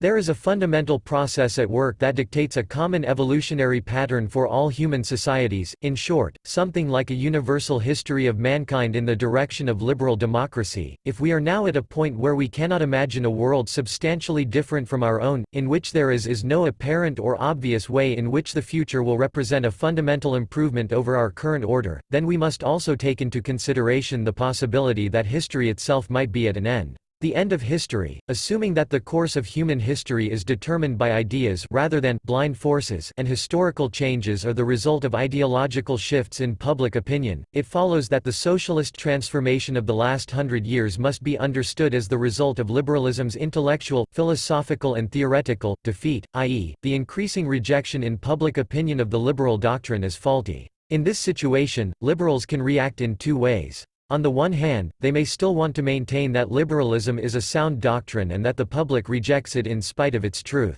In this case, one must explain why people cling to false beliefs, even if they are aware of correct liberal ideas. Does the truth not always hold its own attraction and rewards? Furthermore, one must explain why the liberal truth is increasingly rejected in favor of socialist falsehoods. Did the population become more indolent or degenerate? If so, how can this be explained? On the other hand, one may consider the rejection as indicative of an error in one's doctrine. In this case, one must reconsider its theoretical foundations and identify the error which can account not only for the doctrine's rejection as false but more importantly for the actual course of events. In other words, the socialist transformation must be explained as an intelligible and systematically predictable progressive deconstruction and degeneration of liberal political theory originating in and logically arising from this error as the ultimate source of all subsequent socialist confusion. Liberalism's central and momentous error lies in its theory of government. Classical liberal political philosophy, as personified by Locke and most prominently displayed in Jefferson's Declaration of Independence, was first and foremost a moral doctrine. Drawing on the philosophy of the Stoics and the late Scholastics, it centered around the notions of self-ownership, original appropriation of nature given unowned resources, property, and contract as universal human rights implied in the nature of man qua rational animal. In the environment of princely and royal rulers, this emphasis on the universality of human rights placed the liberal philosophy naturally in radical opposition to every established government. For a liberal, every man, whether king or peasant, was subject to the same universal and eternal principles of justice, and a government either could derive its justification from a contract between private property owners or it could not be justified at all. But could any government be so justified? The affirmative liberal answer is well known. It set out from the undeniably true proposition that, mankind being what it is, murderers, robbers, thieves, thugs, and con artists will always exist, and life in society will be impossible if they are not threatened with physical punishment.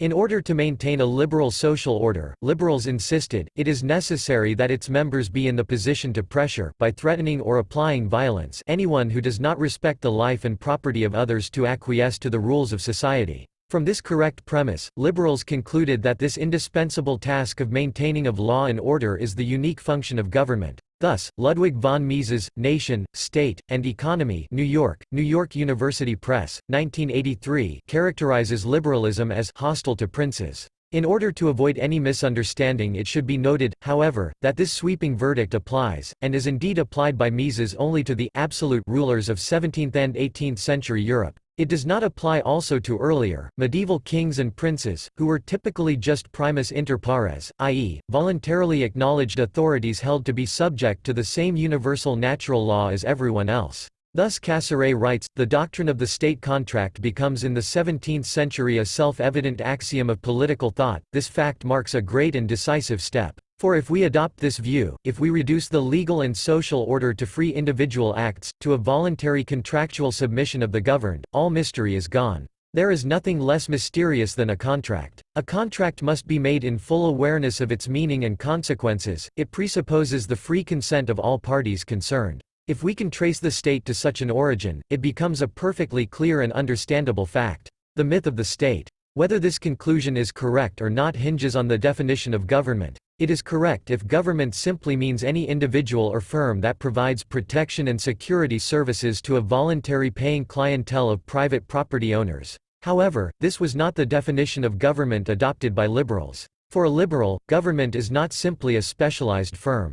Rather, government possesses two unique characteristics. Unlike a normal firm, it possesses a compulsory territorial monopoly of jurisdiction, ultimate decision-making, and the right to tax. However, if one assumes this definition of government, then the liberal conclusion is false. It does not follow from the right and need for the protection of person and property that protection rightfully should or effectively can be provided by a monopolist of jurisdiction and taxation.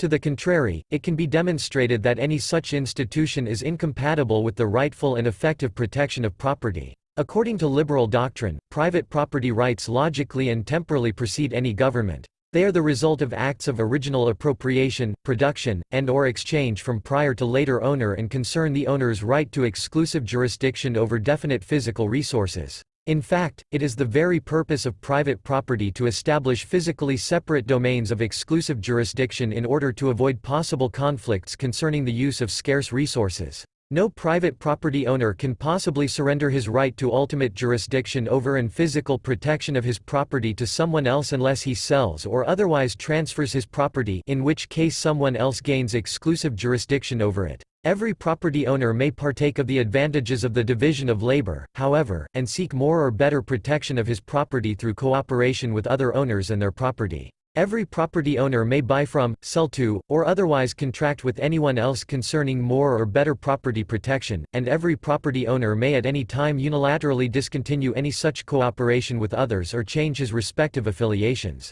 Thus, in order to meet the demand for protection, it would be rightfully possible and is economically likely that specialized individuals or agencies would arise which would provide protection, insurance, and arbitration services to voluntary clients for a fee. The liberal position was summed up nicely by the 18th-century French physiocrat Mercier de la Rivière, at one time intendant of Martinique and for a brief period advisor to Catherine the Great of Russia, in his L'Ordre naturel. By virtue of his reason, he explained, man was capable of recognizing the laws leading to his greatest happiness, and all social ills follow from the disregard of these laws of human nature. In human nature, the right of self-preservation implies the right to property, and any individual property in man's products from the soil requires property in the land itself. But the right to property would be meaningless without the freedom of using it, so liberty is derived from the right to property. People flourish as social animals, and through trade and exchange of property they maximize the happiness of all. While it is easy to conceive of the contractual origin of a system of competitive security suppliers, it is inconceivable how private property owners could possibly enter a contract which entitled another agent to compel anyone within a given territory to come to it exclusively for protection and judicial decision-making, barring any other agent from offering protection services.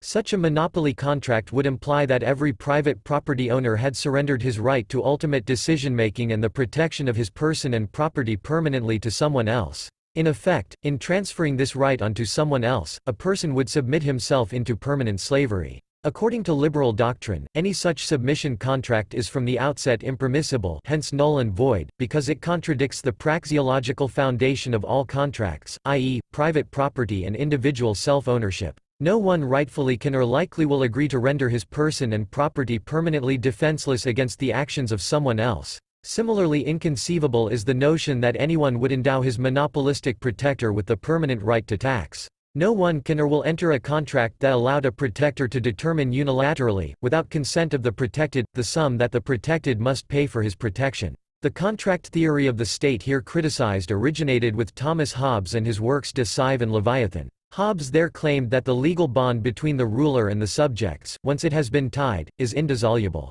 However, notes Cassirer, most influential writers on politics in the 17th century rejected the conclusions drawn by Hobbes. They charged the great logician with a contradiction in terms. If a man could give up his personality, i.e., his right to self-ownership, he would cease being a moral being. He would become a lifeless thing, and how could such a thing obligate itself, how could it make a promise or enter into a social contract? This fundamental right, the right to personality, includes in a sense all the others. To maintain and to develop his personality is a universal right. It is not subject to the freaks and fancies of single individuals and cannot, therefore, be transferred from one individual to another. The contract of rulership, which is the legal basis of all civil powers, has, therefore, its inherent limits. There is no pactum subjectionis, no act of submission by which man can give up the state of a free agent and enslave himself. For by such an act of renunciation he would give up that very character which constitutes his nature and essence, he would lose his humanity. The myth of the state. Since Locke, liberals have tried to solve this internal contradiction through the makeshift of tacit, implicit, or conceptual agreements, contracts, or constitutions. Yet all of these characteristically tortuous and confused attempts have only contributed to one and the same unavoidable conclusion, that it is impossible to derive a justification for government from explicit contracts between private property owners. Recognizing that government is not based on express consent, Locke writes, the difficulty is, what ought to be looked upon as a tacit consent, and how far it binds, i.e., how far any one shall be looked on to have consented, and thereby submitted to any government, where he has made no expression of it at all. And to this I say, that every man that hath any possession or enjoyment of any part of the dominions of any government doth hereby give his tacit consent, and is as far forth obliged to obedience to the laws of that government, during such enjoyment, as any one under it, whether this his possession be of land to him and his heirs for ever, or a lodging only for a week, or whether it be barely travelling freely on the highway, and, in effect, it reaches as far as the very being of any one within the territories of that government. In effect, according to Locke, once a government has come into existence, regardless of whether one has expressly agreed to its rule in the first place or not, and no matter what this government does in the following, one has tacitly consented to it and whatever it does as long as one continues to live in its territory. That is, every government always has the unanimous consent of everyone residing under its jurisdiction, and only emigration, exit, counts as a no vote and the withdrawal of consent according to Locke. As Locke before them, Buchanan and Tulloch recognize that no government, anywhere, is based on express consent or explicit contracts. But not to worry, they assure us, for this does not mean that governments do not nonetheless rest on unanimous consent. Even if actual disagreements and real naysayers exist, this fact might merely obscure some underlying and more profound agreement and unanimously shared consensus on the level of constitutional choice and decision-making. However, this underlying deeper agreement on the rules of the game, we are then told by Buchanan and Tulloch, is also not an actual agreement. In fact, no constitution has ever been expressly agreed upon by everyone concerned. Rather, it is what they refer to as a conceptual agreement and conceptual unanimity. In so twisting a real no into a conceptual yes, Buchanan and Tulloch then first come to diagnose the state as a voluntary institution on a par with private business firms. IV. Liberalism's erroneous acceptance of the institution of government as consistent with the basic liberal principles of self-ownership, original appropriation, property, and contract, consequently led to its own destruction. First and foremost, it follows from the initial error concerning the moral status of government that the liberal solution to the eternal human problem of security, a constitutionally limited government, is a contradictory, praxeologically impossible ideal. Contrary to the original liberal intent of safeguarding liberty and property, every minimal government has the inherent tendency to become a maximal government. The market and the state are both devices through which cooperation is organized and made possible. Men cooperate through exchange of goods and services in organized markets, and such cooperation implies mutual gain. The individual enters into an exchange relation in which he furthers his own interest by providing some product or service that is of direct benefit of the individual on the other side of the transaction. At base, political and collective action under the individualistic view of the state is much the same. Two or more individuals find it mutually advantageous to join forces to accomplish certain common purposes. In a real sense, they exchange inputs in the securing of the commonly shared output. The calculus of consent.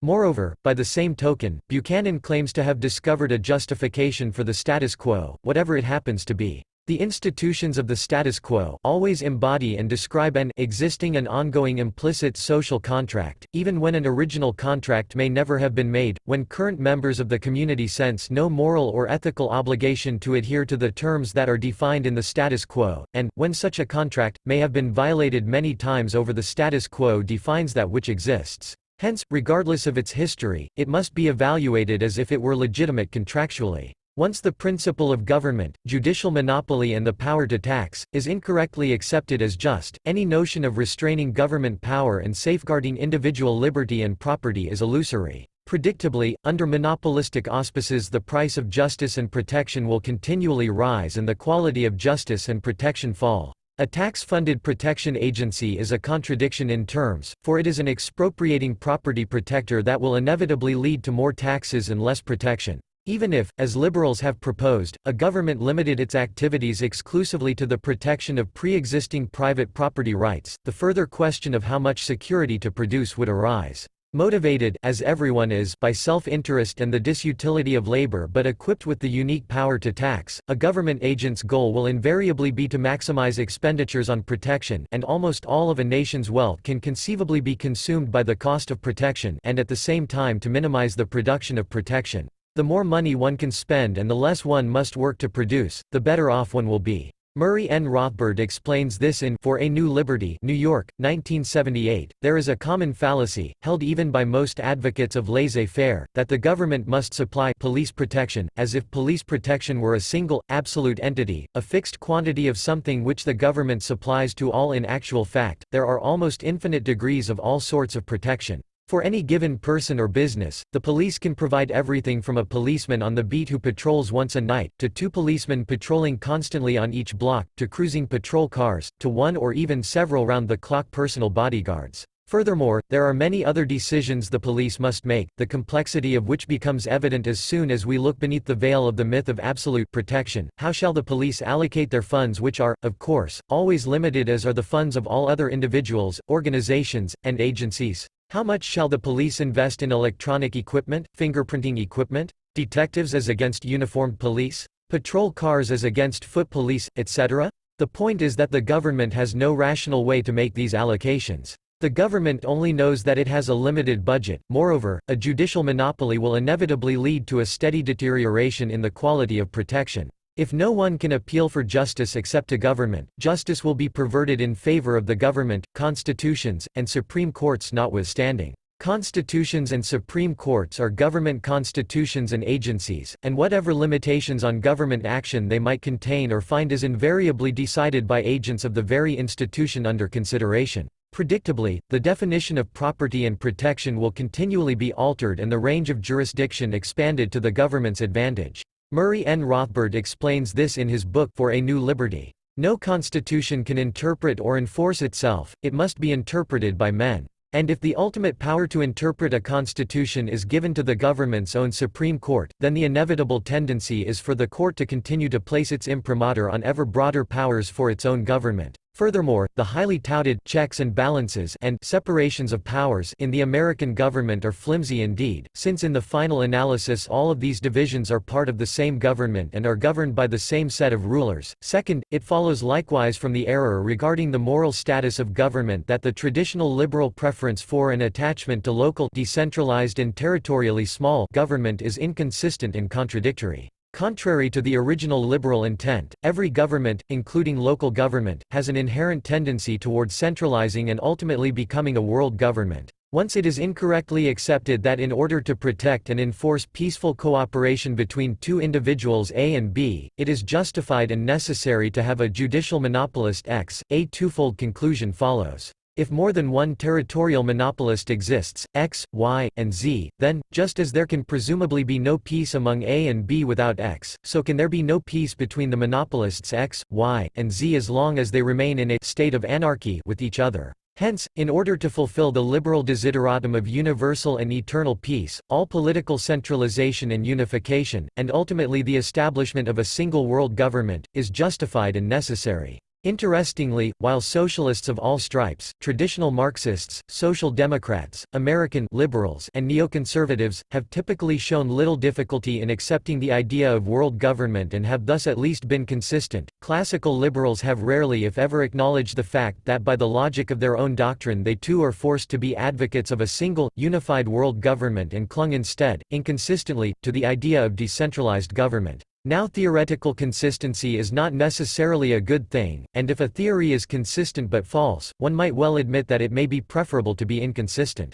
However, an inconsistent theory can never be true, and in not facing up to the inconsistency of their theoretical position liberals have typically neglected to pay attention to and account for two important, and from their own viewpoint, anomalous phenomena. On the one hand, if law and order requires a single, monopolistic judge and enforcer government, as they claim, why does the relationship between, say, German and American businessmen appear to be just as peaceful as that between, say, New York and California businessmen, despite the fact that the former live in a state of anarchy vis-a-vis each other? Isn't this positive proof that it is not necessary to have government in order to have peace? On the other hand, while the relationship between the citizens and firms of different countries is neither more nor less peaceful than that between citizens and firms of one and the same country, it appears to be equally obvious that the relationship of any one government, say the U.S., vis-a-vis both its own citizens as well as other foreign governments and their citizens is anything but peaceful. Indeed, in his well-known book Death by Government, New Brunswick, N.J., Transaction Publishers, 1995, Rudolf Rummel has estimated that in the course of the 20th century alone, governments have been responsible for the deaths of approximately 170 million people. Isn't this positive proof, then, that the liberal view concerning the state of anarchy as conflict-ridden and of statism as the sine qua non of security and peace is just about the reverse of the truth? Last, it follows from the error of accepting government as just that the ancient idea of the universality of human rights and the unity of law is confused and, under the heading equality before the law, transformed into a vehicle of egalitarianism.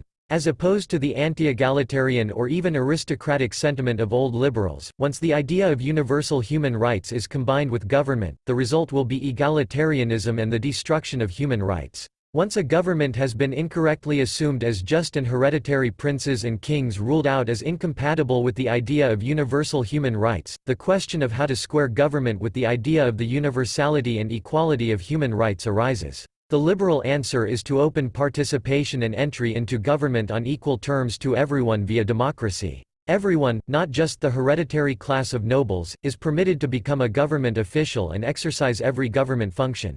However, this democratic equality before the law is something entirely different from and incompatible with the idea of one universal law, equally applicable to everyone, everywhere, and at all times. In fact, the former objectionable schism and inequality of the higher law of kings versus the subordinate law of ordinary subjects is fully preserved under democracy in the separation of public versus private law and the supremacy of the former over the latter. Under democracy, everyone is equal insofar as entry into government is open to all on equal terms. In a democracy, no personal privileges or privileged persons exist. However, functional privileges and privileged functions exist. As long as they act in official capacity, public officials are governed and protected by public law and occupy thereby a privileged position vis-a-vis persons acting under the mere authority of private law, most fundamentally in being permitted to support their own activities by taxes imposed on private law subjects. Privilege and legal discrimination will not disappear. To the contrary. Rather than being restricted to princes and nobles, privilege, protectionism, and legal discrimination will be available to all and can be exercised by everyone. Predictably, under democratic conditions the tendency of every monopoly to increase prices and decrease quality will only be stronger and more pronounced. As hereditary monopolist, a king or prince regarded the territory and people under his jurisdiction as his personal property and engaged in the monopolistic exploitation of his property. Under democracy, monopoly, and monopolistic exploitation do not disappear. Even if everyone is permitted to enter government, this does eliminate the distinction between the rulers and the ruled. Government and the governed are not one and the same person. Instead of a prince who regards the country as his private property, a temporary and interchangeable caretaker is put in monopolistic charge of the country. The caretaker does not own the country, but as long as he is in office he is permitted to use it to his and his protégés' advantage. He owns its current use, usufruct, but not its capital stock. This will not eliminate exploitation. To the contrary, it will make exploitation less calculating and more likely to be carried out with little or no regard to the capital stock. In other words, exploitation will be short-sighted. Moreover, with free entry into and public participation in government, the perversion of justice will proceed even faster. Instead of protecting pre-existing private property rights, democratic government will become a machine for the continual redistribution of pre-existing property rights in the name of illusory social security, until the idea of universal and immutable human rights disappears and is replaced by that of law as positive government-made legislation. The incompatibility of private and public law has been succinctly summarized by Randy E. Barnett, Fuller, Law, and Anarchism, The Libertarian Forum, February 1976, p. 7. For example, the state says that citizens may not take from another by force and against his will that which belongs to another. And yet the state through its power to tax legitimately does just that. More essentially, the state says that a person may use force upon another only in self-defense, i.e., only as a defense against another who initiated the use of force. To go beyond one's right of self-defense would be to aggress on the rights of others, a violation of one's legal duty. And yet the state by its claimed monopoly forcibly imposes its jurisdiction on persons who may have done nothing wrong. By doing so it aggresses against the rights of its citizens, something which its rules say citizens may not do. To this one might want to add only two more pertinent observations. The state says to its citizens, "Do not kidnap or enslave another man," and yet the state itself does precisely this in conscripting its citizens into its army. And the state says to its citizens, "Do not kill or murder your fellow men," and yet the state does precisely this once it has declared a state of war to exist.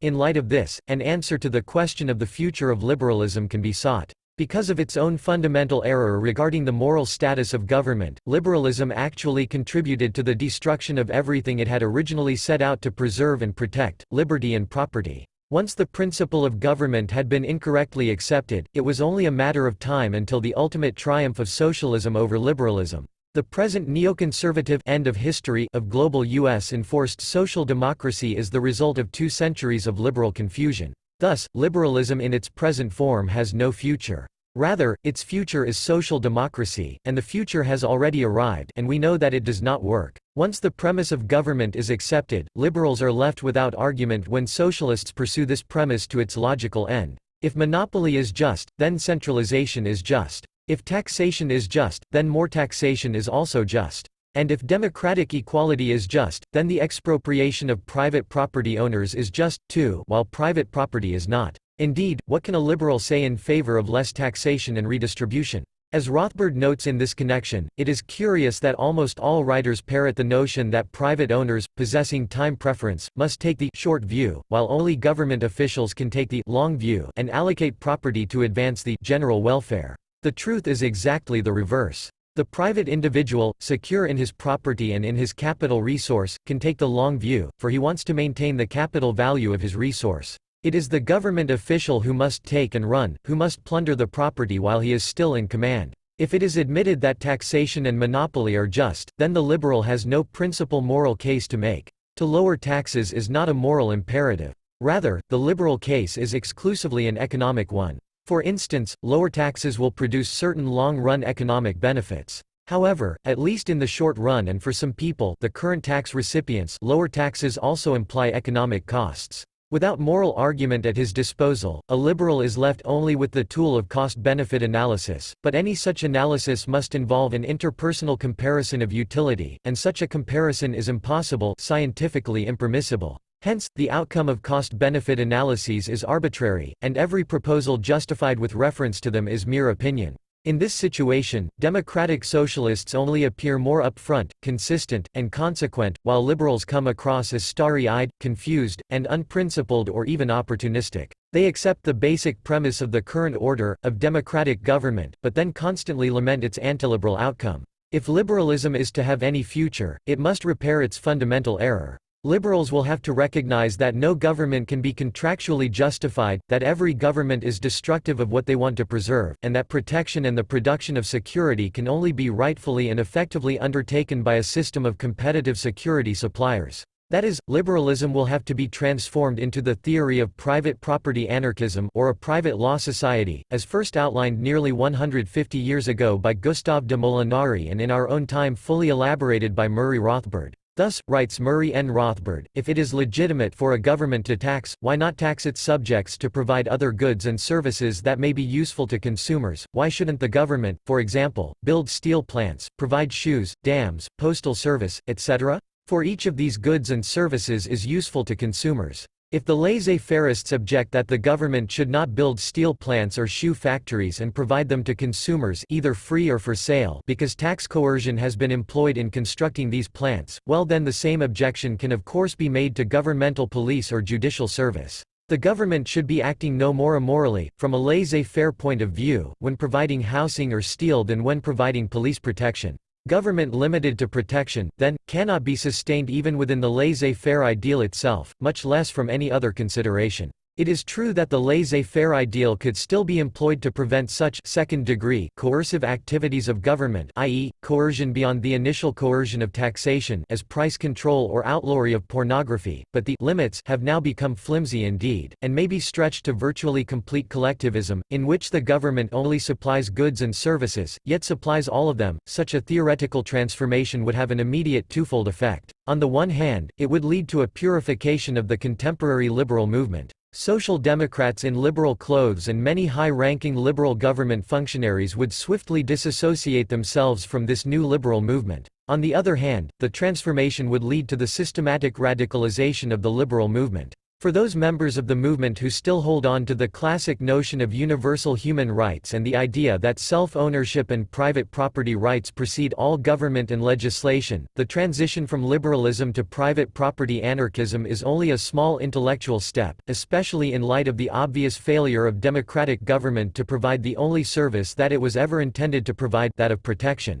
Private property anarchism is simply consistent liberalism, liberalism thought through to its ultimate conclusion, or liberalism restored to its original intent. However, this small theoretical step has momentous practical implications. An instructive example for the logical theoretical affinity of classical liberalism and private property anarchism, i.e., radical libertarianism, is provided by Ludwig von Mises and his influence. Mises's best-known students today are Friedrich A. Hayek and Murray N. Rothbard. The former became Mises's student in the 1920s, before Mises had fully worked out his own intellectual system, and would essentially become a moderate, right-wing, social democrat. See on this assessment Hans Hermann Hoppe, F. A. Hayek on Government and Social Evolution, A Critique, Review of Austrian Economics 7, No. 1 1994. Rothbard on the other hand became Mises's student in the 1950s, after Mises had worked out his entire system in his magnum opus Human Action, a treatise on economics, and would become the theoretician of anarcho-capitalism. In Shaken, Mises would maintain his original theoretical position as a minimum state liberal. Yet, while distancing himself equally from Hayek's left-wing and Rothbard's right-wing deviationism, it is clear from Mises's review of Rothbard's first magnum opus, Man, Economy, and State, in the New Individualist Review 2, No. 3, Fall 1962, that it was Rothbard to whom he felt a greater theoretical affinity. More importantly, of the following generations of intellectuals up to the present, few of those who fully absorbed the work of Mises and Hayek and Rothbard have remained true to the original Mises, and fewer still have become Hayekians, while the overwhelming majority has come to adopt Rothbard's revisions of the Misesian system as the logically consequent fulfillment of Mises's own original theoretical intent. In taking this step, liberals would renounce their allegiance to the present system, denounce democratic government as illegitimate, and reclaim their right to self-protection. Politically, with this step they would return to the very beginnings of liberalism as a revolutionary creed. In denying the validity of all hereditary privileges, classical liberals would be placed in fundamental opposition to all established governments. Characteristically, liberalism's greatest political triumph, the American Revolution, was the outcome of a secessionist war. And in the Declaration of Independence, in justifying the actions of the American colonists, Jefferson affirmed that governments are instituted among men, deriving their just powers from the consent of the governed, to secure the right to life, liberty, and the pursuit of happiness, and that whenever any form of government becomes destructive of these ends, it is the right of the people to alter or abolish it, and to institute new government, laying its foundation on such principles, and organizing its powers in such form, as to them shall seem most likely to affect their safety and happiness. Private property anarchists would only reaffirm the classic liberal right to throw off such government, and to provide new guards for their future security. Of course, by itself the renewed radicalism of the liberal movement would be of little consequence, although as the American Revolution teaches, radicalism may well be popular. Instead, it is the inspiring vision of a fundamental alternative to the present system which flows from this new radicalism that will finally break the social democratic machine. Rather than supranational political integration, world government, constitutions, courts, banks, and money, global social democracy, and universal and ubiquitous multiculturalism, anarchist liberals propose the decomposition of the nation-state into its constituent heterogeneous parts. As their classic forebears, new liberals do not seek to take over any government. They ignore government. They only want to be left alone by government, and secede from its jurisdiction to organize their own protection. Unlike their predecessors who merely sought to replace a larger government with a smaller one, however, new liberals pursue the logic of secession to its end. They propose unlimited secession, i.e., the unrestricted proliferation of independent free territories, until the state's range of jurisdiction finally withers away to this end, and in complete contrast to the statist projects of European integration and a New World Order, they promote the vision of a world of tens of thousands of free countries, regions, and cantons, of hundreds of thousands of independent free cities, such as the present-day oddities of Monaco, Andorra, San Marino, Liechtenstein, formerly Hong Kong, and Singapore, and even more numerous free districts and neighborhoods, economically integrated through free trade. The smaller the territory, the greater the economic pressure of opting for free trade, and an international gold commodity money standard.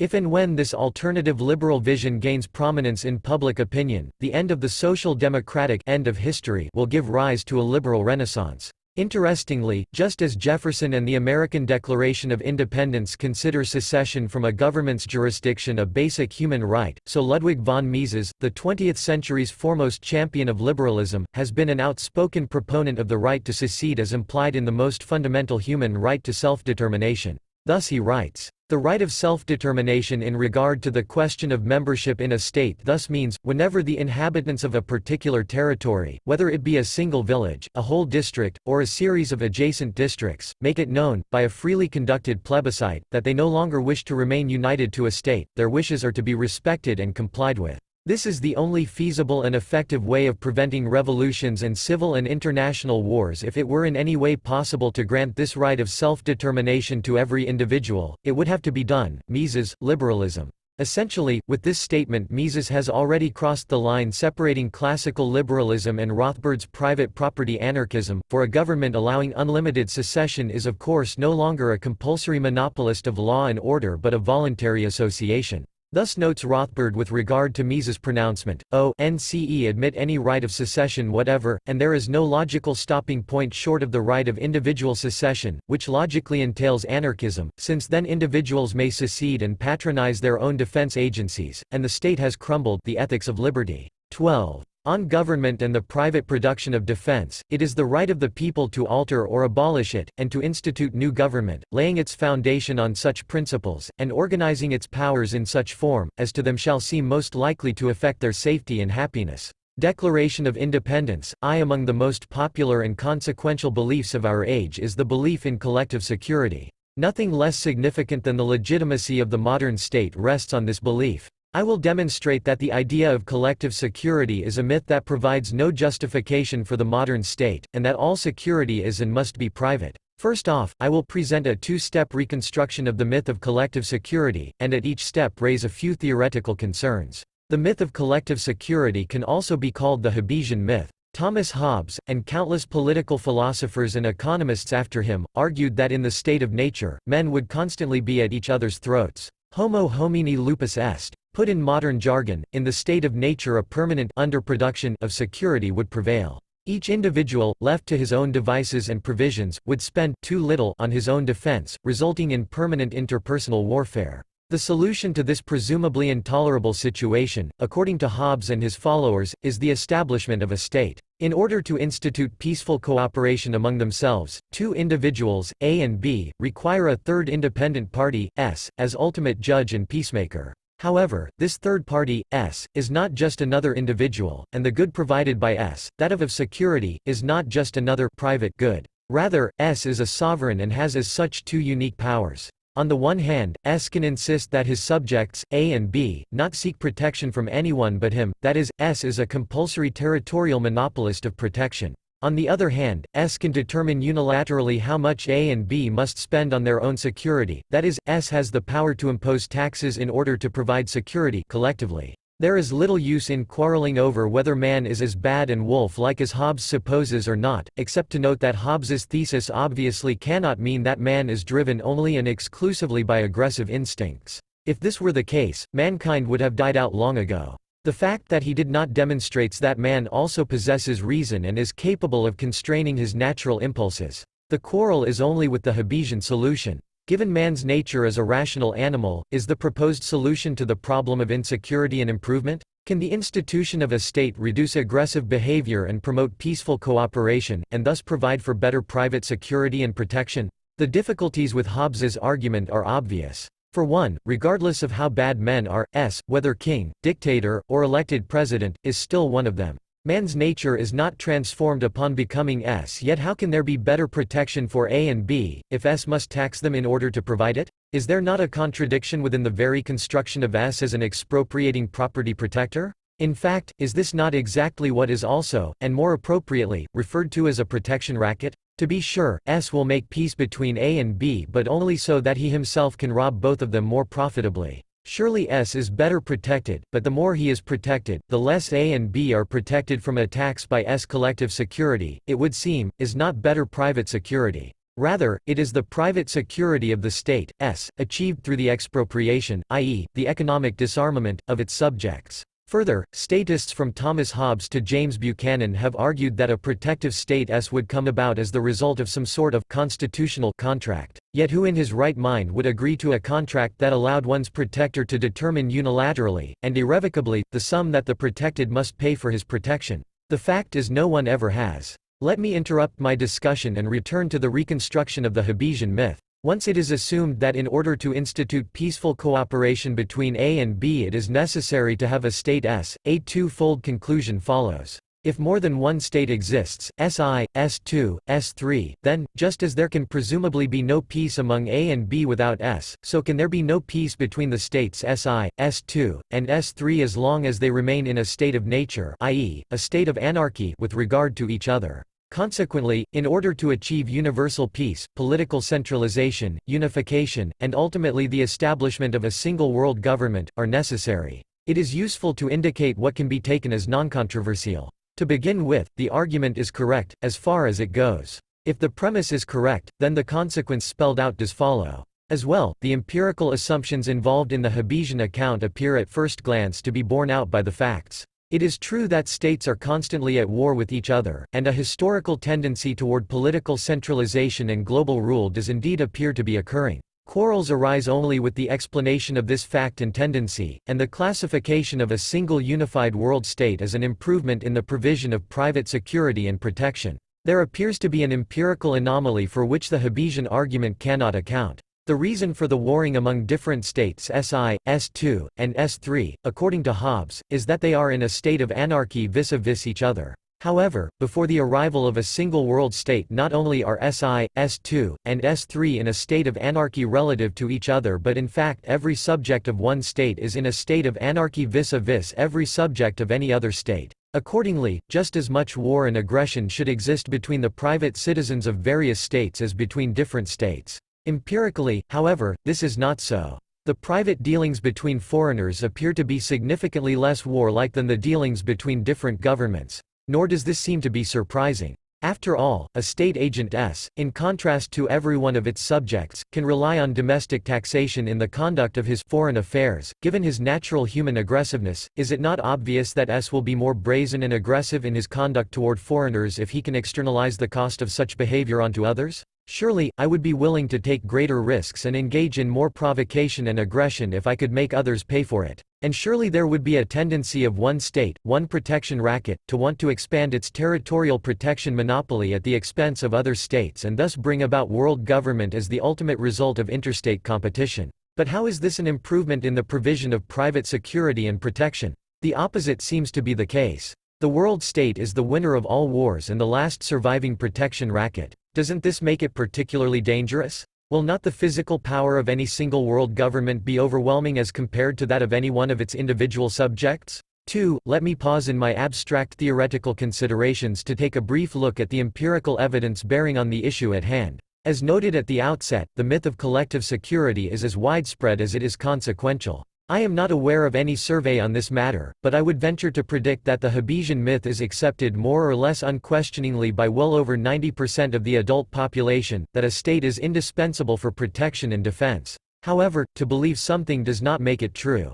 Rather, if what one believes is false, one's actions will lead to failure. What about the evidence? Does it support Hobbes and his followers, or does it confirm the opposite anarchist fears and contentions? The U.S. was explicitly founded as a protective state à la Hobbes. Let me quote to this effect from Jefferson's Declaration of Independence: "We hold these truths to be self-evident, that all men are created equal, that they are endowed by their Creator with inalienable rights, that among these are life, liberty, and the pursuit of happiness, that to secure these rights, governments are instituted among men, deriving their just powers from the consent of the governed." Here we have it, the U.S. government was instituted to fulfill one and only one task, the protection of life and property. Thus, it should provide the perfect example for judging the validity of the Hobbesian claim as to the status of states as protectors. After more than 2 centuries of protective statism, what is the status of our protection and peaceful human cooperation? Was the American experiment in protective statism a success? According to the pronouncements of our state rulers and their intellectual bodyguards, of whom there are more than ever before, we are better protected and more secure than ever.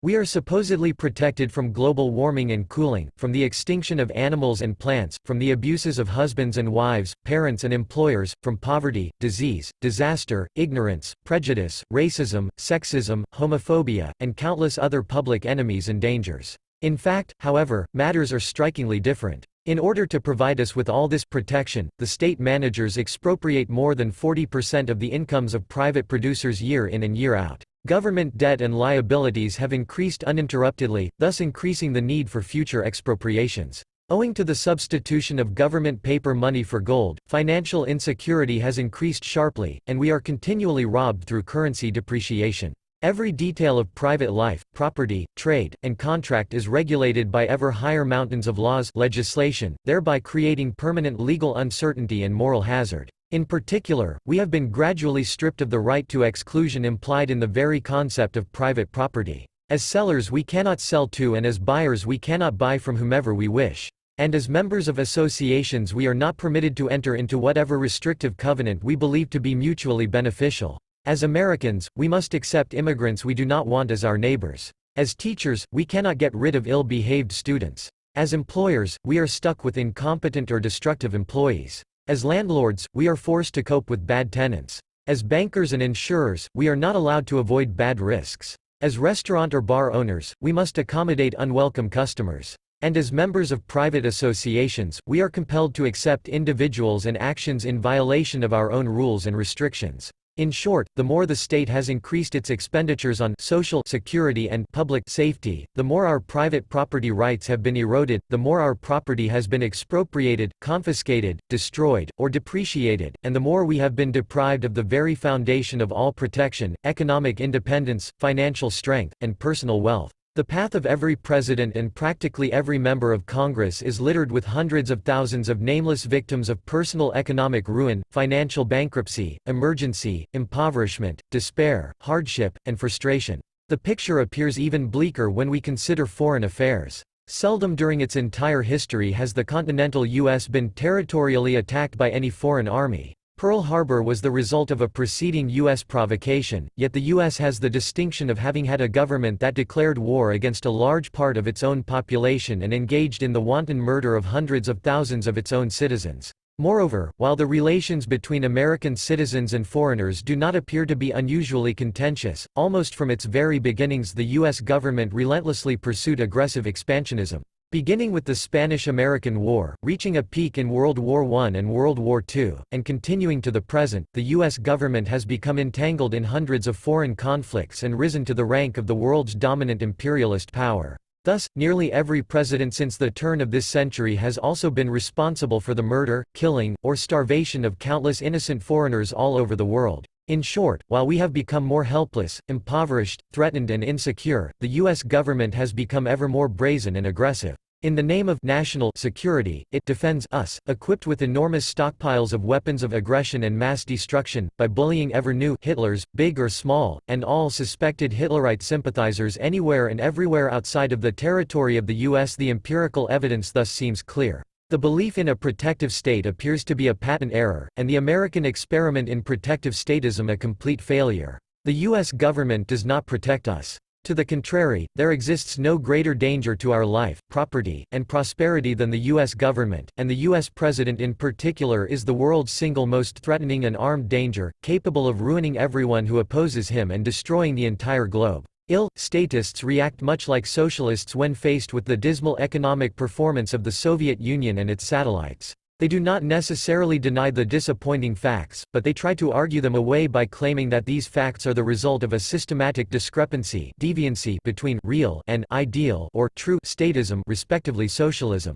To this day, socialists claim that true socialism has not been refuted by the empirical evidence, and that everything would have turned out well and unparalleled prosperity would have resulted if only Trotsky's, or Bukharin's, or better still their very own brand of socialism, rather than Stalin's, had been implemented. Similarly, statists interpret all seemingly contradictory evidence as only accidental. If only some other president had come to power at this or that turn in history, or if only this or that constitutional change or amendment had been adopted, everything would have turned out beautifully, and unparalleled security and peace would have resulted. Indeed, this may still happen in the future, if their own policies are employed. See The Costs of War, America's Pyrrhic Victories, John V. Denson, ed. New Brunswick, N.J., Transaction Publishers, 1997, item, A Century of War, Studies in Classical Liberalism, Auburn, Allah, Ludwig von Mises Institute, 1999. Since the end of World War II, for instance, the United States government has intervened militarily in China 1945–16, Korea 1950–53, China 1950–53, Iran 1953, Guatemala 1954, Indonesia 1958, Cuba 1959–60, Guatemala 1960, Congo 1964, Peru 1965, Laos 1964–73, Vietnam 1961–73, Cambodia 1969–70, Guatemala 1967–69, Grenada 1983, Lebanon 1983, Libya 1986, El Salvador 1980s, Nicaragua 1980s, Panama 1989, Iraq 1991–99, Bosnia 1995, Sudan 1998, Afghanistan 1998, and Yugoslavia 1999.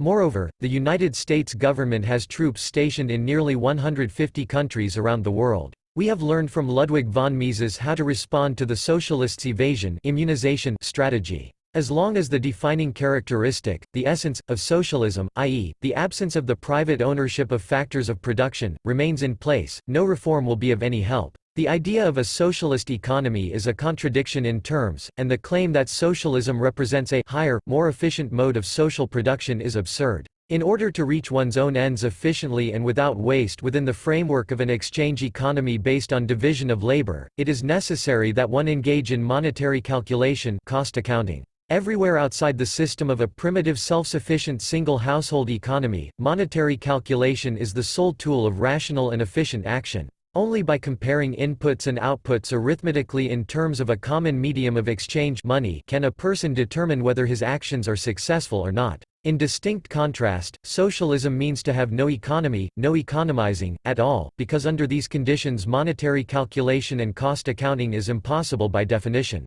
If no private property in factors of production exists, then no prices for any production factor exists, hence, it is impossible to determine whether or not they are employed economically. Accordingly, socialism is not a higher mode of production but rather economic chaos and regression to primitivism. How to respond to the statists' evasion strategy has been explained by Murray N. Rothbard. But Rothbard's lesson, while equally simple and clear and of even more momentous implications, has remained to this day far less known and appreciated. So long as the defining characteristic, the essence, of a state remains in place, he explained, no reform, whether of personnel or constitutional, will be to any avail. Given the principle of government, judicial monopoly and the power to tax, any notion of limiting its power and safeguarding individual life and property is illusory. Under monopolistic auspices the price of justice and protection must rise and its quality must fall. A tax-funded protection agency is a contradiction in terms and will lead to ever more taxes and less protection.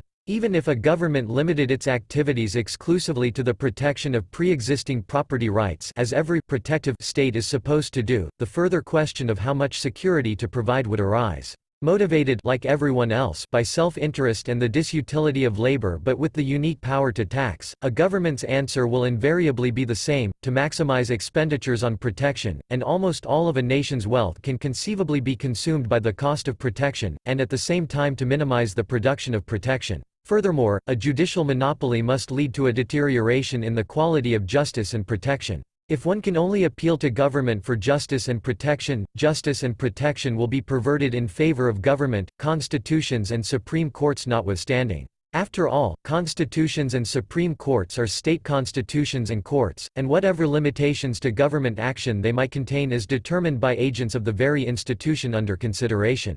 Accordingly, the definition of property and protection will continually be altered and the range of jurisdiction expanded to the government's advantage. Hence, Rothbard pointed out, it follows that just as socialism cannot be reformed but must be abolished in order to achieve prosperity, so can the institution of the state not be reformed but must be abolished in order to achieve justice and protection. Defense in the free society, including such defense services to person and property as police protection and judicial findings, Rothbard concluded, would therefore have to be supplied by people or firms who a. gained their revenue voluntarily rather than by coercion and b. did not, as the state does, arrogate to themselves a compulsory monopoly of police or judicial protection. Defense firms would have to be as freely competitive and as non-coercive against non-invaders as are all other suppliers of goods and services on the free market. Defense services, like all other services, would be marketable and marketable only. That is, every private property owner would be able to partake of the advantages of the division of labor and seek better protection of his property than that afforded through self-defense by cooperation with other owners and their property. Anyone could buy from, sell to, or otherwise contract with anyone else concerning protective and judicial services, and one could at any time unilaterally discontinue any such cooperation with others and fall back on self-reliant defense or change one's protective affiliations. Having reconstructed the myth of collective security, the myth of the state, and criticized it on theoretical and empirical grounds, I now must take on the task of constructing the positive case for private security and protection. In order to dispel the myth of collective security, it is not just sufficient to grasp the error involved in the idea of a protective state. It is just as important, if not more so, to gain a clear understanding of how the non-statist security alternative would effectively work. Rothbard, building on the path-breaking analysis of the French-Belgian economist Gustave de Molinari, has given us a sketch of the workings of a free market system of protection and defense. As well, we are in debt to Morris and Linda Tannehill for their brilliant insights and analyses in this regard. Following their lead, I will proceed with my analysis and provide a more comprehensive view of the alternative, non-statist, system of security production and its ability to handle attacks, not just by individuals or gangs but in particular also by states. Widespread agreement exists among liberal libertarians such as Molinari, Rothbard, and the Tannehills as well as most other commentators on the matter that defense is a form of insurance, and defense expenditures represent a sort of insurance premium price. Accordingly, as Rothbard and the Tannehills in particular would emphasize, within the framework of a complex modern economy based on worldwide division of labor, the most likely candidates to offer protection and defense services are insurance agencies. The better the protection of insured property, the lower are the damage claims and hence an insurer's costs. Thus, to provide efficient protection appears to be in every insurer's own financial interest. Indeed, although restricted and hampered by the state, even now insurance agencies provide wide-ranging services of protection and indemnification compensation to injured private parties. Insurance companies fulfill a second essential requirement. Obviously, anyone offering protection services must appear able to deliver on his promises in order to find clients. That is, he must possess the economic means, the manpower as well as the physical resources, necessary to accomplish the task of dealing with the dangers, actual or imagined, of the real world. On this count insurance agencies appear to be perfect candidates, too. They operate on a nationwide and even international scale, and they own large property holdings dispersed over wide territories and beyond single state boundaries. Accordingly, they have a manifest self-interest in effective protection, and are big and economically powerful. Furthermore, all insurance companies are connected through a network of contractual agreements of mutual assistance and arbitration as well as a system of international reinsurance agencies, representing a combined economic power which dwarfs that of most existing governments. Let me further analyze and systematically clarify this suggestion, that protection and defense are insurance and can be provided by insurance agencies. To reach this goal, two issues must be addressed. First off, it is not possible to insure oneself against every risk of life. I cannot insure myself against committing suicide, for instance, or against burning down my own house, becoming unemployed, not feeling like getting out of bed in the morning, or not suffering entrepreneurial losses, because in each case I have full or partial control over the likelihood of the respective outcome. Risks such as these must be assumed individually. No one but I can possibly deal with them. Hence, the first question must be what makes protection and defense an insurable rather than an uninsurable risk? After all, as we have just seen, this is not self-evident. In fact, does not everyone have considerable control over the likelihood of an attack on an invasion of his person and property? Do I not deliberately bring about an attack by assaulting or provoking someone else, for instance, and is not protection then an uninsurable risk, like suicide or unemployment, for which each person must assume sole responsibility? The answer is a qualified yes and no yes, insofar as no one can possibly offer unconditional protection, i.e., insurance against any invasion whatsoever. That is, unconditional protection can only be provided, if at all, by each individual on his own and for himself. But the answer is no, insofar as conditional protection is concerned. Only attacks and invasions that are provoked by the victim cannot be insured. Unprovoked and thus accidental attacks can be insured against, however. That is, protection becomes an insurable good only if and insofar as an insurance agent contractually restricts the actions of the insured so as to exclude every possible provocation on their part. Various insurance companies may differ with respect to the specific definition of provocation, but there can be no difference between insurers with regard to the principle that everyone must systematically exclude, prohibit all provocative and aggressive action among its own clients. As elementary as this first insight into the essentially defensive, non-aggressive and non-provocative nature of protection insurance may seem, it is of fundamental importance. For one, it implies that any known aggressor and provocateur would be unable to find an insurer, and hence, would be economically isolated, weak and vulnerable. On the other hand, it implies that anyone wanting more protection than that afforded by self-reliant self-defense could do so only if and insofar as he submitted himself to specified norms of non-aggressive, civilized conduct. Further, the greater the number of insured people, and in a modern exchange economy most people want more than just self-defense for their protection, the greater would be the economic pressure on the remaining uninsured to adopt the same or similar standards of non-aggressive social conduct. Moreover, as the result of competition between insurers for voluntarily paying clients, a tendency toward falling prices per insured property values would come about. At the same time, a system of competing insurers would have a twofold impact on the development of law and thus contribute further to reduce conflict. On the one hand, the system would allow for systematically increased variability and flexibility of law.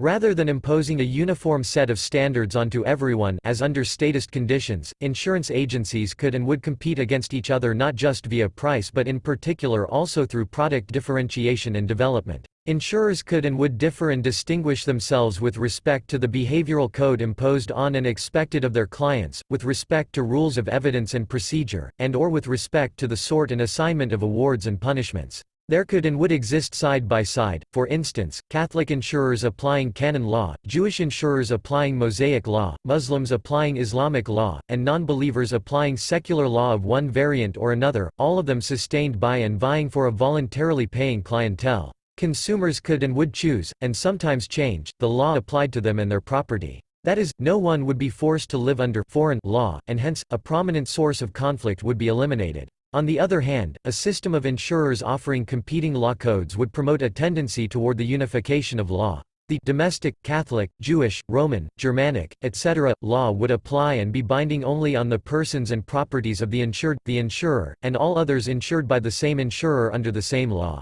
Canon law, for instance, would apply only to professed Catholics and deal solely with intra-Catholic conflict and conflict resolution. Yet it would also be possible for a Catholic to interact, come into conflict with, and wish to be protected from the subscribers of other law codes, e.g., a Muslim. From this no difficulty would arise so long as Catholic and Islamic law reached the same or a similar conclusion regarding the case and contenders at hand. But if competing law codes arrive at distinctly different conclusions, as they would in at least some cases by virtue of the fact that they represent different law codes, a problem would arise. The insured would want to be protected against the contingency of intergroup conflict, too, but domestic intragroup law would be of no avail in this regard. In fact, at a minimum two distinct domestic law codes would be involved, and they would come to different conclusions. In such a situation it could not be expected that one insurer and the subscribers of his law code, say the Catholics, would simply subordinate their judgment to that of another insurer and his law, say that of the Muslims, or vice versa. Rather, each insurer, Catholic and Muslim alike, would have to contribute to the development of intergroup law, i.e., law applicable in cases of disagreement among competing insurers and law codes. And because the intergroup law provisions that an insurer offered to its clients could appear credible to them, and hence a good, only if and insofar as the same provisions were also accepted by other insurers, and the more of them, the better, competition would promote the development and refinement of a body of law that incorporated the widest, intergroup, cross-cultural, etc., legal moral consensus and agreement and thus represented the greatest common denominator among various competing law codes. More specifically, because competing insurers and law codes could and would disagree regarding the merit of at least some of the cases brought jointly before them, every insurer would be compelled to submit itself and its clients in these cases from the outset to arbitration by an independent third party. This third party would not just be independent of the two disagreeing parties, however. It would at the same time be the unanimous choice of both parties. And as objects of unanimous choice, arbitrators then would represent or even personify consensus and agreeability. They would be agreed upon because of their commonly perceived ability of finding and formulating mutually agreeable, i.e., fair, solutions in cases of intergroup disagreement. Moreover, if an arbitrator failed in this task and arrived at conclusions that were perceived as unfair or biased by either one of the insurers and/or their clients, this person would not likely be chosen again as an arbitrator in the future. Consequently, protection and security contracts would come into existence as the first fundamental result of competition between insurers for a voluntarily paying clientele.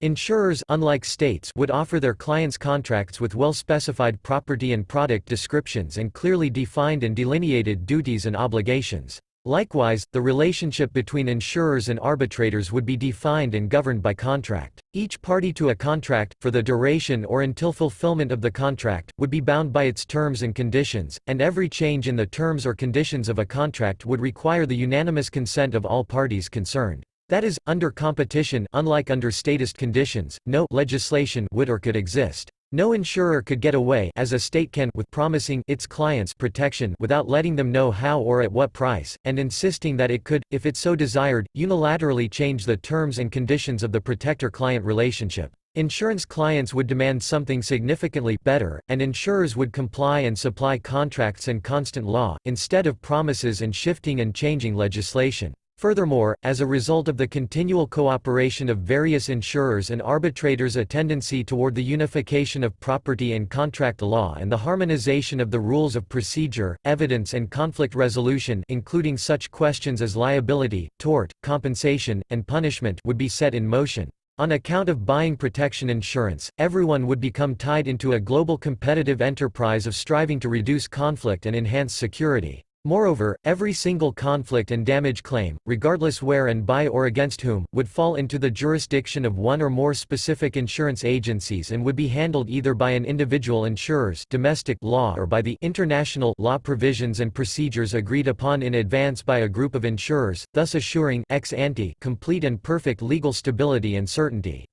Now a second question must be addressed. Even if the status of defensive protection as an insurable good is granted, distinctly different forms of insurance exist. Let us consider just two characteristic examples: insurance against natural disasters, such as earthquakes, floods, hurricanes, and insurance against industrial accidents or disasters, such as malfunctions, explosions, and defective products. The former can serve as an example of group or mutual insurance. Some territories are more prone to natural disasters than others, accordingly, the demand for and price of insurance will be higher in some areas than others. However, every location within certain territorial borders is regarded by the insurer as homogeneous with respect to the risk concerned. The insurer presumably knows the frequency and extent of the event in question for the region as a whole, but he knows nothing about the particular risk of any specific location within the territory. In this case, every insured person will pay the same premium per insured value, and the premiums collected in one time period will presumably be sufficient to cover all damage claims during the same time period, otherwise the insurance industry will incur losses.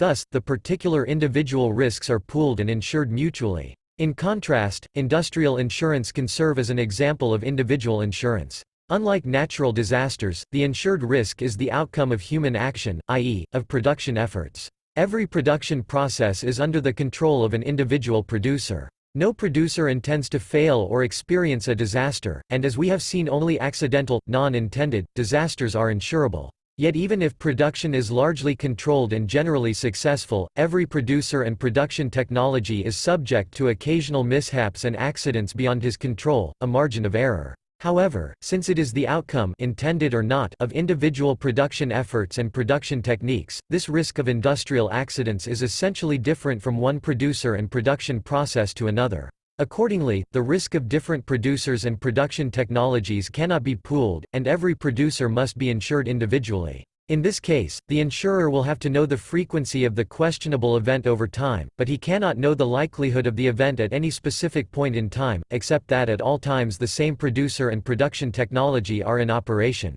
There is no presumption that the premiums collected during any given period will be sufficient to cover all damage claims arising during that period. Rather, the profit-making presumption is that all premiums collected over many time periods will be sufficient to cover all claims during the same multi-period time span. Consequently, in this case an insurer must hold capital reserves in order to fulfill its contractual obligation, and in calculating his premiums he must take the present value of these reserves into account. The second question is, what kind of insurance can protect against aggression and invasion by other actors? Can it be provided as group insurance, as for natural disasters, or must it be offered in the form of individual insurance, as in the case of industrial accidents? Note that both forms of insurance represent only the two possible extremes of a continuum, and that the position of any particular risk on this continuum is not definitively fixed.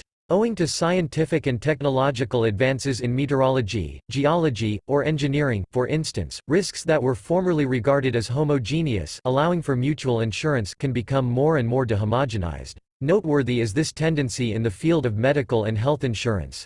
With the advances of genetics and genetic engineering, genetic fingerprinting, medical and health risks previously regarded as homogeneous, unspecific with respect to large numbers of people have become increasingly more specific and heterogeneous. With this in mind, can anything specific be said about protection insurance in particular? I would think so. After all, while all insurance requires that the risk be accidental from the standpoint of the insurer and the insured, the accident of an aggressive invasion is distinctly different from that of natural or industrial disasters. Whereas natural disasters and industrial accidents are the outcome of natural forces and the operation of laws of nature, aggression is the outcome of human actions, and whereas nature is blind and does not discriminate between individuals, whether at the same point in time or over time, an aggressor can discriminate and deliberately target specific victims and choose the timing of his attack. Let me first contrast defense protection insurance with that against natural disasters. Frequently an analogy between the two is drawn, and it is instructive to examine if or to what extent it holds. The analogy is that just as every individual within certain geographical regions is threatened by the same risk of earthquakes, floods, or hurricanes, so does every inhabitant within the territory of the US or Germany, for instance, face the same risk of being victimized by a foreign attack. Some superficial similarity, to which I shall come shortly, notwithstanding, it is easy to recognize two fundamental shortcomings in the analogy. For one, the borders of earthquake, flood, or hurricane regions are established according to objective physical criteria and hence can be referred to as natural. In distinct contrast, political boundaries are artificial boundaries. The borders of the US changed throughout the entire 19th century, and Germany did not exist as such until 1871 and was composed of 38 separate countries. Surely, no one would want to claim that this redrawing of the US or German borders was the outcome of the discovery that the security risk of every American or German within the greater US or Germany was, contrary to the previously held opposite belief, homogeneous, identical. There is a second obvious shortcoming. Nature, earthquakes, floods, hurricanes, is blind in its destruction. It does not discriminate between more and less valuable locations and objects but attacks indiscriminately. In distinct contrast, an aggressor-invader canon does discriminate. He does not attack or invade worthless locations and things, like the Sahara Desert, but targets locations and things that are valuable. Other things being equal, the more valuable a location and an object, the more likely it will be the target of an invasion. This raises the next crucial question. If political borders are arbitrary and attacks are never indiscriminate but directed specifically toward valuable places and things, are there any non-arbitrary borders separating different security risk attack zones? The answer is yes. Such non-arbitrary borders are those of private property. Private property is the result of the appropriation and/or production of particular physical objects or effects by specific individuals at specific locations. Every appropriator-producer owner demonstrates with his actions that he regards the appropriated and produced things as valuable goods, otherwise he would not have appropriated or produced them. The borders of everyone's property are objective and intersubjectively ascertainable. They are simply determined by the extension and dimension of the things appropriated and/or produced by any one particular individual. And the borders of all valuable places and things are coextensive with the borders of all property. At any given point in time, every valuable place and thing is owned by someone, only worthless places and things are owned by no one. Surrounded by other men, every appropriator and producer can also become the object of an attack or invasion.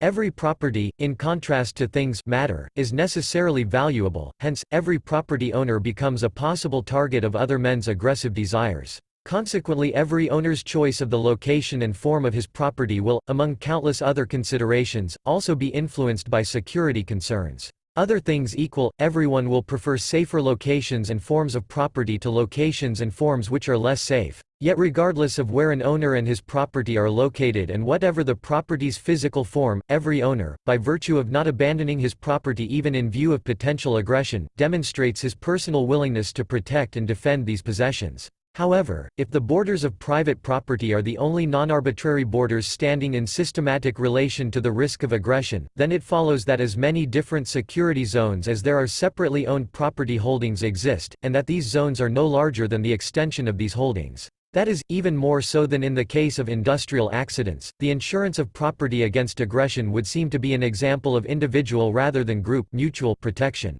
Whereas the accident risk of an individual production process is typically independent of its location, such that if the process were replicated by the same producer at different locations his margin of error would remain the same, the risk of aggression against private property, the production plant, is different from one location to another. By its very nature as privately appropriated and produced goods, property is always separate and distinct. Every property is located at a different place and under the control of a different individual, and each location faces a unique security risk. It can make a difference for my security, for instance, if I reside in the countryside or the city, on a hill or in a valley, or near or far from a river, ocean, harbor, railroad, or street. In fact, even contiguous locations do not face the same risk. It can make a difference, for instance, if I reside higher or lower on the mountain than my neighbor, upstream or downstream, closer or more distant from the ocean, or simply north, south, west, or east of him.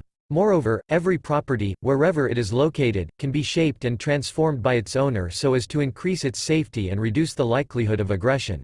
I may acquire a gun or safe deposit box, for instance, or I may be able to shoot down an attacking plane from my backyard or own a laser gun that can kill an aggressor thousands of miles away. Thus, no location and no property are like any other. Every owner will have to be insured individually, and to do so every aggression insurer must hold sufficient capital reserves. 7. The analogy typically drawn between insurance against natural disasters and external aggression is fundamentally flawed. As aggression is never indiscriminate but selective and targeted, so is defense. Everyone has different locations and things to defend, and no one's security risk is the same as anyone else's, yet the analogy contains a kernel of truth. However, any similarity between natural disasters and external aggression is due not to the nature of aggression and defense but to the rather specific nature of state aggression and defense, interstate warfare. As explained above, a state is an agency that exercises a compulsory territorial monopoly of protection and the power to tax, and any such agency will be comparatively more aggressive because it can externalize the costs of such behavior onto its subjects.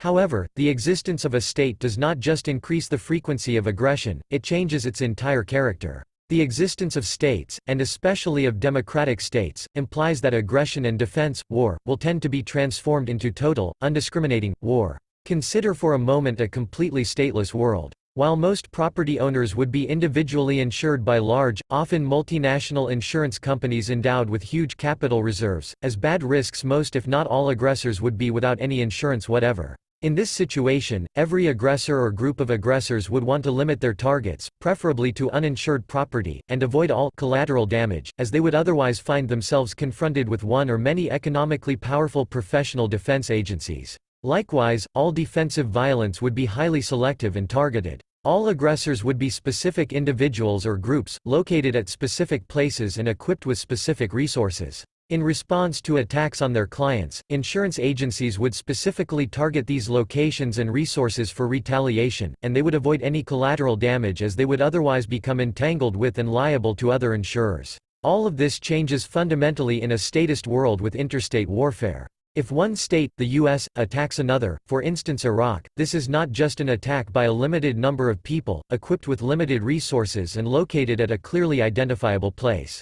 Rather, it is an attack by all Americans and with all of their resources. Every American supposedly pays taxes to the U.S. government and is thus de facto, whether he wishes to be or not, implicated in every government aggression. Hence, while it is obviously false to claim that every American faces an equal risk of being attacked by Iraq, low or non-existent as such a risk is, it is certainly higher in New York City than in Wichita, Kansas. For instance, every American is rendered equal with respect to his own active, if not always voluntary, participation in each of his government's aggressions. Second, just as the attacker is a state, so is the attacked, Iraq. As its U.S. counterpart, the Iraqi government has the power to tax its population or draft it into its armed forces. As taxpayer or draftee, every Iraqi is implicated in his government's defense just as every American is drawn into the U.S. government's attack. Thus, the war becomes a war of all Americans against all Iraqis, i.e., total war. The strategy of both the attacker and the defender state will be changed accordingly. While the attacker still must be selective regarding the targets of his attack, if for no other reason than that even taxing agencies states are ultimately constrained by scarcity, the aggressor has little or no incentive to avoid or minimize collateral damage. To the contrary, since the entire population and national wealth is involved in the defensive effort, collateral damage, whether of lives or property, is even desirable. No clear distinction between combatants and non-combatants exists. Everyone is an enemy, and all property provides support for the attacked government. Hence, everyone and everything becomes fair game. Likewise, the defender state will be little concerned about collateral damage resulting from its own retaliation against the attacker. Every citizen of the attacker state and all of their property is a foe and enemy property and thus becomes a possible target of retaliation. Moreover, every state, in accordance with this character of interstate war, will develop and employ more weapons of mass destruction, such as atomic bombs, rather than long-range precision weapons, such as one might imagine, laser gun. Thus, the similarity between war and natural catastrophes, their seemingly indiscriminate destruction and devastation, is exclusively a feature of a statist world. 8. This brings on the last problem. We have seen that just as all property is private, so is and must all defense be insured individually by capitalized insurance agencies, very much like industrial accident insurance. We have also seen that both forms of insurance differ in one fundamental respect. In the case of defense insurance, the location of the insured property matters. The premium per insured value will be different at different locations. Furthermore, aggressors can move around, their arsenal of weapons may change, and the entire character of aggression can alter with the presence of states. Thus, even given an initial property location, the price per insured value can alter with changes in the social environment or surroundings of this location. How would a system of competitive insurance agencies respond to this challenge? In particular, how would it deal with the existence of states and state aggression? In answering these questions, it is essential to recall some elementary economic insights. Other things being equal, private property owners generally and business owners in particular prefer locations with low protection costs, insurance premiums, and rising property values to those with high protection costs and falling property values. Consequently, there is a tendency toward the migration of people and goods from high-risk and falling property value areas into low-risk and increasing property value areas. Furthermore, protection costs and property values are directly related. Other things being equal, higher protection costs, greater attack risks, imply lower or falling property values, and lower protection costs imply higher or increasing property values.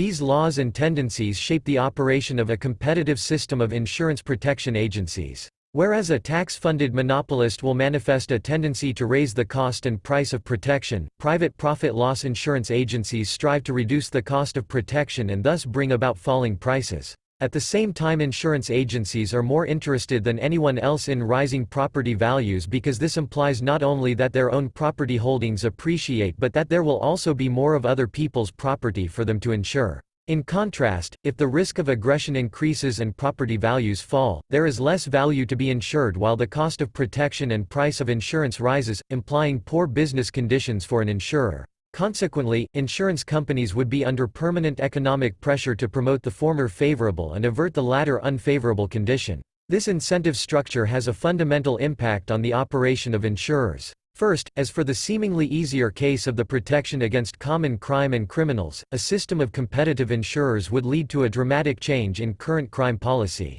To recognize the extent of this change, it is instructive to look first at the present and familiar statist crime policy. While it is in the interest of state agents to combat common private crime, if only so that there is more property left for them to tax, as tax-funded agents they have little or no interest in being particularly effective at the task of preventing it, or if it has occurred, at compensating its victims and apprehending and punishing the offenders. Moreover, under democratic conditions, insult will be added to injury, for if everyone, aggressors as well as non-aggressors and residents of high-crime locations as well as those of low-crime locations, can vote and be elected to government office, a systematic redistribution of property rights from non-aggressors to aggressors and the residents of low-crime areas to those of high-crime areas comes into effect and crime will actually be promoted. Accordingly, crime and the demand for private security services of all kinds are currently at an all-time high. Even more scandalously, instead of compensating the victims of crimes it did not prevent, as it should have, the government forces victims to pay again as taxpayers for the cost of the apprehension, imprisonment, rehabilitation and/or entertainment of their aggressors. And rather than requiring higher protection prices in high-crime locations and lower ones in low-crime locations, as insurers would, the government does the exact opposite. It taxes more in low crime and high property value areas than in high crime and low property value ones, or it even subsidizes the residents of the latter locations, the slums, at the expense of those of the former, eroding the social conditions unfavorable to crime while promoting those favorable to it. The operation of competitive insurers would present a striking contrast. For one, if an insurer could not prevent a crime, it would have to indemnify the victim. Thus, above all, insurers would want to be effective in crime prevention. If they still could not prevent it, they would want to be efficient in the detection, apprehension, and punishment of criminal offenders, because in finding and arresting an offender, the insurer could force the criminal, rather than the victim and its insurer, to pay for the damages and cost of indemnification. More specifically, just as insurance companies currently maintain and continually update a detailed local inventory of property values, so would they maintain and continually update a detailed local inventory of crimes and criminals. Other things being equal, the risk of aggression against any private property location increases with the proximity and the number and resources of potential aggressors. Thus, insurers would be interested in gathering information on actual crimes and known criminals and their locations, and it would be in their mutual interest of minimizing property damage to share this information with each other, just as banks now share information on bad credit risks with each other. Furthermore, insurers would also be particularly interested in gathering information on potential, not yet committed and known, crimes and aggressors, and this would lead to a fundamental overhaul of an improvement in current, statist, crime statistics. In order to predict the future incidence of crime and thus calculate its current price premium, insurers would correlate the frequency, description, and character of crimes and criminals with the social surroundings in which they occur and operate. And always under competitive pressure, they would develop and continually refine an elaborate system of demographic and sociological crime indicators. That is, every neighborhood would be described, and its risk assessed, in terms of a multitude of crime indicators, such as the composition of its inhabitants' sexes, age groups, races, nationalities, ethnicities, religions, languages, professions, and incomes. Consequently, and in distinct contrast to the present situation, all interlocal, regional, racial, national, ethnic, religious, and linguistic income and wealth redistribution would disappear, and a constant source of social conflict would be removed permanently. Instead, the emerging price premium structure would tend to accurately reflect the risk of each location and its particular social surroundings such that one would only be asked to pay for the insurance risk of himself and of that associated with his particular neighborhood. More importantly, based on its continually updated and refined system of statistics on crime and property values and further motivated by the noted migration tendency from high-risk low-value henceforth bad to low-risk high-value henceforth good locations, a system of competitive aggression insurers would promote a tendency toward civilizational progress rather than decivilization. Governments, and democratic governments in particular, erode good and promote bad neighborhoods through their tax and transfer policy. They do so also, and with possibly an even more damaging effect, through their policy of forced integration. This policy has two aspects. On the one hand, for the owners and residents in good locations and neighborhoods who are faced with an immigration problem, forced integration means that they must accept, without discrimination, every domestic immigrant, as transient or tourist on public roads, as customer, client, resident, or neighbor. They are prohibited by their government from excluding anyone, including anyone they consider an undesirable potential risk, from immigration. On the other hand, for the owners and residents in bad locations and neighborhoods who experience emigration rather than immigration, forced integration means that they are prevented from effective self-protection. Rather than being allowed to rid themselves of crime through the expulsion of known criminals from their neighborhood, they are forced by their government to live in permanent association with their aggressors. The results of a system of private protection insurers would be in striking contrast to these only all too familiar decivilizing effects and tendencies of statist crime protection. To be sure, insurers would be unable to eliminate the differences between good and bad neighborhoods. In fact, these differences might even become more pronounced. However, driven by their interest in rising property values and falling protection costs, insurers would promote a tendency to improve by uplifting and cultivating both good and bad neighborhoods. Thus, in good neighborhoods insurers would adopt a policy of selective immigration. Unlike states, they could and would not want to disregard the discriminating inclinations among the insured toward immigrants. To the contrary, even more so than any one of their clients, insurers would be interested in discrimination, i.e., in admitting only those immigrants whose presence adds to a lower crime risk and increased property values and in excluding those whose presence leads to a higher risk and lower property values. That is, rather than eliminating discrimination, insurers would rationalize and perfect its practice. Based on their statistics on crime and property values, and in order to reduce the cost of protection and raise property values, insurers would formulate and continually refine various restrictive, exclusionary rules and procedures relating to immigration and immigrants and thus give quantitative precision, in the form of prices and price differences, to the value of discrimination and the cost of non-discrimination between potential immigrants as high or low risk and value productive. Similarly, in bad neighborhoods the interests of the insurers and the insured would coincide. Insurers would not want to suppress the expulsionist inclinations among the insured toward known criminals. They would rationalize such tendencies by offering selective price cuts contingent on specific cleanup operations. Indeed, in cooperation with one another, insurers would want to expel known criminals not just from their immediate neighborhood but from civilization altogether, into the wilderness or open frontier of the Amazon jungle, the Sahara, or the polar regions. What about defense against a state? How would insurers protect us from state aggression? First off, it is essential to remember that governments as compulsory, tax-funded monopolies are inherently wasteful and inefficient in whatever they do. This is also true for weapons technology and production, and military intelligence and strategy, especially in our age of high technology. Accordingly, states would not be able to compete within the same territory against voluntarily financed insurance agencies. Moreover, most important and general among the restrictive rules relating to immigration and designed by insurers to lower protection cost and increase property values would be a rule concerning government agents. States are inherently aggressive and pose a permanent danger to every insurer and insured. Thus, insurers in particular would want to exclude or severely restrict, as a potential security risk, the immigration territorial entry of all known government agents, and they would induce the insured, either as a condition of insurance or of a lower premium, to exclude or strictly limit any direct contact with any known government agent, be it as visitor, customer, client, resident, or neighbor. That is, wherever insurance companies operated in all free territories, state agents would be treated as undesirable outcasts, potentially more dangerous than any common criminal. Accordingly, states and their personnel would be able to operate and reside only in territorial separation from, and on the fringes of, free territories. Furthermore, owing to the comparatively lower economic productivity of statist territories, governments would be continually weakened by the emigration of their most value-productive residents. Now, what if such a government should decide to attack or invade a free territory? This would be easier said than done. Who and what would it attack? There would be no state opponent. Only private property owners and their private insurance agencies would exist. No one, least of all the insurers, would have presumably engaged in aggression or even provocation. If there were any aggression or provocation against the state at all, this would be the action of a particular person, and in this case the interest of the state and insurance agencies would fully coincide. Both would want to see the attacker punished and held accountable for all damages.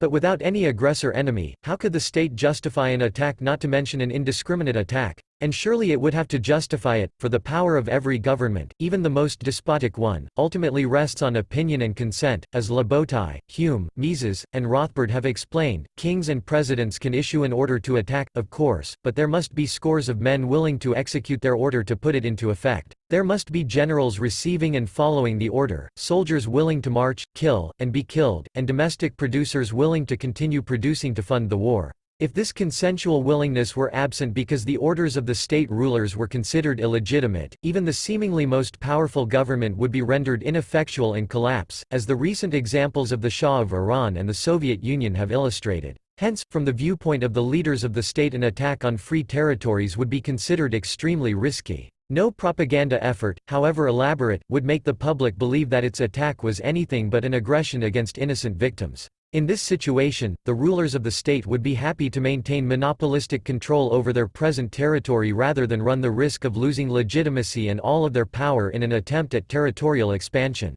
As unlikely as this may be, what if a state still attacked or invaded a neighboring free territory? In this case, the aggressor would not encounter an unarmed population. Only in statist territories is the civilian population characteristically unarmed. States everywhere aim to disarm their own citizenry so as to be better able to tax and expropriate it. In contrast, insurers in free territories would not want to disarm the insured. Nor could they. For who would want to be protected by someone who required him as a first step to give up his ultimate means of self-defense?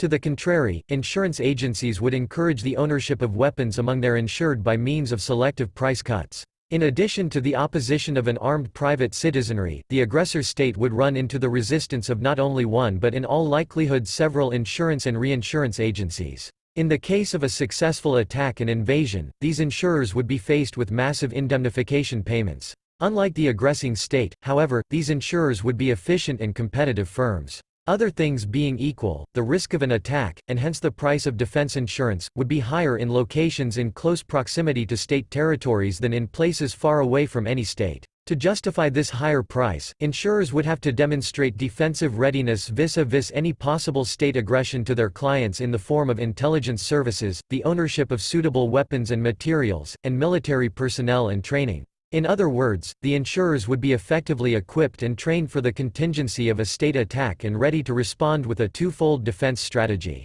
On the one hand, insofar as their operations in free territories are concerned, insurers would be ready to expel, capture, or kill every invader while trying to avoid or minimize all collateral damage. On the other hand, insofar as their operations on state territory are concerned, insurers would be prepared to target the aggressor, the state, for retaliation. That is, insurers would be ready to counterattack and kill, whether with long-range precision weapons or assassination commandos, state agents from the top of the government hierarchy of king, president, or prime minister on downward, while seeking to avoid or minimize all collateral damage to the property of innocent civilians, non-state agents. They would thereby encourage internal resistance against the aggressor government, promote its delegitimization, and possibly incite the liberation and transformation of the state territory into a free country. I have come full circle with my argument. First, I have shown that the idea of a protective state and state protection of private property is based on a fundamental theoretical error, and that this error has had disastrous consequences, the destruction and insecurity of all private property and perpetual war. Second, I have shown that the correct answer to the question of who is to defend private property owners from aggression is the same as for the production of every other good or service: private property owners, cooperation based on the division of labor, and market competition. Third, I have explained how a system of private profit loss insurers would effectively minimize aggression, whether by private criminals or states, and promote a tendency towards civilization and perpetual peace. The only task outstanding is to implement these insights, to withdraw one's consent and willing cooperation from the state, and to promote its delegitimization in public opinion so as to persuade others to do the same. Without the erroneous public perception and judgment of the state as just and necessary, and without the public's voluntary cooperation, even the seemingly most powerful government would implode and its powers evaporate.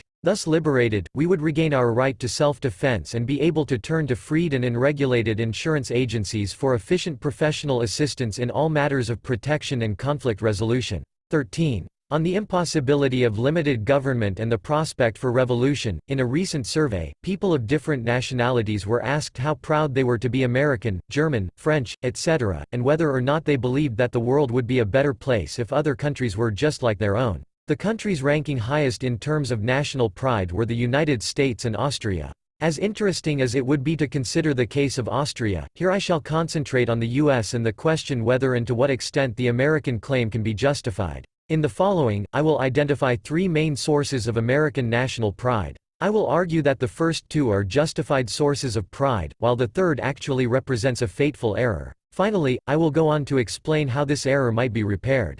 The first source of national pride is the memory of America's not-so-distant colonial past as a country of pioneers. In fact, the English settlers coming to North America were the last example of the glorious achievements of what Adam Smith referred to as a system of natural liberty, the ability of men to create a free and prosperous commonwealth from scratch. Contrary to the Hobbesian account of human nature, homo homini lupus est, the English settlers demonstrated not just the viability but also the vibrancy and attractiveness of a stateless, anarcho-capitalist social order. They demonstrated how, in accordance with the views of John Locke, private property originated naturally through a person's original appropriation, his purposeful use and transformation, of previously unused land wilderness. Furthermore, they demonstrated that, based on the recognition of private property, division of labor, and contractual exchange, men were capable of protecting themselves effectively against antisocial aggressors, first and foremost by means of self-defense. Less crime existed then than exists now, and as society grew increasingly prosperous and complex, by means of specialization, i.e., by institutions and agencies such as property registries, notaries, lawyers, judges, courts, juries, sheriffs, mutual defense associations, and popular militias. Moreover, the American colonists demonstrated the fundamental sociological importance of the institution of covenants, of associations of linguistically, ethnically, religiously, and culturally homogeneous settlers led by and subject to the internal jurisdiction of a popular leader-founder to ensure peaceful human cooperation and maintain law and order. 2. The second source of national pride is the American Revolution. In Europe there had been no open frontiers for centuries and the intra-European colonization experience lay in the distant past. With the growth of the population, societies had assumed an increasingly hierarchical structure, of free men, freeholders, and servants, lords and vassals, overlords, and kings. While distinctly more stratified and aristocratic than colonial America, the so-called feudal societies of medieval Europe were also typically stateless social orders. A state, in accordance with generally accepted terminology, is defined as a compulsory territorial monopolist of law and order and ultimate decision-maker. Feudal lords and kings did not typically fulfill the requirements of a state, they could only tax with the consent of the taxed, and on his own land every free man was as much a sovereign ultimate decision-maker as the feudal king was on his. However, in the course of many centuries these originally stateless societies had gradually transformed into absolute, statist, monarchies. While they had initially been acknowledged voluntarily as protectors and judges, European kings had at long last succeeded in establishing themselves as hereditary heads of state. Resisted by the aristocracy but helped along by the common people, they had become absolute monarchs with the power to tax without consent and to make ultimate decisions regarding the property of free men. When Locke described his state of nature, he could explain it most vividly by saying that, in the beginning all the world was America, and indeed many Americans had had the actual experience of applying labor to wild land and turning it into their own. Some had even participated in social compacts, setting up new governments in wilderness areas where none had previously existed.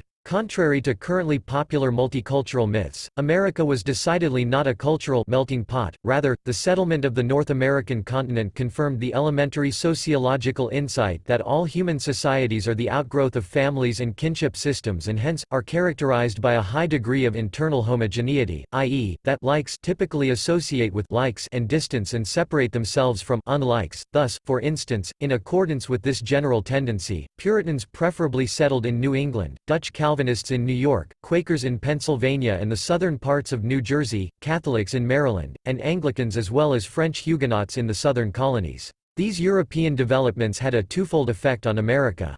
On the one hand, England was also ruled by an absolute king, at least until 1688, and when the English settlers arrived on the new continent, the king's rule was extended to America. Unlike the settlers' founding of private property and their private, voluntary and cooperative, production of security and administration of justice, however, the establishment of the royal colonies and administrations was not the result of original appropriation, homesteading, and contract. In fact, no English king had ever set foot on the American continent, but of usurpation, declaration, and imposition. Robert Nisbet sums up, feudalism has been a word of invective, of vehement abuse and vituperation, for the past 2 centuries, especially by intellectuals in spiritual service to the modern, absolute state, whether monarchical, republican, or democratic. In fact, feudalism is an extension and adaptation of the kinship tie with a protective affiliation with the war band or knighthood. Contrary to the modern political state with its principle of territorial sovereignty, for most of a 1,000-year period in the West protection, rights, welfare, authority, and devotion inhered in a personal, not a territorial, tie. To be the man of another man, in turn the man of still another man, and so on up to the very top of the feudal pyramid, each owing the other either service or protection, is to be in a feudal relationship. The feudal bond has much in it of the relation between warrior and commander, but it has even more of the relation between son and father, kinsman and patriarch. That is, feudal ties are essentially private, personal, and contractual relationships. The subordination of king to law was one of the most important of principles under feudalism. On the other hand, the settlers brought something else with them from Europe. There, the development from feudalism to royal absolutism had not only been resisted by the aristocracy but it was also opposed theoretically with recourse to the theory of natural rights as it originated within scholastic philosophy. According to this doctrine, government was supposed to be contractual, and every government agent, including the king, was subject to the same universal rights and laws as everyone else. While this may have been the case in earlier times, it was certainly no longer true for modern absolute kings. Absolute kings were usurpers of human rights and thus illegitimate. Hence, insurrection was not only permitted but became a duty sanctioned by natural law. The American colonists were familiar with the doctrine of natural rights. In fact, in light of their own personal experience with the achievements and effects of natural liberty and as religious dissenters who had left their mother country in disagreement with the King and the Church of England, they were particularly receptive to this doctrine. Steeped in the doctrine of natural rights, encouraged by the distance of the English king, and stimulated further by the puritanical censure of royal idleness, luxury and pomp, the American colonists rose up to free themselves of British rule. As Thomas Jefferson wrote in the Declaration of Independence, government was instituted to protect life, liberty, and the pursuit of happiness. It drew its legitimacy from the consent of the governed. In contrast, the Royal British government claimed that it could tax the colonists without their consent. If a government failed to do what it was designed to do, Jefferson declared, it is the right of the people to alter or abolish it, and to institute new government, laying its foundation on such principles, and organizing its powers in such form, as to them shall seem most likely to affect their safety and happiness.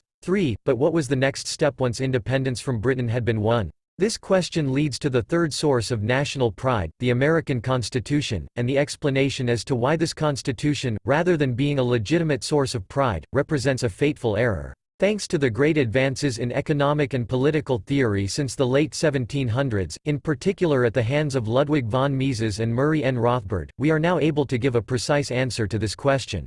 According to Mises and Rothbard, once there is no longer free entry into the business of the production of protection and adjudication, the price of protection and justice will rise and their quality will fall. Rather than being a protector and judge, a compulsory monopolist will become a protection racketeer, the destroyer and invader of the people and property that he is supposed to protect, a warmonger, and an imperialist. Indeed, the inflated price of protection and the perversion of the ancient law by the English king, both of which had led the American colonists to revolt, were the inevitable result of compulsory monopoly. Having successfully seceded and thrown out the British occupiers, it would only have been necessary for the American colonists to let the existing homegrown institutions of self-defense and private voluntary and cooperative protection and adjudication by specialized agents and agencies take care of law and order. This fundamental insight was first clearly stated by the French-Belgian economist Gustave de Molinari in an article published in 1849, The Production of Security, New York, Center for Libertarian Studies, 1977. De Molinari reasoned, That in all cases, for all commodities that serve to provide for the tangible or intangible needs of the consumer, it is in the consumer's best interest that labor and trade remain free, because freedom of labor and trade have as their necessary and permanent result the maximum reduction of price, whence it follows, that no government should have the right to prevent another government from going into competition with it, or to require consumers of security to come exclusively to it for this commodity. If, on the contrary, the consumer is not free to buy security wherever he pleases, you forthwith see open up a large profession dedicated to arbitrariness and bad management. Justice becomes slow and costly, the police vexatious, individual liberty is no longer respected, the price of security is abusively inflated and inequitably apportioned, according to the power and influence of this or that class of consumers. This did not happen, however. The Americans not only did not let the inherited royal institutions of colonies and colonial governments wither away into oblivion, they reconstituted them within the old political borders in the form of independent states, each equipped with its own coercive, unilateral, taxing and legislative powers. While this would have been bad enough, the new Americans made matters worse by adopting the American Constitution and replacing a loose confederation of independent states with the central, federal, government of the United States. This Constitution provided for the substitution of a popularly elected parliament and president for an unelected king, but it changed nothing regarding their power to tax and legislate. To the contrary, while the English king's power to tax without consent had only been assumed rather than explicitly granted and was thus in dispute, the Constitution explicitly granted this very power to Congress. Furthermore, while kings, in theory even absolute kings, had not been considered the makers but only the interpreters and executors of pre-existing and immutable law, i.e., as judges rather than legislators, the Constitution explicitly vested Congress with the power of legislating, and the President and the Supreme Court with the power of executing and interpreting such legislated law.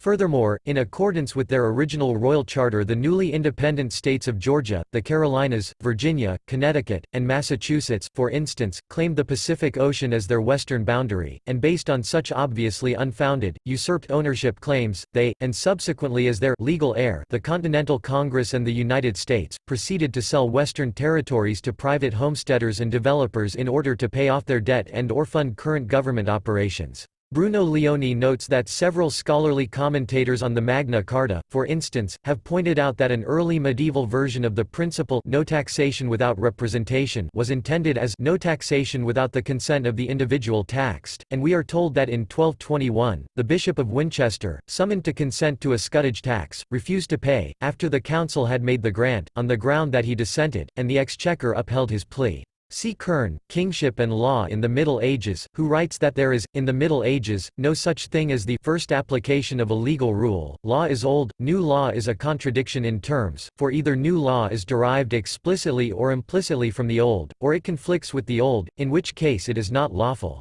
The fundamental idea remains the same: the old law is the true law, and the true law is the old law.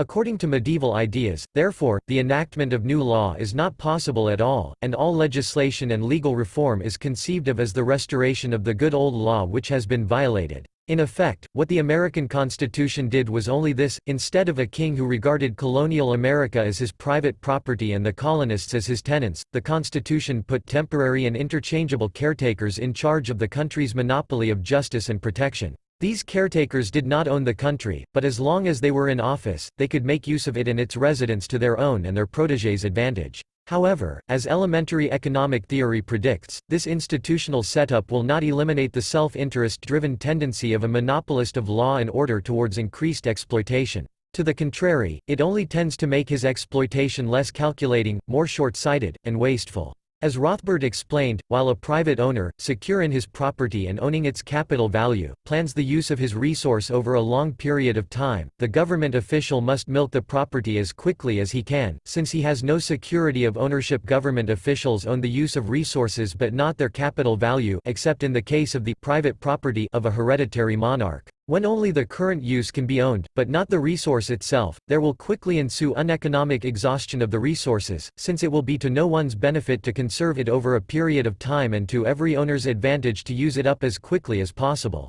The private individual, secure in his property and in his capital resource, can take the long view, for he wants to maintain the capital value of his resource. It is the government official who must take and run, who must plunder the property while he is still in command. Similar views concerning the permanency of law and the impermissibility of legislation were still held by the 18th-century French physiocrats such as, for instance, Mérière de la Rivière, author of a book on l'ordre naturel and one-time governor of Martinique. Called upon for advice on how to govern by the Russian Tsarina Catherine the Great, de la Rivière is reported to have replied that law must be based, on one thing alone, madam, the nature of things and man. To give or make laws, madam, is a task which God has left to no one. Ah! What is man, to think of himself capable of dictating laws to beings whom he knows not? The science of government is to study and recognize the laws which God has so evidently engraven in the very organization of man, when he gave him existence. To seek to go beyond this would be a great misfortune and a destructive undertaking.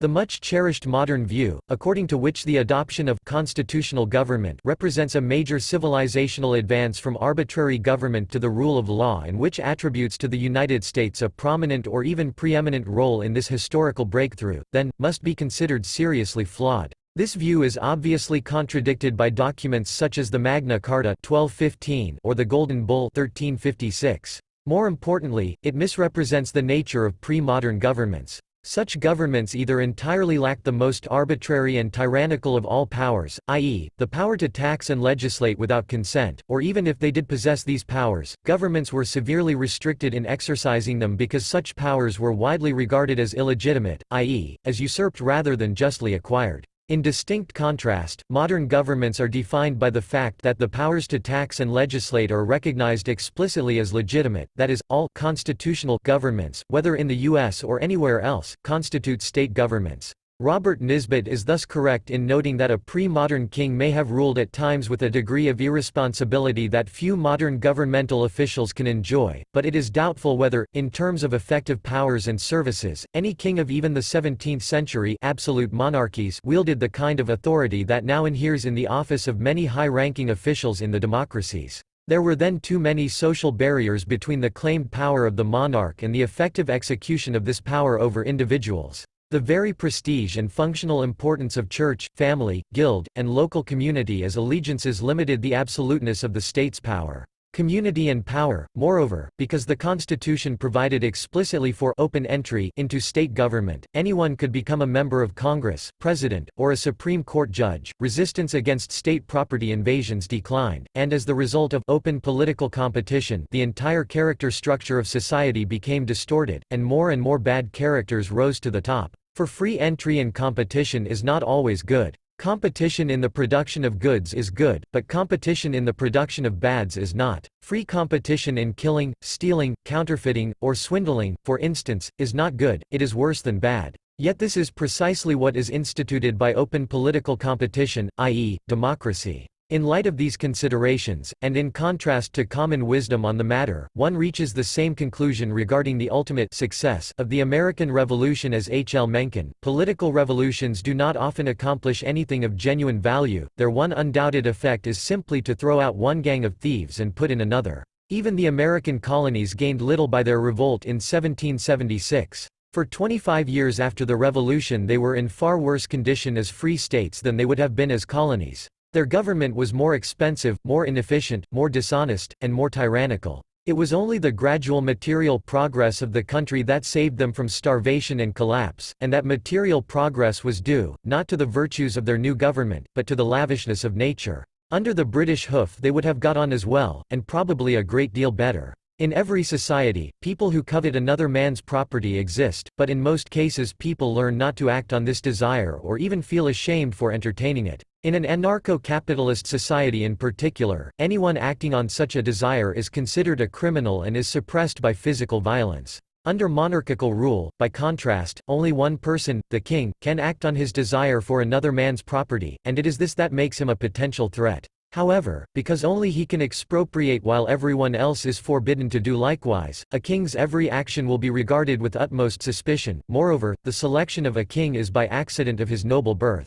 His only characteristic qualification is his upbringing as a future king and preserver of the dynasty and its possessions. This does not assure that he will not be evil, of course. However, at the same time it does not preclude that a king might actually be a harmless dilettante or even a decent person. In distinct contrast, by freeing up entry into government, the Constitution permitted anyone to openly express his desire for other men's property. Indeed, owing to the constitutional guarantee of freedom of speech, everyone is protected in so doing. Moreover, everyone is permitted to act on this desire, provided that he gains entry into government. Hence, under the Constitution everyone becomes a potential threat. To be sure, there are people who are unaffected by the desire to enrich themselves at the expense of others and to lord it over them, that is, there are people who wish only to work, produce, and enjoy the fruits of their labor. However, if politics, the acquisition of goods by political means, taxation and legislation, is permitted, even these harmless people will be profoundly affected. In order to defend themselves against attacks on their liberty and property by those who have fewer moral scruples, even these honest, hard-working people must become political animals and spend more and more time and energy developing their political skills. Given that the characteristics and talents required for political success, of good looks, sociability, oratorical power, charisma, etc., are distributed unequally among men, then those with these particular characteristics and skills will have a sound advantage in the competition for scarce resources, economic success, as compared to those without them. Worse still, given that in every society more have-nots of everything worth having exist than haves, the politically talented who have little or no inhibition against taking property and lording it over others will have a clear advantage over those with such scruples. That is, open political competition favors aggressive, hence dangerous, rather than defensive, hence harmless, political talents and will thus lead to the cultivation and perfection of the peculiar skills of demagoguery, deception, lying, opportunism, corruption, and bribery. Therefore, entrance into and success within government will become increasingly impossible for anyone hampered by moral scruples against lying and stealing. Unlike kings then, congressmen, presidents, and Supreme Court judges do not and cannot acquire their positions accidentally. Rather, they reach their position because of their proficiency as morally uninhibited demagogues. Moreover, even outside the orbit of government, within civil society, individuals will increasingly rise to the top of economic and financial success not on account of their productive or entrepreneurial talents or even their superior defensive political talents, but rather because of their superior skills as unscrupulous political entrepreneurs and lobbyists. Thus, the Constitution virtually assures that exclusively dangerous men will rise to the pinnacle of government power and that moral behavior and ethical standards will tend to decline and deteriorate all around. Moreover, the constitutionally provided separation of powers makes no difference in this regard. 2 or even 3 wrongs do not make a right. To the contrary, they lead to the proliferation, accumulation, reinforcement, and aggravation of error. Legislators cannot impose their will on their hapless subjects without the cooperation of the President as the head of the executive branch of government, and the President in turn will use his position and the resources at his disposal to influence legislators and legislation. And although the Supreme Court may disagree with particular acts of Congress or the President, Supreme Court judges are nominated by the President and confirmed by the Senate and remain dependent on them for funding. As an integral part of the institution of government, they have no interest in limiting but every interest in expanding the government's, and hence their own, power. John C. Calhoun notes in A Disquisition on Government 1953 that a written constitution certainly has many advantages, but it is a great mistake to suppose that the mere insertion of provisions to restrict and limit the powers of the government, without investing those for whose protection they are inserted with the means of enforcing their observance, will be sufficient to prevent the major and dominant party from abusing its powers. Being the party in possession of the government, they will be in favor of the powers granted by the Constitution and opposed to the restrictions intended to limit them. As the major and dominant parties, they will have no need of these restrictions for their protection. The minor or weaker party, on the other contrary, would take the opposite direction and regard them as essential to their protection against the dominant party. But where there are no means by which they could compel the major party to observe these restrictions, the only resort left them would be a strict construction of the Constitution, to which the major party would oppose a liberal construction, one which would give to the words of the grant the broadest meaning of which they were susceptible. It would then be construction against construction, the one to contract and the other to enlarge the powers of the government to the utmost. But of what possible avail could the strict construction of the minor party be, against the liberal interpretation of the major, when the one would have all the powers of the government to carry its construction into effect and the other be deprived of all means of enforcing its construction? In a contest so unequal, the result would not be doubtful. The party in favor of restrictions would be overpowered. The end of the contest would be the subversion of the constitution, the restrictions would ultimately be annulled and the government be converted into one of unlimited powers, nor would the division of government into separate and, as it regards each other, independent departments prevent this result, as each and all the departments, and, of course, the entire government, would be under the control of the numerical majority. It is too clear to require explanation that a mere distribution of its powers among its agents or representatives could do little or nothing to counteract its tendency to oppression and abuse of power. In sum, then, Rothbard has commented on this analysis, the Constitution has proved to be an instrument for ratifying the expansion of state power rather than the opposite. As Calhoun saw, any written limits that leave it to government to interpret its own powers are bound to be interpreted as sanctions for expanding and not binding those powers. In a profound sense, the idea of binding down power with the chains of a written constitution has proved to be a noble experiment that failed. The idea of a strictly limited government has proved to be utopian. Some other, more radical means must be found to prevent the growth of the aggressive state. For a new liberty. After more than 2 centuries of constitutionally limited government, the results are clear and incontrovertible. At the outset of the American experiment, the tax burden imposed on Americans was light, indeed almost negligible. Money consisted of fixed quantities of gold and silver. The definition of private property was clear and seemingly immutable, and the right to self-defense was regarded as sacrosanct. No standing army existed, and, as expressed in Washington's farewell address, a firm commitment to free trade and a non-interventionist foreign policy appeared to be in place. 200 years later, matters have changed dramatically. Now, year in and year out, the American government expropriates more than 40% of the incomes of private producers, making even the economic burden imposed on slaves and serfs seem moderate in comparison.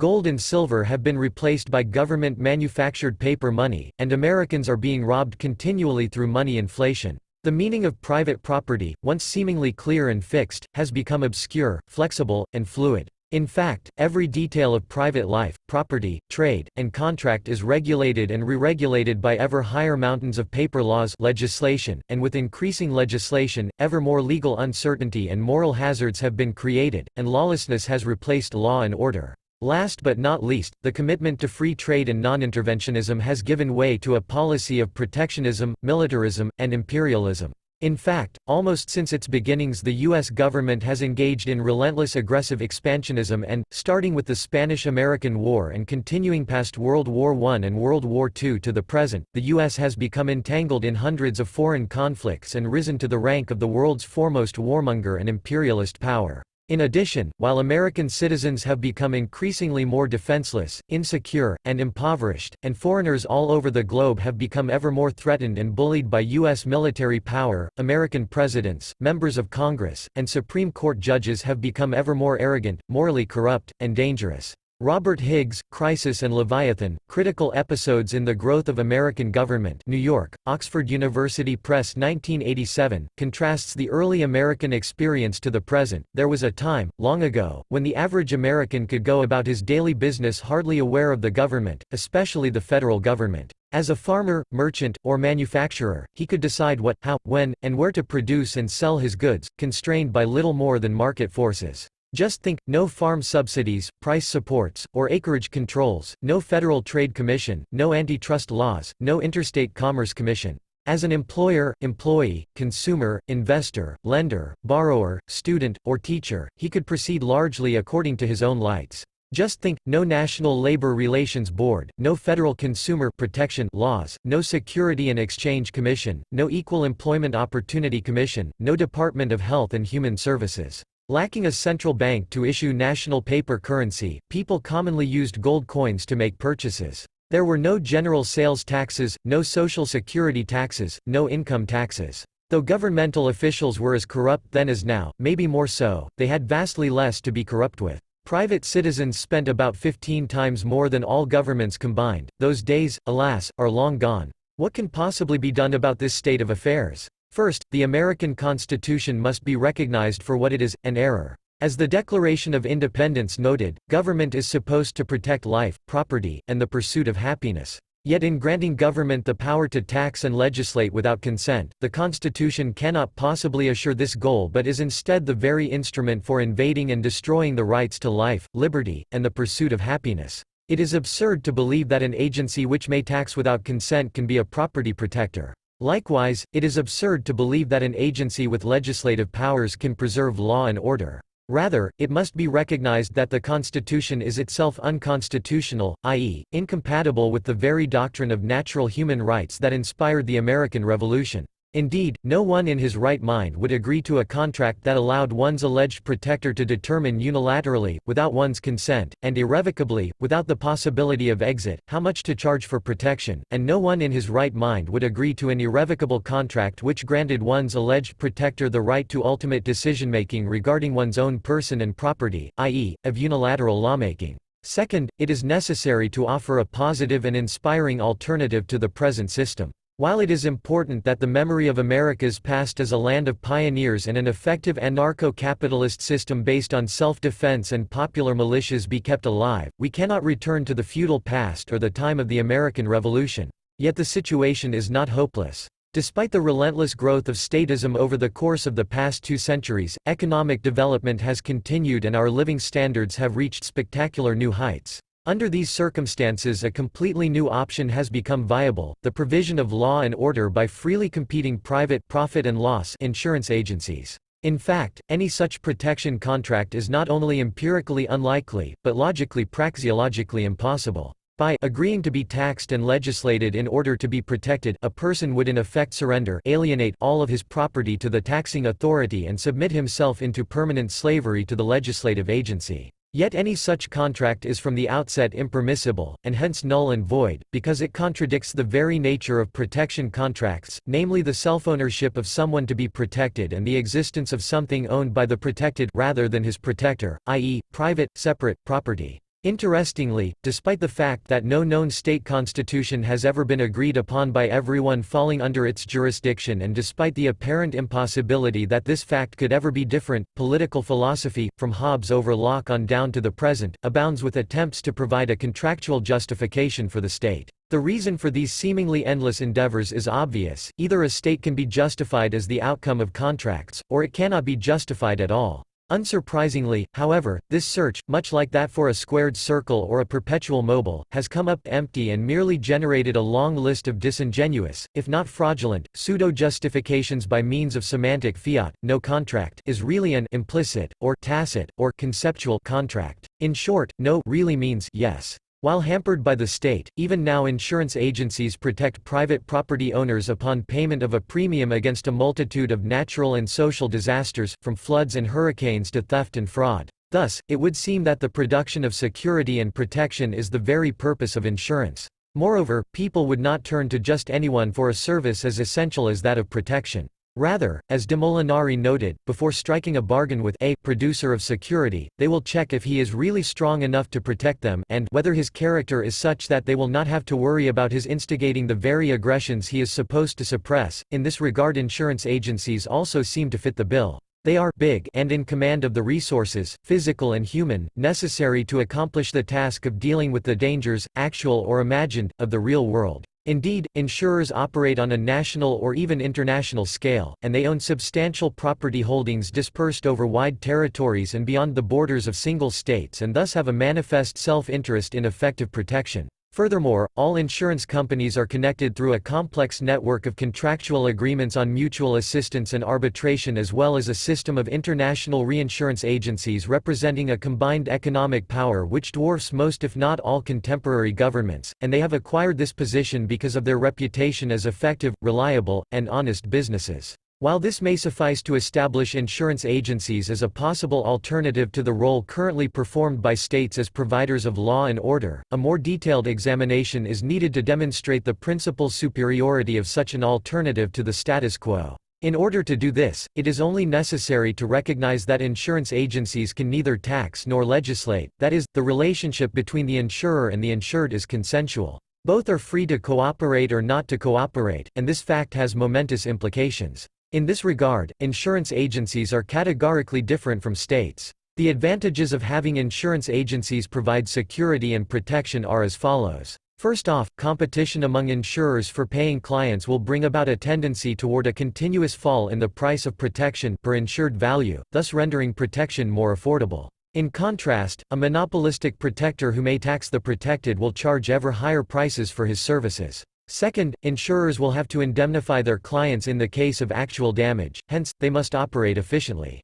Regarding social disasters, crime in particular, this means that the insurer must be concerned above all with effective prevention, for unless he can prevent a crime, he will have to pay up. Further, if a criminal act cannot be prevented, an insurer will still want to recover the loot, apprehend the offender, and bring him to justice, because in so doing the insurer can reduce his costs and force the criminal, rather than the victim and his insurer, to pay for the damages and cost of indemnification. In distinct contrast, because compulsory monopolist states do not indemnify victims and because they can resort to taxation as a source of funding, they have little or no incentive to prevent crime or to recover loot and capture criminals. If they do manage to apprehend a criminal, they typically force the victim to pay for the criminal's incarceration, thus adding insult to injury. As Rothbard has explained, even if government is to be limited to protection of person and property, and taxation is to be limited to providing that service only, then how is the government to decide how much protection to provide and how much taxes to levy? For, contrary to the limited government theory, protection is no more a collective, one-lump thing than any other good or service in society. Indeed, protection could conceivably imply anything from one policeman for an entire country, to supplying an armed bodyguard and a tank for every citizen, a proposition which would bankrupt the society post-haste. But who is to decide on how much protection, since it is undeniable that every person would be better protected from theft and assault if provided with an armed bodyguard than if he is not? On the free market, decisions on how much and what quality of any good or service should be supplied to each person are made by means of voluntary purchases by each individual, but what criterion can be applied when the decision is made by government? The answer is none at all, and such governmental decisions can only be purely arbitrary. The ethics of liberty. Comments Rothbard, the idea of primacy for restitution to the victim has great precedent in law. Indeed, it is an ancient principle of law which has been allowed to wither away as the state has aggrandized and monopolized the institutions of justice. In fact, in the Middle Ages generally, restitution to the victim was the dominant concept of punishment. Only as the state grew more powerful, the emphasis shifted from restitution to the victim, to punishment for alleged crimes committed against the state. What happens nowadays is the following absurdity: A steals $15,000 from B, the government tracks down, tries, and convicts A, all at the expense of B, as one of the numerous taxpayers victimized in this process. Then, the government, instead of forcing A to repay B or work at forced labor until that debt is paid, forces B, the victim, to pay taxes to support the criminal in prison for 10 or 20 years' time. Where in the world is the justice here? The ethics of liberty. Third and most importantly, because the relationship between insurers and their clients is voluntary, insurers must accept private property as an ultimate given and private property rights as immutable law. That is, in order to attract or retain paying clients, insurers will have to offer contracts with specified property and property damage descriptions, rules of procedure, evidence, compensation, restitution, and punishment, as well as intra- and interagency conflict resolution and arbitration procedures. Moreover, out of the steady cooperation between different insurers in mutual interagency arbitration proceedings, a tendency toward the unification of law, of a truly universal or international law, will emerge. Everyone, by virtue of being insured, would thus become tied into a global competitive effort to minimize conflict and aggression, and every single conflict and damage claim, regardless of where and by or against whom, would fall into the jurisdiction of exactly one or more specific and innumerable insurance agencies and their contractually agreed to arbitration procedures, thereby creating perfect legal certainty. In striking contrast, as tax-funded monopoly protectors, states do not offer the consumers of protection anything even faintly resembling a service contract. Instead, they operate in a contractual void that allows them to make up and change the rules of the game as they go along. Most remarkably, whereas insurers must submit themselves to independent third-party arbitrators and arbitration proceedings in order to attract voluntary paying clients, states, insofar as they allow for arbitration at all, assign this task to another state-funded and state-dependent judge. Insurance agencies, insofar as they enter into a bilateral contract with each of their clients, fully satisfy the ancient and original desideratum of representative government, of which Bruno Leoni has noted that political representation was closely connected in its origin with the idea that the representatives act as agents of other people and according to the latter's will, freedom and the law. In distinct contrast, modern democratic government involves the complete perversion, indeed, the nullification, of the original idea of representative government. Today, a person is deemed to be politically represented no matter what, i.e., regardless of his own will and actions or that of his representative. Further implications of this fundamental contrast between insurers as contractual versus states as non-contractual providers of security deserve special attention.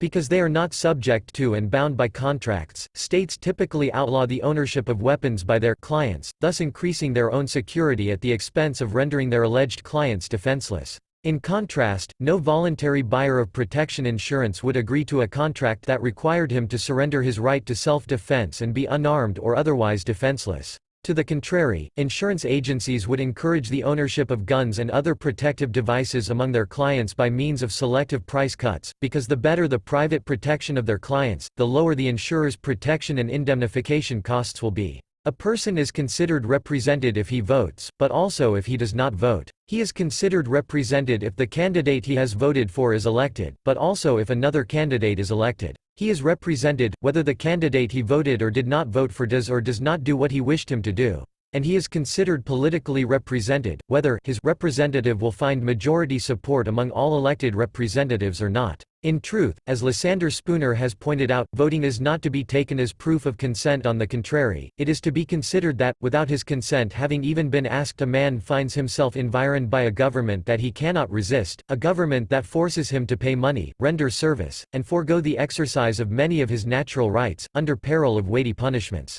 He sees, too, that other men practice this tyranny over him by use of the ballot. He sees further, that, if he will but use the ballot himself, he has some chance of relieving himself from this tyranny of others, by subjecting them to his own. In short, he finds himself, without his consent, so situated that, if he uses the ballot, he may become a master; if he does not use it, he must become a slave. And he has no other alternative than these two.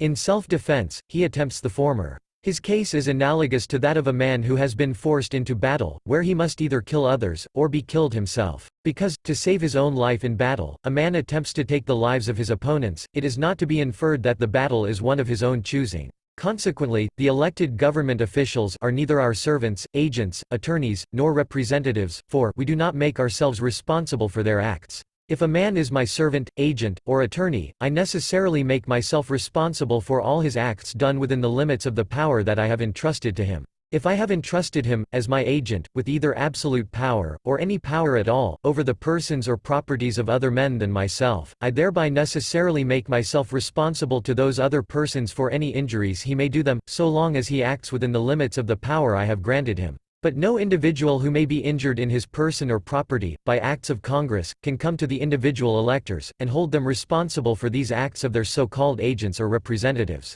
This fact proves that these pretended agents of the people, of everybody, are really the agents of nobody. No treason. Moreover, because they operate in a contractual void and are independent of voluntary payment, states arbitrarily define and redefine what is and what is not a punishable aggression and what does and does not require compensation. By imposing a proportional or progressive income tax and redistributing income from the rich to the poor, for instance, states in effect define the rich as aggressors and the poor as their victims. Otherwise, if the rich were not aggressors and the poor not their victims, how could taking something from the former and giving it to the latter be justified? Or by passing affirmative action laws, states effectively define whites and males as aggressors and blacks and women as their victims. For insurance agencies, any such business conduct would be impossible for two fundamental reasons. First, every insurance involves the pooling of particular risks into risk classes. It implies that to some of the insured more will be paid out than what they paid in, and to others less. However, and this is decisive, no one knows in advance who the winners and who the losers will be.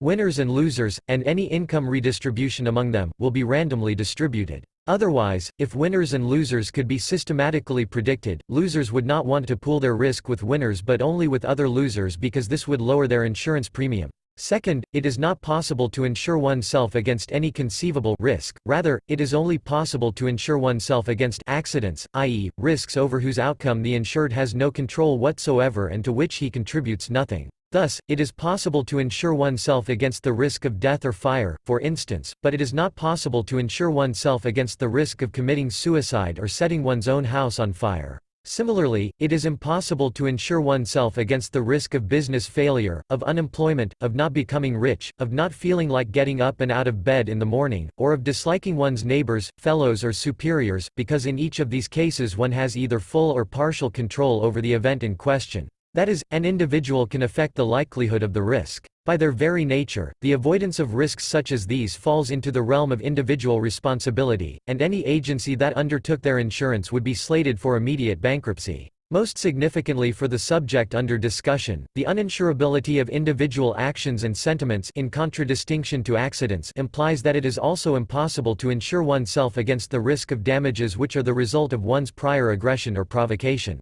Rather, every insurer must restrict the actions of its clients so as to exclude all aggression and provocation on their part. That is, any insurance against social disasters such as crime must be contingent on the insured submitting themselves to specified norms of non-aggressive, civilized, conduct. Accordingly, while states as monopolistic protectors can engage in redistributive policies benefiting one group of people at the expense of another, and while as tax-supported agencies they can even insure uninsurable risks and protect provocateurs and aggressors, voluntarily funded insurers would be systematically prevented from doing any such thing. Competition among insurers would preclude any form of income and wealth redistribution among various groups of insured, for a company engaging in such practices would lose clients to others refraining from them. Rather, every client would pay exclusively for his own risk, respectively that of people with the same homogeneous risk exposure as he faces. Nor would voluntarily funded insurers be able to protect any person from the consequences of his own erroneous, foolish, risky, or aggressive conduct or sentiment. Competition between insurers would instead systematically encourage individual responsibility, and any known provocateur and aggressor would be excluded as a bad insurance risk from any insurance coverage whatsoever and be rendered an economically isolated, weak, and vulnerable outcast. In being compelled, on the one hand, to place individuals with the same or similar risk exposure into the same risk group and to charge each of them the same price per insured value, and in being compelled, on the other hand, to distinguish accurately between various classes of individuals with objectively factually different group risks and to charge a different price per insured value for members of different risk groups with the price differentials accurately reflecting the degree of heterogeneity between the members of such different groups, insurance companies would systematically promote the above-mentioned natural human tendency of like people to associate and to discriminate against and physically separate themselves from unlikes. Finally, with regard to foreign relations, because states can externalize the costs of their own actions onto hapless taxpayers, they are permanently prone to becoming aggressors and warmongers. Accordingly, they tend to fund and develop weapons of aggression and mass destruction. In distinct contrast, insurers will be prevented from engaging in any form of external aggression because any aggression is costly and requires higher insurance premiums, implying the loss of clients to other, non-aggressive competitors. Insurers will engage exclusively in defensive violence and instead of acquiring weapons of aggression and mass destruction, they will tend to invest in the development of weapons of defense and of targeted retaliation. Even though all of this is clear, how can we ever succeed in implementing such a fundamental constitutional reform? Insurance agencies are presently restricted by countless regulations which prevent them from doing what they could and naturally would do. How can they be freed from these regulations? Essentially, the answer to this question is the same as that given by the American revolutionaries more than 200 years ago, through the creation of free territories and by means of secession. In fact, today under democratic conditions this answer is even truer than it was in the days of kings. For then, under monarchical conditions, the advocates of an anti-statist liberal libertarian social revolution still had an option that has since been lost. Liberal libertarians in the old days could, and frequently did, believe in the possibility of simply converting the king to their view, thereby initiating a revolution from the top. No mass support was necessary for this, just the insight of an enlightened prince. However realistic this might have been then, today this top-down strategy of social revolution would be impossible. Not only are political leaders selected nowadays according to their demagogic talents and proven record as habitual immoralists, as has been explained above, consequently, the chance of converting them to liberal libertarian views must be considered even lower than that of converting a king who simply inherited his position. Moreover, the state's protection monopoly is now considered public rather than private property, and government rule is no longer tied to a particular individual but to specified functions exercised by anonymous functionaries. Hence, the one or few men conversion strategy can no longer work. It does not matter if one converts a few top government officials, the president and some leading senators or judges, for instance, because within the rules of democratic government no single individual has the power to abdicate the government's monopoly of protection. Kings had this power, but presidents do not. The president can resign from his position, of course, only to have it taken over by someone else. He cannot dissolve the governmental protection monopoly because according to the rules of democracy, the people, not their elected representatives, are considered the owners of government. Thus, rather than by means of a top-down reform, under the current conditions one's strategy must be one of a bottom-up revolution. At first, the realization of this insight would seem to make the task of a liberal libertarian social revolution impossible. For does this not imply that one would have to persuade a majority of the public to vote for the abolition of democracy and an end to all taxes and legislation? And is this not sheer fantasy, given that the masses are always dull and indolent, and even more so given that democracy, as explained above, promotes moral and intellectual degeneration? How in the world can anyone expect that a majority of an increasingly degenerate people accustomed to the right to vote should ever voluntarily renounce the opportunity of looting other people's property? Put this way, one must admit that the prospect of a social revolution must indeed be regarded as virtually nil. Rather, it is only on second thought, upon regarding secession as an integral part of any bottom-up strategy, that the task of a liberal libertarian revolution appears less than impossible, even if it still remains a daunting one. How does secession fit into a bottom-up strategy of social revolution? More importantly, how can a secessionist movement escape the Southern Confederacy's fate of being crushed by a tyrannical and dangerously armed central government? In response to these questions, it is first necessary to remember that neither the original American Revolution nor the American Constitution were the result of the will of the majority of the population. A third of the American colonists were actually Tories, and another third was occupied with daily routines and did not care either way. No more than a third of the colonists were actually committed to and supportive of the revolution, yet they carried the day. And as far as the Constitution is concerned, the overwhelming majority of the American public was opposed to its adoption, and its ratification represented more of a coup d'état by a tiny minority than the general will. All revolutions, whether good or bad, are started by minorities, and the secessionist route towards social revolution, which necessarily involves the breaking away of a smaller number of people from a larger one, takes explicit cognizance of this important fact. Second, it is necessary to recognize that the ultimate power of every government, whether of kings or caretakers, rests solely on opinion and not on physical force. The agents of government are never more than a small proportion of the total population under their control. This implies that no government can possibly enforce its will upon the entire population unless it finds widespread support and voluntary cooperation within the non-governmental public. It implies likewise that every government can be brought down by a mere change in public opinion, i.e., by the withdrawal of the public's consent and cooperation.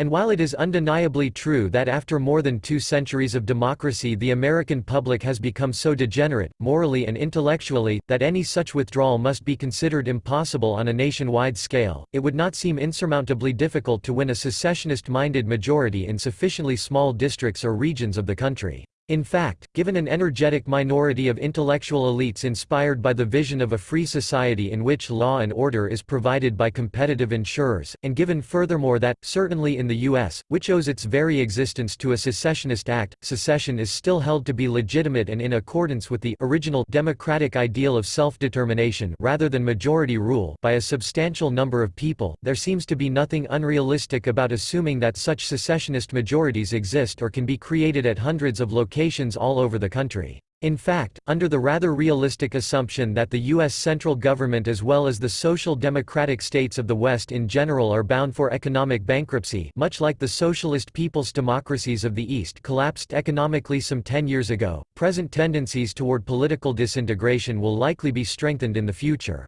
Accordingly, the number of potential secessionist regions will continue to rise, even beyond its current level. Mises notes, he who wants to apply violence needs the voluntary cooperation of some people. The tyrant must have a retinue of partisans who obey his orders of their own accord. Their spontaneous obedience provides him with the apparatus he needs for the conquest of other people. Whether or not he succeeds in making his sway last depends on the numerical relation of the groups, those who support him voluntarily and those whom he beats into submission. Though a tyrant may temporarily rule through a minority if this minority is armed and the majority is not, in the long run a minority cannot keep a majority in subservience. Finally, the insight into the widespread and growing secessionist potential also permits an answer to the last question regarding the dangers of a central government crackdown. While it is important in this regard that the memory of the secessionist past of the U.S. be kept alive, it is even more important for the success of a liberal libertarian revolution to avoid the mistakes of the second failed attempt at secession. Fortunately, the issue of slavery, which complicated and obscured the situation in 1861, has been resolved. However, another important lesson must be learned by comparing the failed Second American experiment with secession to the successful first one. The first American secession was facilitated significantly by the fact that at the center of power in Britain, public opinion concerning the secessionists was hardly unified. In fact, many prominent British figures such as Edmund Burke and Adam Smith, for instance, openly sympathized with the secessionists. Apart from purely ideological reasons, which rarely affect more than a handful of philosophical minds, this lack of a unified opposition to the American secessionists in British public opinion can be attributed to two complementary factors. On the one hand, a multitude of regional and cultural religious affiliations as well as of personal and family ties between Britain and the American colonists existed.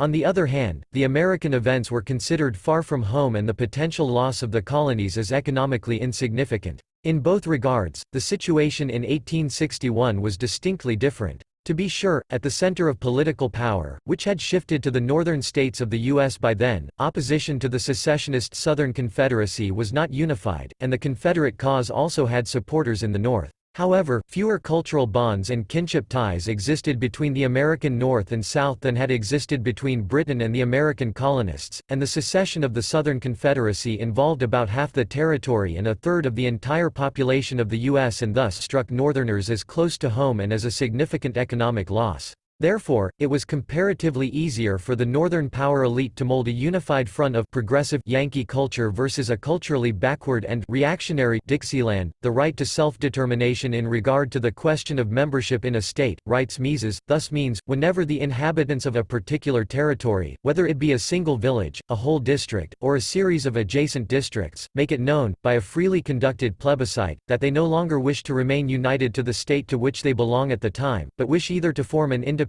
state or to attach themselves to some other state, their wishes are to be respected and complied with. This is the only feasible and effective way of preventing revolutions and civil and international wars. In light of these considerations, then, it appears strategically advisable not to attempt again what in 1861 failed so painfully, for contiguous states or even the entire South trying to break away from the tyranny of Washington, D.C. Rather, a modern liberal libertarian strategy of secession should take its cues from the European Middle Ages when, from about the 12th until well into the 17th century, with the emergence of the modern central state, Europe was characterized by the existence of hundreds of free and independent cities, interspersed into a predominantly feudal social structure. By choosing this model and striving to create a U.S. punctuated by a large and increasing number of territorially disconnected free cities, a multitude of Hong Kongs, Singapores, Monacos, and Liechtensteins strewn out over the entire continent, two otherwise unattainable but central objectives can be accomplished. First, besides recognizing the fact that the liberal libertarian potential is distributed highly unevenly across the country, such a strategy of piecemeal withdrawal renders secession less threatening politically, socially and economically. Second, by pursuing this strategy simultaneously at a great number of locations all over the country, it becomes exceedingly difficult for the central state to create a unified opposition in public opinion to the secessionists which would secure the level of popular support and voluntary cooperation necessary for a successful crackdown. If and only if we succeed in this endeavor, if we then proceed to return all public property into appropriate private hands and adopt a new constitution which declares all taxation and legislation henceforth unlawful, and if we then finally allow insurance agencies to do what they are destined to do, can we truly be proud again, and will America be justified in claiming to provide an example to the rest of the world? The danger of a government crackdown is greatest during the initial stage of this secessionist scenario, i.e., while the number of free city territories is still small. Hence, during this phase it is advisable to avoid any direct confrontation with the central government. Rather than renouncing its legitimacy altogether, it would seem prudent, for instance, to guarantee the government's property of federal buildings, etc., within the free territory, and only deny its right to future taxation and legislation concerning anyone and anything within this territory. Provided that this is done with the appropriate diplomatic tact and given the necessity of a substantial level of support in public opinion, it is difficult to imagine how the central government would dare to invade a territory and crush a group of people who had committed no other sin than trying to mind their own business. Subsequently, once the number of secessionist territories has reached a critical mass, and every success in one location promoted imitation by other localities, the difficulties of crushing the secessionists will increase exponentially, and the central government would quickly be rendered impotent and implode under its own weight. Recorded by Philosophy Workout in 2018.